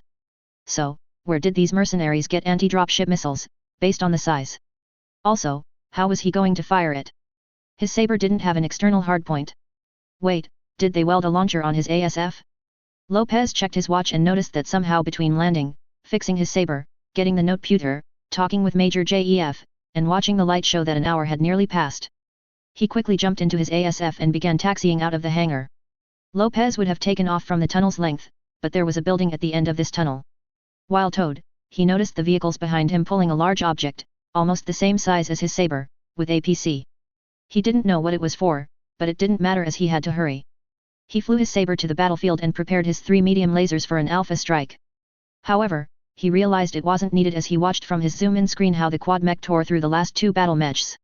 It was both awe-inspiring and scary. The enemy trebuchet fell like a puppet with its strings cut off from one hit. Then seeing the wolf-shaped mech tank, several lasers and a ballistic shot to the large weapon, only to kill the warmer with a single shot from some kind of PPC. Finally, seeing the wolf get the hell out of the area before the warmer went critical. All this fighting happened in 20 seconds. Baker shook his head and banked hard to turn back to the starport. They need help as he watches one of the 5 dots representing a mech, a powerman in this case, going down. He throttled his ASF jets to try and reach the besieged starport's forces. It took him a few minutes to reach the second battlefield to see another mech go down, the last powerman. However, before the industrial mech crashed into the ground, it unleashed dozens of rockets from it. They slammed into the quick draw and destroyed the cockpit. That left 3 enemy mechs on his sensor as he lined up his shots, starting with the lightly damaged Panther. Locked onto his first target, Lopez fired his medium lasers. His nose and right wing lasers struck dead on the cockpit while his left wing weapon slammed into the mech's left torso. Lopez didn't pay any attention to the mech he just hit as he aimed at the second one. He didn't have a lock but fired anyways. Unfortunately, they also struck true, and the right arm of the Griffin GRF-1N blew off as the head lost a bit of armor. Lopez banked the saber north to avoid fire from the third mech, but his vision flashed as his computer registered a light hit under his cockpit. Luckily, the SRM missed on the left and ballistic round by the right. He was about to turn back for a second flyby when the noteputer spoke up. Baker, go ahead and head to New Dutch. I can handle these 2. After that, all forces fall back to the spaceport. Pick up our people while you do so. Commander Chen, a young voice came through the noteputer. I'll stay here and help. I can't move anyways. They kill my driver and destroy my tracks. Lopez noticed where the voice was coming from and saw another one of the Franken mech, a much larger one, surrounded by 3 tanks and 2 VTOLs. Near that group, 2 mechs were severely damaged and moving between trees and rocks, taking pot shots at the enemy lance. Suddenly, a green dot appeared, moving straight at the 2 enemy mechs at high speed. The Panther, it turns out, had died to his lasers. However, he wasn't going to leave without one more run. Commander Chen, I'm on my last flyby before heading out to reinforce New Dutch. Don't bother. They are done for already, the mercenary replied when the Griffin was suddenly covered in green light beams. A giant quad mech with large spears slammed into what was left of the once proud battle mech, knocking it into the open air before it went critical and blew up. The last enemy mech shot out a white flare for surrender. The mech shut down on his sensors, but he ignored that to stare at what he just saw. The previous quad mech had helped his air lance against that heavy eagle and took out the lightning with one shot. This one managed to kill a battle mech in 2 hits and fling the mech into the air. Only the mercenary's call snapped him out of it and replied, affirmative. I'm off to New Dutch. See you there, Commander. Lopez hoped his lance mates would believe what he just saw there as he headed to the central combat zone.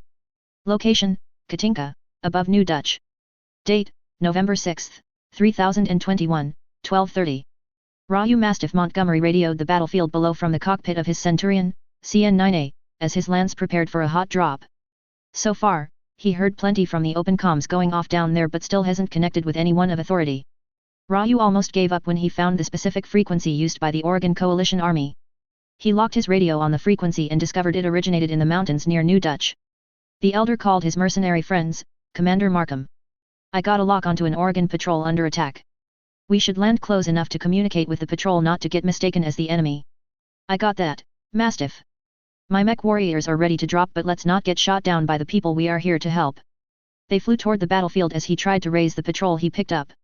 Finally, he got it in a familiar voice, this is Captain Honda to the Oregon dropship. Please land behind the friendly lines where the Mackie is. They can update you on the situation and insert you into our new temporary network. One of his students was in trouble. He opens his lance comms and order, all mech warriors. Prepare for battle. We are landing hot. Switch to thermal vision if you have it. He felt the leopard quickly decelerate as they landed and the doors opened. The dropship shook from the few stray shots stuck it. His light mechs, 2 Locust, LCT-1V, rushed out but stopped after a garbled message came from them. It cleared up as his mech detected a sensor lock. All the ECM interference that had appeared when the doors opened vanished as he stepped out alongside a panther. He saw the Hysteria land not far away, and its battle mech's complement of 2 lights and 2 mediums gather around the Marauder. He saw an enforcer in the colors of the local PDF with a missing right arm approach them. Then, Ryu heard another familiar voice from the damaged battle mech. Welcome to the battle, Mastiff. I'm Joyce Garcia, the governor's secretary and CEO of Katinka Industrial Incorporated. Sorry, we are late. Where do you need us? Ryu replied as his lance waited for his command. He recognized the name as the lover of one of his older students. However, going over the past will wait until after the enemies have been beaten back or destroyed. Well said, Master Ryu, she replied before a NAV marker suddenly appeared on his map. We are trying to beat off these raiders, but they have cut off an Oregon patrol from us. So far, we have confirmed the death of their infantry complement and the javelin but no word on the mech warrior. We see the sporadic fire from the Blackjack and Hornet, but at this rate, they would be destroyed before we can break the line here. He understood that but wanted to know more to make sure he could figure out a plan to rescue his old student. He received a comms call from Commander Markham. Mastiff, I'm glad that the ECM interference is gone now. I just got a report from the PDF. They have managed to down several enemy mechs and tanks but can't push deeper to reach the stranded patrol lance. So they hope to make a hard strike and open a path up with us here. This is a risky venture, Ryu said as he marched his lance to the front lines alongside the enforcer. So who will be leading the charge, or will we have to cause a distraction? The question was answered by a lance of smoking tanks retreating while several battle mechs and armed industrial mechs of the PDF charged back to the front. Even he winced at the damages all the mechs had suffered. The PDF's Panther was missing its left arm and torso, and his sensor told him the mech was a few hits away from downing. Luckily he should be staying back with his lance mate to snipe the enemy. The commando, Com-2D, was missing both arms and limped to the front lines. The 3 powermen had various parts gone, but all were still armed with primitive rocket launchers. From his count, if all 3 fired their rockets and hit, they should be able to take out a heavy mech. The only mech that seemed combat ready was the Jenner, JR-7D, with only yellow damaged being reported to him. The only reason the mech was in the back line was to restock her SRM ammo. His comms came to life again, directed less than a kilometer away from his current position. This is Governor Chili to all forces. The coalition reinforcements have arrived. Thanks to their dropships supporting our ASF, the enemy no longer has air support. However, we shall end this now. I'm authorizing the use of our training groups. All Strikers, Bulldog, and Scorpion tanks join the battle. This is for volunteers only. If you do not feel ready, don't join the front lines. The old mech warrior thought his student was rash but saw his battle map light up with over a dozen allies from the rear. He noticed all the mechs that came with him had also stumbled slightly. Even the Locust from Marikam's lance tripped and fell forward in surprise. Luckily the mech warrior reported that he was okay, just surprised. The laughter that came after was tense as everyone realized how powerful this solo planet had just revealed itself to be. Most wouldn't be able to afford this much firepower. He managed to get to where the front lines were and saw a badly damaged Mackie with the urban mech guarding in front of it. He didn't know how the trashcan managed to survive as a living shield as he watched 2 PPC slam right into the mech, only to return fire at one of the 2 manticores that had hit it. Other shots either went wide, or the tanks, a Vedette, Bulldog, or one of the 3 Scorpions surrounding the governor would intercept it with their armed bodies. He wasn't just standing around watching as his AC-10, an LRM joined in alongside the 2 Panthers PPC. Markam's lance unleashed their long-ranged weapons at the same target. His shots hit an excellent spot to disarm the tank's main gun as the ballistic and missiles slammed into the enemy's turret. The bullet visibly damaged the PPC while the swarm of particles, autocannon rounds, and LRM hit it everywhere else until the tank exploded. The second tank began to retreat out with the Pike's support fire driving the bugmech back from the chase. Mastiff here, Ryu said to his old student. How the situation here, Shield? The governor responded quickly as his Mackie, MSK-9H, fired its twin PPC at the fast-moving light tank, and both slammed into its side, destroying the tank. We managed to disable or eliminate many of the mechs and tanks they've deployed. Their entire ASF cover is gone thanks to my airlances, and the stolen militia mech were taken out by our native one. A barrage of ballistic shots came from the enemy lines that took out 2 of the 5 VTOLs. Ryu locked onto a pike and ordered his lance to fire on it while the rest of the PDF and allied mercenary force struck at the few open targets. There were a few explosions from the enemy lines, but he could tell his mark wasn't one of them. He was about to fire again when his sensor beeped as an incoming allied ASF from the south. There was a flash of green within a second, and his target vanished. This is Baker of Airlance Alpha. Flyby attack commencing, the ASF pilot shouted over the comms as his lasers lashed out 4 more times before joining his brethren in the stratosphere. The fire from a few battle mechs and vehicles missed the fast-flying fighter.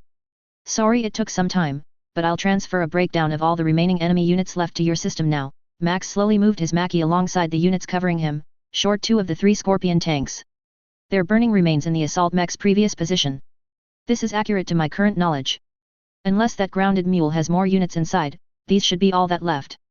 Ryu orders his Locust to charge down the damaged tanks alongside the PDF and Markham's units as he studies the very detailed list of enemies. This is detailed, Ryu muttered to himself as it's a long list of what they were fighting. The OP for battle mech count showed 1 Trebuchet, TBT-5S, 1 Hunchback, HBK-4J, 2 Griffin, GRF-1N, and 1 Stinger, STG-3G, 1 Marauder, MAD-3R, and 2 Warhammer, WHM-6R. The enemy vehicle count was also high.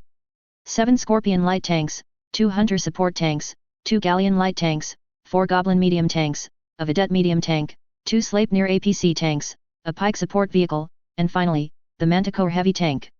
Who did you piss off to be hit with this much force, Shield? I only know the forces here should be from an ex-Vandenberg Mechanized Industries executive, but I'll have to wait to tell you my suspicion for the other forces hitting my people, Mastiff. Another large object appeared on his sensors, but his comms went off with a gruff voice on the other end. This is Captain Esposito of the Little Rock Militia here to assist. His sentence ended with dozens of LRM and 2 PPC slamming into the enemy from behind, where his stranded people were. This is the Shippo. I'm coming in to drop off our Little Rock detachment. Came a loud voice over the comms. A Leopard landed and quickly opened its bay doors as a Phoenix Hawk rushed out and blasted the Vedette tank with an Alpha strike. That was 1 less tank in the fight. Another 2 mechs came out that his warbook couldn't identify. Those 2 unknowns opened fire at the enemy light tanks and ripped them to shreds. After that, the remaining enemy Manticore fired a surrender flare. It was bright enough to make him shut off his thermals and relay on his other sensors as more and more vehicles fired off a white surrender flare. All forces, stop attacking those surrendering but keep your guns on them just in case, Ryu heard the governor order. The weapons fire heading towards the vehicles almost instantly stopped and turned to the battle mechs. Said mechs seemed blindsided by the sudden surrender. However, not all the armored vehicles surrendered as Ryu was struck on the left leg by a galleon. The light tank then raced to the battle mechs with its brother, 2 Hunters and a Scorpion tank. Over the comms, a voice was heard through the white noise. This is Captain Glean of the Glean's Armored Cavalry and acting commander of its ground forces. We are willing to negotiate a retreat for my people. I repeat. We of the Glean's Armored Cavalry are willing to negotiate. Mastiff, the comms answer the governor's call. Can you take over the battlefield in my place? I have no issue, son. Deal with those men and women accordingly, he responded as he announced through his comms to all nearby. This is Mastiff taking over battlefield command. All forces continue fighting against those raiders who haven't issued the white flag. Guano. Stubble. Pontoon. Follow me and the escorts to the negotiation table, the governor said to his nearby forces when a surrendered Scorpion tank went up in flames from a Griffin's PPC. We need to protect them from their former allies. Zeta Company, rendezvous with us at this position. Ronan, Joyce, lead the powermen here under Mastiff's command. On the open frequency, he shouted as he transmitted a nav marker, Glean's Armored Cavalry. Head to this location as fast as possible. Drop any ammo you have and power down your weapons now. In return, we will protect you until our negotiations are completed. We agree. Everyone gun it to the safe zone. All the surrendered vehicles raced to the NAV location, dropping any ammo they had, while the PDF forces around Governor Chili focused shots at any mech or vehicle that attacked. They scored 2 hits as a Hunter suffered a directed strike of 4 from mechs turning it into slag, and a Griffin lost its right arm to the Centurion's AC/10. He decided that this could no longer go on and announced himself to the OP for to make them focus on him. This is Captain Ryu Montgomery of the Oregon Royal Guards to the Raiders of Katinka. I will give you all one chance to stop attacking this planet and leave or face the wrath of the Oregon Coalition. This is my answer, you freaking pirate nation, shouted a man from the Warmer as it shot its PPC at him. This was followed by several other mechs firing their long-range firepower on him. He dodged the PPCs, ducked under an AC/5 by disabling the gyro for a second, and blocked some lasers with his arm shield before unleashing an alpha strike on the Stinger, who was about to fire his twin lasers. Markham's lance slammed into the second Warmer, Griffin, and Marauder while their joint bug mech team chased after the vehicles. His Panther had stopped responding after he saw the Warmer in front of him miss him with its twin PPCs. He hoped it was a miss and not a fake out to hit his lance mate behind him. For the Oregon Coalition. shouted a voice on the available frequency as a heavily damaged Blackjack and Hornet appeared from the mountains and fired their lasers at the trebuchet, followed by the 2 unknown mechs unleashing their weapon on it. Ryu could see the 4 of the 5 green beams of light slam right into the cockpit of the trebuchet. Little Yuki ended the mech warrior's life with a perfect headshot. The rest of the shots tore through the legs of the battle mech. What a waste, he said aloud as he knocked the warmer back with his LRMs, medium lasers and his second-to-last round of AC/10. It became a close-range battle as he got within the punching range of the warmer. He ducked and weaved through the few shots the mech used, but only the machine guns managed to hit his Centurion. Ryu's skilled piloting allowed him to dodge even the small lasers at near-zero range while punching the enemy warmer, tearing into the armor and weapons. It was a long battle as mechs everywhere on the field slugged it out. Some of the PDF's mechs had to retreat from taking too much damage. It was only thanks to his men and Markham that no one died. Then his system told him of damage to his back as the last galleon tank managed to rake his back with laser fire. However, it didn't last as dozens upon dozens of rockets slammed into it from one of the 3 powermen, who was now on the retreat. At the same time, the rest of the new Dutch militia forces engaged with the remaining vehicles, mainly damaging them, but none were confirmed killed besides the galleon. "Sensei, watch out!" He heard little Yuki shout, and he realized he had missed one enemy, the griffin that he had disarmed. His computer warned him of an enemy behind him and above him. It seems like the mech warrior was desperate enough to try a DFA on him. This was the worst time as he couldn't take his focus from the warmer he was fighting or suffer a direct hit from that Class 20 autocannon.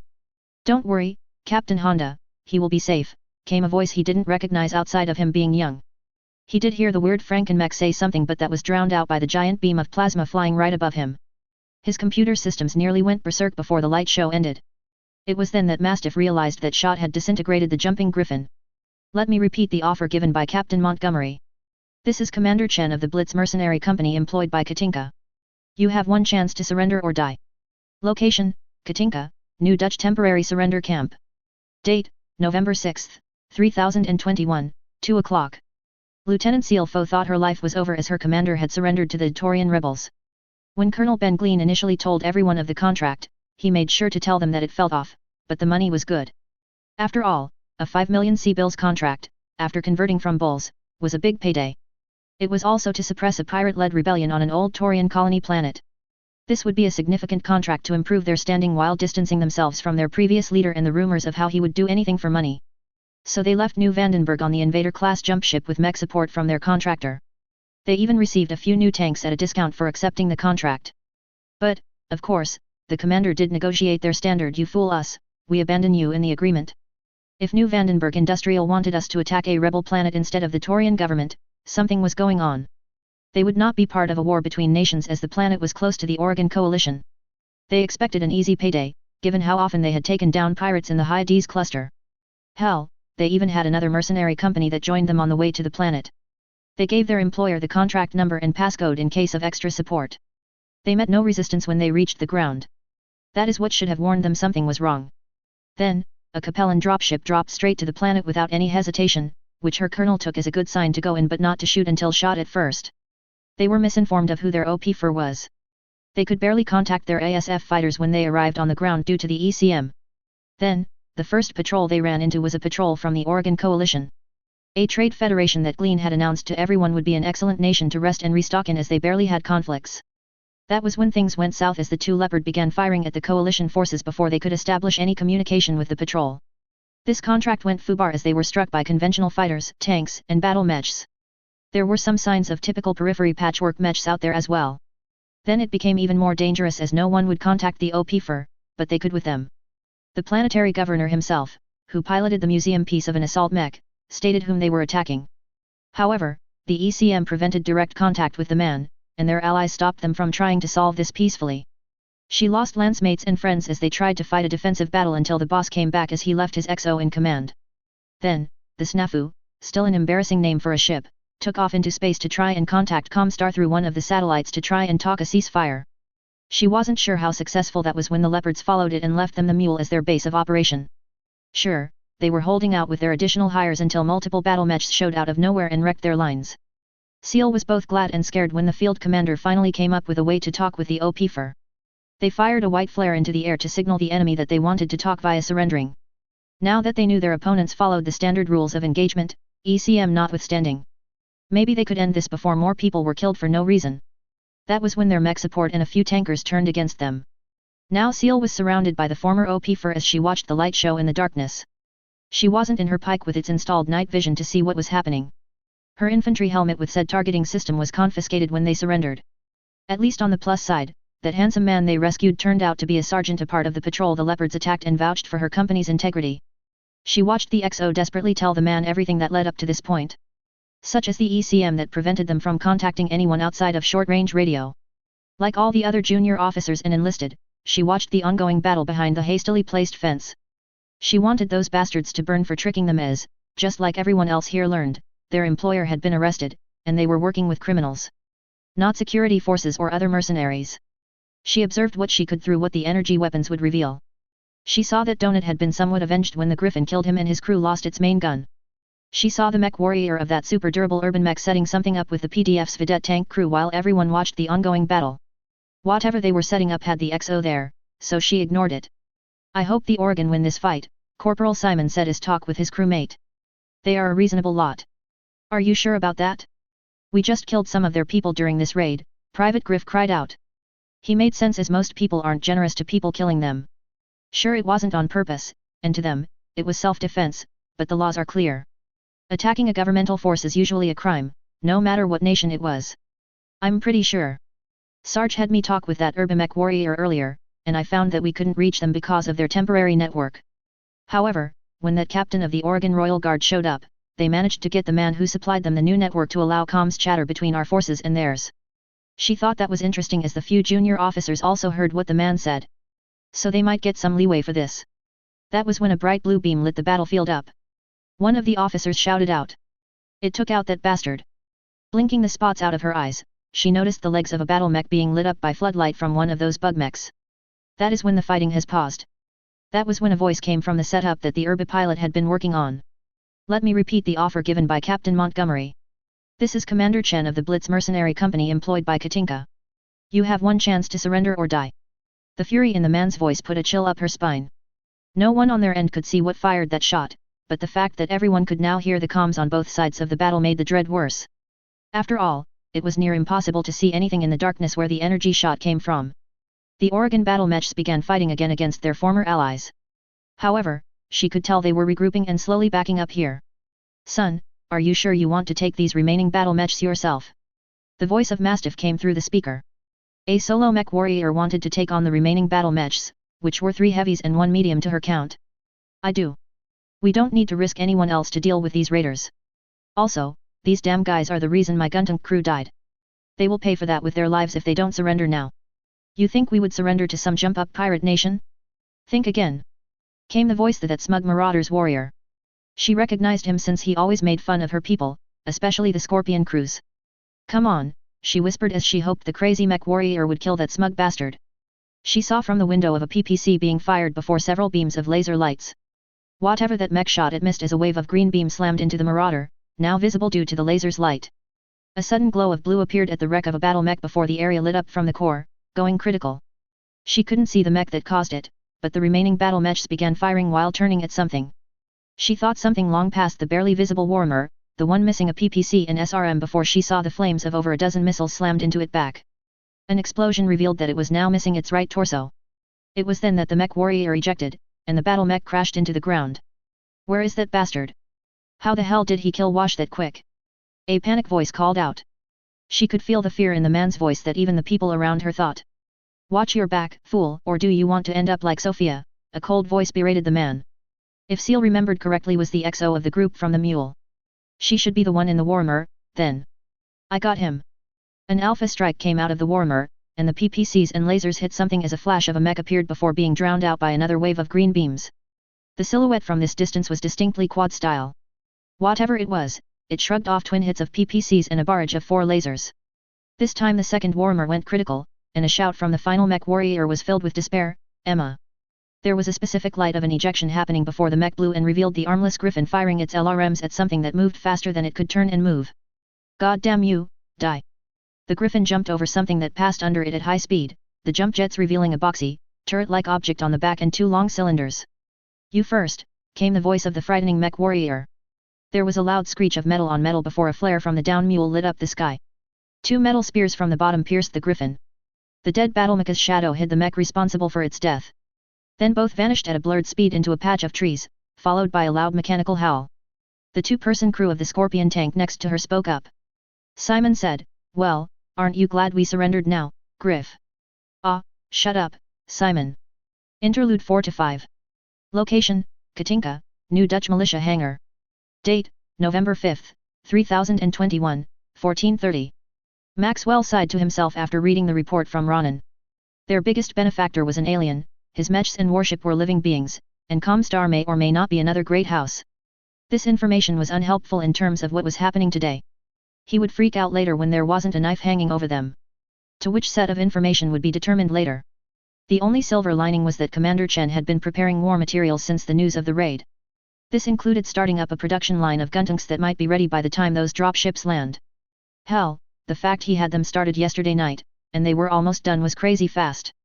He also had several light mechs prepared for his company and the PDF. So the only issue was having mech warriors at the ready. Max saw that having more mechs would be great. It was meaningless if no one could pilot them with enough confidence not to cause more damage or loss of life. However, he had to be careful as Comstar, of all things, might compromise his defense network. If word gets out that they had a native battle mech or militia mech line, they would be attacked again, but this time by the governmental forces instead of hired guns those damn Capellan withstanding. He had seen Joyce running off to get her new enforcer ready while muttering new contracts ideas after finding out the man could make battle mech with fusion engines. So now he was alone to think about what he now knew. He absent-mindedly sent the orders for dropships to be ready for rapid responses. Max knew Hammond would have the dropship ready for his lance, but the two newer dropship crews took a long time to prepare, which was fine. It gave him more time to plan. He looked at the newly made note-pewter that Commander Chen sent to him and all lance leaders. There was no note on why he sent them other than a verbal message that Ronan told him. This is just in case. Nothing else but knowing what has been going on since before his time. He had a good idea why. He had already ordered more security forces to protect the network towers. However, there has been a movement of rejoiners who wanted them to return to the Taurian Concordat. They didn't want their planet to join a pirate nation full of Star League wannabes. He was worried this was a plot by somebody to weaken them before the raid landed. He had detractors when he took over as governor of Katinka, but none had ever taken to arms as he brought stability and firepower to protect the planet. Besides the previous pirate attack, as the primary ASF lance was a way to purchase the conventional fighters, he prevented dozens of raids from getting worse. He had to make sure the final checks on his Mackie were done and that no sabotage happened during the previous raid. He refused to believe the Aztec last time happened to trip and damage his legs Myanmar's after he what learned. Location, Katinka, Blitz HQ. Date, November 5, 3021, 18:30. Everyone hurry into the shelter, Cecilia shouted as she directed dozens of Aztecs, mechanics, and the few non-combatants into the hidden bunker. If only they knew what they were sheltering in. It would break some people's common sense if not scare them like Mr. Woods was on his initial trip here. She had received orders to evacuate all personnel to the buried warship, but she couldn't convince the infantry. They wanted a fight. At least she managed to order them to stay on base and defend. She could tell that the commander would have some explaining to do with the accountant division they hired when the mercenary company expanded. Even if the Whale King didn't cost much to maintain and operate, it just needed people to excavate it out of the crash site inside a mountain. Okay, maybe it would cost a lot. Cecilia gave a quick head count before getting inside the hover APC, as the number of non-combatants wasn't that high yet. Then, with an immediate start on the engine, she hit the intercom button and spoke, "Everyone. Please follow this tunnel down. I'll lead the way. We have multiple APCs and trucks here, so hop on and drive in line." The head mech tech knew everyone was nervous, especially after the announcement that came from her note-pewter. After all, something declaring wartime policies in effect would do that. Also, her note-pewter could turn into a hollow projector that showed friends and foes real-time data was unnerving. Still, it made the younger mercenaries feel like it was watching a battle ROM. It didn't take long before they reached the exact location yesterday. The only difference was that the battle mechs and finished prototype militia mech had been put away somewhere in the Zwas cores hidden behind a false wall all those who knew about them helped set up. There was active work near the far end, where 10 more guntanks were being built and might be finished by the end of the day. Everyone dispersed to look around the hangar but did not touch anything as they stared in awe of the guntanks being built right here. She used her communicator to tell her children to stay with their mechanical friends in the play area. After all, she was sure they knew the Command Wolf and Hound Soldier were unique mechs, but they might freak out if they saw baby Zwas and started putting 2 and 2 together. The giant screens from yesterday were still down, but she knew what she had to do as her note-pewter showed a big play button. Cecilia pressed it, and the screens above turned on, displaying data and information on everything happening here in Little Rock. She heard a few people shout in shock, which caused her to see a table. It wasn't there a minute ago when she arrived. It also came with her name printed across it. The table had a terminal and several small communication devices around it. It was going to be a long day, the mech tech thought as she walked over and took her seat. The terminal had a digital manual on it in English.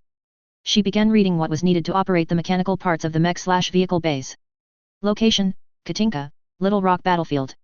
Date, November 5, 3021, 2200 hours. Force leader Riva Shin knew she was a dead woman as she dodged the laser fire of the sabers around her. The Corsair had already landed several hits on her, but she managed to damage a saber heavily. However, she could never focus on the targets because someone took pot shots at her from the ground. A ground that the freaking ECM made it near impossible to see. It didn't help that it was pitch black down there. She hid her doubts about why a defensive unit of the CCAF was being sent to deal with traitors and recapture unknown prototypes. All of this was supposedly ordered by Chancellor Maximilian Liao. However, from the rumors, she heard through her command that it was Romano Liao's orders to head out here. The commanders didn't believe this rumor, but she had seen Romano when they served together. The woman's actions made Riva's skin crawl at times. Riva's eagle spun away from the incoming Corsair and barely dodged another round of ground fire. She fired her lasers and vaporized nearly all the armor on the saber she had hit the first time around. She still accepted the decision of her command to come here as she was one of the few true veterans of warfare. She and her partner were supposed to guarantee the survival of the Yongzi NGL on the barbarian planet and retrieve their stolen property and kill the traitors before raising the earth the best they could. Of course, she wasn't planning to use her infernal cluster bombs on the settlements here, but if ordered, she would have to risk her brothers' and sisters' lives, especially the two on the ship she was protecting. She would survive this battle and get her family to St. Ives with her commendations from this mission. This way, they could avoid the insanity building near Xi'an. Just before she could fire an alpha strike on the open Corsair, she took a hit from the damn ground fire. It hit her aft and wholly destroyed her thrusters. She tried to glide her ASF to the ground, but it spiraled uncontrollably. In the few precious seconds, she managed to gain some control. She pulled the eject lever and escaped her aerospace fighter. This action left her now tumbling in the air. The next thing she knew was darkness. Location, Katinka, New Dutch proper. Date, November 5, 3021, 2200 hours. When Colonel Ben Glean landed his Triumph, snafu, he still couldn't contact his ASF forces as the ECM took its toll on his communications. All he knew was they were engaged with a possible pirate patrol. The problem was that there were too many factions in this fight. After all, who uses another nation's dropship entry as cover? Nevertheless, he followed since he would lose his mech support if he didn't. Don't fire any weapon yet. We need to figure out this bad feeling from this contract. He shouted at his gunnery crew. They held off shooting until they were either attacked or identified who the enemy was. He still remembered the grab blood signals he got from the planet but couldn't comprehend anything from it. There was something fishy going on. He didn't want to take this suspicious contract, but they needed the money since he found his father's debts. The damn old man had spent most of their reserve money on luxury goods and gambled away on Solaris matches. He has his armored units immediately disembark to set up a perimeter.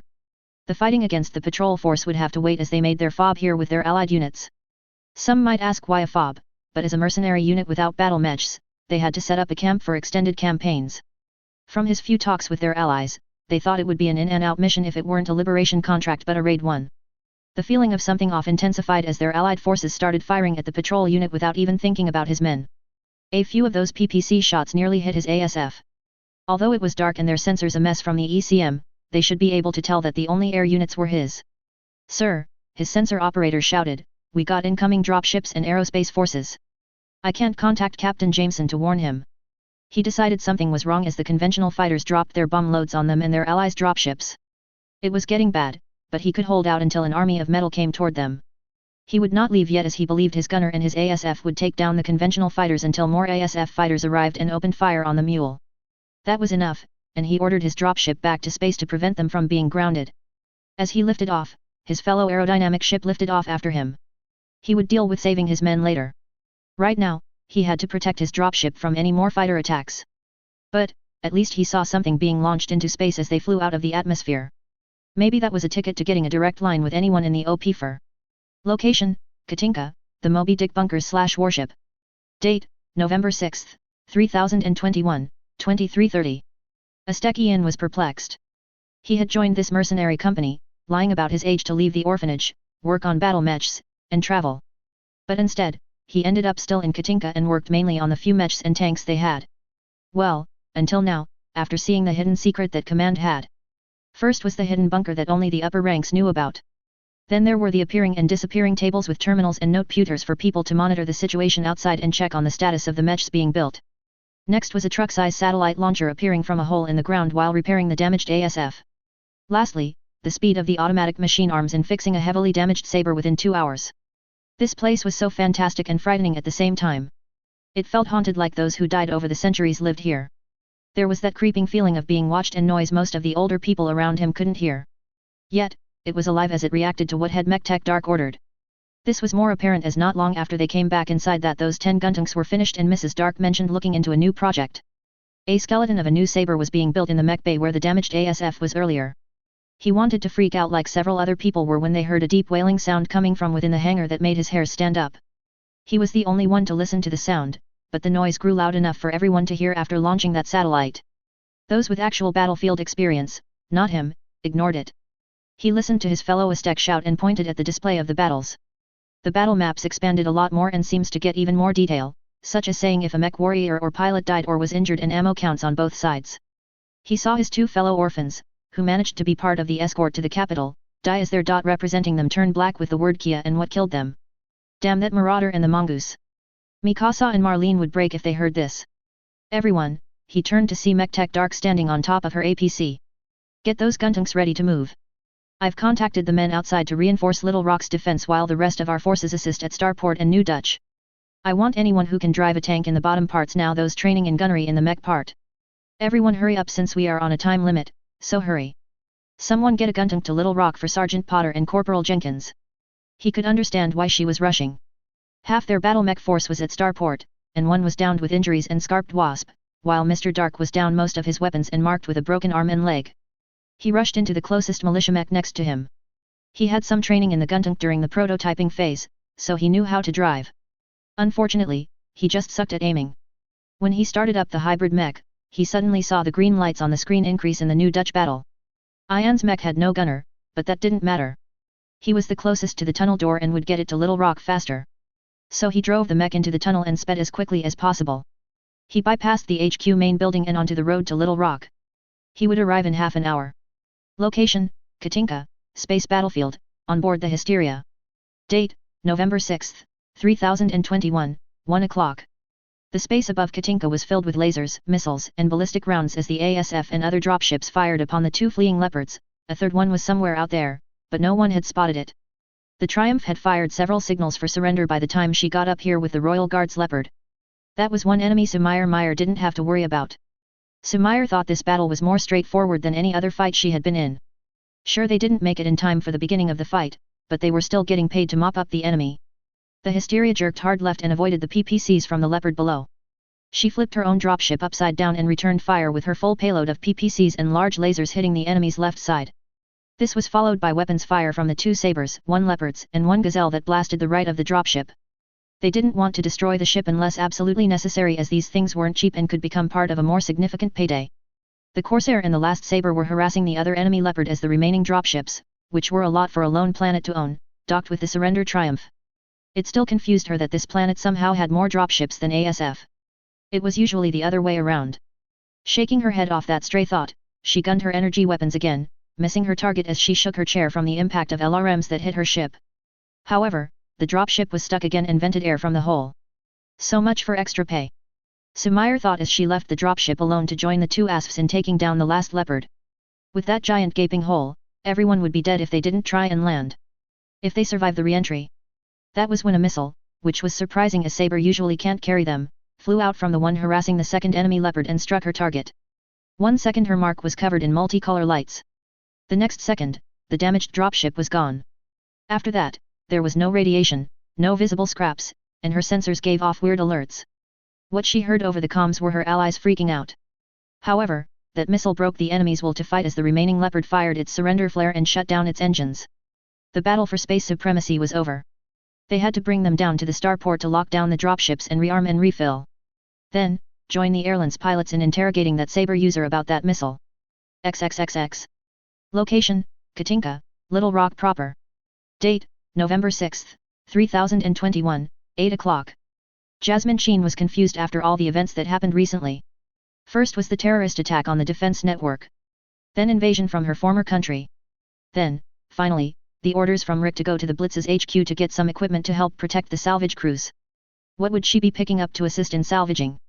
Also, what was this about having two defense networks? She would get her answer soon if what Rick told her was correct. The battles had taken their toll on everyone, so she and those who only fought a little would be doing the cleanup. It seemed all the military commanders would be meeting with the governor after they all rested. So she was doing her duty to get the after-action work done. Still, the battle wasn't a clean win. They had taken causality on their forces. Mech warrior Hans Schmidt and Jackie Chen died in battle. They had lost several infantry members to those terrorists, and Sergeant Killy was recovering from several shots to the gut. They had lost both the Thunderbolt and Stinger due to too much damage. The original assault militia mech, which she still considers a freak of nature, had to be recovered by one BRV. It would be refitted for single-engine use for reasons the mech techs knew. The 4 Scorpion tanks crews they sent to the starport had all died fighting. Finally, they had dozens of injured, including the head mech tech, John Woods, from the battle. They lost 2 squads of militia foot soldiers to capture surrendered Capellan troops. Those were just the Little Rock losses too. The casualties from the Blitz company hadn't been reported to the Little Rock Militia Command yet. However, the new Dutch ones were great. So many had been lost in both the infantry and vehicle operators. At least none of their mech forces had died. She pulled up to the gates of the Blitz's HQ with her complement of workers. Before she could even call the gate operators to confirm who they were, the entrance opened to the giant quad mech she recognized. She had only seen it twice before, once in a photo and another when it joined a patrol. It still looked majestic as it did the first time. However, she could admire the battle mech later after all the work was done. However, she did wonder where the Wolf one was. Although she did notice that it looked more dangerous with the boxy turret on the mech's back with several laser ports. Commander Chen, this is Sub-Commander Chen her on orders of Commander Taggart to receive equipment. She hit the transmit to send the purchasing order number for it. Despite the offer to loan out the commander's equipment, the governor had given them the check to purchase it directly. Whatever the items were, it's worth several million C-bills and a notice to offer a better salvage deal that would include a dropship. A brief pause of silence made her wonder why he wasn't responding. Was it not enough money, or was it a shocking surprise to get such great deals? The man's voice was tense as he said, "I have the order. Please lead your people inside and get ready to receive your products." The quad mech moved aside to let them through. It followed alongside them as they passed a few outer bunkers and several more of those militia mechs. However, what surprised her was the trailers they were led to. 2 urban mechs guarded it with a lance worth more slowly moving in training formation a distance away. It had to be training as one of the mechs tipped over and slammed into the ground. The emergency crew in an APC rushed over to check on the mech warrior. She took her eyes away when she realized the trooper driving had responded to something the mercenary commander said. She took a moment to recollect what was said before responding. "Piloting? We were not told what the equipment we were receiving for operational security with only good faith in your actions." Jasmine was sure she and her crew weren't supposed to hear the mercenary mutter, but it even raised more questions. "Goddamn Comstar! Sub-Commander Chen," Commander Chen said after a moment. "Commander Taggart had told me you were a mech warrior before becoming his XO, correct?" She was confused before glancing at her driver and thinking about the crew in the hold. The commander rang through her head as he said piloting, not driving. A quick mental count on what she remembered that one Aztec from this company said when he traded his newly made militia mech for the damaged one made her realize only 6 guntanks were patrolling this base. Then to the urban mechs running training drills. Newly made ones based on her memories from a conversation with Kyon. One specific part of the conversation weeks ago. She turned and looked at the trailers in front of their group and realized what was on them. Jasmine also noticed a group of techs waiting on them. Turning on the intercom, "All Guntank trainees disembark and follow the Aztecs. Gundal. Lungfish." She called the 2 militia mech warriors who had just gotten done with training. They missed the battle because there wasn't a battle mech for them to use yet. "Follow me to our new mechs." A few hours later. It took a while, but the mission was complete. Jasmine led her trio of locusts to the holding area where they kept the Capellan prisoners. The anti-infantry bug mechs made it much easier to round up her former comrades as none of them wanted to fight these mechs without armor support. They even recovered the 2 downed ASF to bring them back to Little Rock, thanks to their trailers and the lance of those guntanks. From what she overheard, most of these people would not be willing to work with them, with only a few having actual contempt for the Confederation. It was easy to see, insulting the celestial wisdom and seeing their reaction was enough to mark who should be separated from who after this day was over. Still, she took a look around her at the number of battle mechs, militia mechs, and armor vehicles. Why does this planet have so much military power? When she first came here with Rick, she decided it would be an excellent place to hide after leaving both her masters not wanting to be stuck between the growing factions of Candace and Romano supporters. Now she part of a recently growing power that somehow can produce mechs. When she thought about the history of this planet, she checked. There was, at best, a VTOL and 2 tank factories here. Now though, it was producing 2 industrial mechs, 4 combat vehicles, 2 militia mechs, and possibly multiple battle mechs. All these changes happened after the appearance of the strange quad mechs. She knew there was something about them. Maybe SLDF prototypes? But that wouldn't explain how the government somehow gained the ability to produce things this fast. She even saw the new network that was built into her locust. She could see everyone in the Little Rock area as the battle code, as Commander Chen set up, hasn't ended yet until tonight's meeting with the surrendering OP4 and the Oregon Coalition. She would attend with Rick and maybe bother him about what he learned the day before the raid. He was going to learn something about their mysterious mercenary friend. XXXX. Location, Katinka, Little Rock Militia Hangar 3. Date, November 6, 3021, 1400 hours. Lieutenant Talos Esposito stared hard at his damaged mech. Especially the damaged tank cockpit where Lieutenant Jackie Chen sacrificed himself to protect the powerman. The memories of that battle kept playing in his mind, acting as another nightmare to the one he already suffers from. They hadn't meant for the hit they took to damage them that badly, but a PPC to a track was enough to immobilize them. They managed to do their duty as anti-aerospace batteries by damaging those 2 ASFs but failed as direct fire support. Most of the Guntank's PPC shots went wide or were off the mark by how slow it moved. However, their ballistics hit most of the time, allowing them to weaken the ASF enough for everyone's shots to knock them down. Talos' mouth twitched when people brought up how his marksmanship brought down those seedlets. It wasn't his skills that saved him but Jackie's driving ability. He kept those shots from hitting anything critical on their Guntank until they finally got a clear and direct hit on those flying bastards. When those ASF flew low to avoid the turret's angle in the darkness, they finally got the chance. If it weren't for the network noteputer, they would have lost more than First Lieutenant Brown. The young man broke from his reminiscing when he noticed the mech tech from Markham's Marauders assigning Aztecs and mechanics to work on the Little Rock's mechs and armor.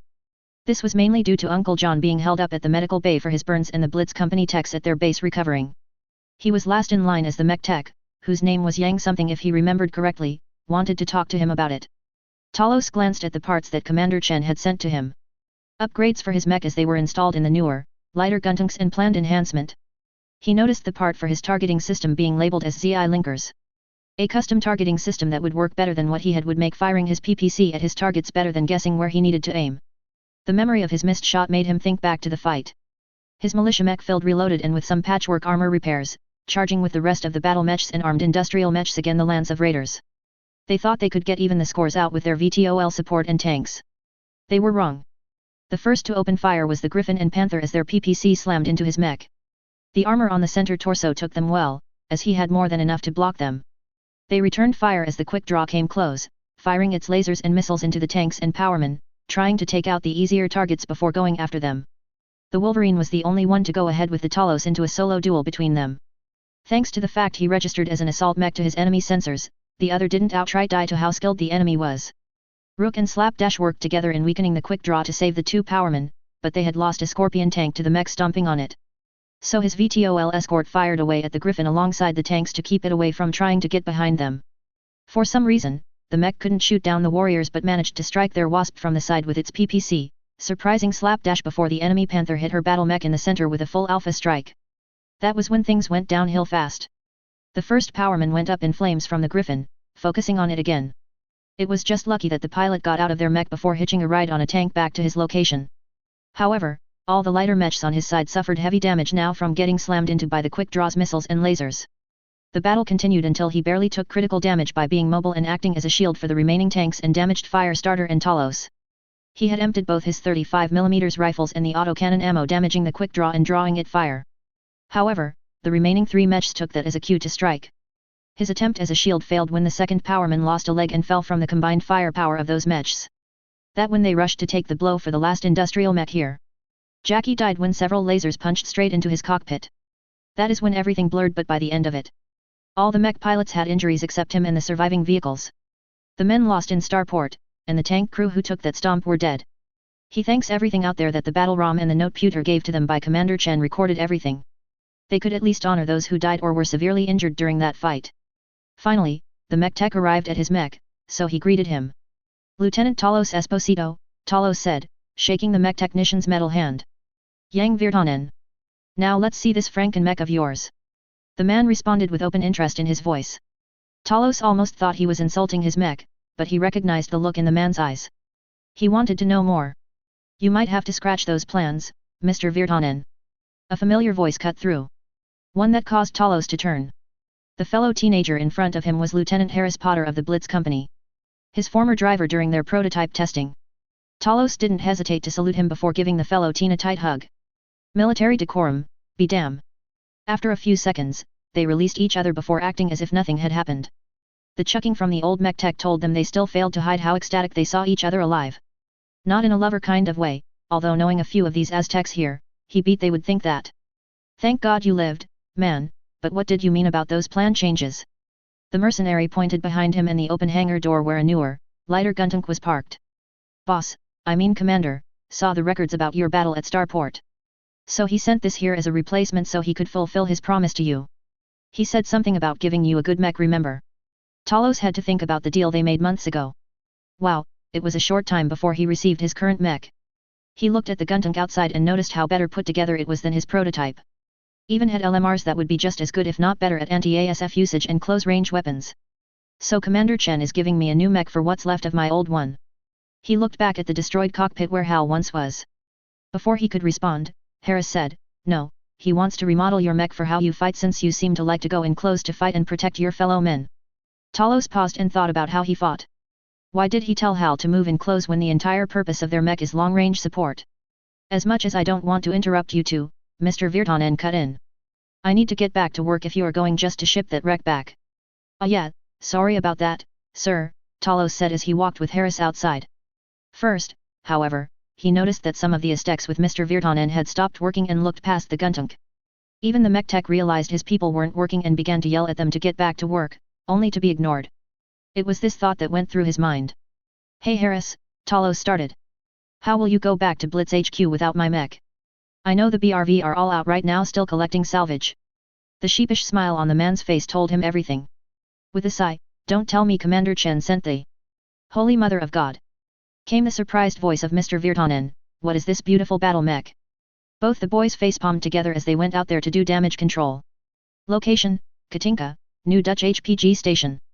Date, November 6, 3021, 1400 hours. Adept Delta 15 felt like an elder now. Tanner sighed as he looked at the Prekenter Down's death report during his visit to Starport yesterday. He had gone there to greet a new group of Comstar adepts and acolytes who were supposed to arrive yesterday. Only to get caught up in the Raiders' invasion. Someone had hijacked the Leopard, the Light's beacon, and used it to attack the spaceport. Without Prekenter Down's access codes, he couldn't use the resources here to track who had done it. But, if it was just pirates, he could use his power to find out who and send a ROM strike team to remind them why people don't attack Comstar. His lower-ranked agents had found almost nothing from the downed battle mechs as their battle ROMs were confiscated by the local government. Sure, they could request it, but that would require them to know of Prekenter Down's death. At least they managed to get one recording from a downed powerman. Fortunately, no one was paying attention to it as the ROM inside wasn't advanced like a battlemech is normally. However, the ROM was ridiculously encoded for some reason to prevent anyone from reading it. How did this backwater world gain the ability to do this? It doesn't help with all the extra war materials suddenly appearing without question and at inner sphere standards. There were also reports about the odd Frankenmechs that appeared on the battlefield near New Dutch. Those things were initially advertised as militia mech that his men didn't investigate too hard as it was supposed to use primitive technology. However, reports show they held their own against true battle mechs. They had night vision recordings of the fights in New Dutch until something interfered with their equipment at the final moments. That battle reveals the sudden increase in military might. Once the few ROM agents return from their surveillance of the military factory locations, they will openly update the system status. It would help them get more people here to investigate and draw the attention of those foolish great houses here to end the technology resurgence here potentially. On another note, Adept Delta X Schreiler Fox hasn't reported much since the sudden expansion of Little Rock and its battle mech factory. The only thing she did report before she went silent was that the commanders of the militia forces were going to hear the history of that mysterious man. His other source of information had moved to Little Rock to join her boyfriend after leaving the MRB. It seems they may have to send someone to check on their agent. The woman who left shouldn't cause any trouble with them just asking about what had happened in Little Rock last time. Right now, he was acting Prekenter for this HPG station until the first circuit sends someone else or one of the adepts under him takes over. The so-called ECM that was rumored to help end the fighting wasn't affecting the HPG, but it did increase the number of people using their services. He sent one of the best acolytes with Comguard escorts to mediate the contract breach by Gleen's armored cavalry. XXXX. Location, Katinka, New Dutch Militia HQ. Date, November 6, 3021, 1800 hours. Captain Adam Glean stood alongside his older brother in the formal uniforms they wore during ceremonial events. Of course, they were unarmed as PDF members searched them several times before they entered the meeting room. Ben, his brother, stood tall and ready for the incoming planetary leaders, and his emotions were much better than him. He was never out as hell due to the hidden cybernetic eye he had hidden behind his eye patch. One with night vision and zoom function allowed him to see everything that happened last night after their surrender. He still saw that monstrous blur that torn his betrayers to sherds. Sure, those assholes betrayed them, but with how fast they got wrecked, it haunted him. If he didn't surrender in time, his people would have been savaged by that blurry monster. But, unfortunately, whatever it was could move too fast for his cybernetic eye to correctly see. Finally, however, the destroyed battle mech said enough. He knew only a few within his forces had seen something out there, but he had only managed to see something on four legs as his night vision recovered from the constant flashes of lasers and the mule's surrender flare. Adam glanced at the captain of the mule, Dinero Joe, who had several PDF soldiers near him. They had it better with only one man watching both of them. However, the mule's captain was surrounded by armed PDF members to ensure he didn't try anything. From what he heard from passing security members, Dinero only surrendered when the last mech went down, thus making him a potential risk. After all, the captain of the River Runner had already been terminated for attempting to poison his prison guards. Adam and his brother surrendered when they knew they hadn't attacked pirates, allowing them a bit of leeway. Especially when Katinka's intelligence department received their battle ROMs that showed they didn't receive any calls from the planet one their descent and had attempted to contact the planet's forces to ask for a surrender of the pirates they were contacted to eliminate. The shared looks they received from all the military leaders present made it seem like they didn't know. Comstar and MRB agents were also here to determine the validity of their contract from the MRB. When they heard about the ECM that stopped the invasion force from communicating, they were surprised as they weren't affected at all. That brought up questions that multiple members of the PDF answered. He noticed one member of the defending militia, a young Asian descent man, pale and looked like he wanted to faint. He must have been a paper commander, as the other high-ranked officers took that information in stride and responded to the queries without giving too much away. He noticed that they kept avoiding mentioning the mysterious thing that killed the final lance of mechs, nor would they explain that the ECM seemingly target what it affected. After hearing their side of what happened, an MRB agent requested the battle ROMs from the Katinka PDF and the House Arano Royal Guard mechs to clarify what happened during their battle. Adam was surprised when the PDF complied but replied that they couldn't supply their original defense network data as terrorists severely damaged it. The MRB agent received one battle ROM from a man still dressed in his mech warrior clothing. However, the Royal Guards and the Markham's Marauders, as they said, their ROM's external sensor data were corrupted during their landing here. The governor, Maxwell Chile, stated to prevent any bias that may come up during the review of the battle ROM. They should do it right here as he pointed to a hollow tablet with a large screen monitor in this meeting room. The man also handed the MRB and Comstar agents several folders and said, "These are the compiled listing of everything that happened based on my mech's battle ROM for this fight. So you can compare it to what we will see from my mech's sensors." Adam's brother spoke up, which was weird as he had told him to stay silent. "How is it that your battle ROM records even work? None of the combat personnel could get there to unscramble, and several people on your side had also noted that their ROMs are damaged. I had experimental TT and communication systems installed in my Mackie due to the random ECM effects we Katangans suffer recently. Unfortunately, even Comstar has recently suffered from such events." The governor replied as he even nodded to the young Comstar agent nearby. The said agent responded, "We have taken measures since the last event, and it seems to have stopped the interference so far." Her voice was light and sounded young compared to other Comstar personnel he had dealt with in the past. Two of the troopers behind him handed out even more folders to everyone present. The second Adam received his. He opened it to see a list of all the units on both sides. He noticed that the Comstar representatives' guards studied everyone there as they watched through the ROM. It is a bit too professional for them to do. However, it's reasonable as most people in the inner sphere consider periphery systems barbaric unless they were the Taurian Concordat or the Magistracy of Canopus. It was then that Adam noticed that a few of the PDF security personnel were watching the Comstar agents. Wait, Adam almost turned to look around, but his brother had signaled him not to move. With just his current view, he noticed a Royal Guardsman and the mercenaries were watching the Comstar agents standing in the same way the rest of the security stood. He put that odd occurrence aside to ask his brother about it later. He knew that Ben had talked with Governor Chile before the MRB agents and Comstar arrived. However, he did remember the one thing his brother asked him not to mention. "Do not mention any odd-looking mech except that weird Franken mech. If we want to get out of this mostly intact, just don't say anything about it." He saw the start of the ground combat after two of their ASF had been shot down. The patrol that fell under attack from their ASF forces and the PDF hadn't recorded former allies' leopards. It took an hour to review the battle and match what was lost on both sides during the conflict. Despite initially being the invading force, they fought a highly defensive battle as the PDF's attack drove them back to the dropship landing site. For them, their armored cavalry had heavy losses. All 4 saber were lost but salvageable. Their pilots all survived, with 2 having minor injuries. 2 pikes support vehicle with all hands. A manticore heavy tank, but their crew survived. Both of their galleon light tanks with most of their team injured or dead. 9 of their 12 Scorpion light tanks were gone with all their crews except Donut's crew, who somehow survived. All 5 of their Vedette tanks were gone, but most of their crews survived except that one that was outright scrapped by those 2 unknown mechs from a PDF dropship. 3 of the Sleipnir APC tanks had been disabled and their infantry captured, but at least they only needed tires and axial replacements. However, all their Vargra APC tanks had been destroyed, and all the crews and infantry members were severely injured. There were 25,080,010 civil in losses as the PDF claimed all their kills as salvage. This did not include the damages to their surviving armor and medical cost for their people, nearly 3 times the amount of money they would have been paid for this horrible contract. Oh, sure, if it were just pirates like the contract stated, they would have had salvage to use to recoup the losses, but not now. He felt worse as he noticed the second column that listed the PDF and their mercenary forces' losses, knowing that he killed people that were not his target for money. He didn't mind killing someone for money as long as it contracted officially and for the right reasons, but to be lied to about it. That pissed him off. He checked the defenders' losses and was slightly confused as it showed dozens of casualties. A lot more than what he remembered fighting against until he noticed 3 sections, with the main one being labeled as New Dutch Battle Losses. He was shocked, not about these losses listed but because 3 battles were happening on this planet so close together. Shaking his head, Adam checked just what was taken out on their battlefield. It seemed like they put all the costly ones first as Adam read the highest priced casualty from the PDF. 1 GT-02 gun tank was listed as being destroyed by a combination of his men and their former allies. Seeing the labels on this mech made him realize it was one of those weird Franken-mechs from the battle.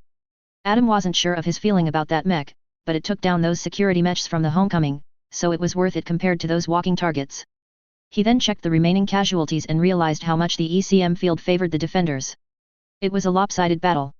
A Vargra APC tank, 1 Javelin, 1 Meteor, 2 Defenders, 2 Powermen, 2 Bulldogs, 1 Vedette tank, 7 Scorpion tanks, and a Commando, which he remembered it collapsing in on itself after it escorted his men to the surrender area, and 4 Warrior VTOLs. Those were the total losses for the PDF outside of reparable mechs and armor against an equivalence of a battalion's worth of firepower and survived with minimal damage. The PDF total cost $23,694,451 C-bills in losses just from this battle with many fatalities and casualties. He double-checked the other 2 battle losses, but there wasn't a price tag like this one. However, he got a funny feeling looking at the battles as they all happened almost simultaneously. The other 2 battlefields had just as many battle mechs. The Union that rushed to the planet before their landing was taken out if the number of casualties in the town of Little Rock made sense. The spaceport named Starport, not a creative name there, had a lance of battle mech that was also taken out there. These numbers made him realize how outnumbered everyone was. It also made him question how a planet like this one had the money to arm their militia this much. Then the discussion of payments and compensation for the damages they did to Katinka. So now the Glean's armored cavalry had only their surviving units and dropship but lost all rights to their salvage. Luckily, the former VMI had deposited the money meant for paying them and was sent to their accounts. But, unfortunately, it's not enough to keep his people paid if they couldn't find a contract here. Hearing that all his damaged and destroyed vehicles would be taken by the PDF and their mercenary forces hurt a bit, but at least they were still alive. Adam did hear some pointed questions from the Comstar acolyte, but Governor Chili seems to be sidestepping around that question by using the MRB agent to check on something with Ben. He stopped paying any attention over there as he thought about how to help his people. They were going to be in debt but at least not imprisoned or dead. Ben might have talked with the planetary governor to make some deals, but his brother hadn't told him anything. Hours later, they reunited with their troops on their dropship to discuss what they would do now. More than half of their crewmates were in their medical bay or at the New Dutch Charity Hospital. The only ones that gathered were a few crews who tried to watch the final moments of the battle and his crush, Sealfo. Everyone, Ben spoke up suddenly, spooking a few younger crewmates. We have managed to make a settlement with the people here. They have pardoned us for the attack on them and are willing to give us some work. Why would they?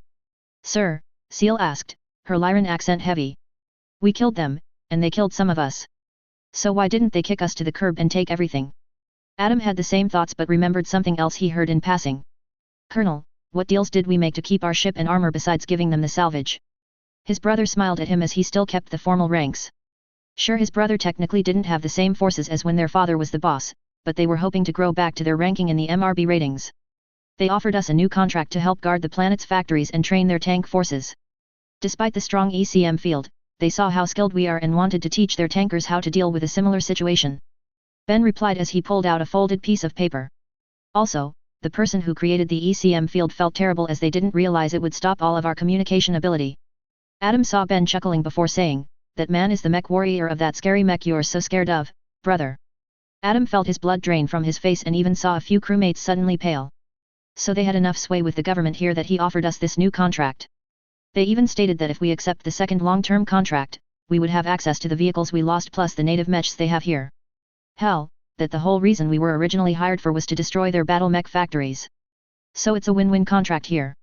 Sir. What our new contract? A gruff-sounding voice called out to whom? Adam couldn't remember his name, but his brother responded. Well, Sarge, you and Lopez always like tinkering with our tanks to keep them at combat readiness. So we need someone of our mechanics and you two to help teach the Green Crews in New Dutch how to maintain their tanks while on the field. Adam, Lieutenant Foe, Privates Griff, Simon, Donut, and Caboose, Ben said before glancing at a paper he pulled out of his shirt pocket. All of you will be heading to the town of Little Rock. You all will be working on a project involving the development of a new engine they are making. Everyone here was handpicked for their ability to complete field repairs on their machines after something went wrong.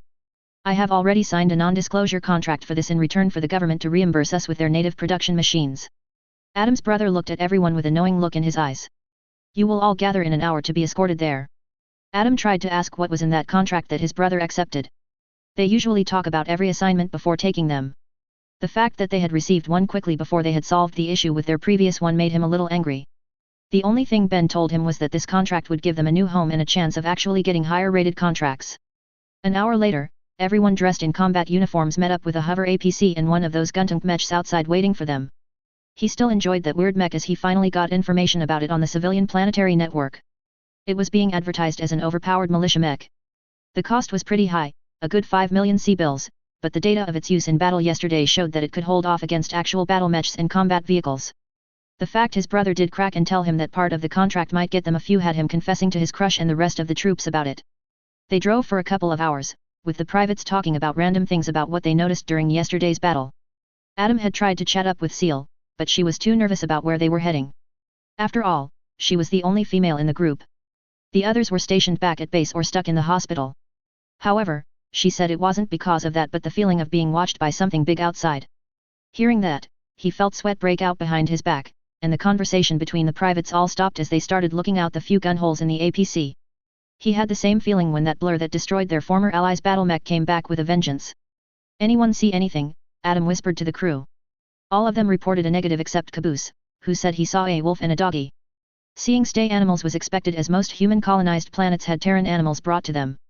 The PA speaker in the infantry compartment turned on as the driver said, "We are now arriving at Little Rock proper, please be ready to disembark in a few minutes and meet the military and industrial members there waiting for you." Arriving at the militia HQ of Little Rock, they met the captain of the PDF, Brooke Esposito, and started heading to the building they would be staying at to help with the work. The feeling of being watched was still there, but they ignored it as they discussed with Captain Esposito what they were here to do. It was when Private Caboose stopped and waved at someone to their left, saying, "Bye-bye doggy, Wolfie." Twin howls from the forest caused everyone in Adam's team, except Caboose, to drop their stuff and look to the left. All Adam saw was two dark shapes running deeper into the thick forest. The feeling that he would have nightmares came back as he took a look at the people around him. They showed nothing on their faces as they continued working. XXXX.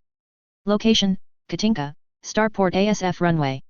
Date, November 23, 3021, 8 o'clock. Lieutenant, formerly Sergeant Lopez Baker DIO hated his life. His fellow aerospace pilots had been bugging him about that damn missile he used against the Leopard. Lopez didn't know it was going to freaking destroy the entire dropship. Hell, when he met Lieutenant Baba and the remaining members of his lance, they also bugged him because the story of how he took out a Leopard and left no scraps had spread among the militia aerospace forces. The only thing that stopped it from getting to the rest of the militia was Major Jefferson Sidewinder Anderson's order not to let it go beyond them. His lance leader stated that it was an unofficial order from Governor Maxwell himself that wanted the information of the missile sealed. So all information about the Blitz mercenary company was hidden except that they created the Guntank militia mechs, which he relabeled as battle mechs in his mind. It still didn't stop that young woman, Sue Meyer, from the Markham's Marauders from constantly bothering him about it when he saw her. So Lopez made sure not to take any invite to drink with her after the last time, where she somehow got him drunk enough to tell the story of how that weird quad mech could fling medium battle mechs around. Sure, his friends who happened to be at the bar and listening in stopped him from going too far in detail, but he said enough that the major had sentenced him to toilet duty for 3 days. Shaking his head from those thoughts, he contacted the air control tower. Air control, this is A3 with B lead about to launch with the heading to. He glanced down and then finished with the codes for Little Rock. It had changed recently, so he kept it written down to remember it. This is air control, a male voice responded. You have clearance to launch. Stay safe out there. There is still an enemy dropship out there. Roger that. Flight Blitz taking off. He was here with Lieutenant Baba and his lancemates to deliver their broken conventional fighters and salvage ASF from the colossal battle 2 weeks ago to Little Rock. 2 days ago, they had escorted the previous shipment of scrapped vehicles to the Blitz Company, the ones they had claimed as their right to salvage. Something was going on over at the Blitz Mercenary Company's land holding, but only those in the upper levels of government knew it. Hell, Lieutenant Baba had some information because his cousin had joined that mercenary company as one of the Guntunk Mech warriors and even took part in the battle. They said there was a betting pool going on about the origins of the commander there. It had stopped when Captain Dark and Captain Allah ended the pot and gave everyone their money back. Whatever the origins of that commander and his quad mechs were enough for 2 veteran mercenaries to end a betting pool. Thinking about the missile he got from that company, it was the right call. Lopez didn't want to know if the man had an even bigger rocket of that kind laying around. Their flight protected the Gazelle, which carried the salvage, the repair crew, and Baba's lancemates to the destination. Usually, using a dropship for interplanetary deliveries was overkill and a waste of resources. Still, whatever the Blitz Company provided the government was enough to do so. They were nearing the hastily set up airport meant for them to land in when they received an alert from their decoy convoy. Someone has been getting into their old defense network and striking at supply runs. Thank God for the new network had a limited amount of people had access. Baker, Lieutenant Baba said as his meteor pulled up from the rear. Should we turn and help them since we're at drop-off? Lopez checked the defense noteputer to see what was going on at the convoy only to see that the battle mechs and tanks escort had already taken out the enemy. There was only one enemy truck left that was retreating, but the Jenner battle mech quickly took it out. Negative there, Baba. It seems their fight is already finished. Let's contract Blitz air control for landing approach. He glanced at the noteputer for his area and noted that the Blitz's land holding had dozens upon dozens of green dots representing allied units. How did small mercenaries grow from just 1 man to a regiment already? They landed with the dropship and watched the dozens of mercenary support staff unloading the Gazelle alongside 2 busters and 2 powermans. While the Blitz Company unloaded their rewards and supplies, he greeted the base's commanding officer, who happens to be Mrs. Dark again. They exchanged the order codes needed to transfer C-bills and ownership of the vehicles. Lieutenant Baba had gathered his lance and recruit and began walking to them. They began walking off the airfield and towards the nearby builds. They discussed the transfer of the packages to the PDF. Lopez had noticed that Mrs. Dark had dark circles around her eyes from stress or lack of sleep. From the light muttering she was doing, it seemed she caught someone using more material than was allowed, and it took her and Commander Chen to fix. It took all night to do so. After getting off the runway, they took a left and headed to a newly constructed ASF hangar, something that would generally bankrupt a newbie company like the Blitz, but they somehow afforded it. Lieutenant Dio and Lieutenant Baba, Cecilia Dark said after typing a code on her noteputer. The commander had an agreement for the salvage to supply you all with the newest of Katinka industrial products. The large hangar doors opened to reveal a treasure trove of ASF fighters. As you know, someone had updated our status to the no inner sphere and periphery. So Commander Chen decided to increase the factory production of everything we could get our hands on. So as you see, Katinka now has plenty of aerospace fighters to use once we sell these to you all. Lopez recovered first from the shock of how many ASF were stored here.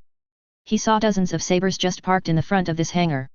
The next row behind them were 2 lances of seedlets, and behind them were several ASF. Lopez remembered.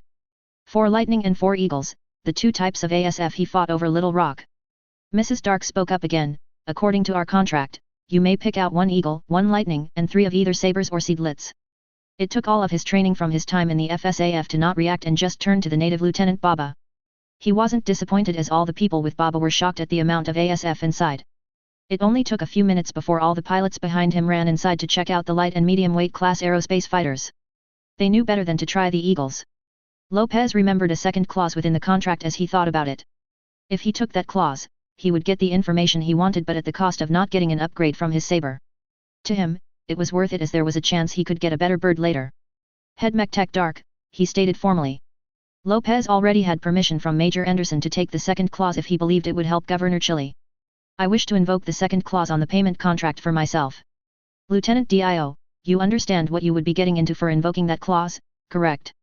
Mrs. Dark asked as she typed a few things on her noteputer. It seems she was informing Commander Chen already. Of course, Lopez said with a nod. You guys need someone to help train your recruits in conventional and aerospace fighter combat. My payment for that is good enough. Then please meet us at the main headquarter building after sending the purchase back to New Dutch. We will be waiting for you, Lieutenant. She said with a smile on her face. Ah, I must inform you that since Katinka has formally joined the Oregon Coalition, the militia's ranks have changed to match their military system. So I'm now Cornet instead of Lieutenant ma'am. She giggled and replied, already then, Cornet Dio, we will see you later. He watched the men and women around him just stare before he called them all to attention and began shifting their new ASF back to the Gazelle. They had several large blocky items already being loaded on. Hopefully, those things took up too much space so they could fly their new, shiny ASF. Location, Katinka, Blitz HQ. Date, November 24, 3021, 8 o'clock. Yang Virtanen felt like he was in heaven or whatever utopia was in the afterlife. He had come here alongside his commander and that young mech warrior Benitez. The Irano Royal Guards captain had come here with the remaining members of the Oregon Patrol they saved. Everyone had come for different reasons, but he had a job to do. So not long after arriving, he was escorted by a few AS techs to the sheltered workshop for the job. When he entered it, he froze at the visage of mech tech heaven. Inside were several Franken mechs, a few battle mechs, and those two beautiful quad mechs. He still wanted to see what made them tick because while Markham had lied about his battle ROM to the Comstar and MRB agents, he had reviewed and seen the blurry image of that dog-like mech spearing a battle mech at high speed. Not just the mechs got him excited as there was equipment everywhere that he would find in a battle mech factory or repair shop but mint condition. It was like going back to the days of new factories and freshly made tools instead of second-hand or salvaged. Heck, some machines were working on what seemed to be a massive cannon longer than that wolf mech. The rumor was strong enough to tear both legs of a marauder and wreck the Union, if he remembers correctly. Yang saw his fellow mech techs he would be working with all standing around an ice engine model he recognized. He was surprised that all three professionals were standing over a standard combustible engine. Why would they need a mech tech for something as a tech could deal with? Greeting his fellow mech techs, he decided to ask the obvious question. So, how is this new engine going to be revolutionary if it is an ice engine? John, who still had a cast on his left arm, responded. Well, for one, this isn't an internal combustion engine despite its looks. Really? Yang said as he walked around the wheelchair that Tony sat in. It looks like the same Bulldog 240 ice inside those tanks outside. He pointed to the door where a lance of bulldogs was being directed by a man wearing a Federate beret. He had noticed that man before he walked into the hangar and had to give the man respect as he did go into battle with his men despite his noble looks, still a Federate, just a respectable one. Well, Yang, Tony spoke up, this is only a prototype based on the instructions we got from Commander Chen about how to convert it to use a new fuel source. This wriggle is almost 5 to 6 times more energy dense than rocket fuel but stable as freshly made armor. She pointed at the digital board behind them that had several engineering diagrams. Some Yang recognized as ice being refitted with new parts to do something. He didn't study it for too long before deciding what to say. The mech tech did notice the few notes from others who worked on this project. He wondered why they weren't here but pushed those thoughts aside. A fuel that powerful? Where the hell did it come from then? He asked as he noticed Cecilia searching for something on the noteputer she carried. Yang almost asked what she was searching for when Tony answered his question. The fuel is made from these weird pollution cleaners that I really can't get into since I still have a hard time believing it. And I planted them. Before Yang could ask what she meant, Cecilia spoke up, she has a hard time since it would require you to know that our commander is not fully human, nor are his battle mech machines but something called SWAS. He could hear a pin drop when he realized that he did as Tony had dropped one. He glanced at John only to see the older man just taking what she said at face value. If she was telling the truth, he looked at where the two quad mechs stood only to see their heads turned, looking right at him. Yang felt he was about to get eaten as the mouth of both canine mechs looked at him as if waiting for him to do something. Yang thought he heard them growling. It was broken when a voice shouted from the other side of the building. Knock it off, Wolf, Hound, or no new weapon testing tomorrow. The growling he thought he heard stopped as an armored person came in with Ryu following behind him. Markham, Benitez, and those 3 Oregon mech warriors weren't with them. The man must have read these thoughts as he also said, Commander Markham is watching the other pilot their new gift with Captain Yuki. Yang wanted to know what those gifts were but stopped himself. He would figure that out when he left. For now, time to question the so-called alien in front of him. So what is this new fuel source supposed to change this underpowered paperweight into something grand? The maybe alien began talking as a hollow screen appeared from his noteputer. In Yang's opinion, it was an incredible thing to see as something usually the size of a table coming out of a handled noteputer. He wanted one, but he would wait until after this job. Maybe get one as part of his pay? Or should he ask about the so-called alien mech? Yang put that thought aside as he began reading the technical designs and information on how this new engine should work. It looked like someone cobbled together a standard ICE of a truck with the containment unit of a fusion engine. Supposedly, if conversion were done correctly on the machine, it would run about 1.5 times its rated power and run energy weapons without power amplifiers. The more Yang went over the blueprints with his fellow mech techs, he realized they had some truth to Commander Chen's origin. After all, this wasn't some crudely drawn blueprints but a detailed, if poorly translated, engine that should work. The only issue was the fuel, as he didn't even know how powerful it could be. After all, being told it's 5 to 6 times more energy than rocket fuel meant nothing as it could be higher. If it works, then every dang industrial mech and combat vehicle could be enhanced to greater use. Such as being a genuine threat to a battle mech or the fuel companies. So after hearing what Cecilia said about trying to check the shielding within the engine, Yang spoke up, I can understand the conversion and the designs here. Then, waving his mechanical hand at the blueprints. But I need an example of what this wriggle can do. The man paused and looked at the two quad mechs, who had stood still since the threat earlier, suddenly turned and looked at the guy. Something was going on between them before the black wolf crouched down, and a small hole opened on its forward legs. Commander Chen grabbed a canteen from an open drum and climbed up to the spot. The man poured in the amber liquid until he emptied the canteen and jumped off the wolf mech. Without warning, the quad mech started glowing a bright color before the light faded away to reveal it back in perfect condition, no scraps, dents, or paint chips from when Yang first saw it. However, a question appeared in his head. How was this magic liquid fuel for this modified engine? At least he didn't have to voice it as Chen said, what you just saw was my command wolf here just processed some of the wriggle right away to do self-repairs, but the rest keeps him running. With mild combat, that little bit will keep wolf running for about 3 weeks. Normal vehicles that used wriggle should keep them running from anywhere from a month or so. Yang picked up on the unsaid hint. So we aren't creating a new engine but trying to recreate a lost tech one in a sense. Well, yes, in a sense, although I'm getting a feeling from you that where this comes from isn't as important as what it can do. Yang huffed before saying, I'll say this now then, either you are an alien as you claim, or you're a crazy guy with powerful tech. It doesn't matter to me as long as I get to work on something interesting. This time Old Mastiff finally gave a gruff chuckle before anyone else could do anything. That is what I'm doing until Chen shares that history of his planet with Lord Urano. The look on Commander Chen's face lit up with a smile. As if to say something was finally going his way. It was an odd feeling, as wouldn't someone want people to believe him outright? Well, that's good, but we are getting off track. Yang. What do you think about these blueprints and what we have here? What is missing to turn this ice into a wriggle engine completely? Yang looked at the engine on the floor, the blueprint, and what he remembers from working on bulldog tanks back in the Capellan Confederation. Then, he walked over to the digital board where he initially saw it before making the designs mark based on his experience. The mech tech could see what the other had done but noticed a few things that could be added and removed to allow better flow. Finally, he glanced at the hollow screen from the noteputer to verify the difference before continuing. He could feel the eyes of everyone on him as he worked, and it was exhilarating to show off. He was definitely going to ask for a mech-size weapon as payment as he continued to have fun with redesigning this engine. Inputs from the others were added if and only if they made sense. Location. Date, December 7, 3021. Agent Siren to the Mage's Tricks. Reports of battle mech factories and combat vehicles appearing on Katinka have been proven. So far over, there are several confirmed mech and tank factories. There are reports that other factories exist, but it is currently unconfirmed. It is still unknown how the government obtained these factories before joining the Oregon Coalition. High Lord Urano has given Baron Chili dukedom over the planet and a seat at the council.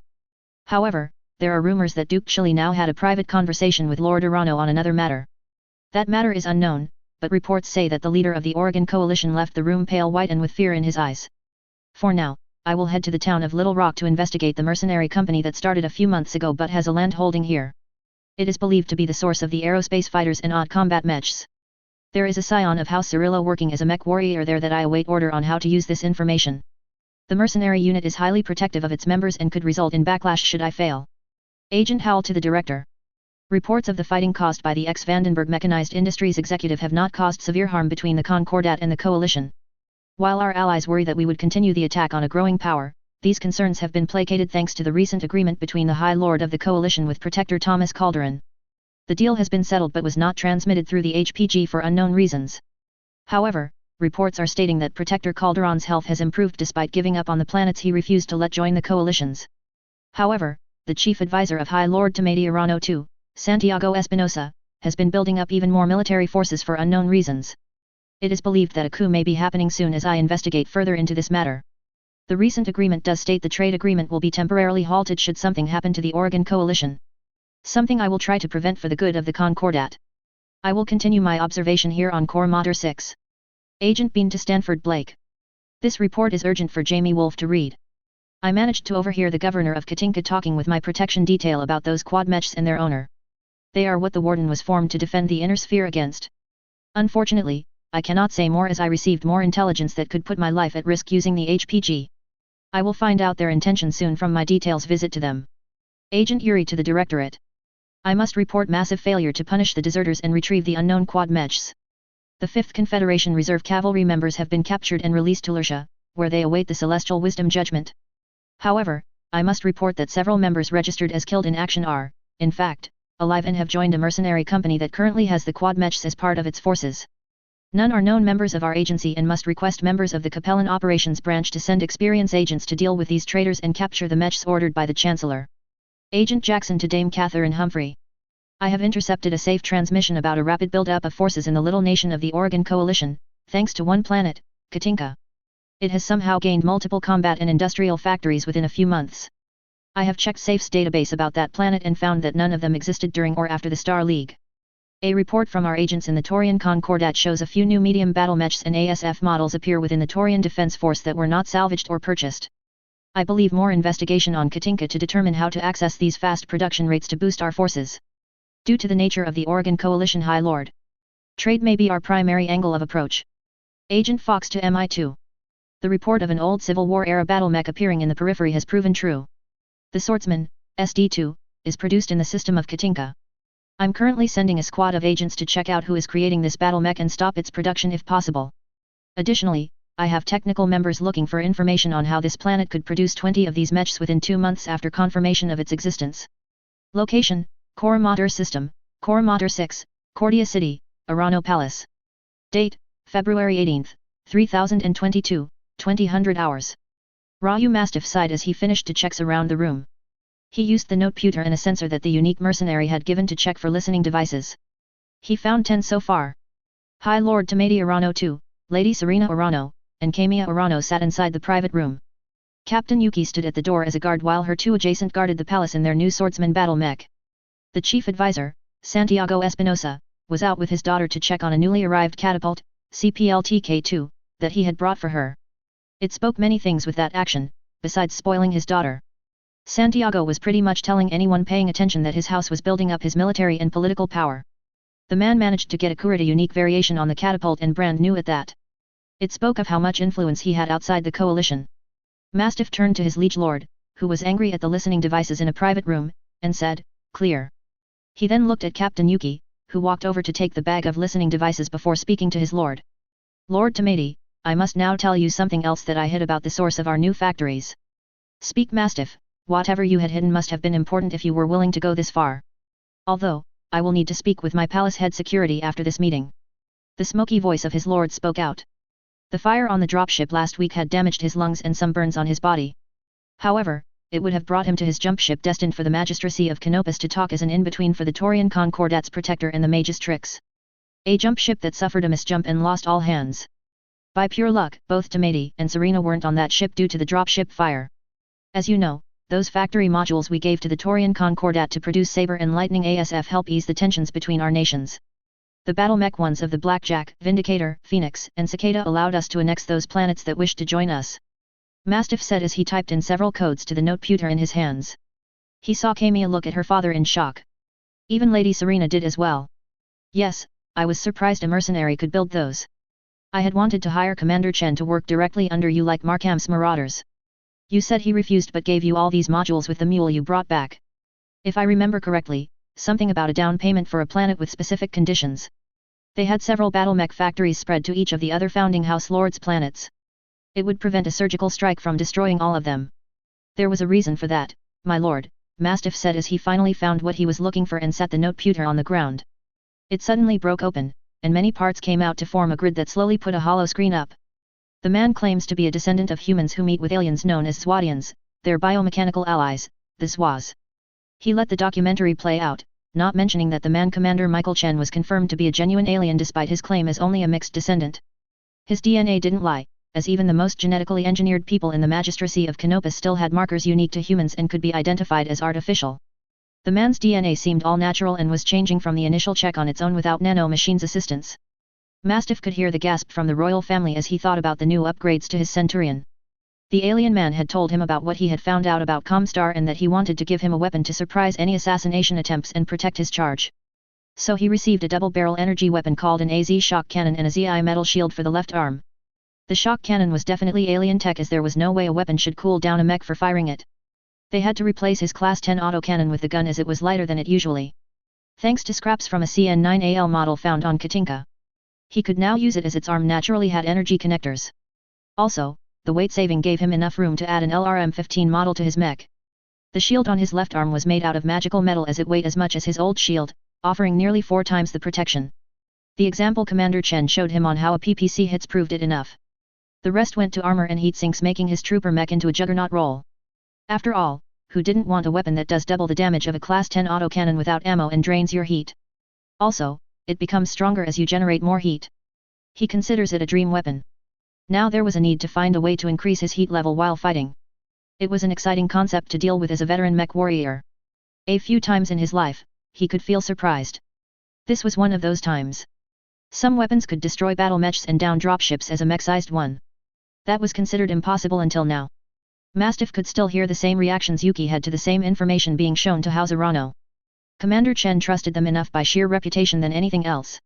After all, the man never met his lord but trusted Tamati to not go rogue with this information. When the final parts of the documentary finished with how Commander Chen's escaped the implosion of Planet Zi, the entire Arano family exhaled as they concluded that several hour-long holovids. There was an uncomfortable silence before his lord spoke up. How much of this do you believe is true or made up? There was a little tremble in his tone, but seeing both the female members of House Arano seem shaken pushed Mastiff to respond.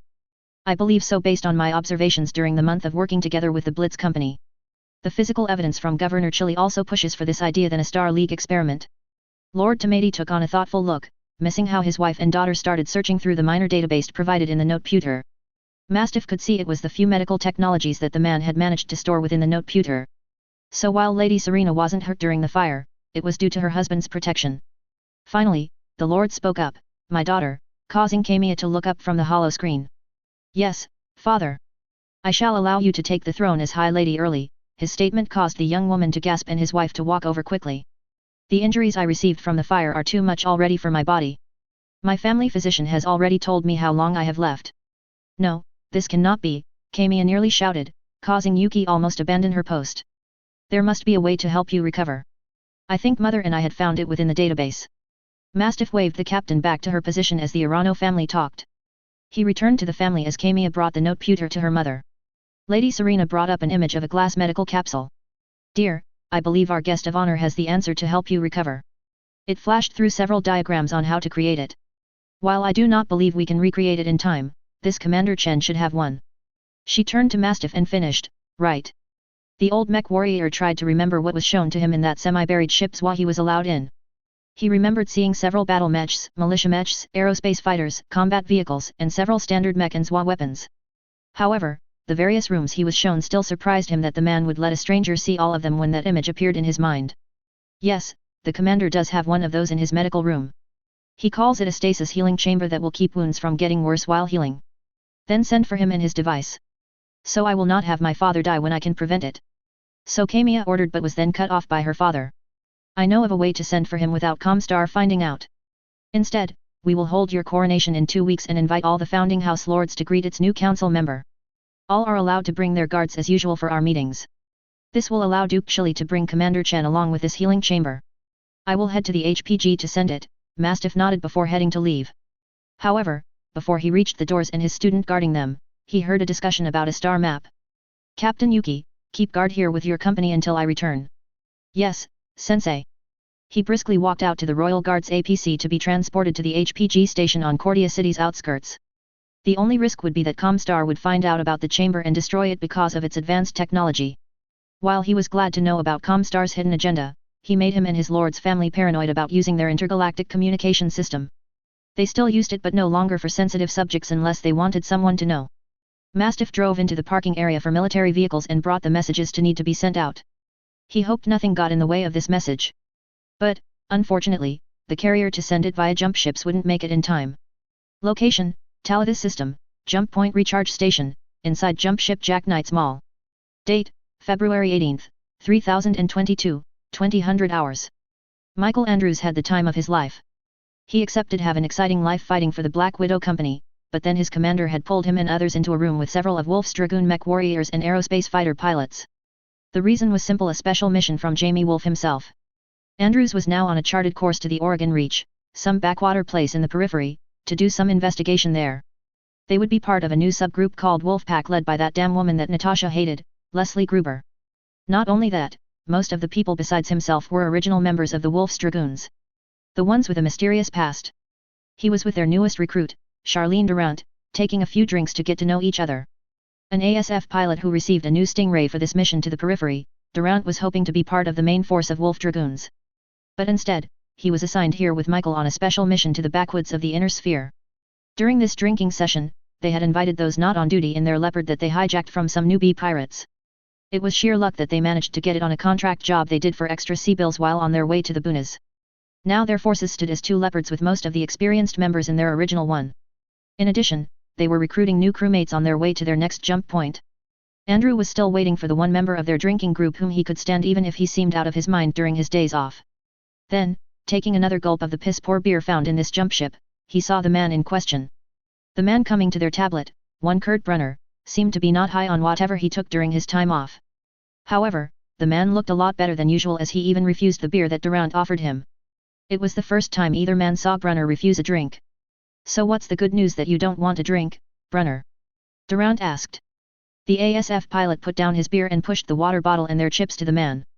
Brunner took them and took a few bites of the chips and a sip of water before responding. "You know that I have been having a rough time sleeping since the last two jumps," Brunner said as he continued to munch on the chips. "Recently, I had dreams that showed me something interesting. So I hope we reach this Katinka system faster now." That drew both men's attention as they knew something was up. Typically Brunner was so depressed or dour and just listened to orders. However, now he looks excited like a child with a new battle mech toy. They waited to see if Brunner who let anything slip now that he was acting differently. Their wish would not be answered as a group on a nearby table called out. "Y'all going to Katinka system?" The same system in the Oregon Reach. It was a rough and experienced voice that drew their attention. The voice belongs to an old but muscular man with several other youths of similar build. Andrew noticed the design of their clothing. It was the symbol for the Kramer's Parts and Machinery Company, a Solaris company known for its work in Class 1 and Class 2 arenas. He saw their logo on several exoskeleton fights. The one thing that original Wolf Dragoons and recruits did together for some team building. So why were several of the professional mech techs on a ship so far away from Solaris 7? He was lucky neither man with him reacted with surprise at the older man's interruptions, even if Brunner looked at the man with a bit of disdain in his eyes. Something Andrew noticed about a lot of the original members of Wolf Dragoon. He was going to use the man's interruption as a source of information. They had to have a reason to go to the boonies after all. "Yes, we are heading to that system," Andrew replied as he could feel the glare of both his companions on him. There weren't any orders to keep where they were going a secret as far as he knew. However, there might be a chance they could find out what was happening in that area if a well-known company sent its people out. "Who are you, and why do you want to know?" "Well, let me introduce myself." The old muscular man stood up. "My name is John Kramer of Kramer's Parts and Machinery." Andrew took his handshake as he introduced himself. "My name is Michael Andrew of the Wolfpack." "Wolfpack? Any relations to the Wolf's Dragoons?" Kramer asked as the men dining with him also looked up from their dinner. "Yes, we are a new division heading out to check the periphery for new talents," Andrew replied before his companions could say anything. It was a good excuse for why a group of Wolf's Dragoon members was heading to the boonies. "So why are mech techs going to the Oregon Reach?" The older man paused for a moment but decided to say, "All I can say is we have a job offer there for my specific skill sets. I was interested in the fact your group is heading there and willing to offer my services for a trip there." That had Andrew coming up short. He wasn't the captain of his group, but his Leopard was short-handed. They had planned on hiring more recruits to help maintain the dropship, but there wasn't anyone around in this system. It was almost like someone was giving them a helping hand with these mech techs on this jump ship. However, his experience in the Black Widow Company had made him more liberal with his decisions. "How about this?" Durant spoke up while Brunner had turned his mild glaring into interest. I'll go ask my captain on the ship about your request while Andrew here continues discussing the details. The ASF and LAM pilots walked back to their dropship docking collar to talk with both ship captains. Andrew though realized why Durant said that. The ASF pilot must have realized what Andrew would do and decided to leave to give him the opportunity. Andrew smirked as he silently thanked Durant as spoke to Kramer. Well, I'm pretty sure I can convince the captain of my dropship to take your group in as help, but you might have to give me something to work with on why you are heading to the same place as us. Kramer talked with the men behind him as one of them pulled out a noteputer and looked at a contract agreement. The youth behind Kramer whispered something to the older man, who took a thoughtful look. The mech tech finally answered his question, while I cannot say what we are hired to do there. Just take a look at what my company specializes in should give you a hint. Also, we are more than willing to work for half the normal rates for veteran mech techs. All for the trip to Katinka as fast as possible. I'm surprised. Why didn't this job pay for your trip there? Kramer looked down in anger. The same expression was on several young men's faces behind the mech tech. Well, a pirate attack tends to take you off course. We have the sea bills, but we missed our jump ship, and this was the only one heading in a similar direction. Our rescuers, the Jake's Cavalier, had just left this jump ship to another. They were heading to the Dam Snake territory and not rimward. I see. Andrew paused to review what he could do to convince his commander for this group to let them join. But, especially if there was a chance they were connected with the mission's parameters, it seems like luck was on his side as the captains of both dropships and his commander for the Wolf Pack had arrived. Well, my current commander is here, and she might be able to discuss with you about this. Hey Commander Gruber. Meet Mech Tech John Kramer and his crew from Kramer's Parts and Machinery. They greeted each other and fell into the debate on what would be hammered out for this trip. Andrew could tell the captain of his ship was happy for the potential of half-priced help. However, Commander Gruber didn't want to until she asked what kind of work their group did. When Kramer mentioned exoskeleton creation and light battle mech work, she seemed to turn around and ask them to join as well. It seemed like things were going somewhat well, so Andrew grabbed the drinks he had brought. There was no sense in wasting them. Location, Katinka, Little Rock Militia Training Field. Date, February 20th, 3022, 6 o'clock. Captain Brooke Esposito watched as the new militia mech ran across the training field against his son and his new Guntunk P and his security lance. These new mechs were the same ones he saw months ago that finally had weapons and proper setup. They were true militia mechs using only industrial-grade equipment and standard weapons they could get anywhere. The only things that weren't were those new power adapters found through the Guntunk battle mechs and the Gespenst. Those things would be game changers if they could supply enough power for all grades of weapons instead of being so limited. The two newly promoted cornets ran their urban mechs side by side with the solo Quasit, trying to tag those two militia mechs while his son herded them to the walking trash cans and security mech. They finally beat the two militia mechs when the training round finally stuck the bottom over armored APC part. It took 2 direct hits with a Class 10 autocannon to break through that part, making them highly easy to destroy. The only problem was trying to hit them. They move way too fast to strike most of the time, and only his son Mech, himself, or subaltern Rick Tagger, who hated the rank name, could do so. Okay, exercise over, Blitz 10 Lance, please move back with your mechanized infantry to Hangar 3 for repairs. LRC Lance back to Hangar 1 for repairs and debriefing. LRB Lance and my Lance will be coming out for a training run against Commander Chen and his command Wolf. The sudden increase in chatter made everyone rush back to their respective hangars. After all, that happened in the battle for Katinka. Everyone who knew about the Zwas knew how powerful they could be. Now he and Rick, with their lances, would take on the weaker of the two combat-ready Zwas. Commander Chen didn't hold back anymore after the battle for Katinka, as he had lost personnel in his infantry and a Guntunk team. While it would be considered light in inner sphere battles, it hit that man hard that he started sharing some of his tech with the Katinka PDF. With that tech, they managed to disable that last enemy dropship that refused to give up. Oh, they still remember when they had his company of battle mech/militia mech with vehicle support versus the Manhound soldier and his 3 battle mechs allies with the Zwad tech equipped. They lost badly.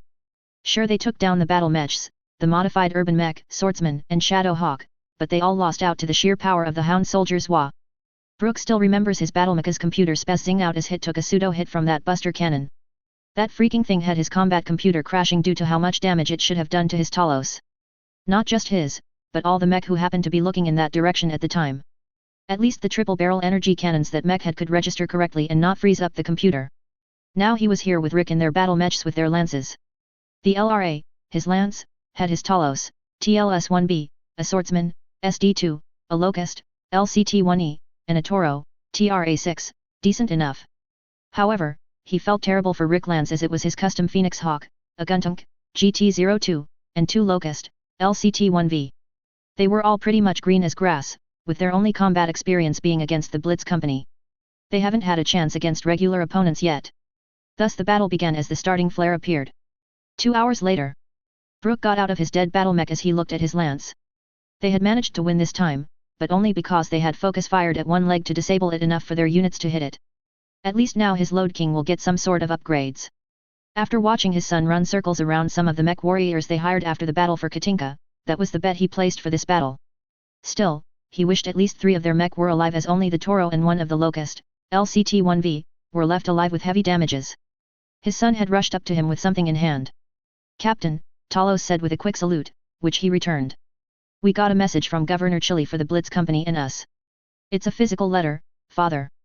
That brought Brook's thoughts to a halt. They only used physical letters despite their slowness when the message through Comstar's HPG would be dangerous. They couldn't use the Ziputer, which officially noted that Commander Chen hated that name, to communicate from long distance, as someone had shot down the satellite they set up months ago. Several new ones will be sent up soon. Brook read what was in the letter and frowned immediately. He reached for his Ziputer and contacted everyone with a Ziputer in Little Rock. "Commander Chen, we have an issue. Come to Hangar 1. All subalterns, get your lances ready for actual combat. Lance Sergeant Kill, get all combat vehicles ready as well. Subaltern Sheen, please get the shippo ready for rapid transport." The command wolf nearly broke into Hangar 1 as Commander Chen leaped out of a 4-meter drop and landed without any discomfort. Brook hurriedly moved to the man with the letter to let him read it. Brook watched to see if he could make sense of that one section that he wasn't sure was about. The looks on Commander Chen's face told him enough as the man started barking out orders on his Ziputer, which somehow the alien man knew. He thought that as he glared at him. After Chen was finished sending out his orders, he turned to him. He asked, "Brook, based on this message, we all need to prepare for the coronation of High Lady Kamiya Urano, even if it is just a cover to bring one of my healing chambers for High Lord Tamati. It seems like there might be trouble brewing too." Brook quickly responded, "We will send my son his lance with you. I believe the governor wants you to bring some of those Gespenst and a Guntunk as your support and extra guard. This way, Katinka can show off its native mech production, and we would have something most people haven't fought before. Are you bring Azwa with you?" The man paused before responding, "I'll bring Wolf with me. As much as I don't want them to be revealed, Hound has informed me that someone had managed to leak it from the dropship we missed those many months ago. So we will need Hound here to help with Katinka's defense should someone use this as a trap." "That sounds right," Brook said as he nodded. "The shippo should be ready to launch in a bit. Your union should be ready now. Do you think it can take all of us to Core Mater 6? It better be after all the money I sunk into it. Thank God Rick let me use the shippo for off-world contracts. We wouldn't have enough money to keep things going with just the contracts from Governor Chili. Hell, I still don't know how you spend so much that quickly," Brook said as he shook his head. The man earned millions of C-bills thanks to the licensing of the Guntunk and Gespenst. That was not including the fact that he did create those factory modules for the ASF, conventional fighters, combat vehicles, and industrial mechs. Yet spends most of it to upgrade his people, get them highly trained, and send them out on contracts most returned from. "I'll tell you once I get a planet to settle the ZI core. I don't want to kill people putting that thing down accidentally," Chen said while moving to his SWA. "Hey," Brook called out to get his attention. "I know this might not be the best of times, but I'll send my Loader King for those upgrades. We might need another heavy battle mech line with what might happen. The rumored coup that everyone is hearing about," Commander Chen said because many people around them had heard of freezing. "I know about it and will help you stop it if it springs while we are at Core Mater." Brook watched the man get into the wolf mech and leave to his headquarters. It was a massive relief with them there as that mech and pilot were more potent than an entire company or two. "All right, troops!" Brook shouted to everyone in his hangar. "Get those mechs ready. LRC Lance gets prepared to board the shippo, and all others are ready for any attacks while they are gone. Corporals Parker and Barton, get into your Corsair and guard that ship with your life." The Little Rock militia forces became a beehive of activity as they prepared for what was to come. As much as he wanted to send their best with the governor, Max had already said no in that letter. If the coup didn't happen, they would have many products to show all their fellow coalition planets. If it does, they won't risk any of their heavy, slow units as the faster units could get him and any allies out of there. Location, Katinka. Core. Date, February 20th, 3022, 9 o'clock. Communication log. The warrior is walking into a trap and knows it. He wishes to stop the coming storm. Has Moby recovered enough to join the warrior? Azwa, your power will assist him greatly. I have digested enough and only wait for these humans to dig out a few more tons of dirt and rock off me. My weapons systems are fully only, however, my head is still being repaired for the warrior and his pod to stay in. The warrior has decided to lead the pack with him on that planet should the trap not be sprung. He wishes for you to stay and watch everything here. I disagree with that motion, but the warrior has chosen, hasn't he? Yes, he has. However, the decision wasn't because of your power not being sufficient but rather your size. I'm small enough for the lifeless transport. I will try and increase my recovery. I have detected even more of the lifeless machines called Dig Lords and Dig Kings approaching. I shall keep watch over them then. Hello, hello. I'll watch those children as well. How did they manage to link up with our communication network for the warrior use? Unknown. I will look into it. Good luck, Wolf, on protecting the warrior. Regal has sent to the lifeless transport for you. Reporting, those humans known as Comstar are sending more small lifeless machines to Little Rock's Talos factory. Routing allies units to location. Will you two be okay assisting the human while the warrior is with me? We shall make do with what we have. Once my repairs are complete, we shall be ready to restart our race. As the humans say here. Good luck, Wolf. Good luck, Hound, and you too, Moby Dick. Chapter 6.01, A coup? What coup? Meet my anti-coup wolf. Location, Koromater System, en route to Koromater 6 in the Magnolia. Date, March 12, 3022, 3 o'clock. I just found out something about myself. I'm not too fond of jumps and want Moby Dick's warp drive repaired soon. Unfortunately, Wolf and I were incapacitated for a day after the initial jumps to the Koromater system and missed a few things. Luckily Lieutenant Potter and Private Jesse gave me a summary of what happened. We arrived at Koromater just 2 days before the coronation as there were some delays down on Koromater 6. My Union, the Magnolia, was already on the burn trip to the planet's drop port with Governor Chili and his group in the shippo.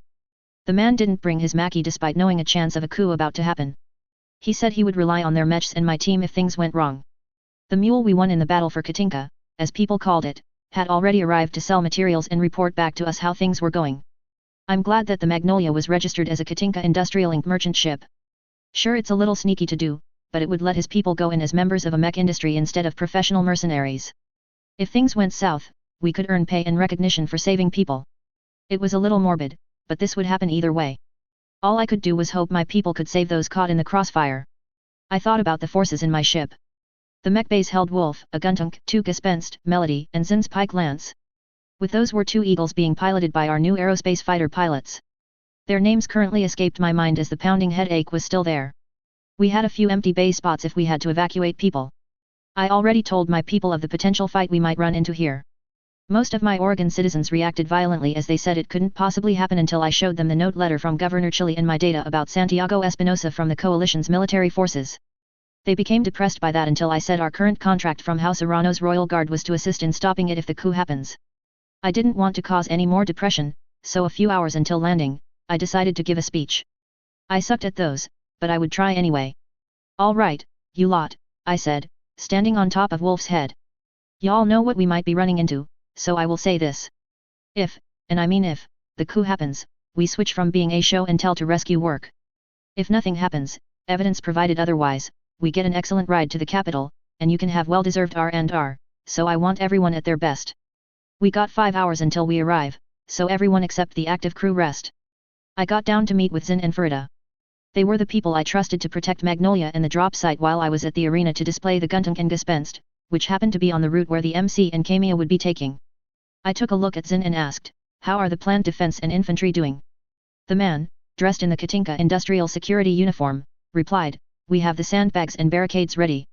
The 2 APCs are armed with SRM-2, and the platoon of infantry are now wearing modified Capellan infantry kits with M61A laser rifles with an SRM launcher for every 5 troopers. Sergeant Manning is getting the pikes ready and discussing with Captain Sparrow about ship defenses. I'm still sorry that those mech techs were still delayed, or we might have better equipment for our PBI. I nodded as I also felt annoyed but couldn't help that the hired help for my project was delayed via distance. Well, that an engineer's ride needed to take contracts for C-bills. I looked at Farida. She had her orders and stayed dressed in Blitz Company mech warrior uniform. I'm to head to the local mercenary cantina and find any units to hire without going through Comstar. I will try and get those with mechs or vehicles, but if I notice they are hired already, I will come back and watch over the ship with Sergeant Manning. That was when a stay memory hit me.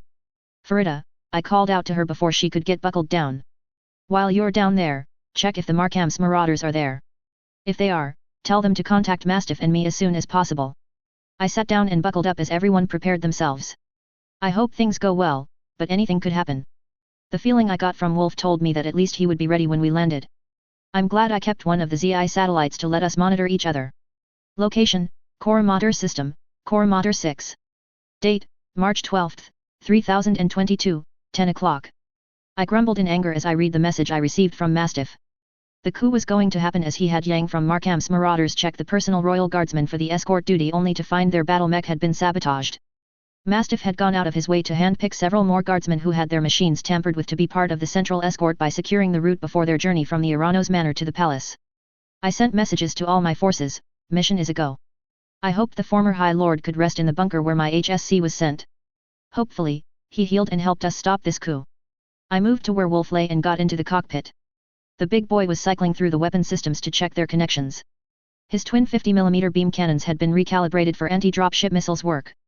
In case we somehow still lost and had to evacuate the Royal Guard. I had switched out the Vulcan machine guns for 4 small lasers. Switched the single electromagnetic cannon for a quad of large lasers. It was heavier than one ZWA weapon, but Whelp said he could handle it, so I let him. It just reduced his speed by another 10 km per hour. Knowing that there were probably other founding houses that joined the coup without blackmail made my work harder. Especially since I remember some mercenaries that House Espinosa had hired, but I'm not sure how many. The only good thing was that the Taurian Concordat wasn't involved publicly. Thanks to the previous High Lord using those factory modules I made for the Oregon Coalition as bargaining chips. Well, the medium mech ones and some of the ASF. I can understand why, but I'm still pissed as it could mean the Oregon just empowered their closest enemy. I would figure out what politics were happening after this coup. I turned on the screen that allowed me to see through the 2 Gespenst as they traveled to the testing sit with our Guntunk and Katinka's Guntunk P. I had ordered their maintenance crew of 2 squads to travel with them to the testing ground. Both as an action to prevent tampering and help fix any Royal Guard battle mechs or combat vehicles sabotaged. It seems like Governor Chili had the same idea as I saw a squad of Aztec riding on the tank parts of the Guntunk P. The shippo informed me that it had dropped off its remaining mechs at the testing ground with Governor Chili and his protection detail. Luckily they got away with it because of just what mechs were dropped off. It wasn't unusual as they were urban mechs and a Quasit. They were not a threat compared to the 2 Wolverines and 6 bug mechs acting as security with a symbol showing they belonged to House Espinosa. That was worrying as there were 3 Royal Guard battle mechs in the hangar being worked on. Ones that were probably being sabotaged if the sensor told me right. I sent a message to the actual Aztec, who was part of the 2 infantry squads, to inform those mech warriors if they saw them. Of course, Governor Chili had an excellent plan to increase our forces there to help out the Arano Royal Guard station. It was the reason the Quasit and urban mechs were here for. Live fire exercise after the test runs. With most of the founding house lords in attendance, it would allow our forces to protect the loyal ones from those part of the coup. I was surprised that they managed to change the location of where the council would gather until I realized the Coliseum and the training grounds that the MC in the Battletech 2018 game would have fought in both of these locations. So I did a quick map check to see how long it would take for Whelp and me to get there. It would take me 10 minutes to reach them at full speed. So I kept my comms ready when that bastard Santiago was all for his coup. Commander, my Ziputer, goddammit, I'm starting to call them that, spoke up. Apex here. I managed to recruit a few more combat vehicle operators, but almost all the mech warriors here say they have a job. I said the passcode you got from Mastiff to contact the ones the High Lord hired, but that only 2 of 20 mech warriors responded. Return with them to the Magnolia Apex and make it fast. I see Mastiff on the hollow screen meeting up with Lady Arano in their battle mechs. I watched through the eyes of Private Mikasa's Gespenst as it took out the remote-controlled urban mech by rushing behind it and unleashing everything but the rockets. I noticed that the ammo in her machine guns was almost half empty when she finished the mech off. I wish I had insisted on her taking the twin medium laser gun pods. At least Marlene's Gespenst had them. It was then 2 hours of the prototypes doing work and showing off when I noticed something on my hollow screen battle map. Suddenly a flare of red began appearing on the screen. Some of the enemies were around the arena where the prototypes were tested in front of the founding houses. The rest started appearing throughout the city and surrounding towns and cities. Commander. I'm on my way back to the Magnolia now. I barely managed to join the mercenaries we hired, but one of the mech warriors just got gunned down by Oregon military infantrymen wearing House Madeira and Espinosa's sigil. I could hear gunfire through the Ziputer. Return ASAP and stay safe. I switch my Ziputer comms target to Magnolia's speakers, all forces prepare for battle. The coup is a go. I repeat, the coup is a go. Time to be big damn heroes. I could hear my troopers cheering, and they got into position. The 2 heavy-wheel APC drove off with a fire team to the nearby tree lines to hopefully ambush any enemy coming in. Oh, they were coming as I could see red dots heading to my dropship's landing zone. Mastiff. This is Blitz Lead. I'm informing you the enemy has begun its coup. I said as Wolf got up and began powering up to combat readiness. Roger that, son. I'll escort Kamiya to our pre-planned rally point to rush Santiago's box in the Colosseum. It was then another voice that broke into the comm network. I must thank you, mercenary, for helping my family in its time of need. Yep, it was Kamiya.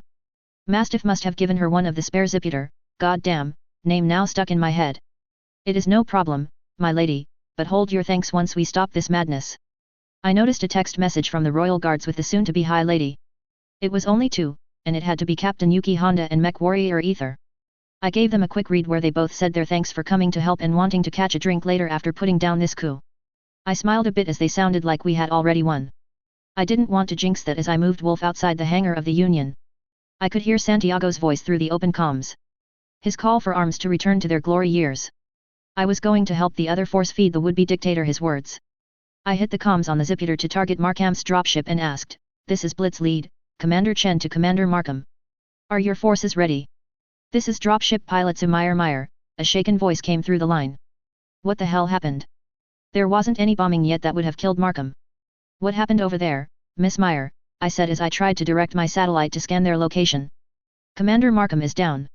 "Hell, everyone down except Glitch and our Soul Saber.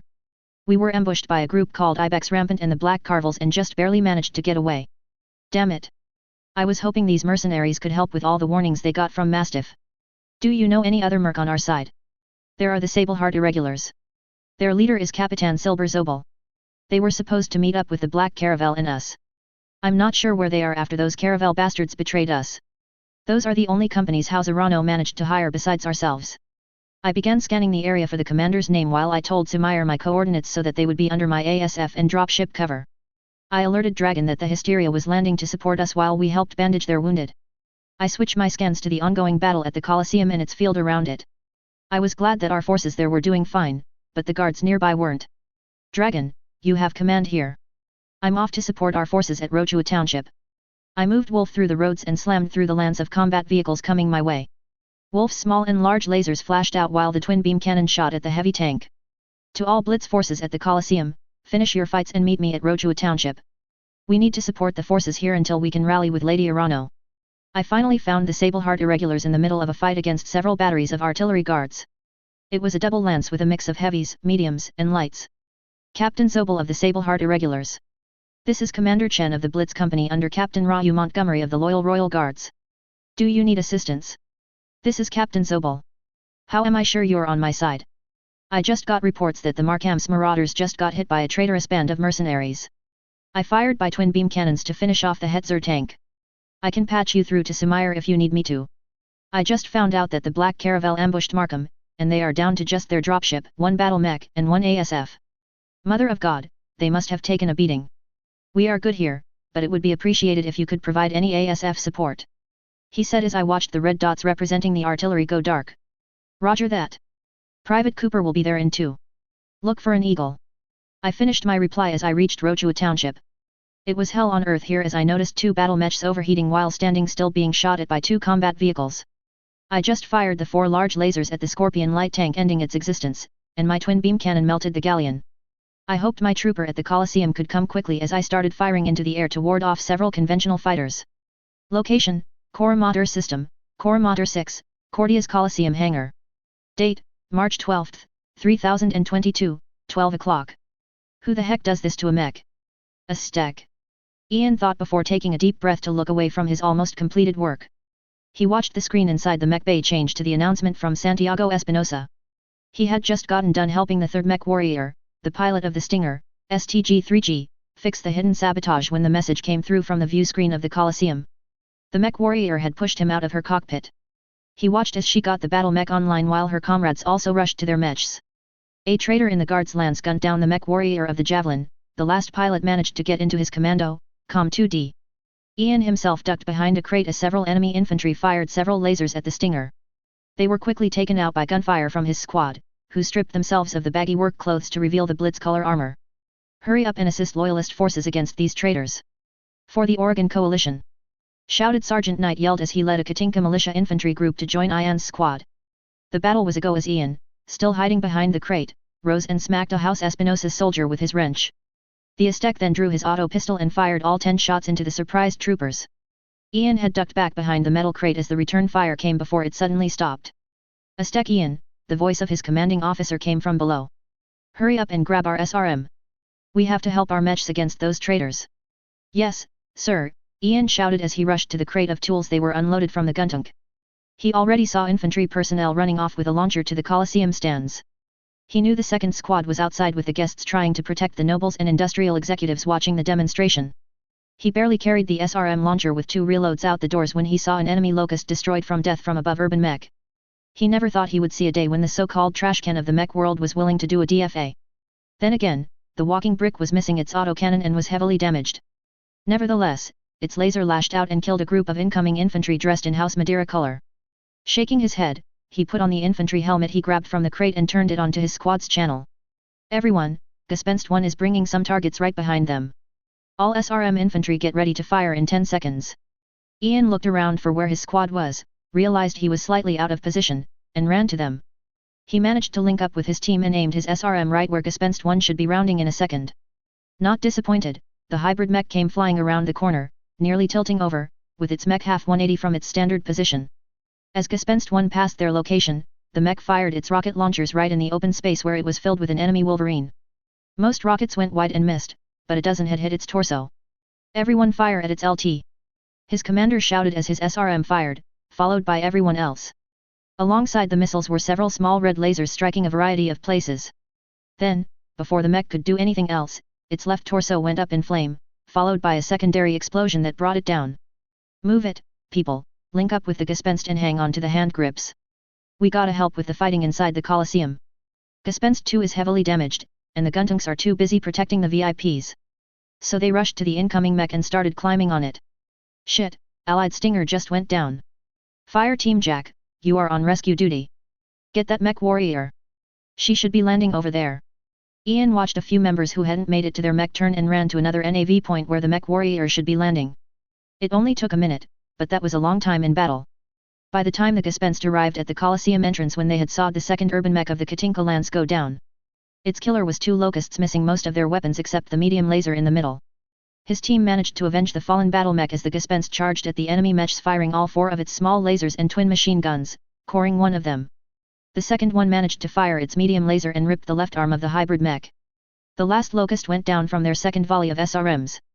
He could hear battle outside the area but his commanding officer and Sergeant Knight of the Katinka forces just belted out orders to help the VIPs to their vehicles or escort them to a Vargra APC nearby. It was a blur of following orders, carrying the dead, and retrieval of downed personnel. It was not long after he reloaded both Gespenst's rocket launchers when Commander Chen's voice came from all Blitz mechs. "This is Blitz lead to all Blitz forces. I'm defending Rochua Township with the remaining loyal Oregon forces of Cordia City. Should you run into any loyalist forces, assist them. Gather any loyal Oregon forces to regroup here." Ian noticed a few people, security forces that nearly died to traitors, just shaking their heads, saying it was a trap. Then, he saw the IBIS team try and talk to some of the people they rescued, pointing at their Blitz company logo. A man in heavy infantry armor standing onto the Katinka hybrid mech from the Katinka forces and spoke into a comm device. Suddenly the speaker from the Guntank P, which needs a new name in his opinion, opened with Governor Chili's voice. "All Katinka forces. This is Duke Chili. We will join our allies in defending our nation's capital. All mech slowed into the shippo. Any Arano forces can join us there." He saw more of the forces originally debating on the decision before joining the Katinka contingent. He watched the remaining battle mech of House Arano color join up with them, the commando. They all boarded the Leopard. They arrived on the outskirts of the arena. 2 Corsair flew in patrol pattern around them. Several APCs arrived to collect the security forces that were going to join them for the trip to Rochua town. Ian turned to check on what was left of their forces here. Both Gespensts were damaged and missing an arm each. Their guntank was pretty okay, mainly armor damage that he and another Aztec patched up as much as possible. Ammo reloaded as much as they could from the hangar here. His commanding officer asked if someone could commandeer the pilotless javelin and bring it to the fight. He was surprised a female noble jumped up and took that offer to be the mech warrior. An older man who seemed to be her father tried to dissuade her. She refused and joined us with their convoy to Rochua Township. All of this happened within 2 hours since House Espinosa declared its coup. This was the second most frightening day of his life. Location, Katinka System, Katinka, Whale King, Moby Dick. Date, March 12, 3022, 10 o'clock. When Cecilia Dark thought today couldn't get any weirder, it did. She and all those with the Ziputer received a message to gather within the recently uncovered transport SWA. It was strange as no one except the commander should be able to do that.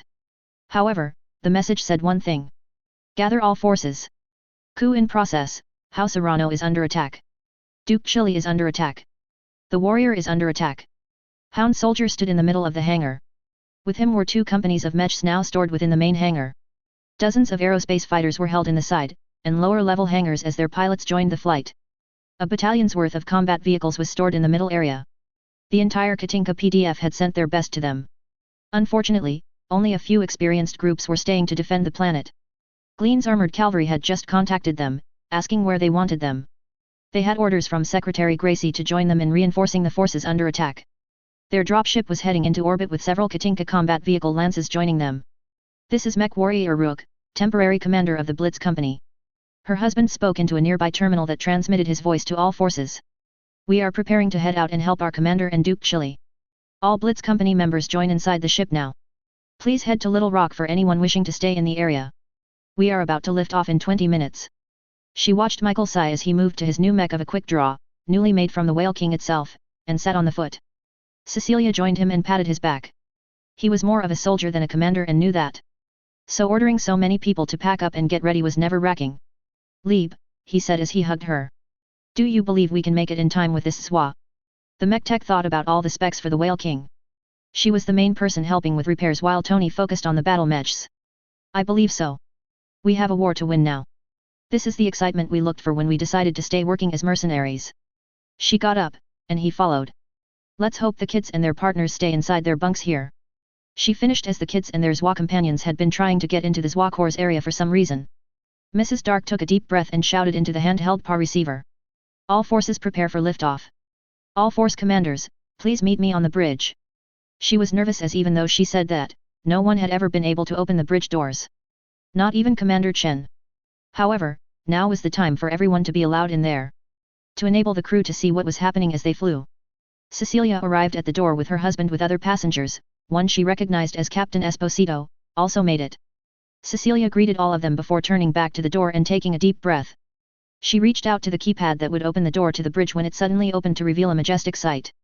There were hundreds of chairs and terminals for everyone to sit at. Several had giant signs for weapon controls, navigation, and steering over the main area in the middle of the floor. Some ASF pilots and extra Union crew members went to the weapons and navigation while everyone else began spreading out and taking stations. Several more people, including Tony, came in as there was plenty of room and still had many stations to fill. An alert blared out when everyone had taken a station and those who hadn't secured themselves in the chairs as they had a seatbelt. Suddenly a hollow screen opened in midair with markers for all Allied forces nearby. It seemed everyone that was staying was far away enough now. She looked to her husband, who nodded and talked into the speaker on his Ziputer. Everyone prepare for liftoff. All staying forces have moved out of the launching area. No enemies in the area, and everything is secured. Get ready for space travel. Michael sighed after saying all that and muttering, I hope Commander finds a better XO at this rate. Captain Esposito suddenly spoke up, I didn't know how smooth this liftoff would be or that we were in space already. Hell, we have artificial gravity too. That caused everyone waiting for the rumble punching through the atmosphere to freeze and look at the man. What did you say, Captain? Subaltern Baba, if she remembered correctly, spoke up.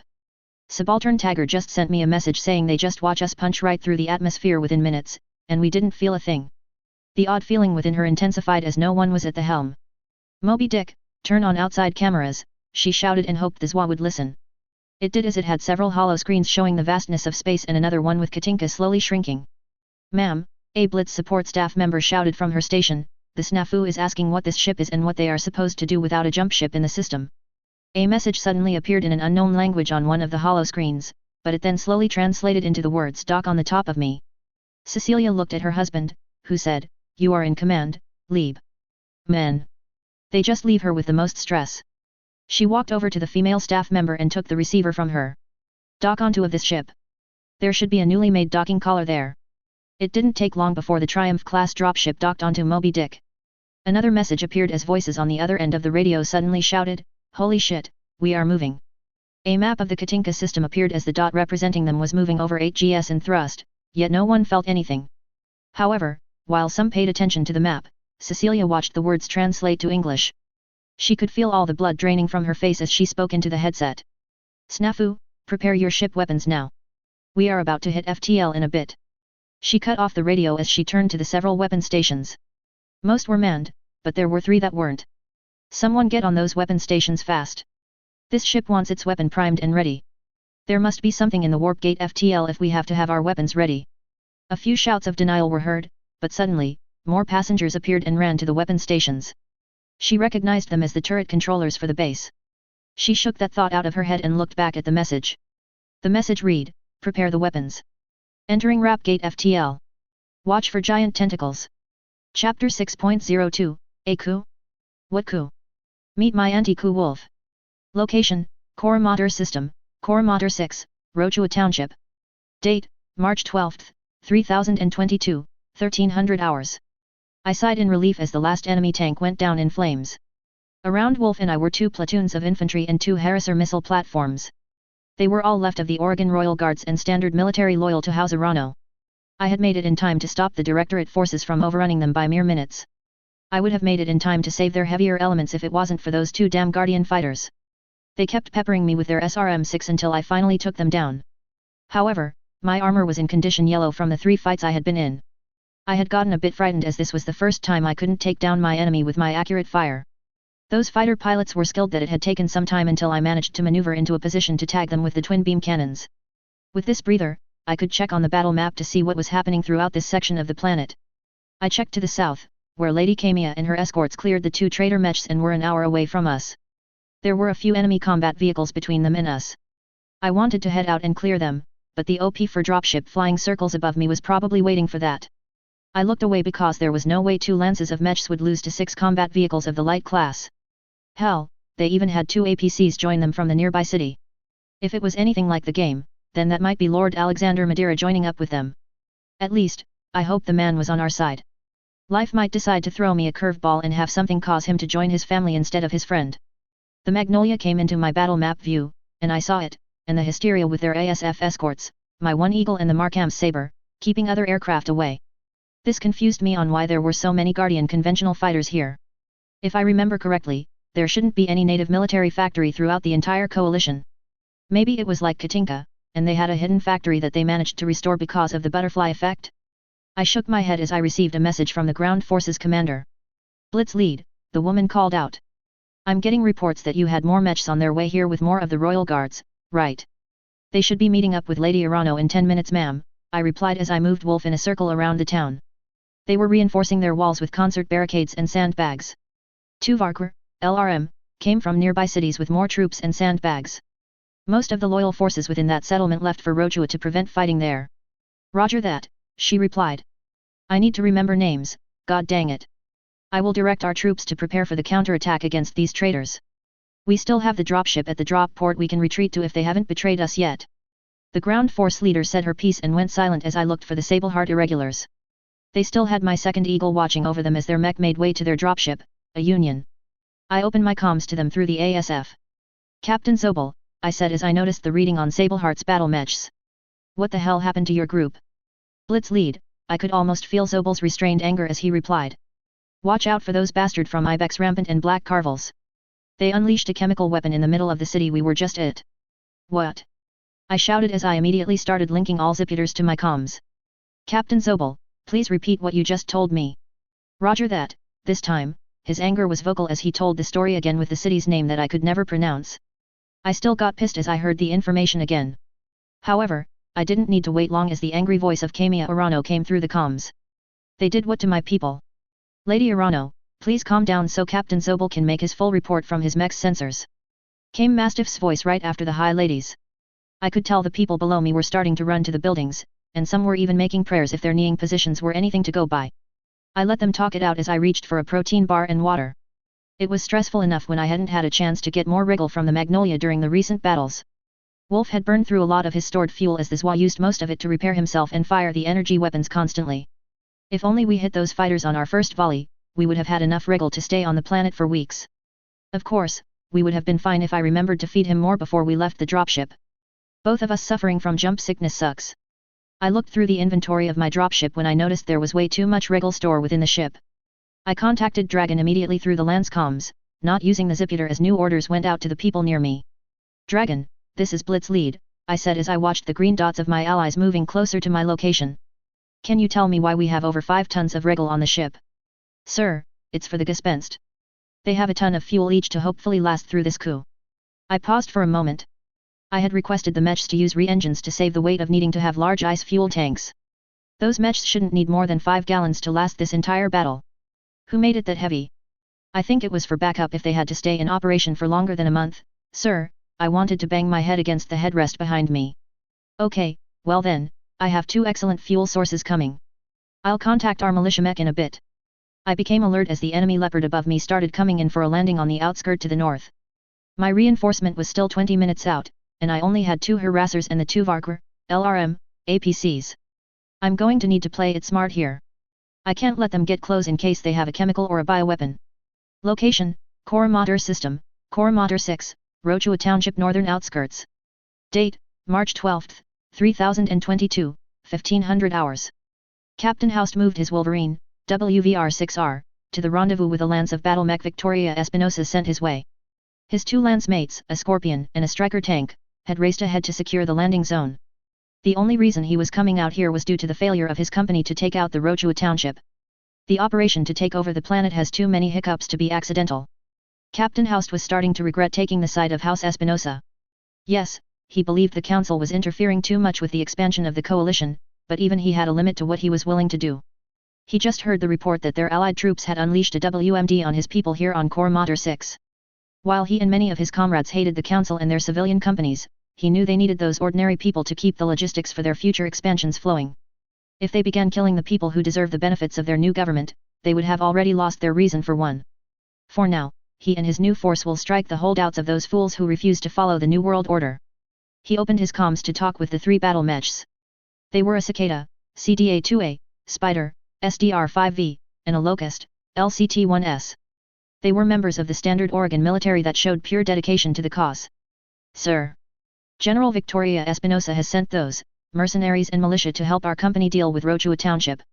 The former High Lady Arano was spotted with several Royal Guard battle mechs and combat vehicles. They also have the prototype mechs from Katinka acting as reinforcements. Houst could hear the distaste in the communication officer's voice. She must have listened to what those people did in Wanganui. He already made plans to use them first in their assault on the enemy locations. Let those bastards pay for their sins by fighting for the Directorate against those fools. If they survive, he and his men will make sure they pay for what they did to their people. MRB and Comstar be damned.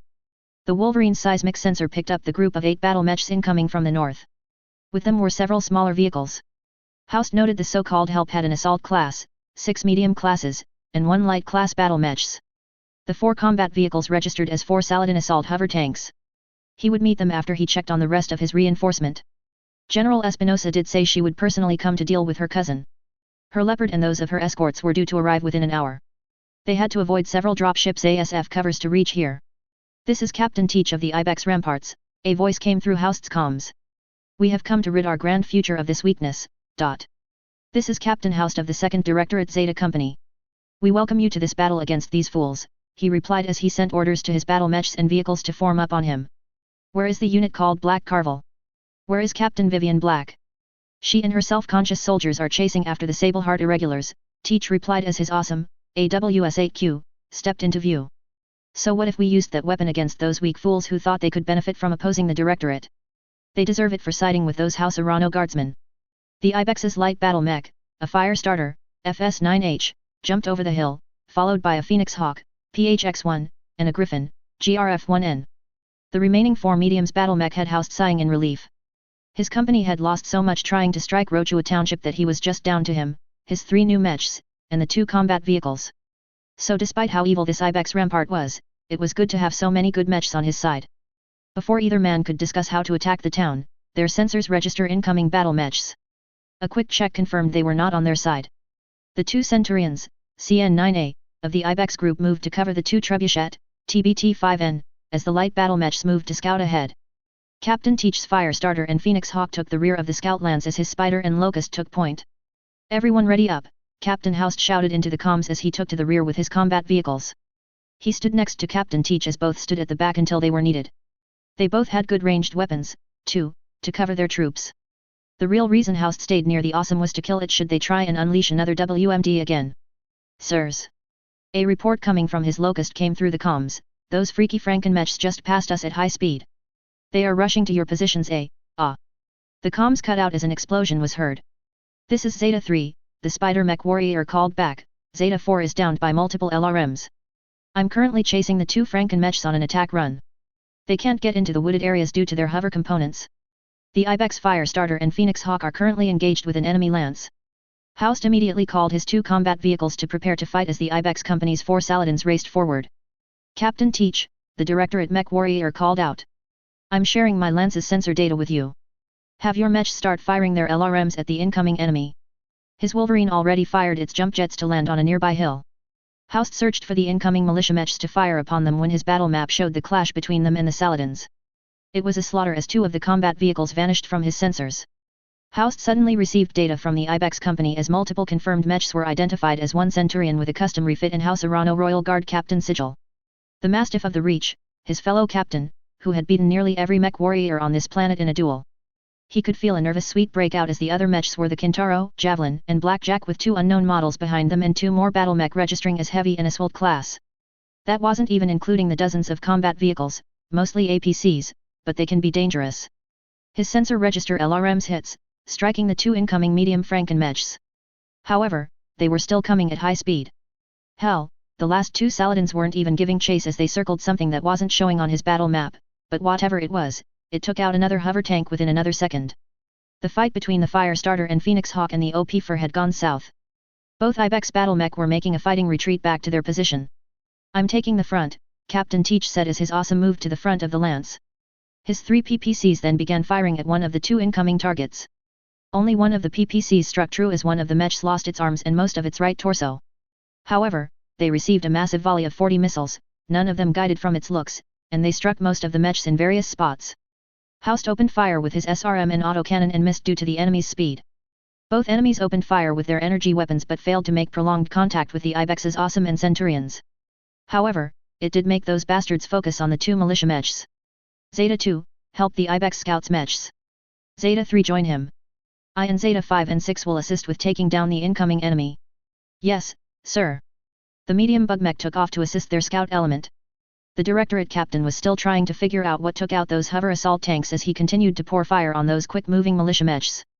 His sensor gave him a warning almost too late, and he jumped down from his hill, which exploded a moment later. House knew what was happening and shouted into his comms to the Ibex group.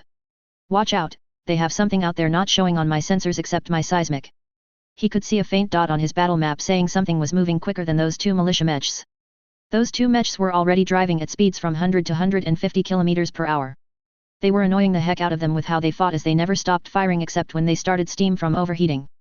Ah, his lance comms connected to his cicada, who charged to help the spider reinforce Ibex's scouts, shouted as it went up in flames. They were targeting 1 mech at a time to end the fight quickly.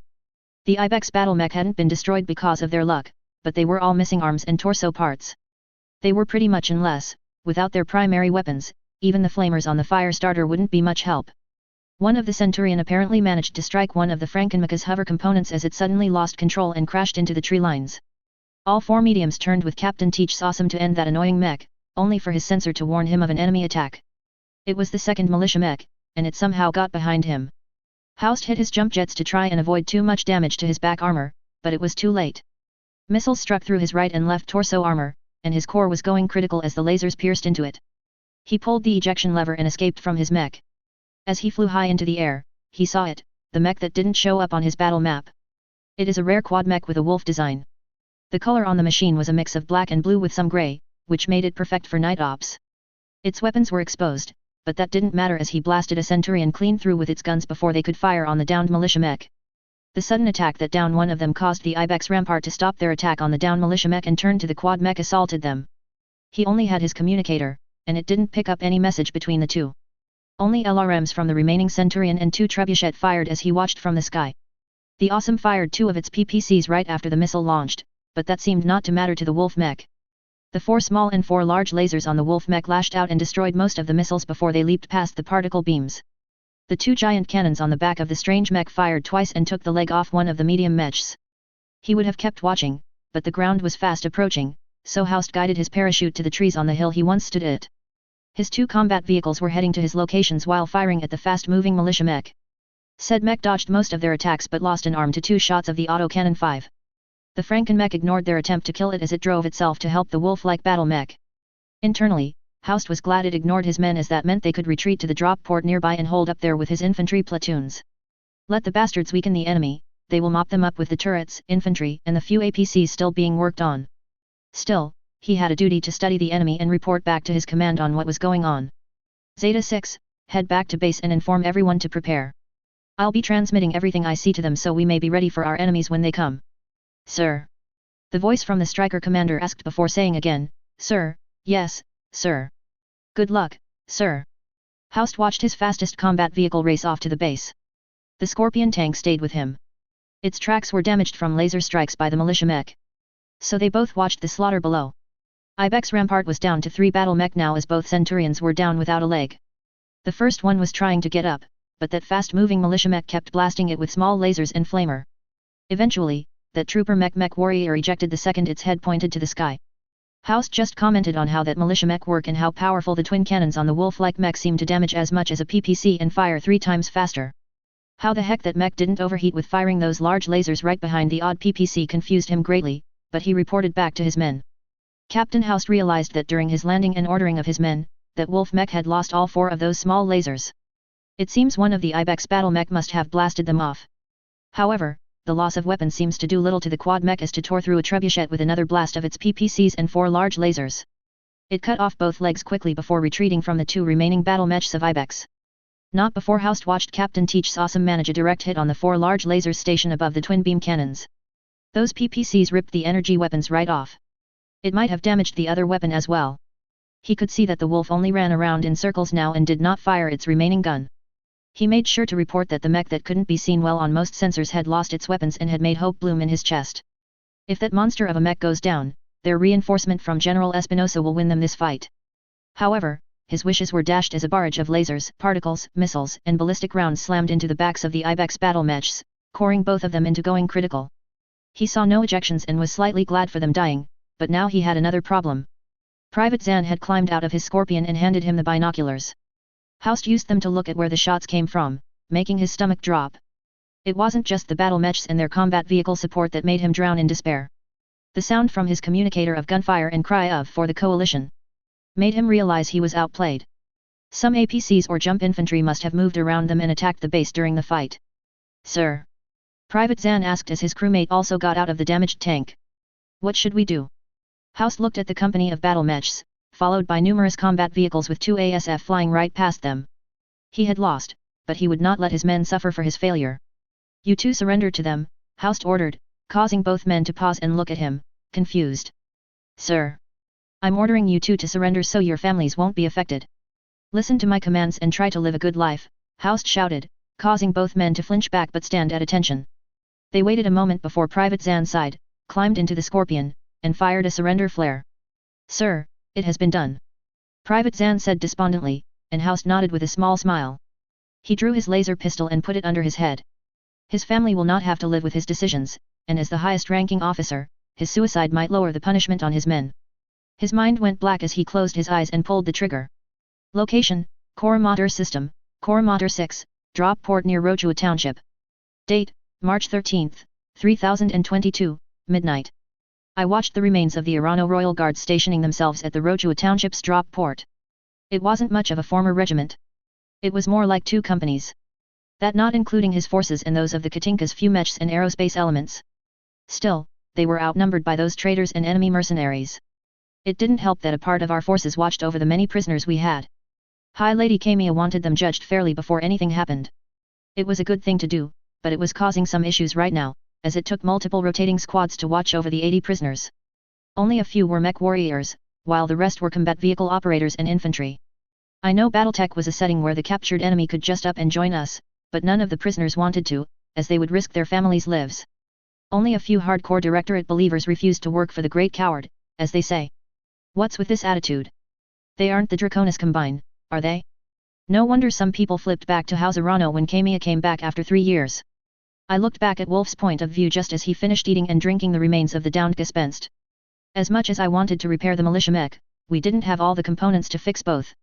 I ordered the Aztec, Ian, to remove the parts that could be used in repairing our remaining Gespenst. I knew the main gunner of both Gespensts and the tech were friends, so I let them decide how things would be done. I would send the person who didn't have a mech back to the Magnolia to stay safe. I looked down at the message I had just received from Mastiff. It was a call to meet within the conference room of the drop port with all remaining officers and nobles here. I knew some people might ask questions about Wolf. Especially since I, with only 2 militia mechs as support, took down most of the OP fur with light damage overall. It probably doesn't help the Zoid in front of everyone to recover his regal depletion and repair his armor. Wolf had parked himself in the mech bay they had set aside for me. As the cockpit opened, I heard our aerospace units fly patrol, and I climbed out. I was greeted by one of the few loyal mech techs to House Arano and saw Yang, who had arrived an hour ago, with 2 of the mech warriors of Markham's marauders. I think I recognized the darker-skinned man as Medusa, and the Asian-looking woman was probably Glitch. All 3 of them were at the salvage area where other mech techs and Aztecs were taking part in enemy mechs to patch up our forces the best they could. I was glad all our allied dropships had decided to come to this area to unite our firepower to keep this port a safe location. According to the ZI satellite, all the remaining chemical weapons had been destroyed. So far as the sensors on it could tell. If there were any more, the ASF cover would blast them apart before they got close. Yang, I shouted and gave a wave when the mech tech turned his gaze from the noteputer in his hand to me. I did get a stand shock response from the 2 mech warriors. Both reached for their sidearms before realizing Yang knew me. How is everything on the Hysteria? I haven't heard a word from Commander Markham. I watched the faces of all 3 members of Markham's marauders drop. I felt a stone drop into my gut as Yang spoke up. Well, Michael, the mech tech started before cursing a bit in Mandarin. Commander Markham is in a coma. Those bastards from Black Carvel had caused internal bleeding in him before we escaped. We had to leave Commander's marauder behind and 2 light mechs. I flinched at that information. While I didn't know Markham before I came to this universe, outside of the fact he died today in the original timeline, he was an excellent commander and a good man. Hell, it's already depressing that I had 2 fire teams dead and a militia mech crew injured. So where is Darius then, and will you be at the meeting in a few minutes? I asked while the mech tech took a thinking pose. I'll leave that to you guys. I can't stand them stuffy nobles who think they are in the right. He pointed to the outside, where the nearby city no longer had power due to a bombing run the Directorate had done before our dropship with their ASF arrived. Darius should already be with Mastiff and Zobel. You need to go and meet up with them while I try to get some parts to fix some of my mechs. Well, he's right. I'm already running a bit late. If you need anything from my ship to help with your repair, ask Apex for an inventory list. I'll try and get your battle mech back up and running. Thanks, Michael, Yang said as he turned back to his work with the 2 mech warriors. No problem, Yang. I hurried along the way to the conference hall. It seems like all space and drop ports have the same layout as I arrived at the doors leading to the room in question. A squad of Oregon Marines stood in front of the double doors who looked up and down my Zwa warrior outfit.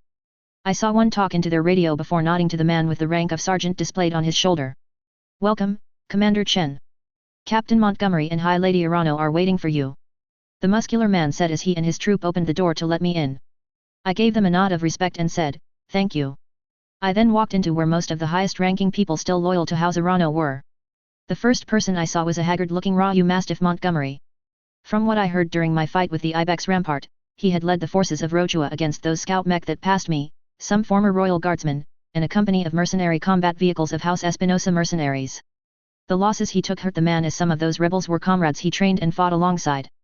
High Lady Camia Arano sat talking with her best friend, Alexander Madeira, whom several soldiers were still eyeing him. I knew he wasn't a traitor, but his family was and had openly helped Santiago throw this coup. I was surprised he stood so close to Camia right now. I did not worry, but still, I wondered how others would take Camia, letting him be so close. I don't think they were lovers but just best friends. Next to them was Maxwell and a young woman with her arm in a sling. The way she was dressed told me she was a noble who decided to stay and fight. She already got my approval as someone who deserves to lead the people here. I noticed only 2 captains of the Oregon military sat with the group of nobles. One was that older woman who commanded the Rochua Township's military forces, and the other was Yuki Honda. Both were discussing something, but I was too far away to hear. I looked for where the other mercenary commander was sitting, and I saw a man that must have been Captain Zobel based on his clothing. It didn't match the dark blues and blacks I saw all the members of the Oregon military wearing. Nor the red and gold the House Arano Royal Guards wore. He talked with Darius, Zin, and the mule captain, Char Rim, about something, but they stopped talking as I walked to where they sat. However, I was interrupted by the High Lady herself as she said, Commander Michael Chen. Could you please come here and sit beside us? I had paused at that. Why would they want me over there where all the nobles were sitting? Maybe a reward or something. Confused and seeing the same befuddlement looks from my men, I walked over to their table full of nobles and high-ranking officers. I was glad Maxwell, Mastiff, and Yuki were near me as I took the seat next to the Katinka governor/duke. I took off my helmet as I didn't want to be that rude now that I sat with the high elites. I heard someone gasp for some reason, but I didn't pay any attention to that as I looked to Kamiya and Mastiff to get on with the meeting. I noticed that some outside marines came in and locked the door, which meant I was the last one to arrive. I welcome everyone still loyal to House Arano, and thank you for staying on my side during this trying time, Kamiya said as she stood up. I wish to thank everyone here for your assistance in this civil war that has broken out. I know what I ask will sound horrible, but I must know how much we have lost. After this, I will be making an important decision and will not hide it from all the brave men and women who supported me. That was probably the worst but most honest response I thought I could hear from a Battletech noble. Sure, I knew better, but I never thought Kamiya would be so open. Is it because she hasn't experienced the 3 years of assassination attempts and the true horrors that were to come? Or is this how she would have been in the director it never happened? I could hear how much everyone had lost. Captain Zobel was down a lance, and a half of battle mechs and 3 of his mech warriors were dead. Darius reported that his commander was down in a coma. 2 of his mech warriors were too injured to help, down 4 mechs. They lost 3 battle mechs on that battlefield. They could get their Shadow Hawk back up with salvage of the traitor's mech if Kamiya allowed it, which she did. I was surprised when Zin came up to report his losses. I thought the only casualties we took so far were those I knew. However, my best combat driver said the number of people they hired and recruited. They happened to hire several dispossessed mech warriors and 2 that had their mech, but 1 had died. They also hired several combat vehicle operators but lost 3 of the 5 they hired. The crews managed to survive, but losing 3 Scorpion tanks was still a loss of firepower. Almost all the infantry we brought had been injured, with an entire squad in my HSC to heal. I thought to myself about how to deal with our recent higher losses as Kamiya talked with Zin about how to boost my forces. I would have to look up where those men and women lived before and see if I could help their families. I realized that Kamiya had skipped over me and went on to the captain of Rochua town. Her report made me realize how much I did save. It seems I wasn't late but just in time. She had over 100 vehicle operators and infantry that were too injured to move at the time when I recused them. Now all of those casualties were being helped at the medical wing at the drop port and in the dropship with a few extra HSCs. I see everyone has taken such heavy losses, Kamiya said, but I could hear how much those numbers had hit her. This was exasperating her decision to fight or run at this rate. I will. Knock knock. A sudden knocking on the double door caused everyone to jump, and the 2 Marines stationed there aimed their laser guns at the entrance. There was a long pause before a voice came through the radios of the 2 soldiers. I apologize for the interruption, came the familiar voice of Sergeant Knight.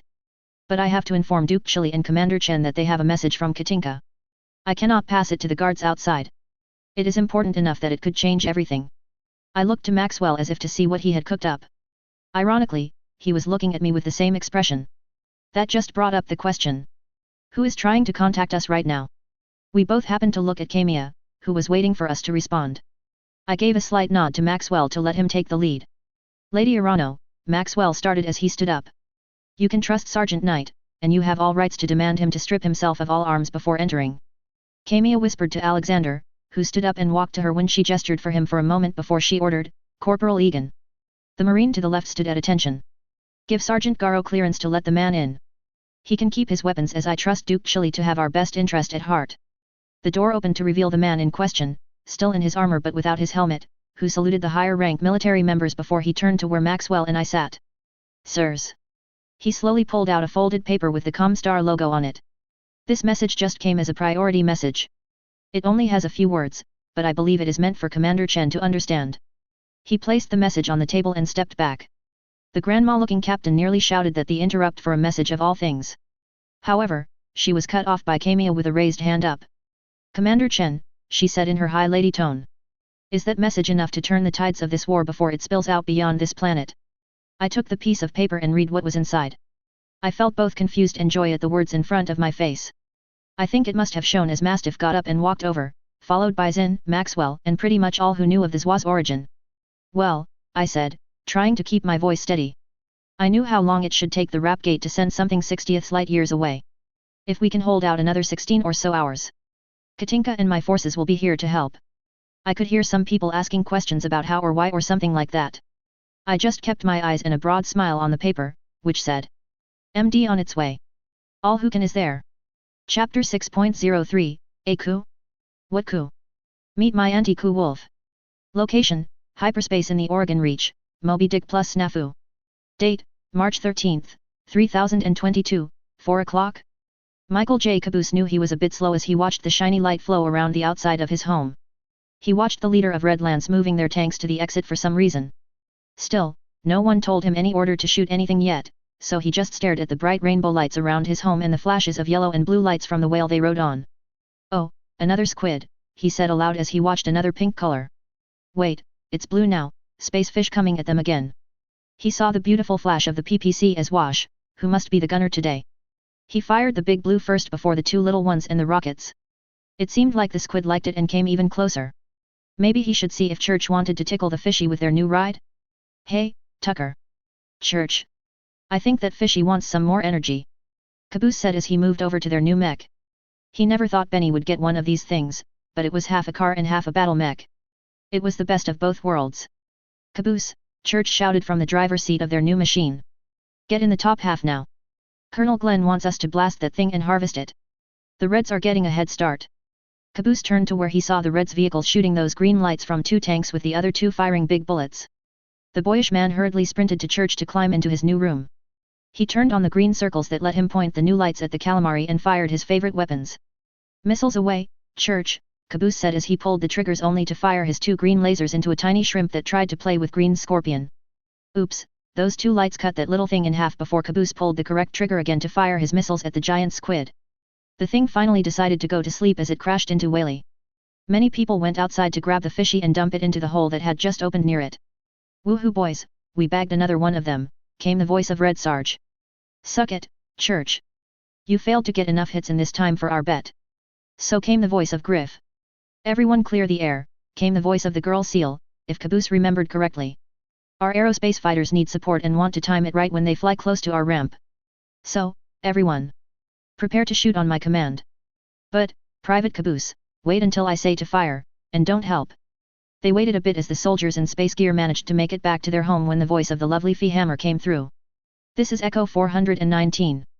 I got them right behind me and ready for a bath. ETA 20 seconds. Okay, everyone, get ready. All infantry, get your rockets and rifles ready as well. Seal ordered as Caboose could feel everyone ready to shower the new friends with love. One of those aeroplanes suddenly flew right past the entrance at high speed as Seal gave the order to fire. As dozens of smaller shrimps and crabs appeared, everyone shot their weapons and were abath in the multicolored lights and explosions. Their burnt bodies hit the floor, and everyone waited a moment before Benny's voice came through.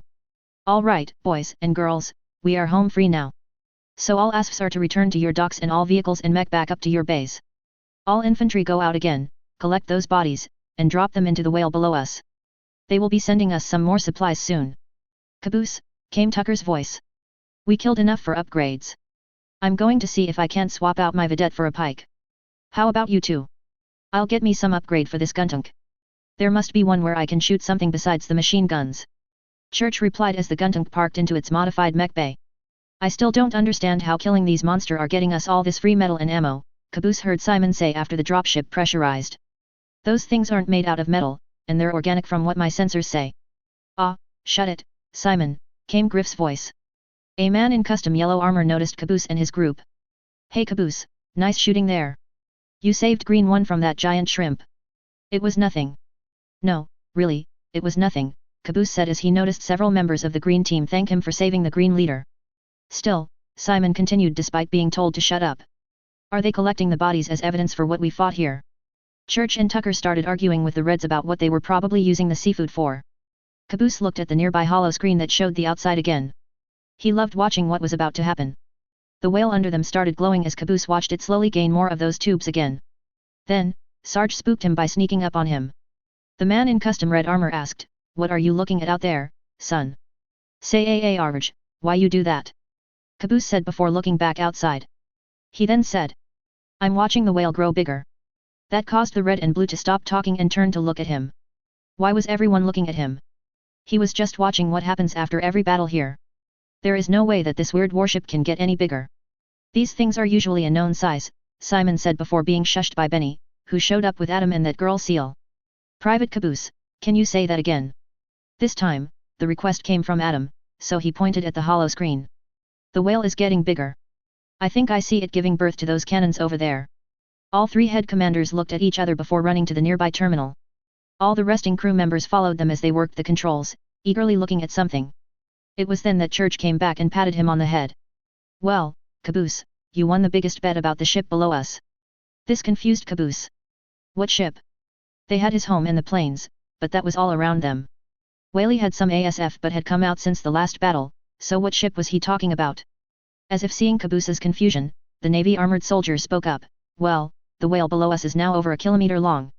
The boss is gonna ask the other crews if they noticed that during the first battle a few hours ago. Church waited for his response, but Caboose thought about something he had just heard. The Navy armored soldier walked off as Church knew the dimwit would take some time before realizing what he said. An hour later. Ah, you mean Whaley when you said ship. But, wait, where did everyone go? Location, Coromandel System, Coromandel 6, outskirts of Cordia City. Date, March 13, 3022, 5 o'clock. I waited in anticipation. The bastards had decided to gather their forces between Cordia City and Rochua Township to strike us here at the drop port. The ASFs were working overtime to take down any enemy fighters as they kept trying to do bombing runs. Wolf was fully repaired and had replaced the lasers we lost with our original loadout. I had the electromagnetic cannon attached above my twin beam cannons. The twin 8-barreled Vulcans were reattached to the head with 2 tons of ammo this time to let me have more bullet hell time. I watched my forces of a Gespenst, a Guntunk, 4 Pikes, Melody, Shadowhawk, a fire starter and 2 infantry platoons.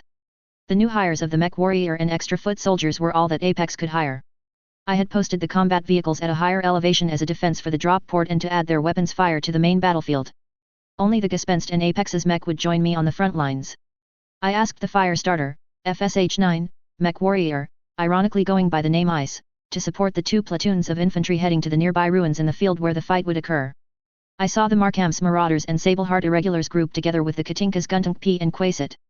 I was still surprised that militia mech from the Taurian Concordat was still functional even though I knew the mech warrior as a decent pilot. They partner up with the Marauders Swordsman, Vindicator, VND-1R, Shadowhawk, Shad-2H, and the Irregulars Lance of 3 Griffin, GRF-1N, led by a Centurion, CN-9A. Part of me felt the composition of the Irregulars was weird until I heard it was the only battle mechs they had ready with healthy mech warriors. Captain Zobel was taking to the field in his old Centurion that he kept at the ready in his dropship storage area. His original mech, an Ostsol, was still being repaired from yesterday's battle. I sent them a greeting before checking on the rest of our forces. The Oregon forces had split into 2 distinct units. One led by Mastiff that protected Kamiya was called 1st Company. It was composed of his mech, a Kintaro, KTO-18, 4 swordsmen, and 2 Locust, LCT-3V. I recognized the 4 swordsman battle mechs as the ones I sent only weeks ago. I also flinched at the Locust. It was the worst variant for this battle unless it could find some infantry for fighting. At least the composition of the combat vehicles was well balanced. They had 4 Vedette medium tanks, 3 Goblin tanks, and 5 Scorpion light tanks with SRM. Their 4 Vargra APC tanks had driven ahead with an entirely loaded infantry bay to the adjacent area from where my foot soldiers were. I was glad both groups could have an APC and battle mech support if the enemies reached their spot. I looked to the 2nd Company led by Captain Yuki as she and her lance were still up with new faces. She still piloted her Blackjack, and her 2 lancemate had the 2 swordsmen I gave them months ago, although they seemed to have been refitted. I also noticed that their lance was even weaker than 1st as it had 2 urban mech, UM-60, a fire starter, FSH-9, and a Locust, LCT-3V, for their extra battle mech support. The urban mechs weren't meant for the open field combat we were about to enter. At least their combat vehicles matched for the slugfest as they had 4 Scorpion light tanks and 4 Saladin assault hover tanks. They were the only group out of us to have close air support in the form of 4 warrior VTOLs. I knew this was a fight to stall for time, so I opened up with my Ziputer to all the leaders in the command center back at the dropships. "This is Commander Chen," I said as I moved Wolf forward. His targeting solutions were already targeting another group of incoming fighter jets. We just need to hold out another 6 hours for our reinforcement to arrive. So I'm activating battle code 0999 for all the Ziputers everyone has. It will keep everyone connected while my satellite is up. I entered the modified battle code into my machine as I heard everyone else doing the same. That was when the judge's voice came through the speakers. "I'm so glad I found the AI for that robot, but it's too bad I couldn't give his satellite its naval-grade pulse lasers." As the mode set in for everyone with my system, the battle map expanded as the Ziputer turned into a side map detailing everything in this area for 40 kilometers. I saw the aircraft I was targeting were more freaking Guardians. I'm questioning Kamiya or Mastiff where all these convention fighter planes came from after this. I'm going to ask if I could have one to create a factory module to produce them elsewhere. My main cannon started charging up as I locked onto the closest one. This is amazing, came Captain Zobel's voice from his Centurion. I can see all incoming enemies. I got LRM lock already on the closest fighter. This is High Lady Kamiya Urano to all forces, the VIP for this battle called out from within her Kintaro. We shall strike them before they get close until we are forced to fight mech to mech. Make sure all your LRMs count and begin firing on my command. We don't have enough ammo to restock too many times. No problem, ma'am, came a voice from the Vindicator. Let's do this, mech warriors. Locked on and awaiting orders. It must be glitch with how energetic she talked. I activated my comms, lock on to the last 8 fighters, people. I can handle the first 4 as they get into range. This way, we can save some of your ammo. This time I got a connection request from Captain Yuki. Yes, Captain. I asked as I noticed her blackjack coming closer with her Class 2 autocannon aiming into the skies. Are you sure you can hit them with your weapons? They do not seem to have adequate range, do they? I chuckled to myself as I said, well, what does this say? I fired my electromagnetic cannon once as those planes reached the 2-kilometer mark. The buildup of electrons fired from my gun as it flew right into the leading fighter plane at high speed. It went up in flames but caused the others to speed up. By the time my second shot was ready, they were 1.5 kilometers away. I fired the electromagnetic cannon at one while firing the twin beam guns at the third one. Both attacks struck their targets, but the rest of the aircraft entered the LRM range. Before I could aim at my last target, the blackjack beside me began firing her autocannons. A hell swarm of missiles followed this gunfire as everyone fired one salvo of LRM. Everyone's target was marked as who was firing on who. Within seconds, all targets were downed, and new ones came on screen. They were 40 kilometers away and would be in range in half an hour. That would have given us some breathing room, but another wave of fast-moving vehicles showed up on the Zipiter battle map. It wasn't Guardians but Defenders and Warrior VTOLs with hover APCs and Saladins following behind. I saw a Kintaro's LRM lock onto a Defender with 2 other mechs locked onto it when Kamiya said, "All troops, lock onto your targets and prepare to fire. Commander Chen, please mark which ones you will be aiming for so no one wastes time locking onto it." I picked the closest one and the second one to its right to be my targets. Suddenly, those with LRM lock on their turn to the other incoming vehicles. I'm ready to fire once they are in range. Sensor movement showed a company of military vehicles not on our side incoming from Rochua Path. That was when red dots began appearing all over my battle map. Captain Yuki, Kamiya spoke up. Send your urban mechs back to the drop port and watch the skies. All our ASF units will be busy soon defending the dropships. Affirmative, Yuki responded as the 2 mechs moved at their max speed back to base. Well, crap. We were already down 2 combatants. I rechecked the Zipiter's battle map to see another set of the enemy coming from north of Cordia and another going through it. They were getting wiser as I blasted another fighter out of the skies as missiles took care of the rest of the second wave. They only had those Saladins survive due to their sheer speed of turning and running away. I noticed the Zipiter registered an enemy attempt at communicating with us, so I informed everyone. Enemy is trying to talk with us, Lady Urano. What's your command for this? Commander, you did say we need to buy time, and I will buy it with talking. Connected me to them, she said as I pressed a few keys to let the connection to Kamiya's Zipiter.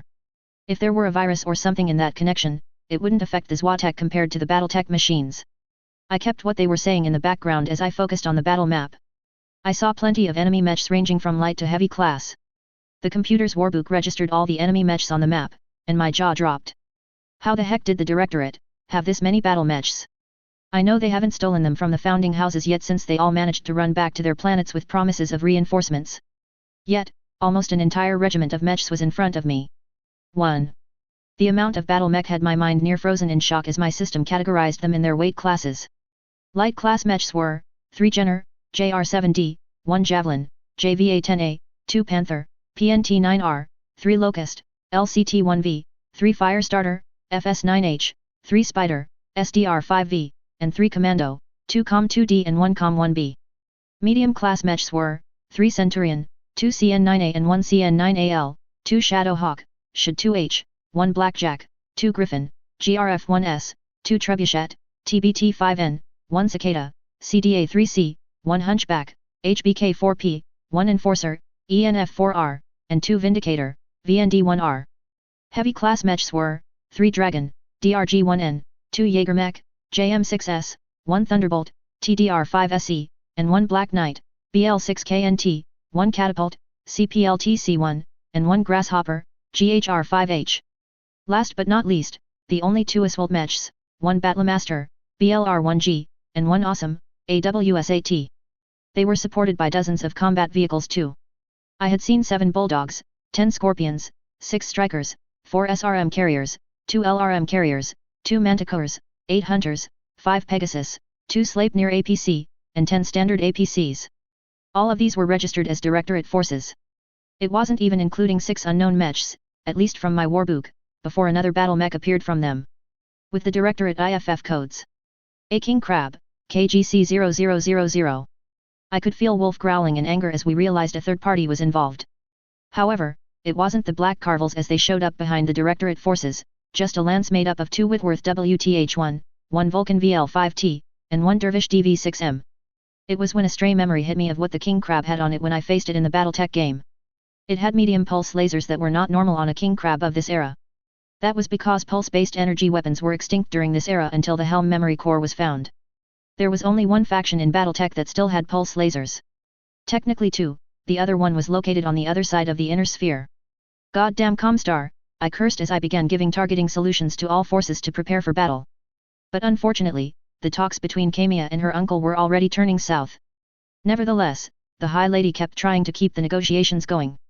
Still, her uncle must have realized something was up. Only an hour had passed before he began demanding a surrender again. What did Comstar do? The voice of Glitch came through the system as I realized the entire lance had heard me. Well, shit. Guys, especially the mercenaries in our force, ignore what I said if you don't want to be constantly watching your backs. I replied as I hoped they would just accept that. They didn't. I noticed all the mercenaries who weren't in the know asking for clarification. I didn't want to answer, but the lance of 4 unknowns was heading this way and told me it was not a good time to hide things. "Aw damn it," I said as Kamiya's uncle stopped the negotiation with a declaration that all but the High Lady shall die. Okay, if my suspension is correct. Comstar is behind some of the reasons for this coup. First, they supplied the Directorate with a King Crab that had lost tech. Second, who else would let them use the HPG for a coup? Neutrality?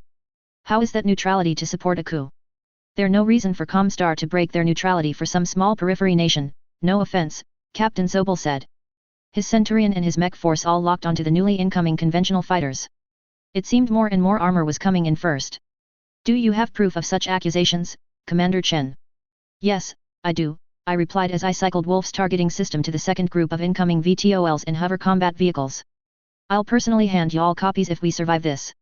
Does anyone have an old warbook to link up with the Ziputer?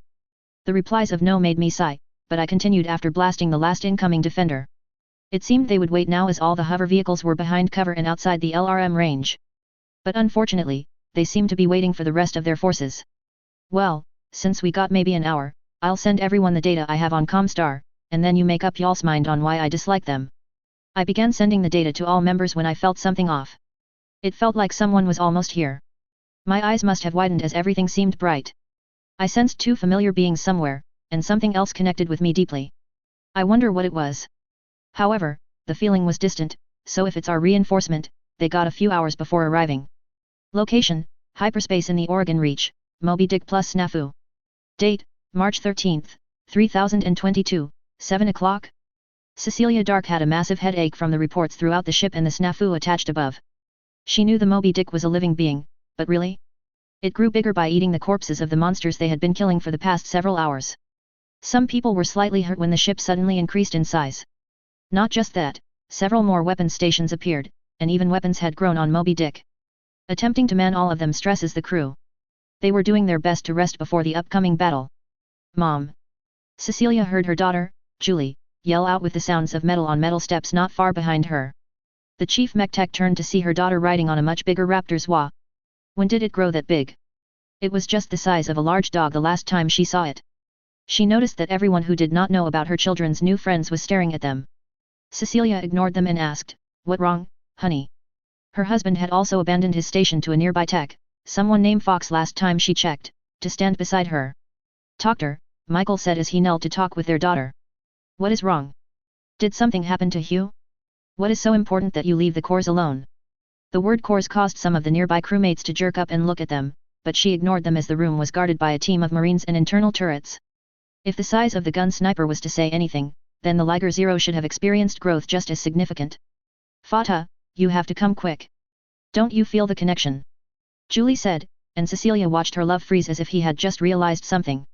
The fact that her daughter said connection made what she was trying to say snap into place in their mind.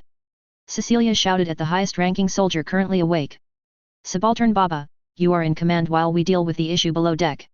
Said man saluted and quickly ran over to the command station, his second taking his former weapon controls. They hurried down the stairs to the secondary halls. They passed several mech warriors and combat vehicle operators helping Aztec and infantry move the dead monsters' bodies to the entrance of the pseudo-room for the Zwa Corps. All those corpses would be sent down to its distribution area, where Hugh and Julie stay with their partners in a heavy infantry squad. They ran into the room, ignoring the monster bodies, and entered the hidden hallway to the core hangar. When they arrived, they heard the squad of infantry shouting and crashing metal crates. The mech warrior and mech tech enter with their child to see a 2-meter-tall, bipedal dinosaur Zwa that is entirely smooth compared to the gun's nipper. It had red eyes and a smooth slivery body and was now looking directly at them. The Liger Zero, the size of a Edger tank, watched the baby Zwa without doing much. She felt something and turned to look at one of the larger cores. The same one Michael was looking at. There was a siren call, making her want to touch it. Before she knew it, she and Michael had one hand on the core. They had walked right past the baby Zwa, who was looking at both of them. Cecilia heard something in her head, but whatever it was, her husband answered loudly with a yes. Everything went white, and she felt a bit of vertigo. She didn't like it and wanted it to stop. The next thing she knew, Cecilia was in front of Michael's quick draw with the baby Zwa next to her. The core they touched was nowhere to be seen. She looked around as there were dozens of people just staring between her and the battle mech. "Lieb," she heard her husband in his battle mech. "You must join me in here. From what I read, you must also agree to what will happen." Cecilia shook her head to alert herself enough to start climbing. She knew her husband. He wouldn't lie to her about anything important. She could hear the Hound Soldier, her commander left to protect the Whale King, stepping closer to them. She could listen to her kids' familiar cries of joy and the twin roars of their partners. When she reached the cockpit of the quick draw, she saw Michael turning on the power and systems without his neuro helmet or his coolant vest. "Cecilia, did you remember the voice of the core?" Michael asked as everything booted up. She tried to remember as the voice she heard in her mind had shocked her. "Do you wish for me now?" The memory of that voice returned to her as Cecilia looked at her spouse with the same look, saying, "Explain." "I wished our CO bonded core to grow as fast. Because that dinosaur over there," the mech warrior pointed at the dinosaur standing beside their children. Said, "Somehow, the commander is in danger. Our core is waiting for you to reply." She hesitated as she wasn't a combat personnel. She loves working on machinery and helping her husband rather than going into battle. However, she owed the commander for saving her love and giving her the chance to look at so many new technologies. "How do I tell our core that I'm ready?" she said as her hand touched the sensor computer. The entire mech began glowing from parts that shouldn't be able to do that. "What the hell?" she shrieked as Michael laughed. There was a roar from outside before everything went white again. The next thing Cecilia knew, she was sitting in a conformable chair. Michael was sitting in another in front of her. The once see-through cockpit glass was replaced with a large computer screen that showed everyone inside the hangar. The weapon systems that were once reading standard battle mech weapons now read as weapons she had never heard of. A heavy hyperbeam launcher, TVM GTF 2-shot tactical missile launcher, twin iron hammer knuckles, and AZ 3-barreled linear cannon. There seemed to be more spots for extra weapons too. She could see people taking old-fashioned photos with their old cameras. "Warning," a robotic-sounding voice rang throughout the ship that both could hear. "Exiting warp gate in 1 minute. All crews prepare." That message repeated as mech warriors, militia mech pilots, ASF pilots, and combat vehicle crews rushed to their respective hangars.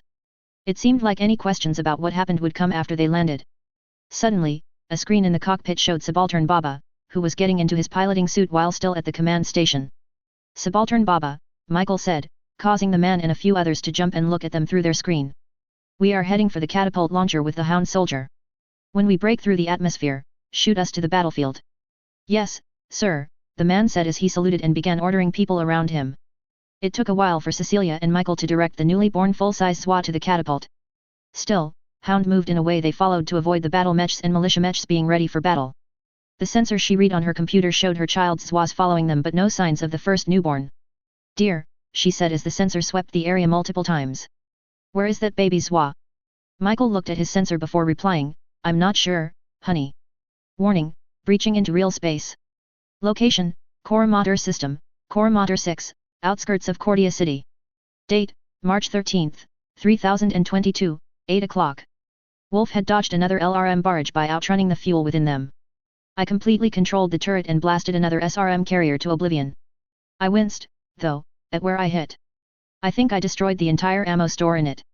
I wanted to fire Wolf's smoke grenades to make ambush attacks, but if I did that, it would end up making it worse for my allies. We were down 4 mechs already. Both fire starters were down on my side. Ice had taken severe injuries when he ejected, and the other mech warrior had died from having his mech shredded by the 2 LRM and 1 SRM carrier.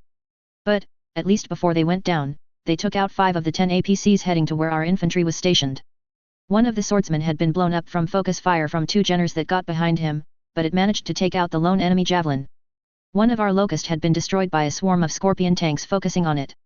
At least it went out by taking 2 of those light tanks out. I fired the beam and electromagnetic cannons into a Bulldog who savaged a Scorpion, SRM. That main battle tank went up as the light class 1 limped back to the HQ. I glanced at the battle map and was glad we managed to thin down the number with LRMs, AC/2, and PPC weapon fire.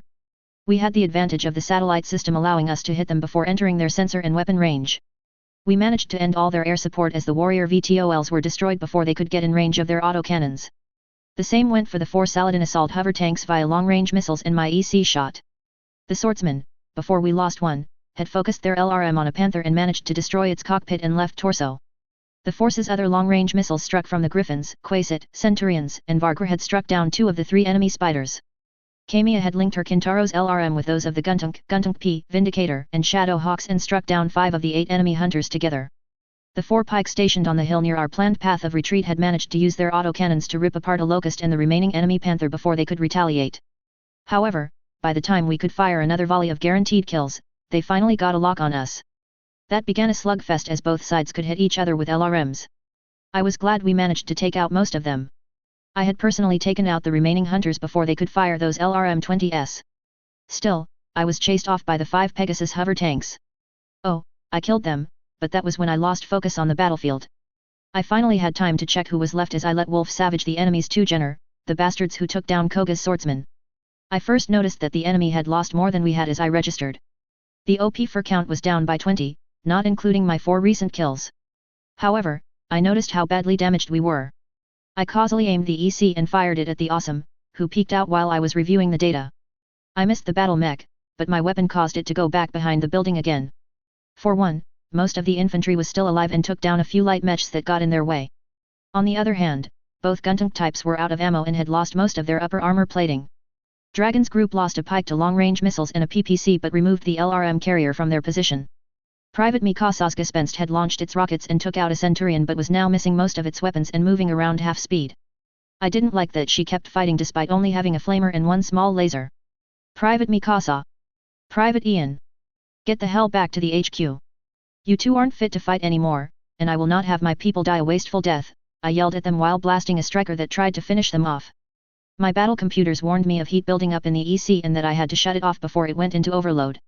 But Commander, I heard the young woman shout out in defiance, but that meant nothing as a second striker came at them. Its SRM flew out and struck the center torso of the militia mech. I fired my twin beam cannons right into its side and destroyed it. No buts, get back to the dropship. I checked our position and realized she was the only mech left protecting the infantry. The enemy infantry and their APCs had damaged the 2 Locusts. However, those 2 bug mechs destroyed 3 of the enemy transports and dozens of troopers at the cost of losing 1 leg each. The 2 Locusts were prone due to the loss of the limb. It was only thanks to the efforts of 2 squads of our foot soldiers that kept the enemy away from killing the mech warriors. Our infantry had lost 2 of its Vargr APC, standard. There was chatting about retreating to the second defense line where Kamiya stood with 2 damaged Griffin. They were acting as LRM support fire for those on the front lines. I got the infantry covered, I said while Wolf flung the Jenner into the ground and allowed me to fire 3 bursts of machine gun rounds into the downed mech. It powered down, so I must have struck something within its center torso. This is Commander Chen to all infantry and damage forces, I shouted in the Ziputer. Retreat to the second line and regroup there. I'll draw their remaining recon and anti-infantry units on me. I shot the twin beam cannons into an enemy Scorpion, destroying its tracks and causing something to happen inside when I received a message. This is Battalion Chief Sergeant Pyrana Angata, came a voice through my Ziputer. I'm ordering a withdrawal of all infantry to the second line. All Scorpion tanks will assist in their fallback. Protect our troops. I glanced and watched the 6 Scorpions, and the 2 Vargr APC leave with the infantry in tow. I made sure to stand in the way of the incoming fire. Some enemy fire went wide, but a PPC shot from the Awesome slammed into Wolf's right foreleg. The status on it went from green to light yellow.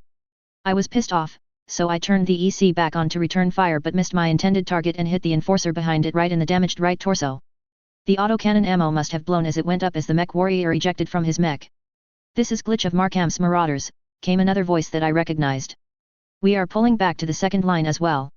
Medusa and Behemoth battle mechs are nearly out of this fight." I gave a quick check as I blasted another scorpion to hell. Behemoth's Shadow Hawk was missing its right side, but she was still reading as healthy. Unfortunately, Medusa's swordsman was only down to its small laser and was missing both sides torso. The mech warrior was registering with a broken arm and leg.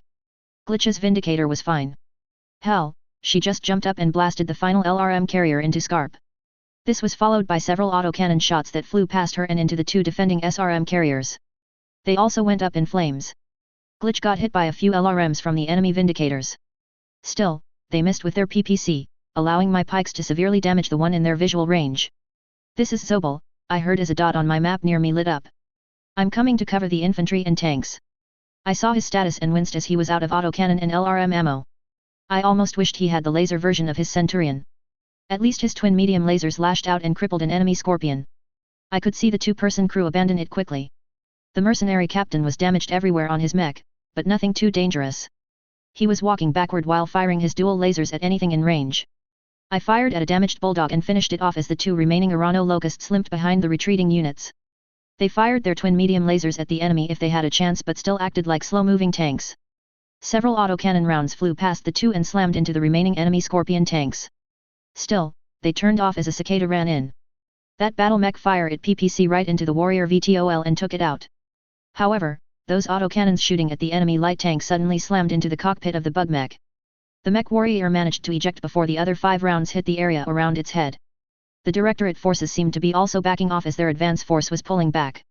However, they still had most of their battle mechs while most of ours were damaged. I did an accurate final count while keeping my main guns on the wrecked buildings the Awesome and Enforcer hid behind. I glanced at where Mastiff held off the Grasshopper and Black Knight. It was funny as a single medium holding off 2 heavy mechs. To make it even better, Mastiff took out most of those 20 enemy combatants if the number over his icon was correct. Hell, that mech warrior had downed more enemies than Wolf and I. I knew he was good, but wow, he makes me jealous if it wasn't because it ended people's lives. "Mastiff," I called out. "We are backing up to the second defense lines. Enemy King Crab and 6 unknown mechs are several minutes out, and we best reload before we fight them." "Roger that, Chen," the rough voice replied. "I still have to thank you for this new weapon and shield. I would have fallen back earlier if it weren't for them." "No problem," I replied as we both moved backward with our guns scanning the areas with which the OP fur was located. "I see you took out a lot. I bet those commandos with Inferno SRM learn very quick it was a dumb idea to burn you." "Hat. It's a good thing too. It allowed me to take down most of their lights and mediums." Then the man's voice turned sour. "But I failed to protect a few units from the combat vehicles. So I still thank you for caring for those passing my group." "No problem," I replied as we passed into the second line. Turrets and towed guns lined the temporary walls as I fully accounted for what happened. I checked whom we had left, and it wasn't pretty. Most mech warriors survived even when their mech went down, but there were a few Kia, but none from me. So I looked at what we had left and what they had done since my last check on them. I had Apex's Melody from my forces, banged up and out of LRMs and autocannon ammo, but that was quickly being loaded on. Her armor was patched up as best as possible since the enemy's heavier elements would be here in 20 minutes. She had 3 confirmed mech kills with Swordsman's LRM assistance. She had taken down the 2 remaining Locust and her cousin of a Shadow Hawk. She damaged those enemy fire starters, according to the Ziputer, and killed off a Bulldog and a Striker that didn't overlap with other kills. The 2 remaining pikes were under Lieutenant Manning as Dragon had been nearly killed in his from LRM fired from those 3 hunters I couldn't hit earlier. Right now, my XO is being treated in medical. At least before he went down, Zin had made sure to kill off the remaining Scorpions with concentrated fire from 3 pikes. The Ziputer still has my pike group as dealing armor damage to everything but the King Crab group and the 2 Manticore. The only problem now was the lack of Class 2 autocannon ammo that the pikes used. We had some in the Magnolia on its way as the AC/2 ammo here was slightly smaller than what the Zisobolt AC/2 used. Ice, my recent hire, was in bad condition and may not survive unless we could get him into my healing stasis chambers. He and the House Arano fire starter only got the kills from earlier before they were taken down. Lieutenant Potter, in his Guntunk, had managed to assist nearly every kill with his LRMs. He only got a Striker to kill with his mech's lasers, but other than that, he was pretty okay. Some minor armor damage and a fix on his tank treads. He did request that he join the front lines in the next deployment. I agreed to let him as he would need to. The Gespenst status was horrible as it was pretty much done for. I overlooked some kills on the enemy infantry and a commando, Com 1B, with ground soldiers' assistance. I checked up on our fellow mercenaries and wanted to slam my head into the headrest. However, they took a beating and gave it back. The Markham's marauders had made the kills I saw during our free range with LRMs and those I saw during their retreat. It seems like I missed Glitch taking down 2 bulldogs during their return to the second defense line. However, only their Vindicator was in any condition to continue the fight. Behemoth's Shadow Hawk lost its right arm during the retreat and only had its AC/5 and SRM left, so it was being left behind to defend the base. What was left of the swordsman was pretty much a write-off. The Sableheart Irregulars had 1 battle mech down and all the rest injured. At least that 1 Griffin that went down had managed to take down one of the 3 hunters, which explained why I didn't see it on the battle map. The 2 remaining Griffin had helped their leader take down the 2 remaining Centurions. Unfortunately, they were savaged and lost their dead arm and their PPC to the catapult. Their captain, however, managed to use their damage to kill the heavy missile boat. Unfortunately, this was at the cost of all his ammo. Now he was loaded back up but had none of his men to follow him into the field. I almost thought he would break his contract after suffering so much damage, but he refused as he and his people had a personal stake in this fight. The group led by Captain Yuki had done well, but she had lost a lot. That fire starter, for one. The second was Koga's swordsman, who still had the luck of the gods on his side, was down but had taken a few enemies out. The Locust also was gone, but at least it did its job of infantry killing and taking out a couple of combat vehicles with assistance. At least her Blackjack and Ether's swordsmen were left alongside 3 warrior VTOLs were alive. Her remaining combat vehicles were destroyed, abandoned once disabled or needed repairs, and now acting as extra turrets. I turned to review Kamiya and Mastiff's unit and its damages. They had done a great job weakening the enemy with heavy LRM fire until Mastiff led 2 swordsmen onto the battlefield. Their combat tanks of Goblins, Scorpion, SRM, and Vedette tanks follow the trio of mechs. They managed to take out those 2 hunters and a dragon. Still, the conventional forces with Mastiff started taking too much damage. All 4 Vedette tanks were destroyed but managed several injuries at Thunderbolt that did them in. Nevertheless, everything had been damaged, and only Kamiya's Kintaro and Mastiff's Centurion could still fight properly. Cornet Esposito had helped with the defense of the drop port and had slight damages. The Guntank P had joined the front lines with the Quasit to shoot out their LRMs. They had to leave the front within minutes after shooting their LRMs to empty as the dropships were about to fall under attack. They joined up with the urban mechs, ASF, and dropships in wiping out the enemy. The only ones to take severe damage was one of the urban mechs as its AC/10 ammo went up and nearly killed the mech warrior. June 13, 2022. Number 706. Chapter 6.03, A coup? What coup? Meet my anti-coup wolf. Location, hyperspace in the Oregon Reach, Moby Dick plus Snafu. Date, March 13, 3022, 4 o'clock. Michael J. Caboose knew he was a bit slow as he watched the shiny light flow around the outside of his home. He watched the leader of Redlands moving their tanks to the exit for some reason. Still, no one told him any order to shoot anything yet, so he just stared at the bright rainbow lights around his home and the flashes of yellow and blue lights from the whale they rode on. Oh, another squid, he said aloud as he watched another pink color.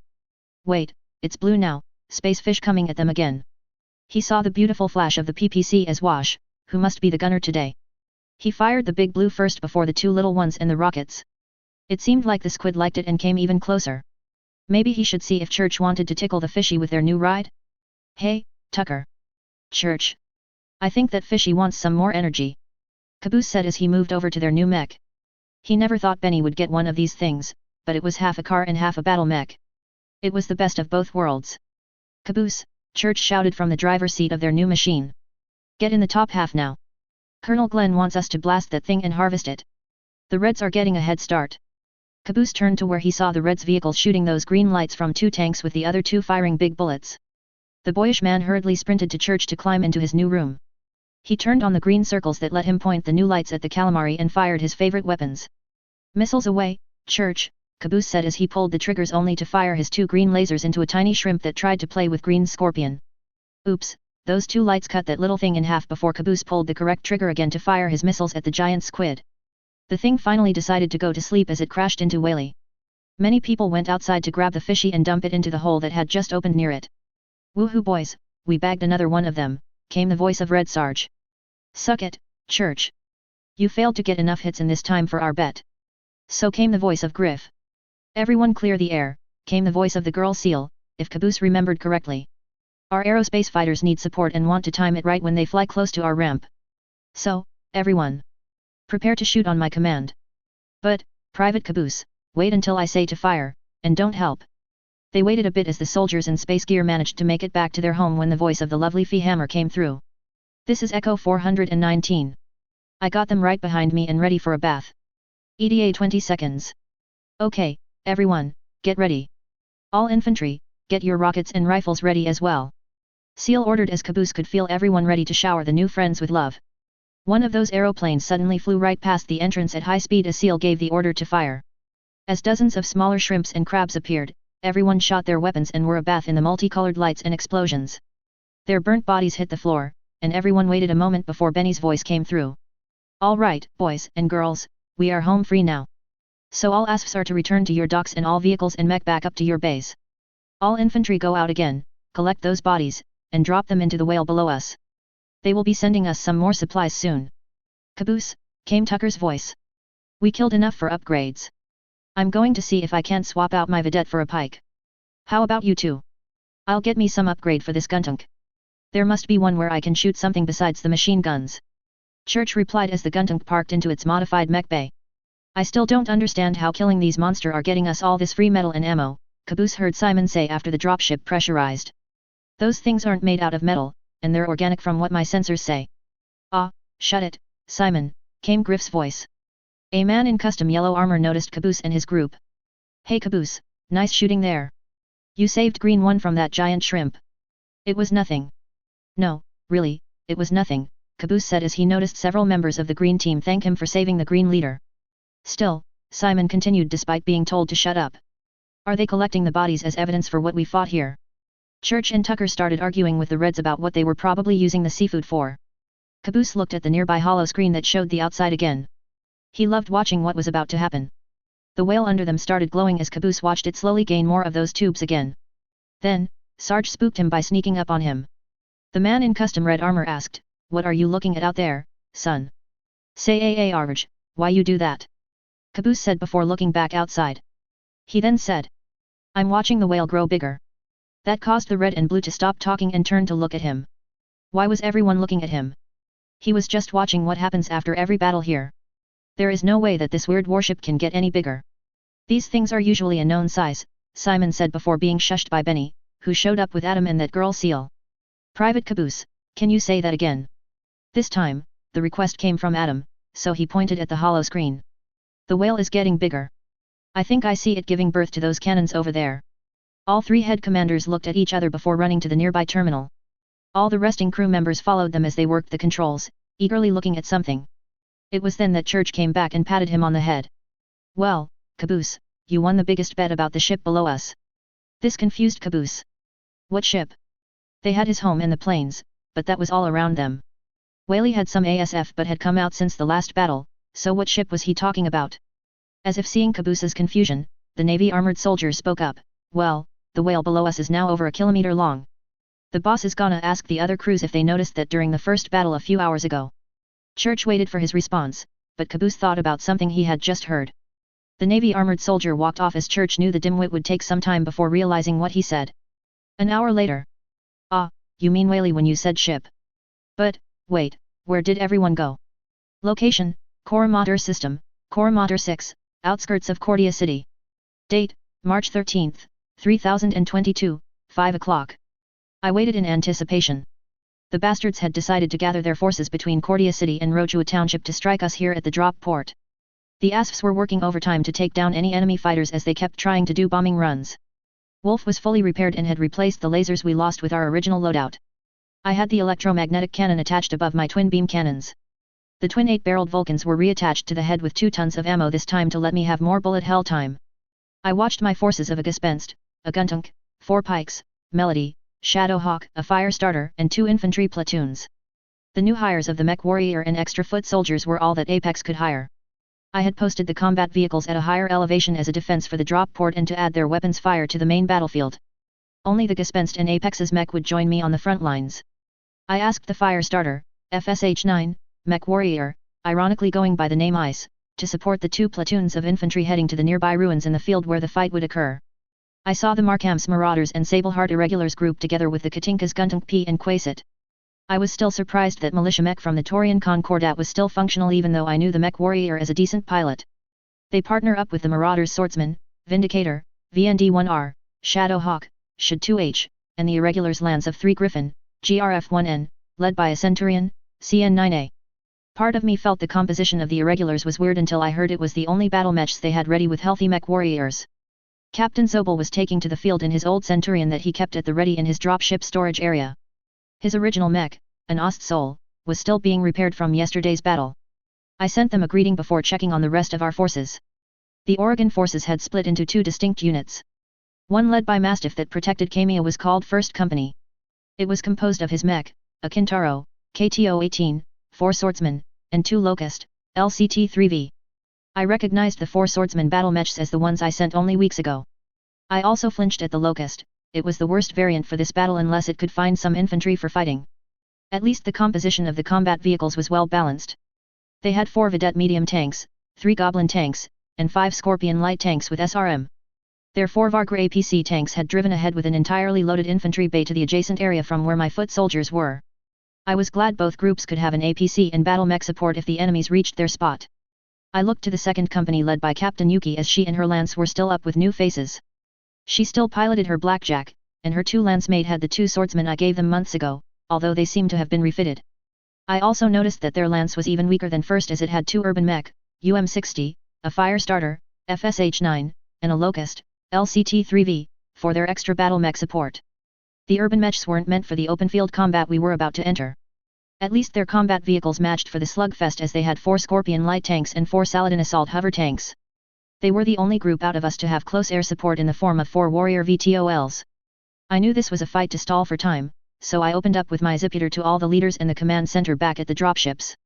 "This is Commander Chen," I said as I moved Wolf forward. His targeting solutions were already targeting another group of incoming fighter jets.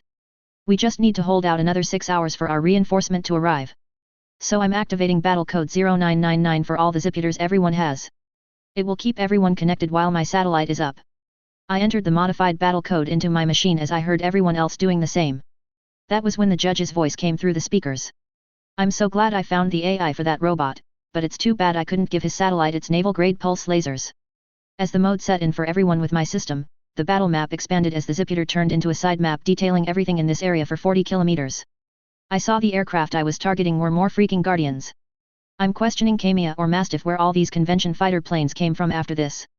I'm going to ask if I could have one to create a factory module to produce them elsewhere.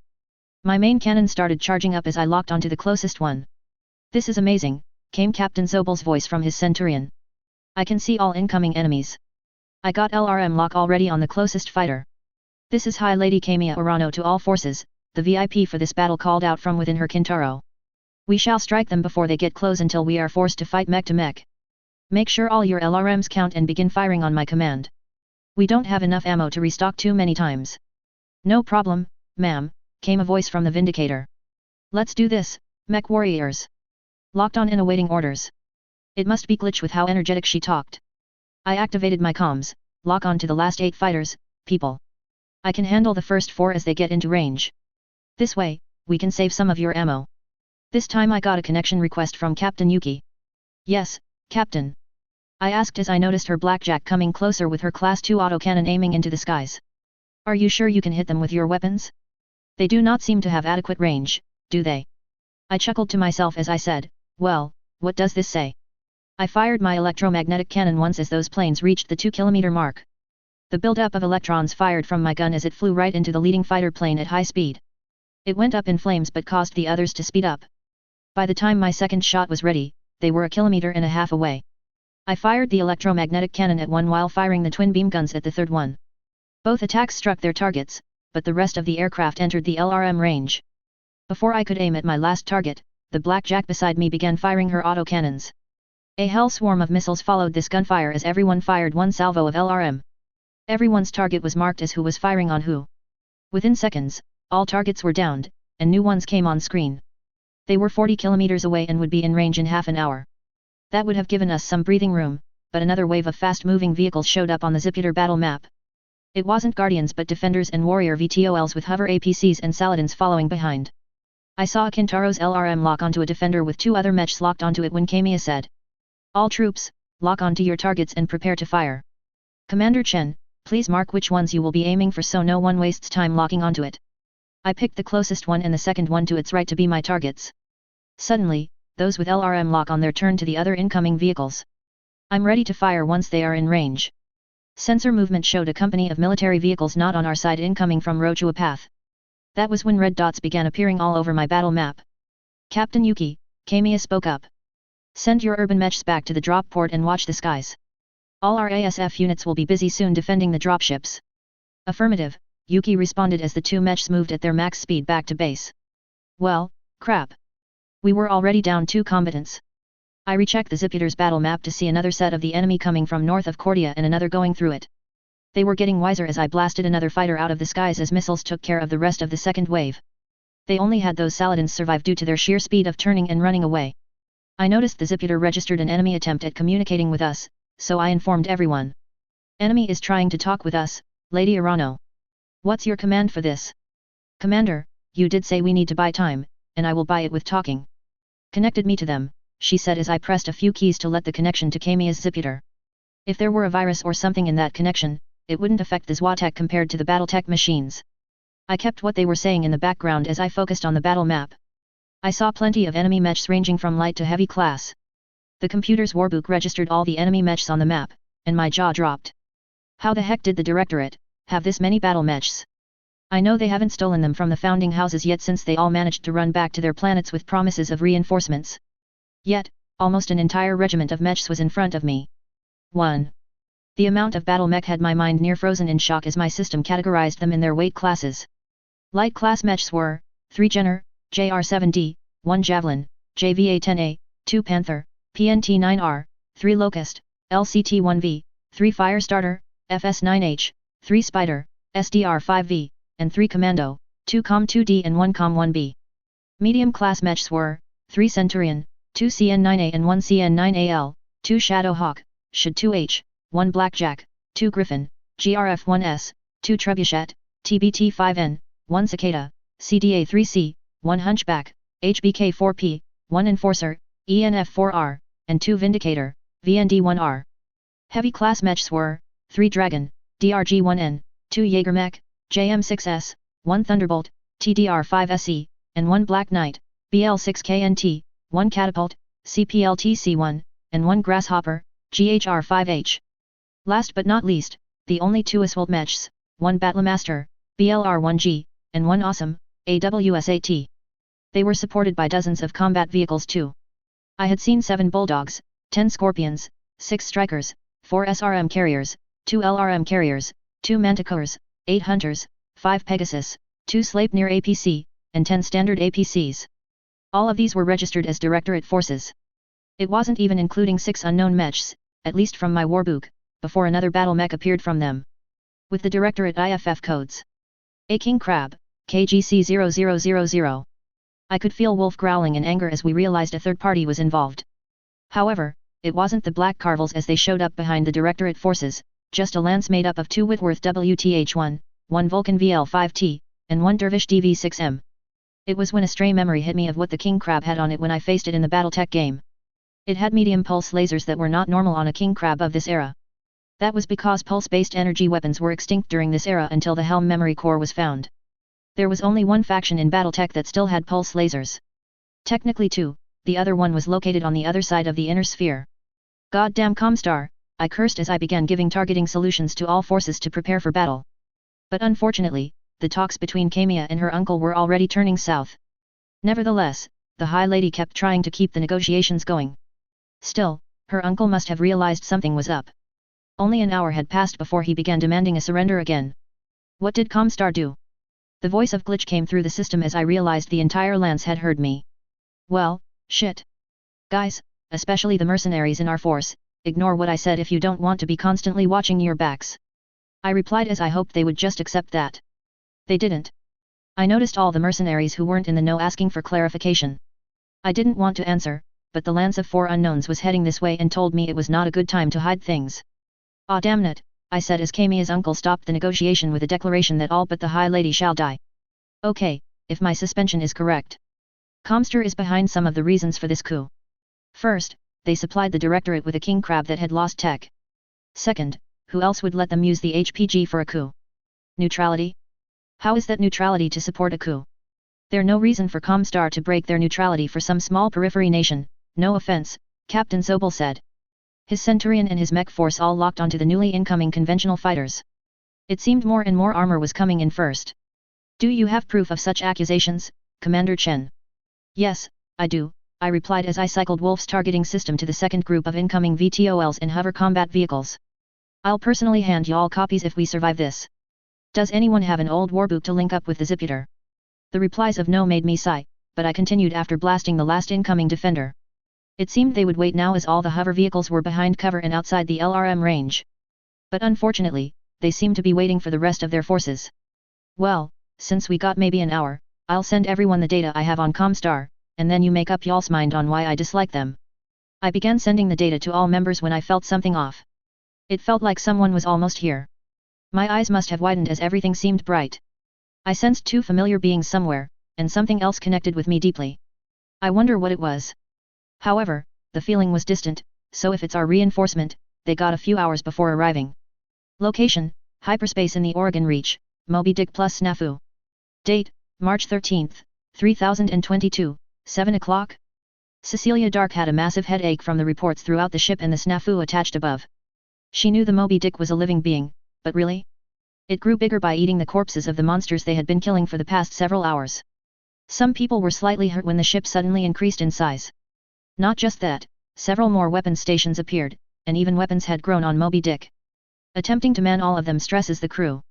They were doing their best to rest before the upcoming battle. Mom! Cecilia heard her daughter, Julie, yell out with the sounds of metal on metal steps not far behind her.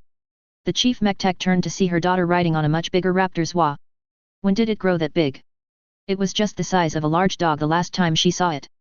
She noticed that everyone who did not know about her children's new friends was staring at them. Cecilia ignored them and asked, "What wrong, honey?" Her husband had also abandoned his station to a nearby tech, someone named Fox last time she checked, to stand beside her. "Doctor," Michael said as he knelt to talk with their daughter. "What is wrong? Did something happen to Hugh? What is so important that you leave the cores alone?" The word cores caused some of the nearby crewmates to jerk up and look at them, but she ignored them as the room was guarded by a team of Marines and internal turrets. If the size of the gun sniper was to say anything, then the Liger Zero should have experienced growth just as significant. "Fata, you have to come quick. Don't you feel the connection?" Julie said, and Cecilia watched her love freeze as if he had just realized something. The fact that her daughter said connection made what she was trying to say snap into place in their mind. Cecilia shouted at the highest-ranking soldier currently awake. "Subaltern Baba, you are in command while we deal with the issue below deck." Said man saluted and quickly ran over to the command station, his second taking his former weapon controls. They hurried down the stairs to the secondary halls. They passed several mech warriors and combat vehicle operators helping Aztec and infantry move the dead monsters' bodies to the entrance of the pseudo room for the Zwa cores. All those corpses would be sent down to its distribution area, where Hugh and Julie stay with their partners in a heavy infantry squad. They ran into the room, ignoring the monster bodies, and entered the hidden hallway to the core hangar. When they arrived, they heard the squad of infantry shouting and crashing metal crates. The mech warrior and mech tech enter with their child to see a 2-meter-tall, bipedal dinosaur Zwa that is entirely smooth compared to the gun's nipper. It had red eyes and a smooth slivery body and was now looking directly at them. The Liger Zero, the size of a J-Edger tank, watched the baby Zwa without doing much. She felt something and turned to look at one of the larger cores. The same one Michael was looking at. There was a siren call, making her want to touch it. Before she knew it, she and Michael had one hand on the core. They had walked right past the baby Zwa, who was looking at both of them. Cecilia heard something in her head, but whatever it was, her husband answered loudly with a yes. Everything went white, and she felt a bit of vertigo. She didn't like it and wanted it to stop. The next thing she knew, Cecilia was in front of Michael's quick draw with the baby Zwa next to her. The core they touched was nowhere to be seen. She looked around as there were dozens of people just staring between her and the battle mech. "Lieb," she heard her husband in his battle mech. "You must join me in here. From what I read, you must also agree to what will happen." Cecilia shook her head to alert herself enough to start climbing. She knew her husband. He wouldn't lie to her about anything important. She could hear the Hound Soldier, her commander left to protect the Whale King, stepping closer to them. She could listen to her kids' familiar cries of joy and the twin roars of their partners. When she reached the cockpit of the quick draw, she saw Michael turning on the power and systems without his neuro helmet or his coolant vest. Cecilia, did you remember the voice of the core? Michael asked as everything booted up. She tried to remember as the voice she heard in her mind had shocked her. Do you wish for me now? The memory of that voice returned to her as Cecilia looked at her spouse with the same look, saying, explain. I wished our CO bonded core to grow as fast. Because that dinosaur over there, the mech warrior pointed at the dinosaur standing beside their children. Said, somehow, the commander is in danger. Our core is waiting for you to reply. She hesitated as she wasn't a combat personnel. She loves working on machinery and helping her husband rather than going into battle. However, she owed the commander for saving her love and giving her the chance to look at so many new technologies. How do I tell our core that I'm ready? She said as her hand touched the sensor computer. The entire mech began glowing from parts that shouldn't be able to do that. What the hell? She shrieked as Michael laughed. There was a roar from outside before everything went white again. The next thing Cecilia knew, she was sitting in a conformable chair. Michael was sitting in another in front of her. The once see-through cockpit glass was replaced with a large computer screen that showed everyone inside the hangar. The weapon systems that were once reading standard battle mech weapons now read as weapons she had never heard of. A heavy hyperbeam launcher, TVM GTF 2-shot tactical missile launcher, twin iron hammer knuckles, an AZ 3-barreled linear cannon. There seemed to be more spots for extra weapons too. She could see people taking old-fashioned photos with their old cameras. Warning, a robotic-sounding voice rang throughout the ship that both could hear. Exiting warp gate in 1 minute. All crews prepare. That message repeated as mech warriors, militia mech pilots, ASF pilots, and combat vehicle crews rushed to their respective hangars. It seemed like any questions about what happened would come after they landed. Suddenly, a screen in the cockpit showed Subaltern Baba, who was getting into his piloting suit while still at the command station. Subaltern Baba, Michael said, causing the man and a few others to jump and look at them through their screen. We are heading for the catapult launcher with the Hound Soldier. When we break through the atmosphere, shoot us to the battlefield. Yes, sir, the man said as he saluted and began ordering people around him. It took a while for Cecilia and Michael to direct the newly born full-size SWA to the catapult. Still, Hound moved in a way they followed to avoid the battle mechs and militia mechs being ready for battle. The sensor she read on her computer showed her child's SWAs following them but no signs of the first newborn. Dear, she said as the sensor swept the area multiple times. Where is that baby SWA? Michael looked at his sensor before replying, I'm not sure, honey. Warning, breaching into real space. Location, Core Motor System, Core Motor 6, outskirts of Cordia City. Date, March 13, 3022, 8 o'clock. Wolf had dodged another LRM barrage by outrunning the fuel within them. I completely controlled the turret and blasted another SRM carrier to oblivion. I winced, though, at where I hit. I think I destroyed the entire ammo store in it. I wanted to fire Wolf's smoke grenades to make ambush attacks, but if I did that, it would end up making it worse for my allies. We were down 4 mechs already. Both fire starters were down on my side. Ice had taken severe injuries when he ejected, and the other mech warrior had died from having his mech shredded by the 2 LRM and 1 SRM carrier. But, at least before they went down, they took out 5 of the 10 APCs heading to where our infantry was stationed. One of the swordsmen had been blown up from focus fire from 2 Jenners that got behind him, but it managed to take out the lone enemy javelin.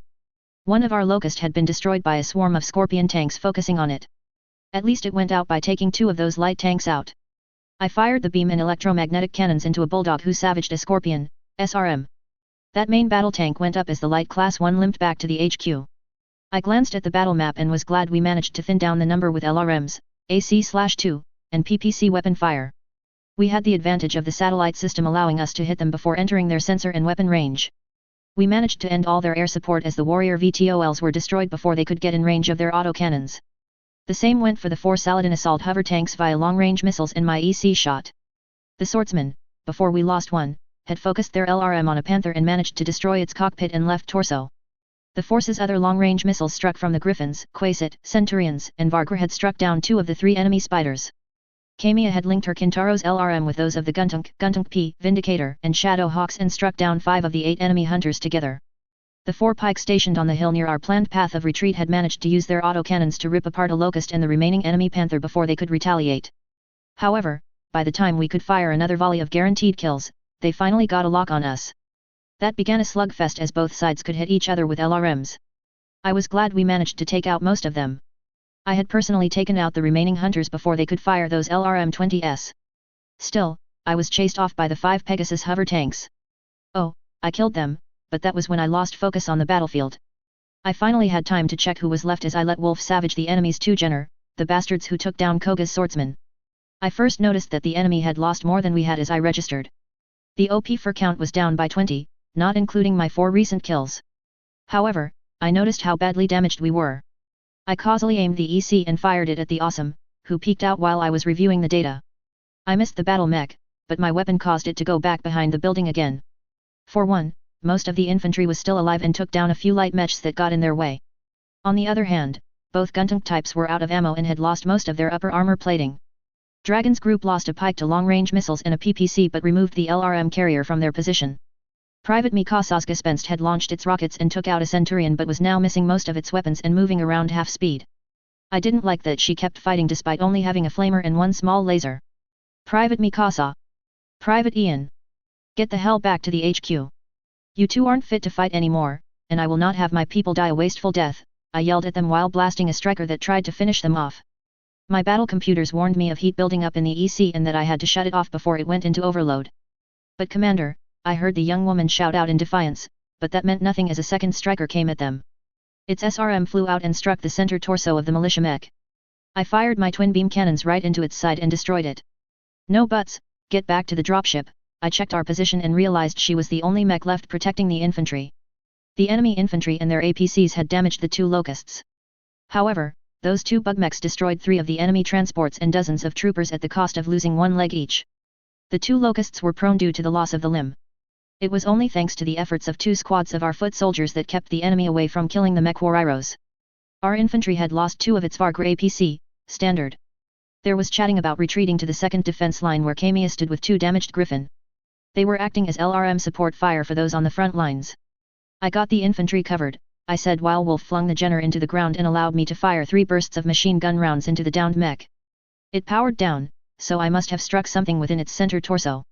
This is Commander Chen to all infantry and damage forces, I shouted in the Ziputer. Retreat to the second line and regroup there. I'll draw their remaining recon and anti-infantry units on me. I shot the twin beam cannons into an enemy Scorpion, destroying its tracks and causing something to happen inside when I received a message. This is Battalion Chief Sergeant Pyrana Angata, came a voice through my Ziputer. I'm ordering a withdrawal of all infantry to the second line. All Scorpion tanks will assist in their fallback. Protect our troops. I glanced and watched the 6 Scorpions, and the 2 Vargra APC leave with the infantry in tow. I made sure to stand in the way of the incoming fire. Some enemy fire went wide, but a PPC shot from the Awesome slammed into Wolf's right foreleg. The status on it went from green to light yellow. I was pissed off, so I turned the EC back on to return fire but missed my intended target and hit the enforcer behind it right in the damaged right torso. The autocannon ammo must have blown as it went up as the mech warrior ejected from his mech. This is Glitch of Markham's Marauders, came another voice that I recognized. We are pulling back to the second line as well. Medusa and Behemoth battle mechs are nearly out of this fight. I gave a quick check as I blasted another Scorpion to hell. Behemoth's Shadow Hawk was missing its right side, but she was still reading as healthy. Unfortunately, Medusa's swordsman was only down to its small laser and was missing both sides' torso. The mech warrior was registering with a broken arm and leg. Glitch's Vindicator was fine. Hell, she just jumped up and blasted the final LRM carrier into Scarp. This was followed by several autocannon shots that flew past her and into the 2 defending SRM carriers. They also went up in flames. Glitch got hit by a few LRMs from the enemy Vindicators. Still, they missed with their PPC, allowing my pikes to severely damage the one in their visual range. This is Zobel, I heard as a dot on my map near me lit up. I'm coming to cover the infantry and tanks. I saw his status and winced as he was out of autocannon and LRM ammo. I almost wished he had the laser version of his Centurion. At least his twin medium lasers lashed out and crippled an enemy Scorpion. I could see the 2-person crew abandon it quickly. The mercenary captain was damaged everywhere on his mech, but nothing too dangerous. He was walking backward while firing his dual lasers at anything in range. I fired at a damaged bulldog and finished it off as the 2 remaining Arano locusts limped behind the retreating units. They fired their twin medium lasers at the enemy if they had a chance but still acted like slow-moving tanks. Several autocannon rounds flew past the 2 and slammed into the remaining enemy Scorpion tanks. Still, they turned off as a cicada ran in. That battle mech fired at PPC right into the warrior VTOL and took it out. However, those autocannons shooting at the enemy light tank suddenly slammed into the cockpit of the bug mech. The mech warrior managed to eject before the other 5 rounds hit the area around its head. The Directorate forces seemed to be also backing off as their advance force was pulling back. However, they still had most of their battle mechs while most of ours were damaged. I did an accurate final count while keeping my main guns on the wrecked buildings the Awesome and Enforcer hid behind. I glanced at where Mastiff held off the Grasshopper and Black Knight. It was funny as a single medium holding off 2 heavy mechs. To make it even better, Mastiff took out most of those 20 enemy combatants if the number over his icon was correct. Hell, that mech warrior had downed more enemies than Wolf and I. I knew he was good, but wow, he makes me jealous if it wasn't because it ended people's lives. Mastiff, I called out. We are backing up to the second defense lines. Enemy King Crab and 6 unknown mechs are several minutes out, and we best reload before we fight them. Roger that, Chen, the rough voice replied. I still have to thank you for this new weapon and shield. I would have fallen back earlier if it weren't for them. No problem, I replied as we both moved backward with our guns scanning the areas with which the OP fur was located. I see you took out a lot. I bet those commandos with Inferno SRM learn very quick it was a dumb idea to burn you. Heh. It's a good thing too. It allowed me to take down most of their lights and mediums, then the man's voice turned sour. But I failed to protect a few units from the combat vehicles. So I still thank you for caring for those passing my group. No problem, I replied as we passed into the second line. Turrets and towed guns lined the temporary walls as I fully accounted for what happened. I checked whom we had left, and it wasn't pretty. Most mech warriors survived even when their mech went down, but there were a few Kia, but none from me. So I looked at what we had left and what they had done since my last check on them. I had Apex's Melody from my forces, banged up and out of LRMs and autocannon ammo, but that was quickly being loaded on. Her armor was patched up as best as possible since the enemy's heavier elements would be here in 20 minutes. She had 3 confirmed mech kills with Swordsman's LRM assistance. She had taken down the 2 remaining Locust and her cousin of a Shadow Hawk. She damaged those enemy fire starters, according to the Ziputer, and killed off a Bulldog and a Striker that didn't overlap with other kills.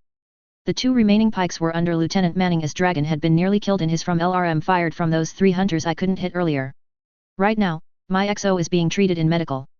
At least before he went down, Zin had made sure to kill off the remaining Scorpions with concentrated fire from 3 pikes. The Ziputer still has my pike group as dealing armor damage to everything but the King Crab group and the 2 Manticore. The only problem now was the lack of Class 2 autocannon ammo that the pikes used. We had some in the Magnolia on its way as the AC/2 ammo here was slightly smaller than what the Zisobolt AC/2 used. Ice, my recent hire, was in bad condition and may not survive unless we could get him into my healing stasis chambers. He and the House Arano Firestarter only got the kills from earlier before they were taken down. Lieutenant Potter, in his Guntunk, had managed to assist nearly every kill with his LRMs. He only got a Striker to kill with his mech's lasers, but other than that, he was pretty okay. Some minor armor damage and a fix on his tank treads. He did request that he join the front lines in the next deployment. I agreed to let him as he would need to. The Gespenst status was horrible as it was pretty much done for. I overlooked some kills on the enemy infantry and a commando, Com-1B, with ground soldiers' assistance. I checked up on our fellow mercenaries and wanted to slam my head into the headrest. However, they took a beating and gave it back. The Markham's Marauders had made the kills I saw during our free range with LRMs and those I saw during their retreat. It seems like I missed Glitch taking down 2 Bulldogs during their return to the second defense line. However, only their Vindicator was in any condition to continue the fight. Behemoth's Shadow Hawk lost its right arm during the retreat and only had its AC/5 and SRM left, so it was being left behind to defend the base. What was left of the swordsman was pretty much a write-off. The Sableheart Irregulars had 1 battle mech down and all the rest injured. At least that 1 Griffin that went down had managed to take down one of the 3 hunters, which explained why I didn't see it on the battle map. The 2 remaining Griffin had helped their leader take down the 2 remaining Centurions. Unfortunately, they were savaged and lost their dead arm and their PPC to the catapult. Their captain, however, managed to use their damage to kill the heavy missile boat. Unfortunately, this was at the cost of all his ammo. Now he was loaded back up but had none of his men to follow him into the field. I almost thought he would break his contract after suffering so much damage, but he refused as he and his people had a personal stake in this fight. The group led by Captain Yuki had done well, but she had lost a lot. That Firestarter, for one. The second was Koga's swordsman, who still had the luck of the gods on his side, was down but had taken a few enemies out. The Locust also was gone, but at least it did its job of infantry killing and taking out a couple of combat vehicles with assistance. At least her Blackjack and Ether's swordsmen were left alongside 3 warrior VTOLs were alive. Her remaining combat vehicles were destroyed, abandoned once disabled or needed repairs, and now acting as extra turrets. I turned to review Kamiya and Mastiff's unit and its damages. They had done a great job weakening the enemy with heavy LRM fire until Mastiff led 2 swordsmen onto the battlefield. Their combat tanks of Goblins, Scorpion, SRM, and Vedette tanks follow the trio of mechs. They managed to take out those 2 hunters and a dragon. Still, the conventional forces with Mastiff started taking too much damage. All 4 Vedette tanks were destroyed but managed several injuries at Thunderbolt that did them in. Nevertheless, everything had been damaged, and only Kamiya's Kintaro and Mastiff's Centurion could still fight properly. Cornet Esposito had helped with the defense of the drop port and had slight damages. The Guntank P had joined the front lines with the Quasit to shoot out their LRMs. They had to leave the front within minutes after shooting their LRMs to empty as the dropships were about to fall under attack. They joined up with the urban mechs, ASF, and dropships in wiping out the enemy. The only ones to take severe damage was one of the urban mechs as its AC/10 ammo went up and nearly killed the mech warrior.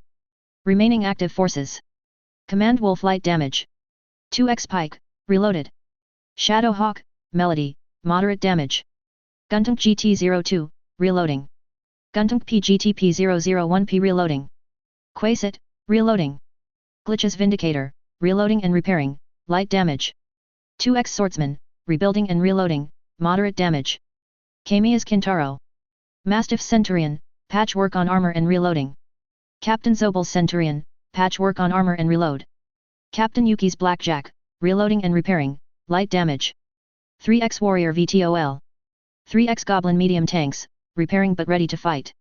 Lady Kamiya, I said after double-checking our forces and estimating the feeling I had since the fighting began. We only have so many active forces left, but we should be getting a good surprise in 20 minutes. Commander Chen, the tired voice of the High Lady replied. I hope this wait is worth it. We have lost so much, but I can't let them take over if the reports we received from the few prisoners we took reported. I could understand that there was always conscripts in these kinds of fight in history. Do you have anyone who can look around this area? I asked while pointing to the feeling I had. It was directly above us, after all. My people say there was something but couldn't give a good answer. Some were doubting what they saw, Kamiya said as her mech was fully loaded and ready to go. Well, that means our reinforcements are almost here then. My ship is speedy, I replied as Command Wolf had loaded back on 2 tons of machine gun ammo.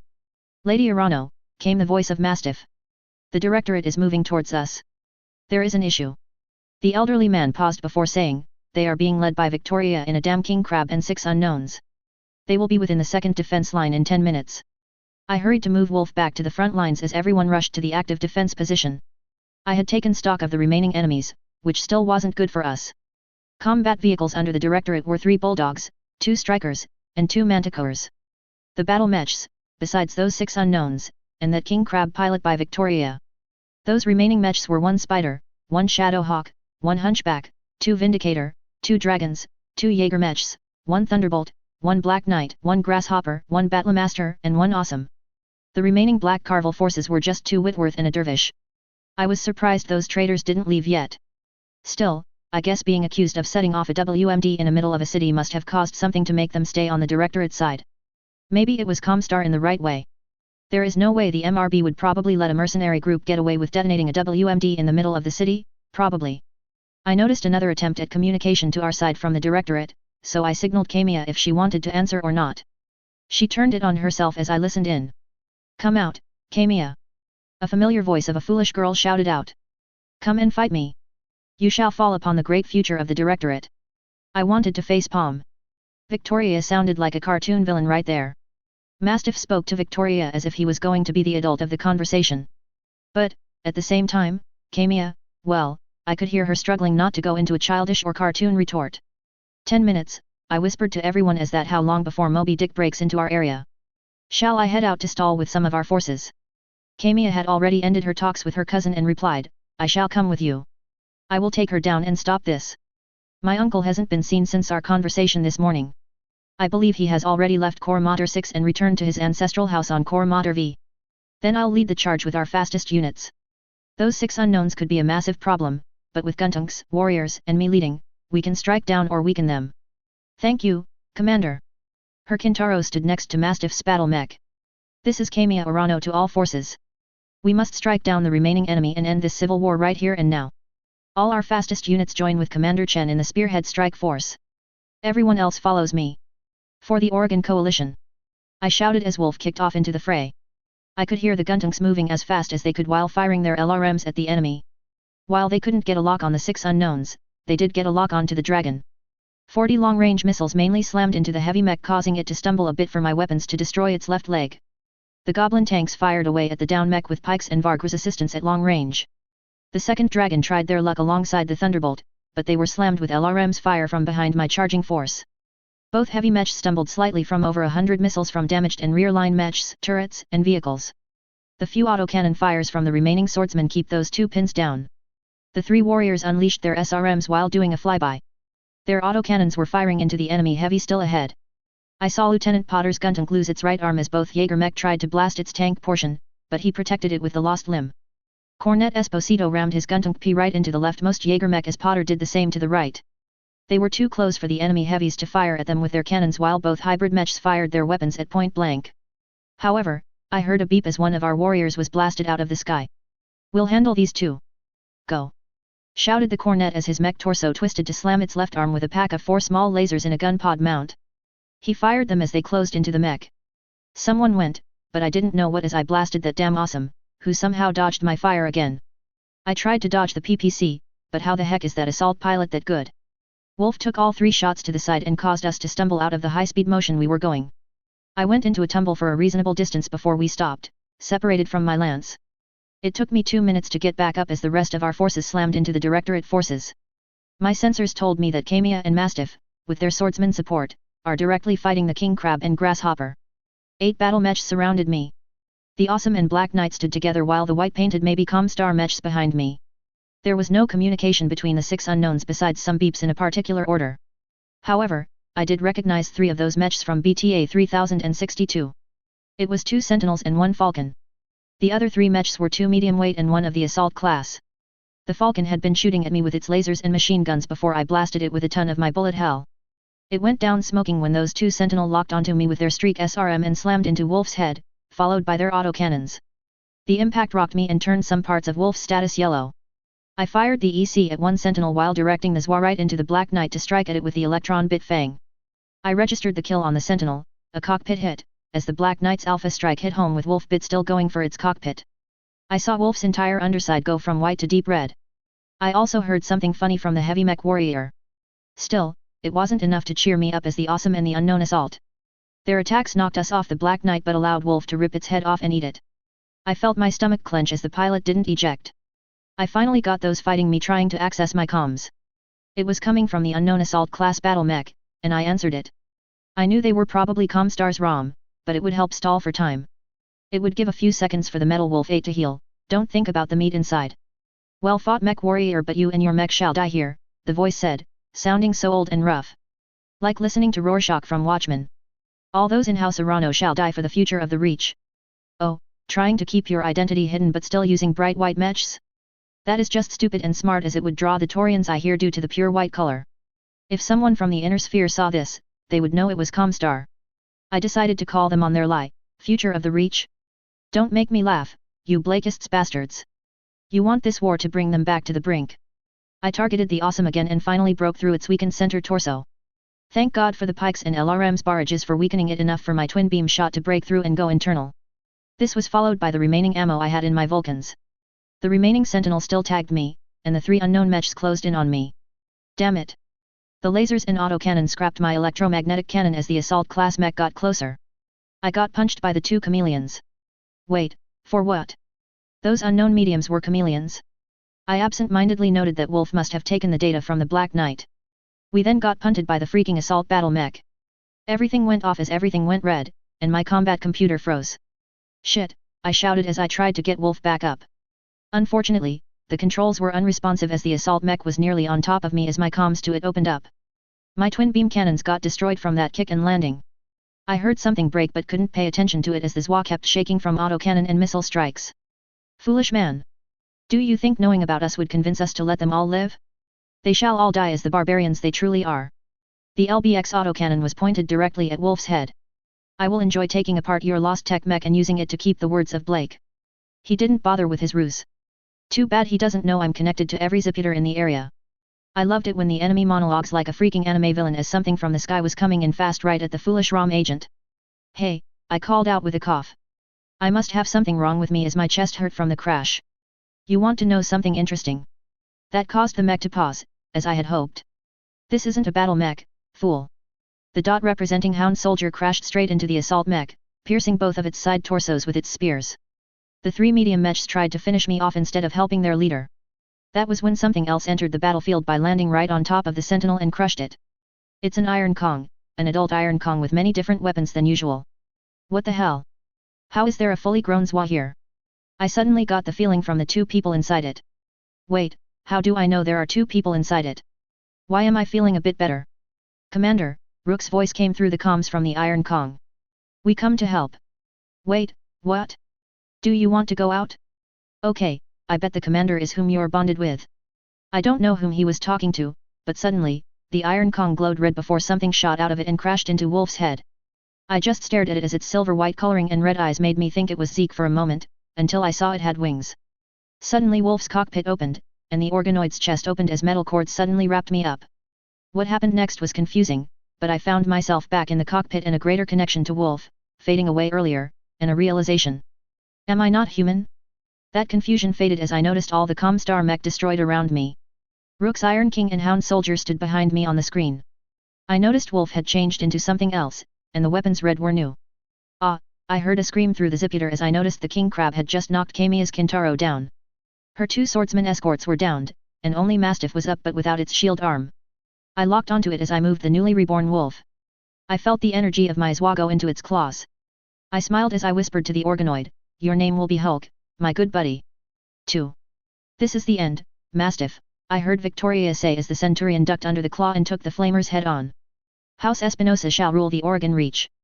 I object to that, I shouted as my Koenig Wolf strike laser claw tore through the AC-20 and the claw arm that held it.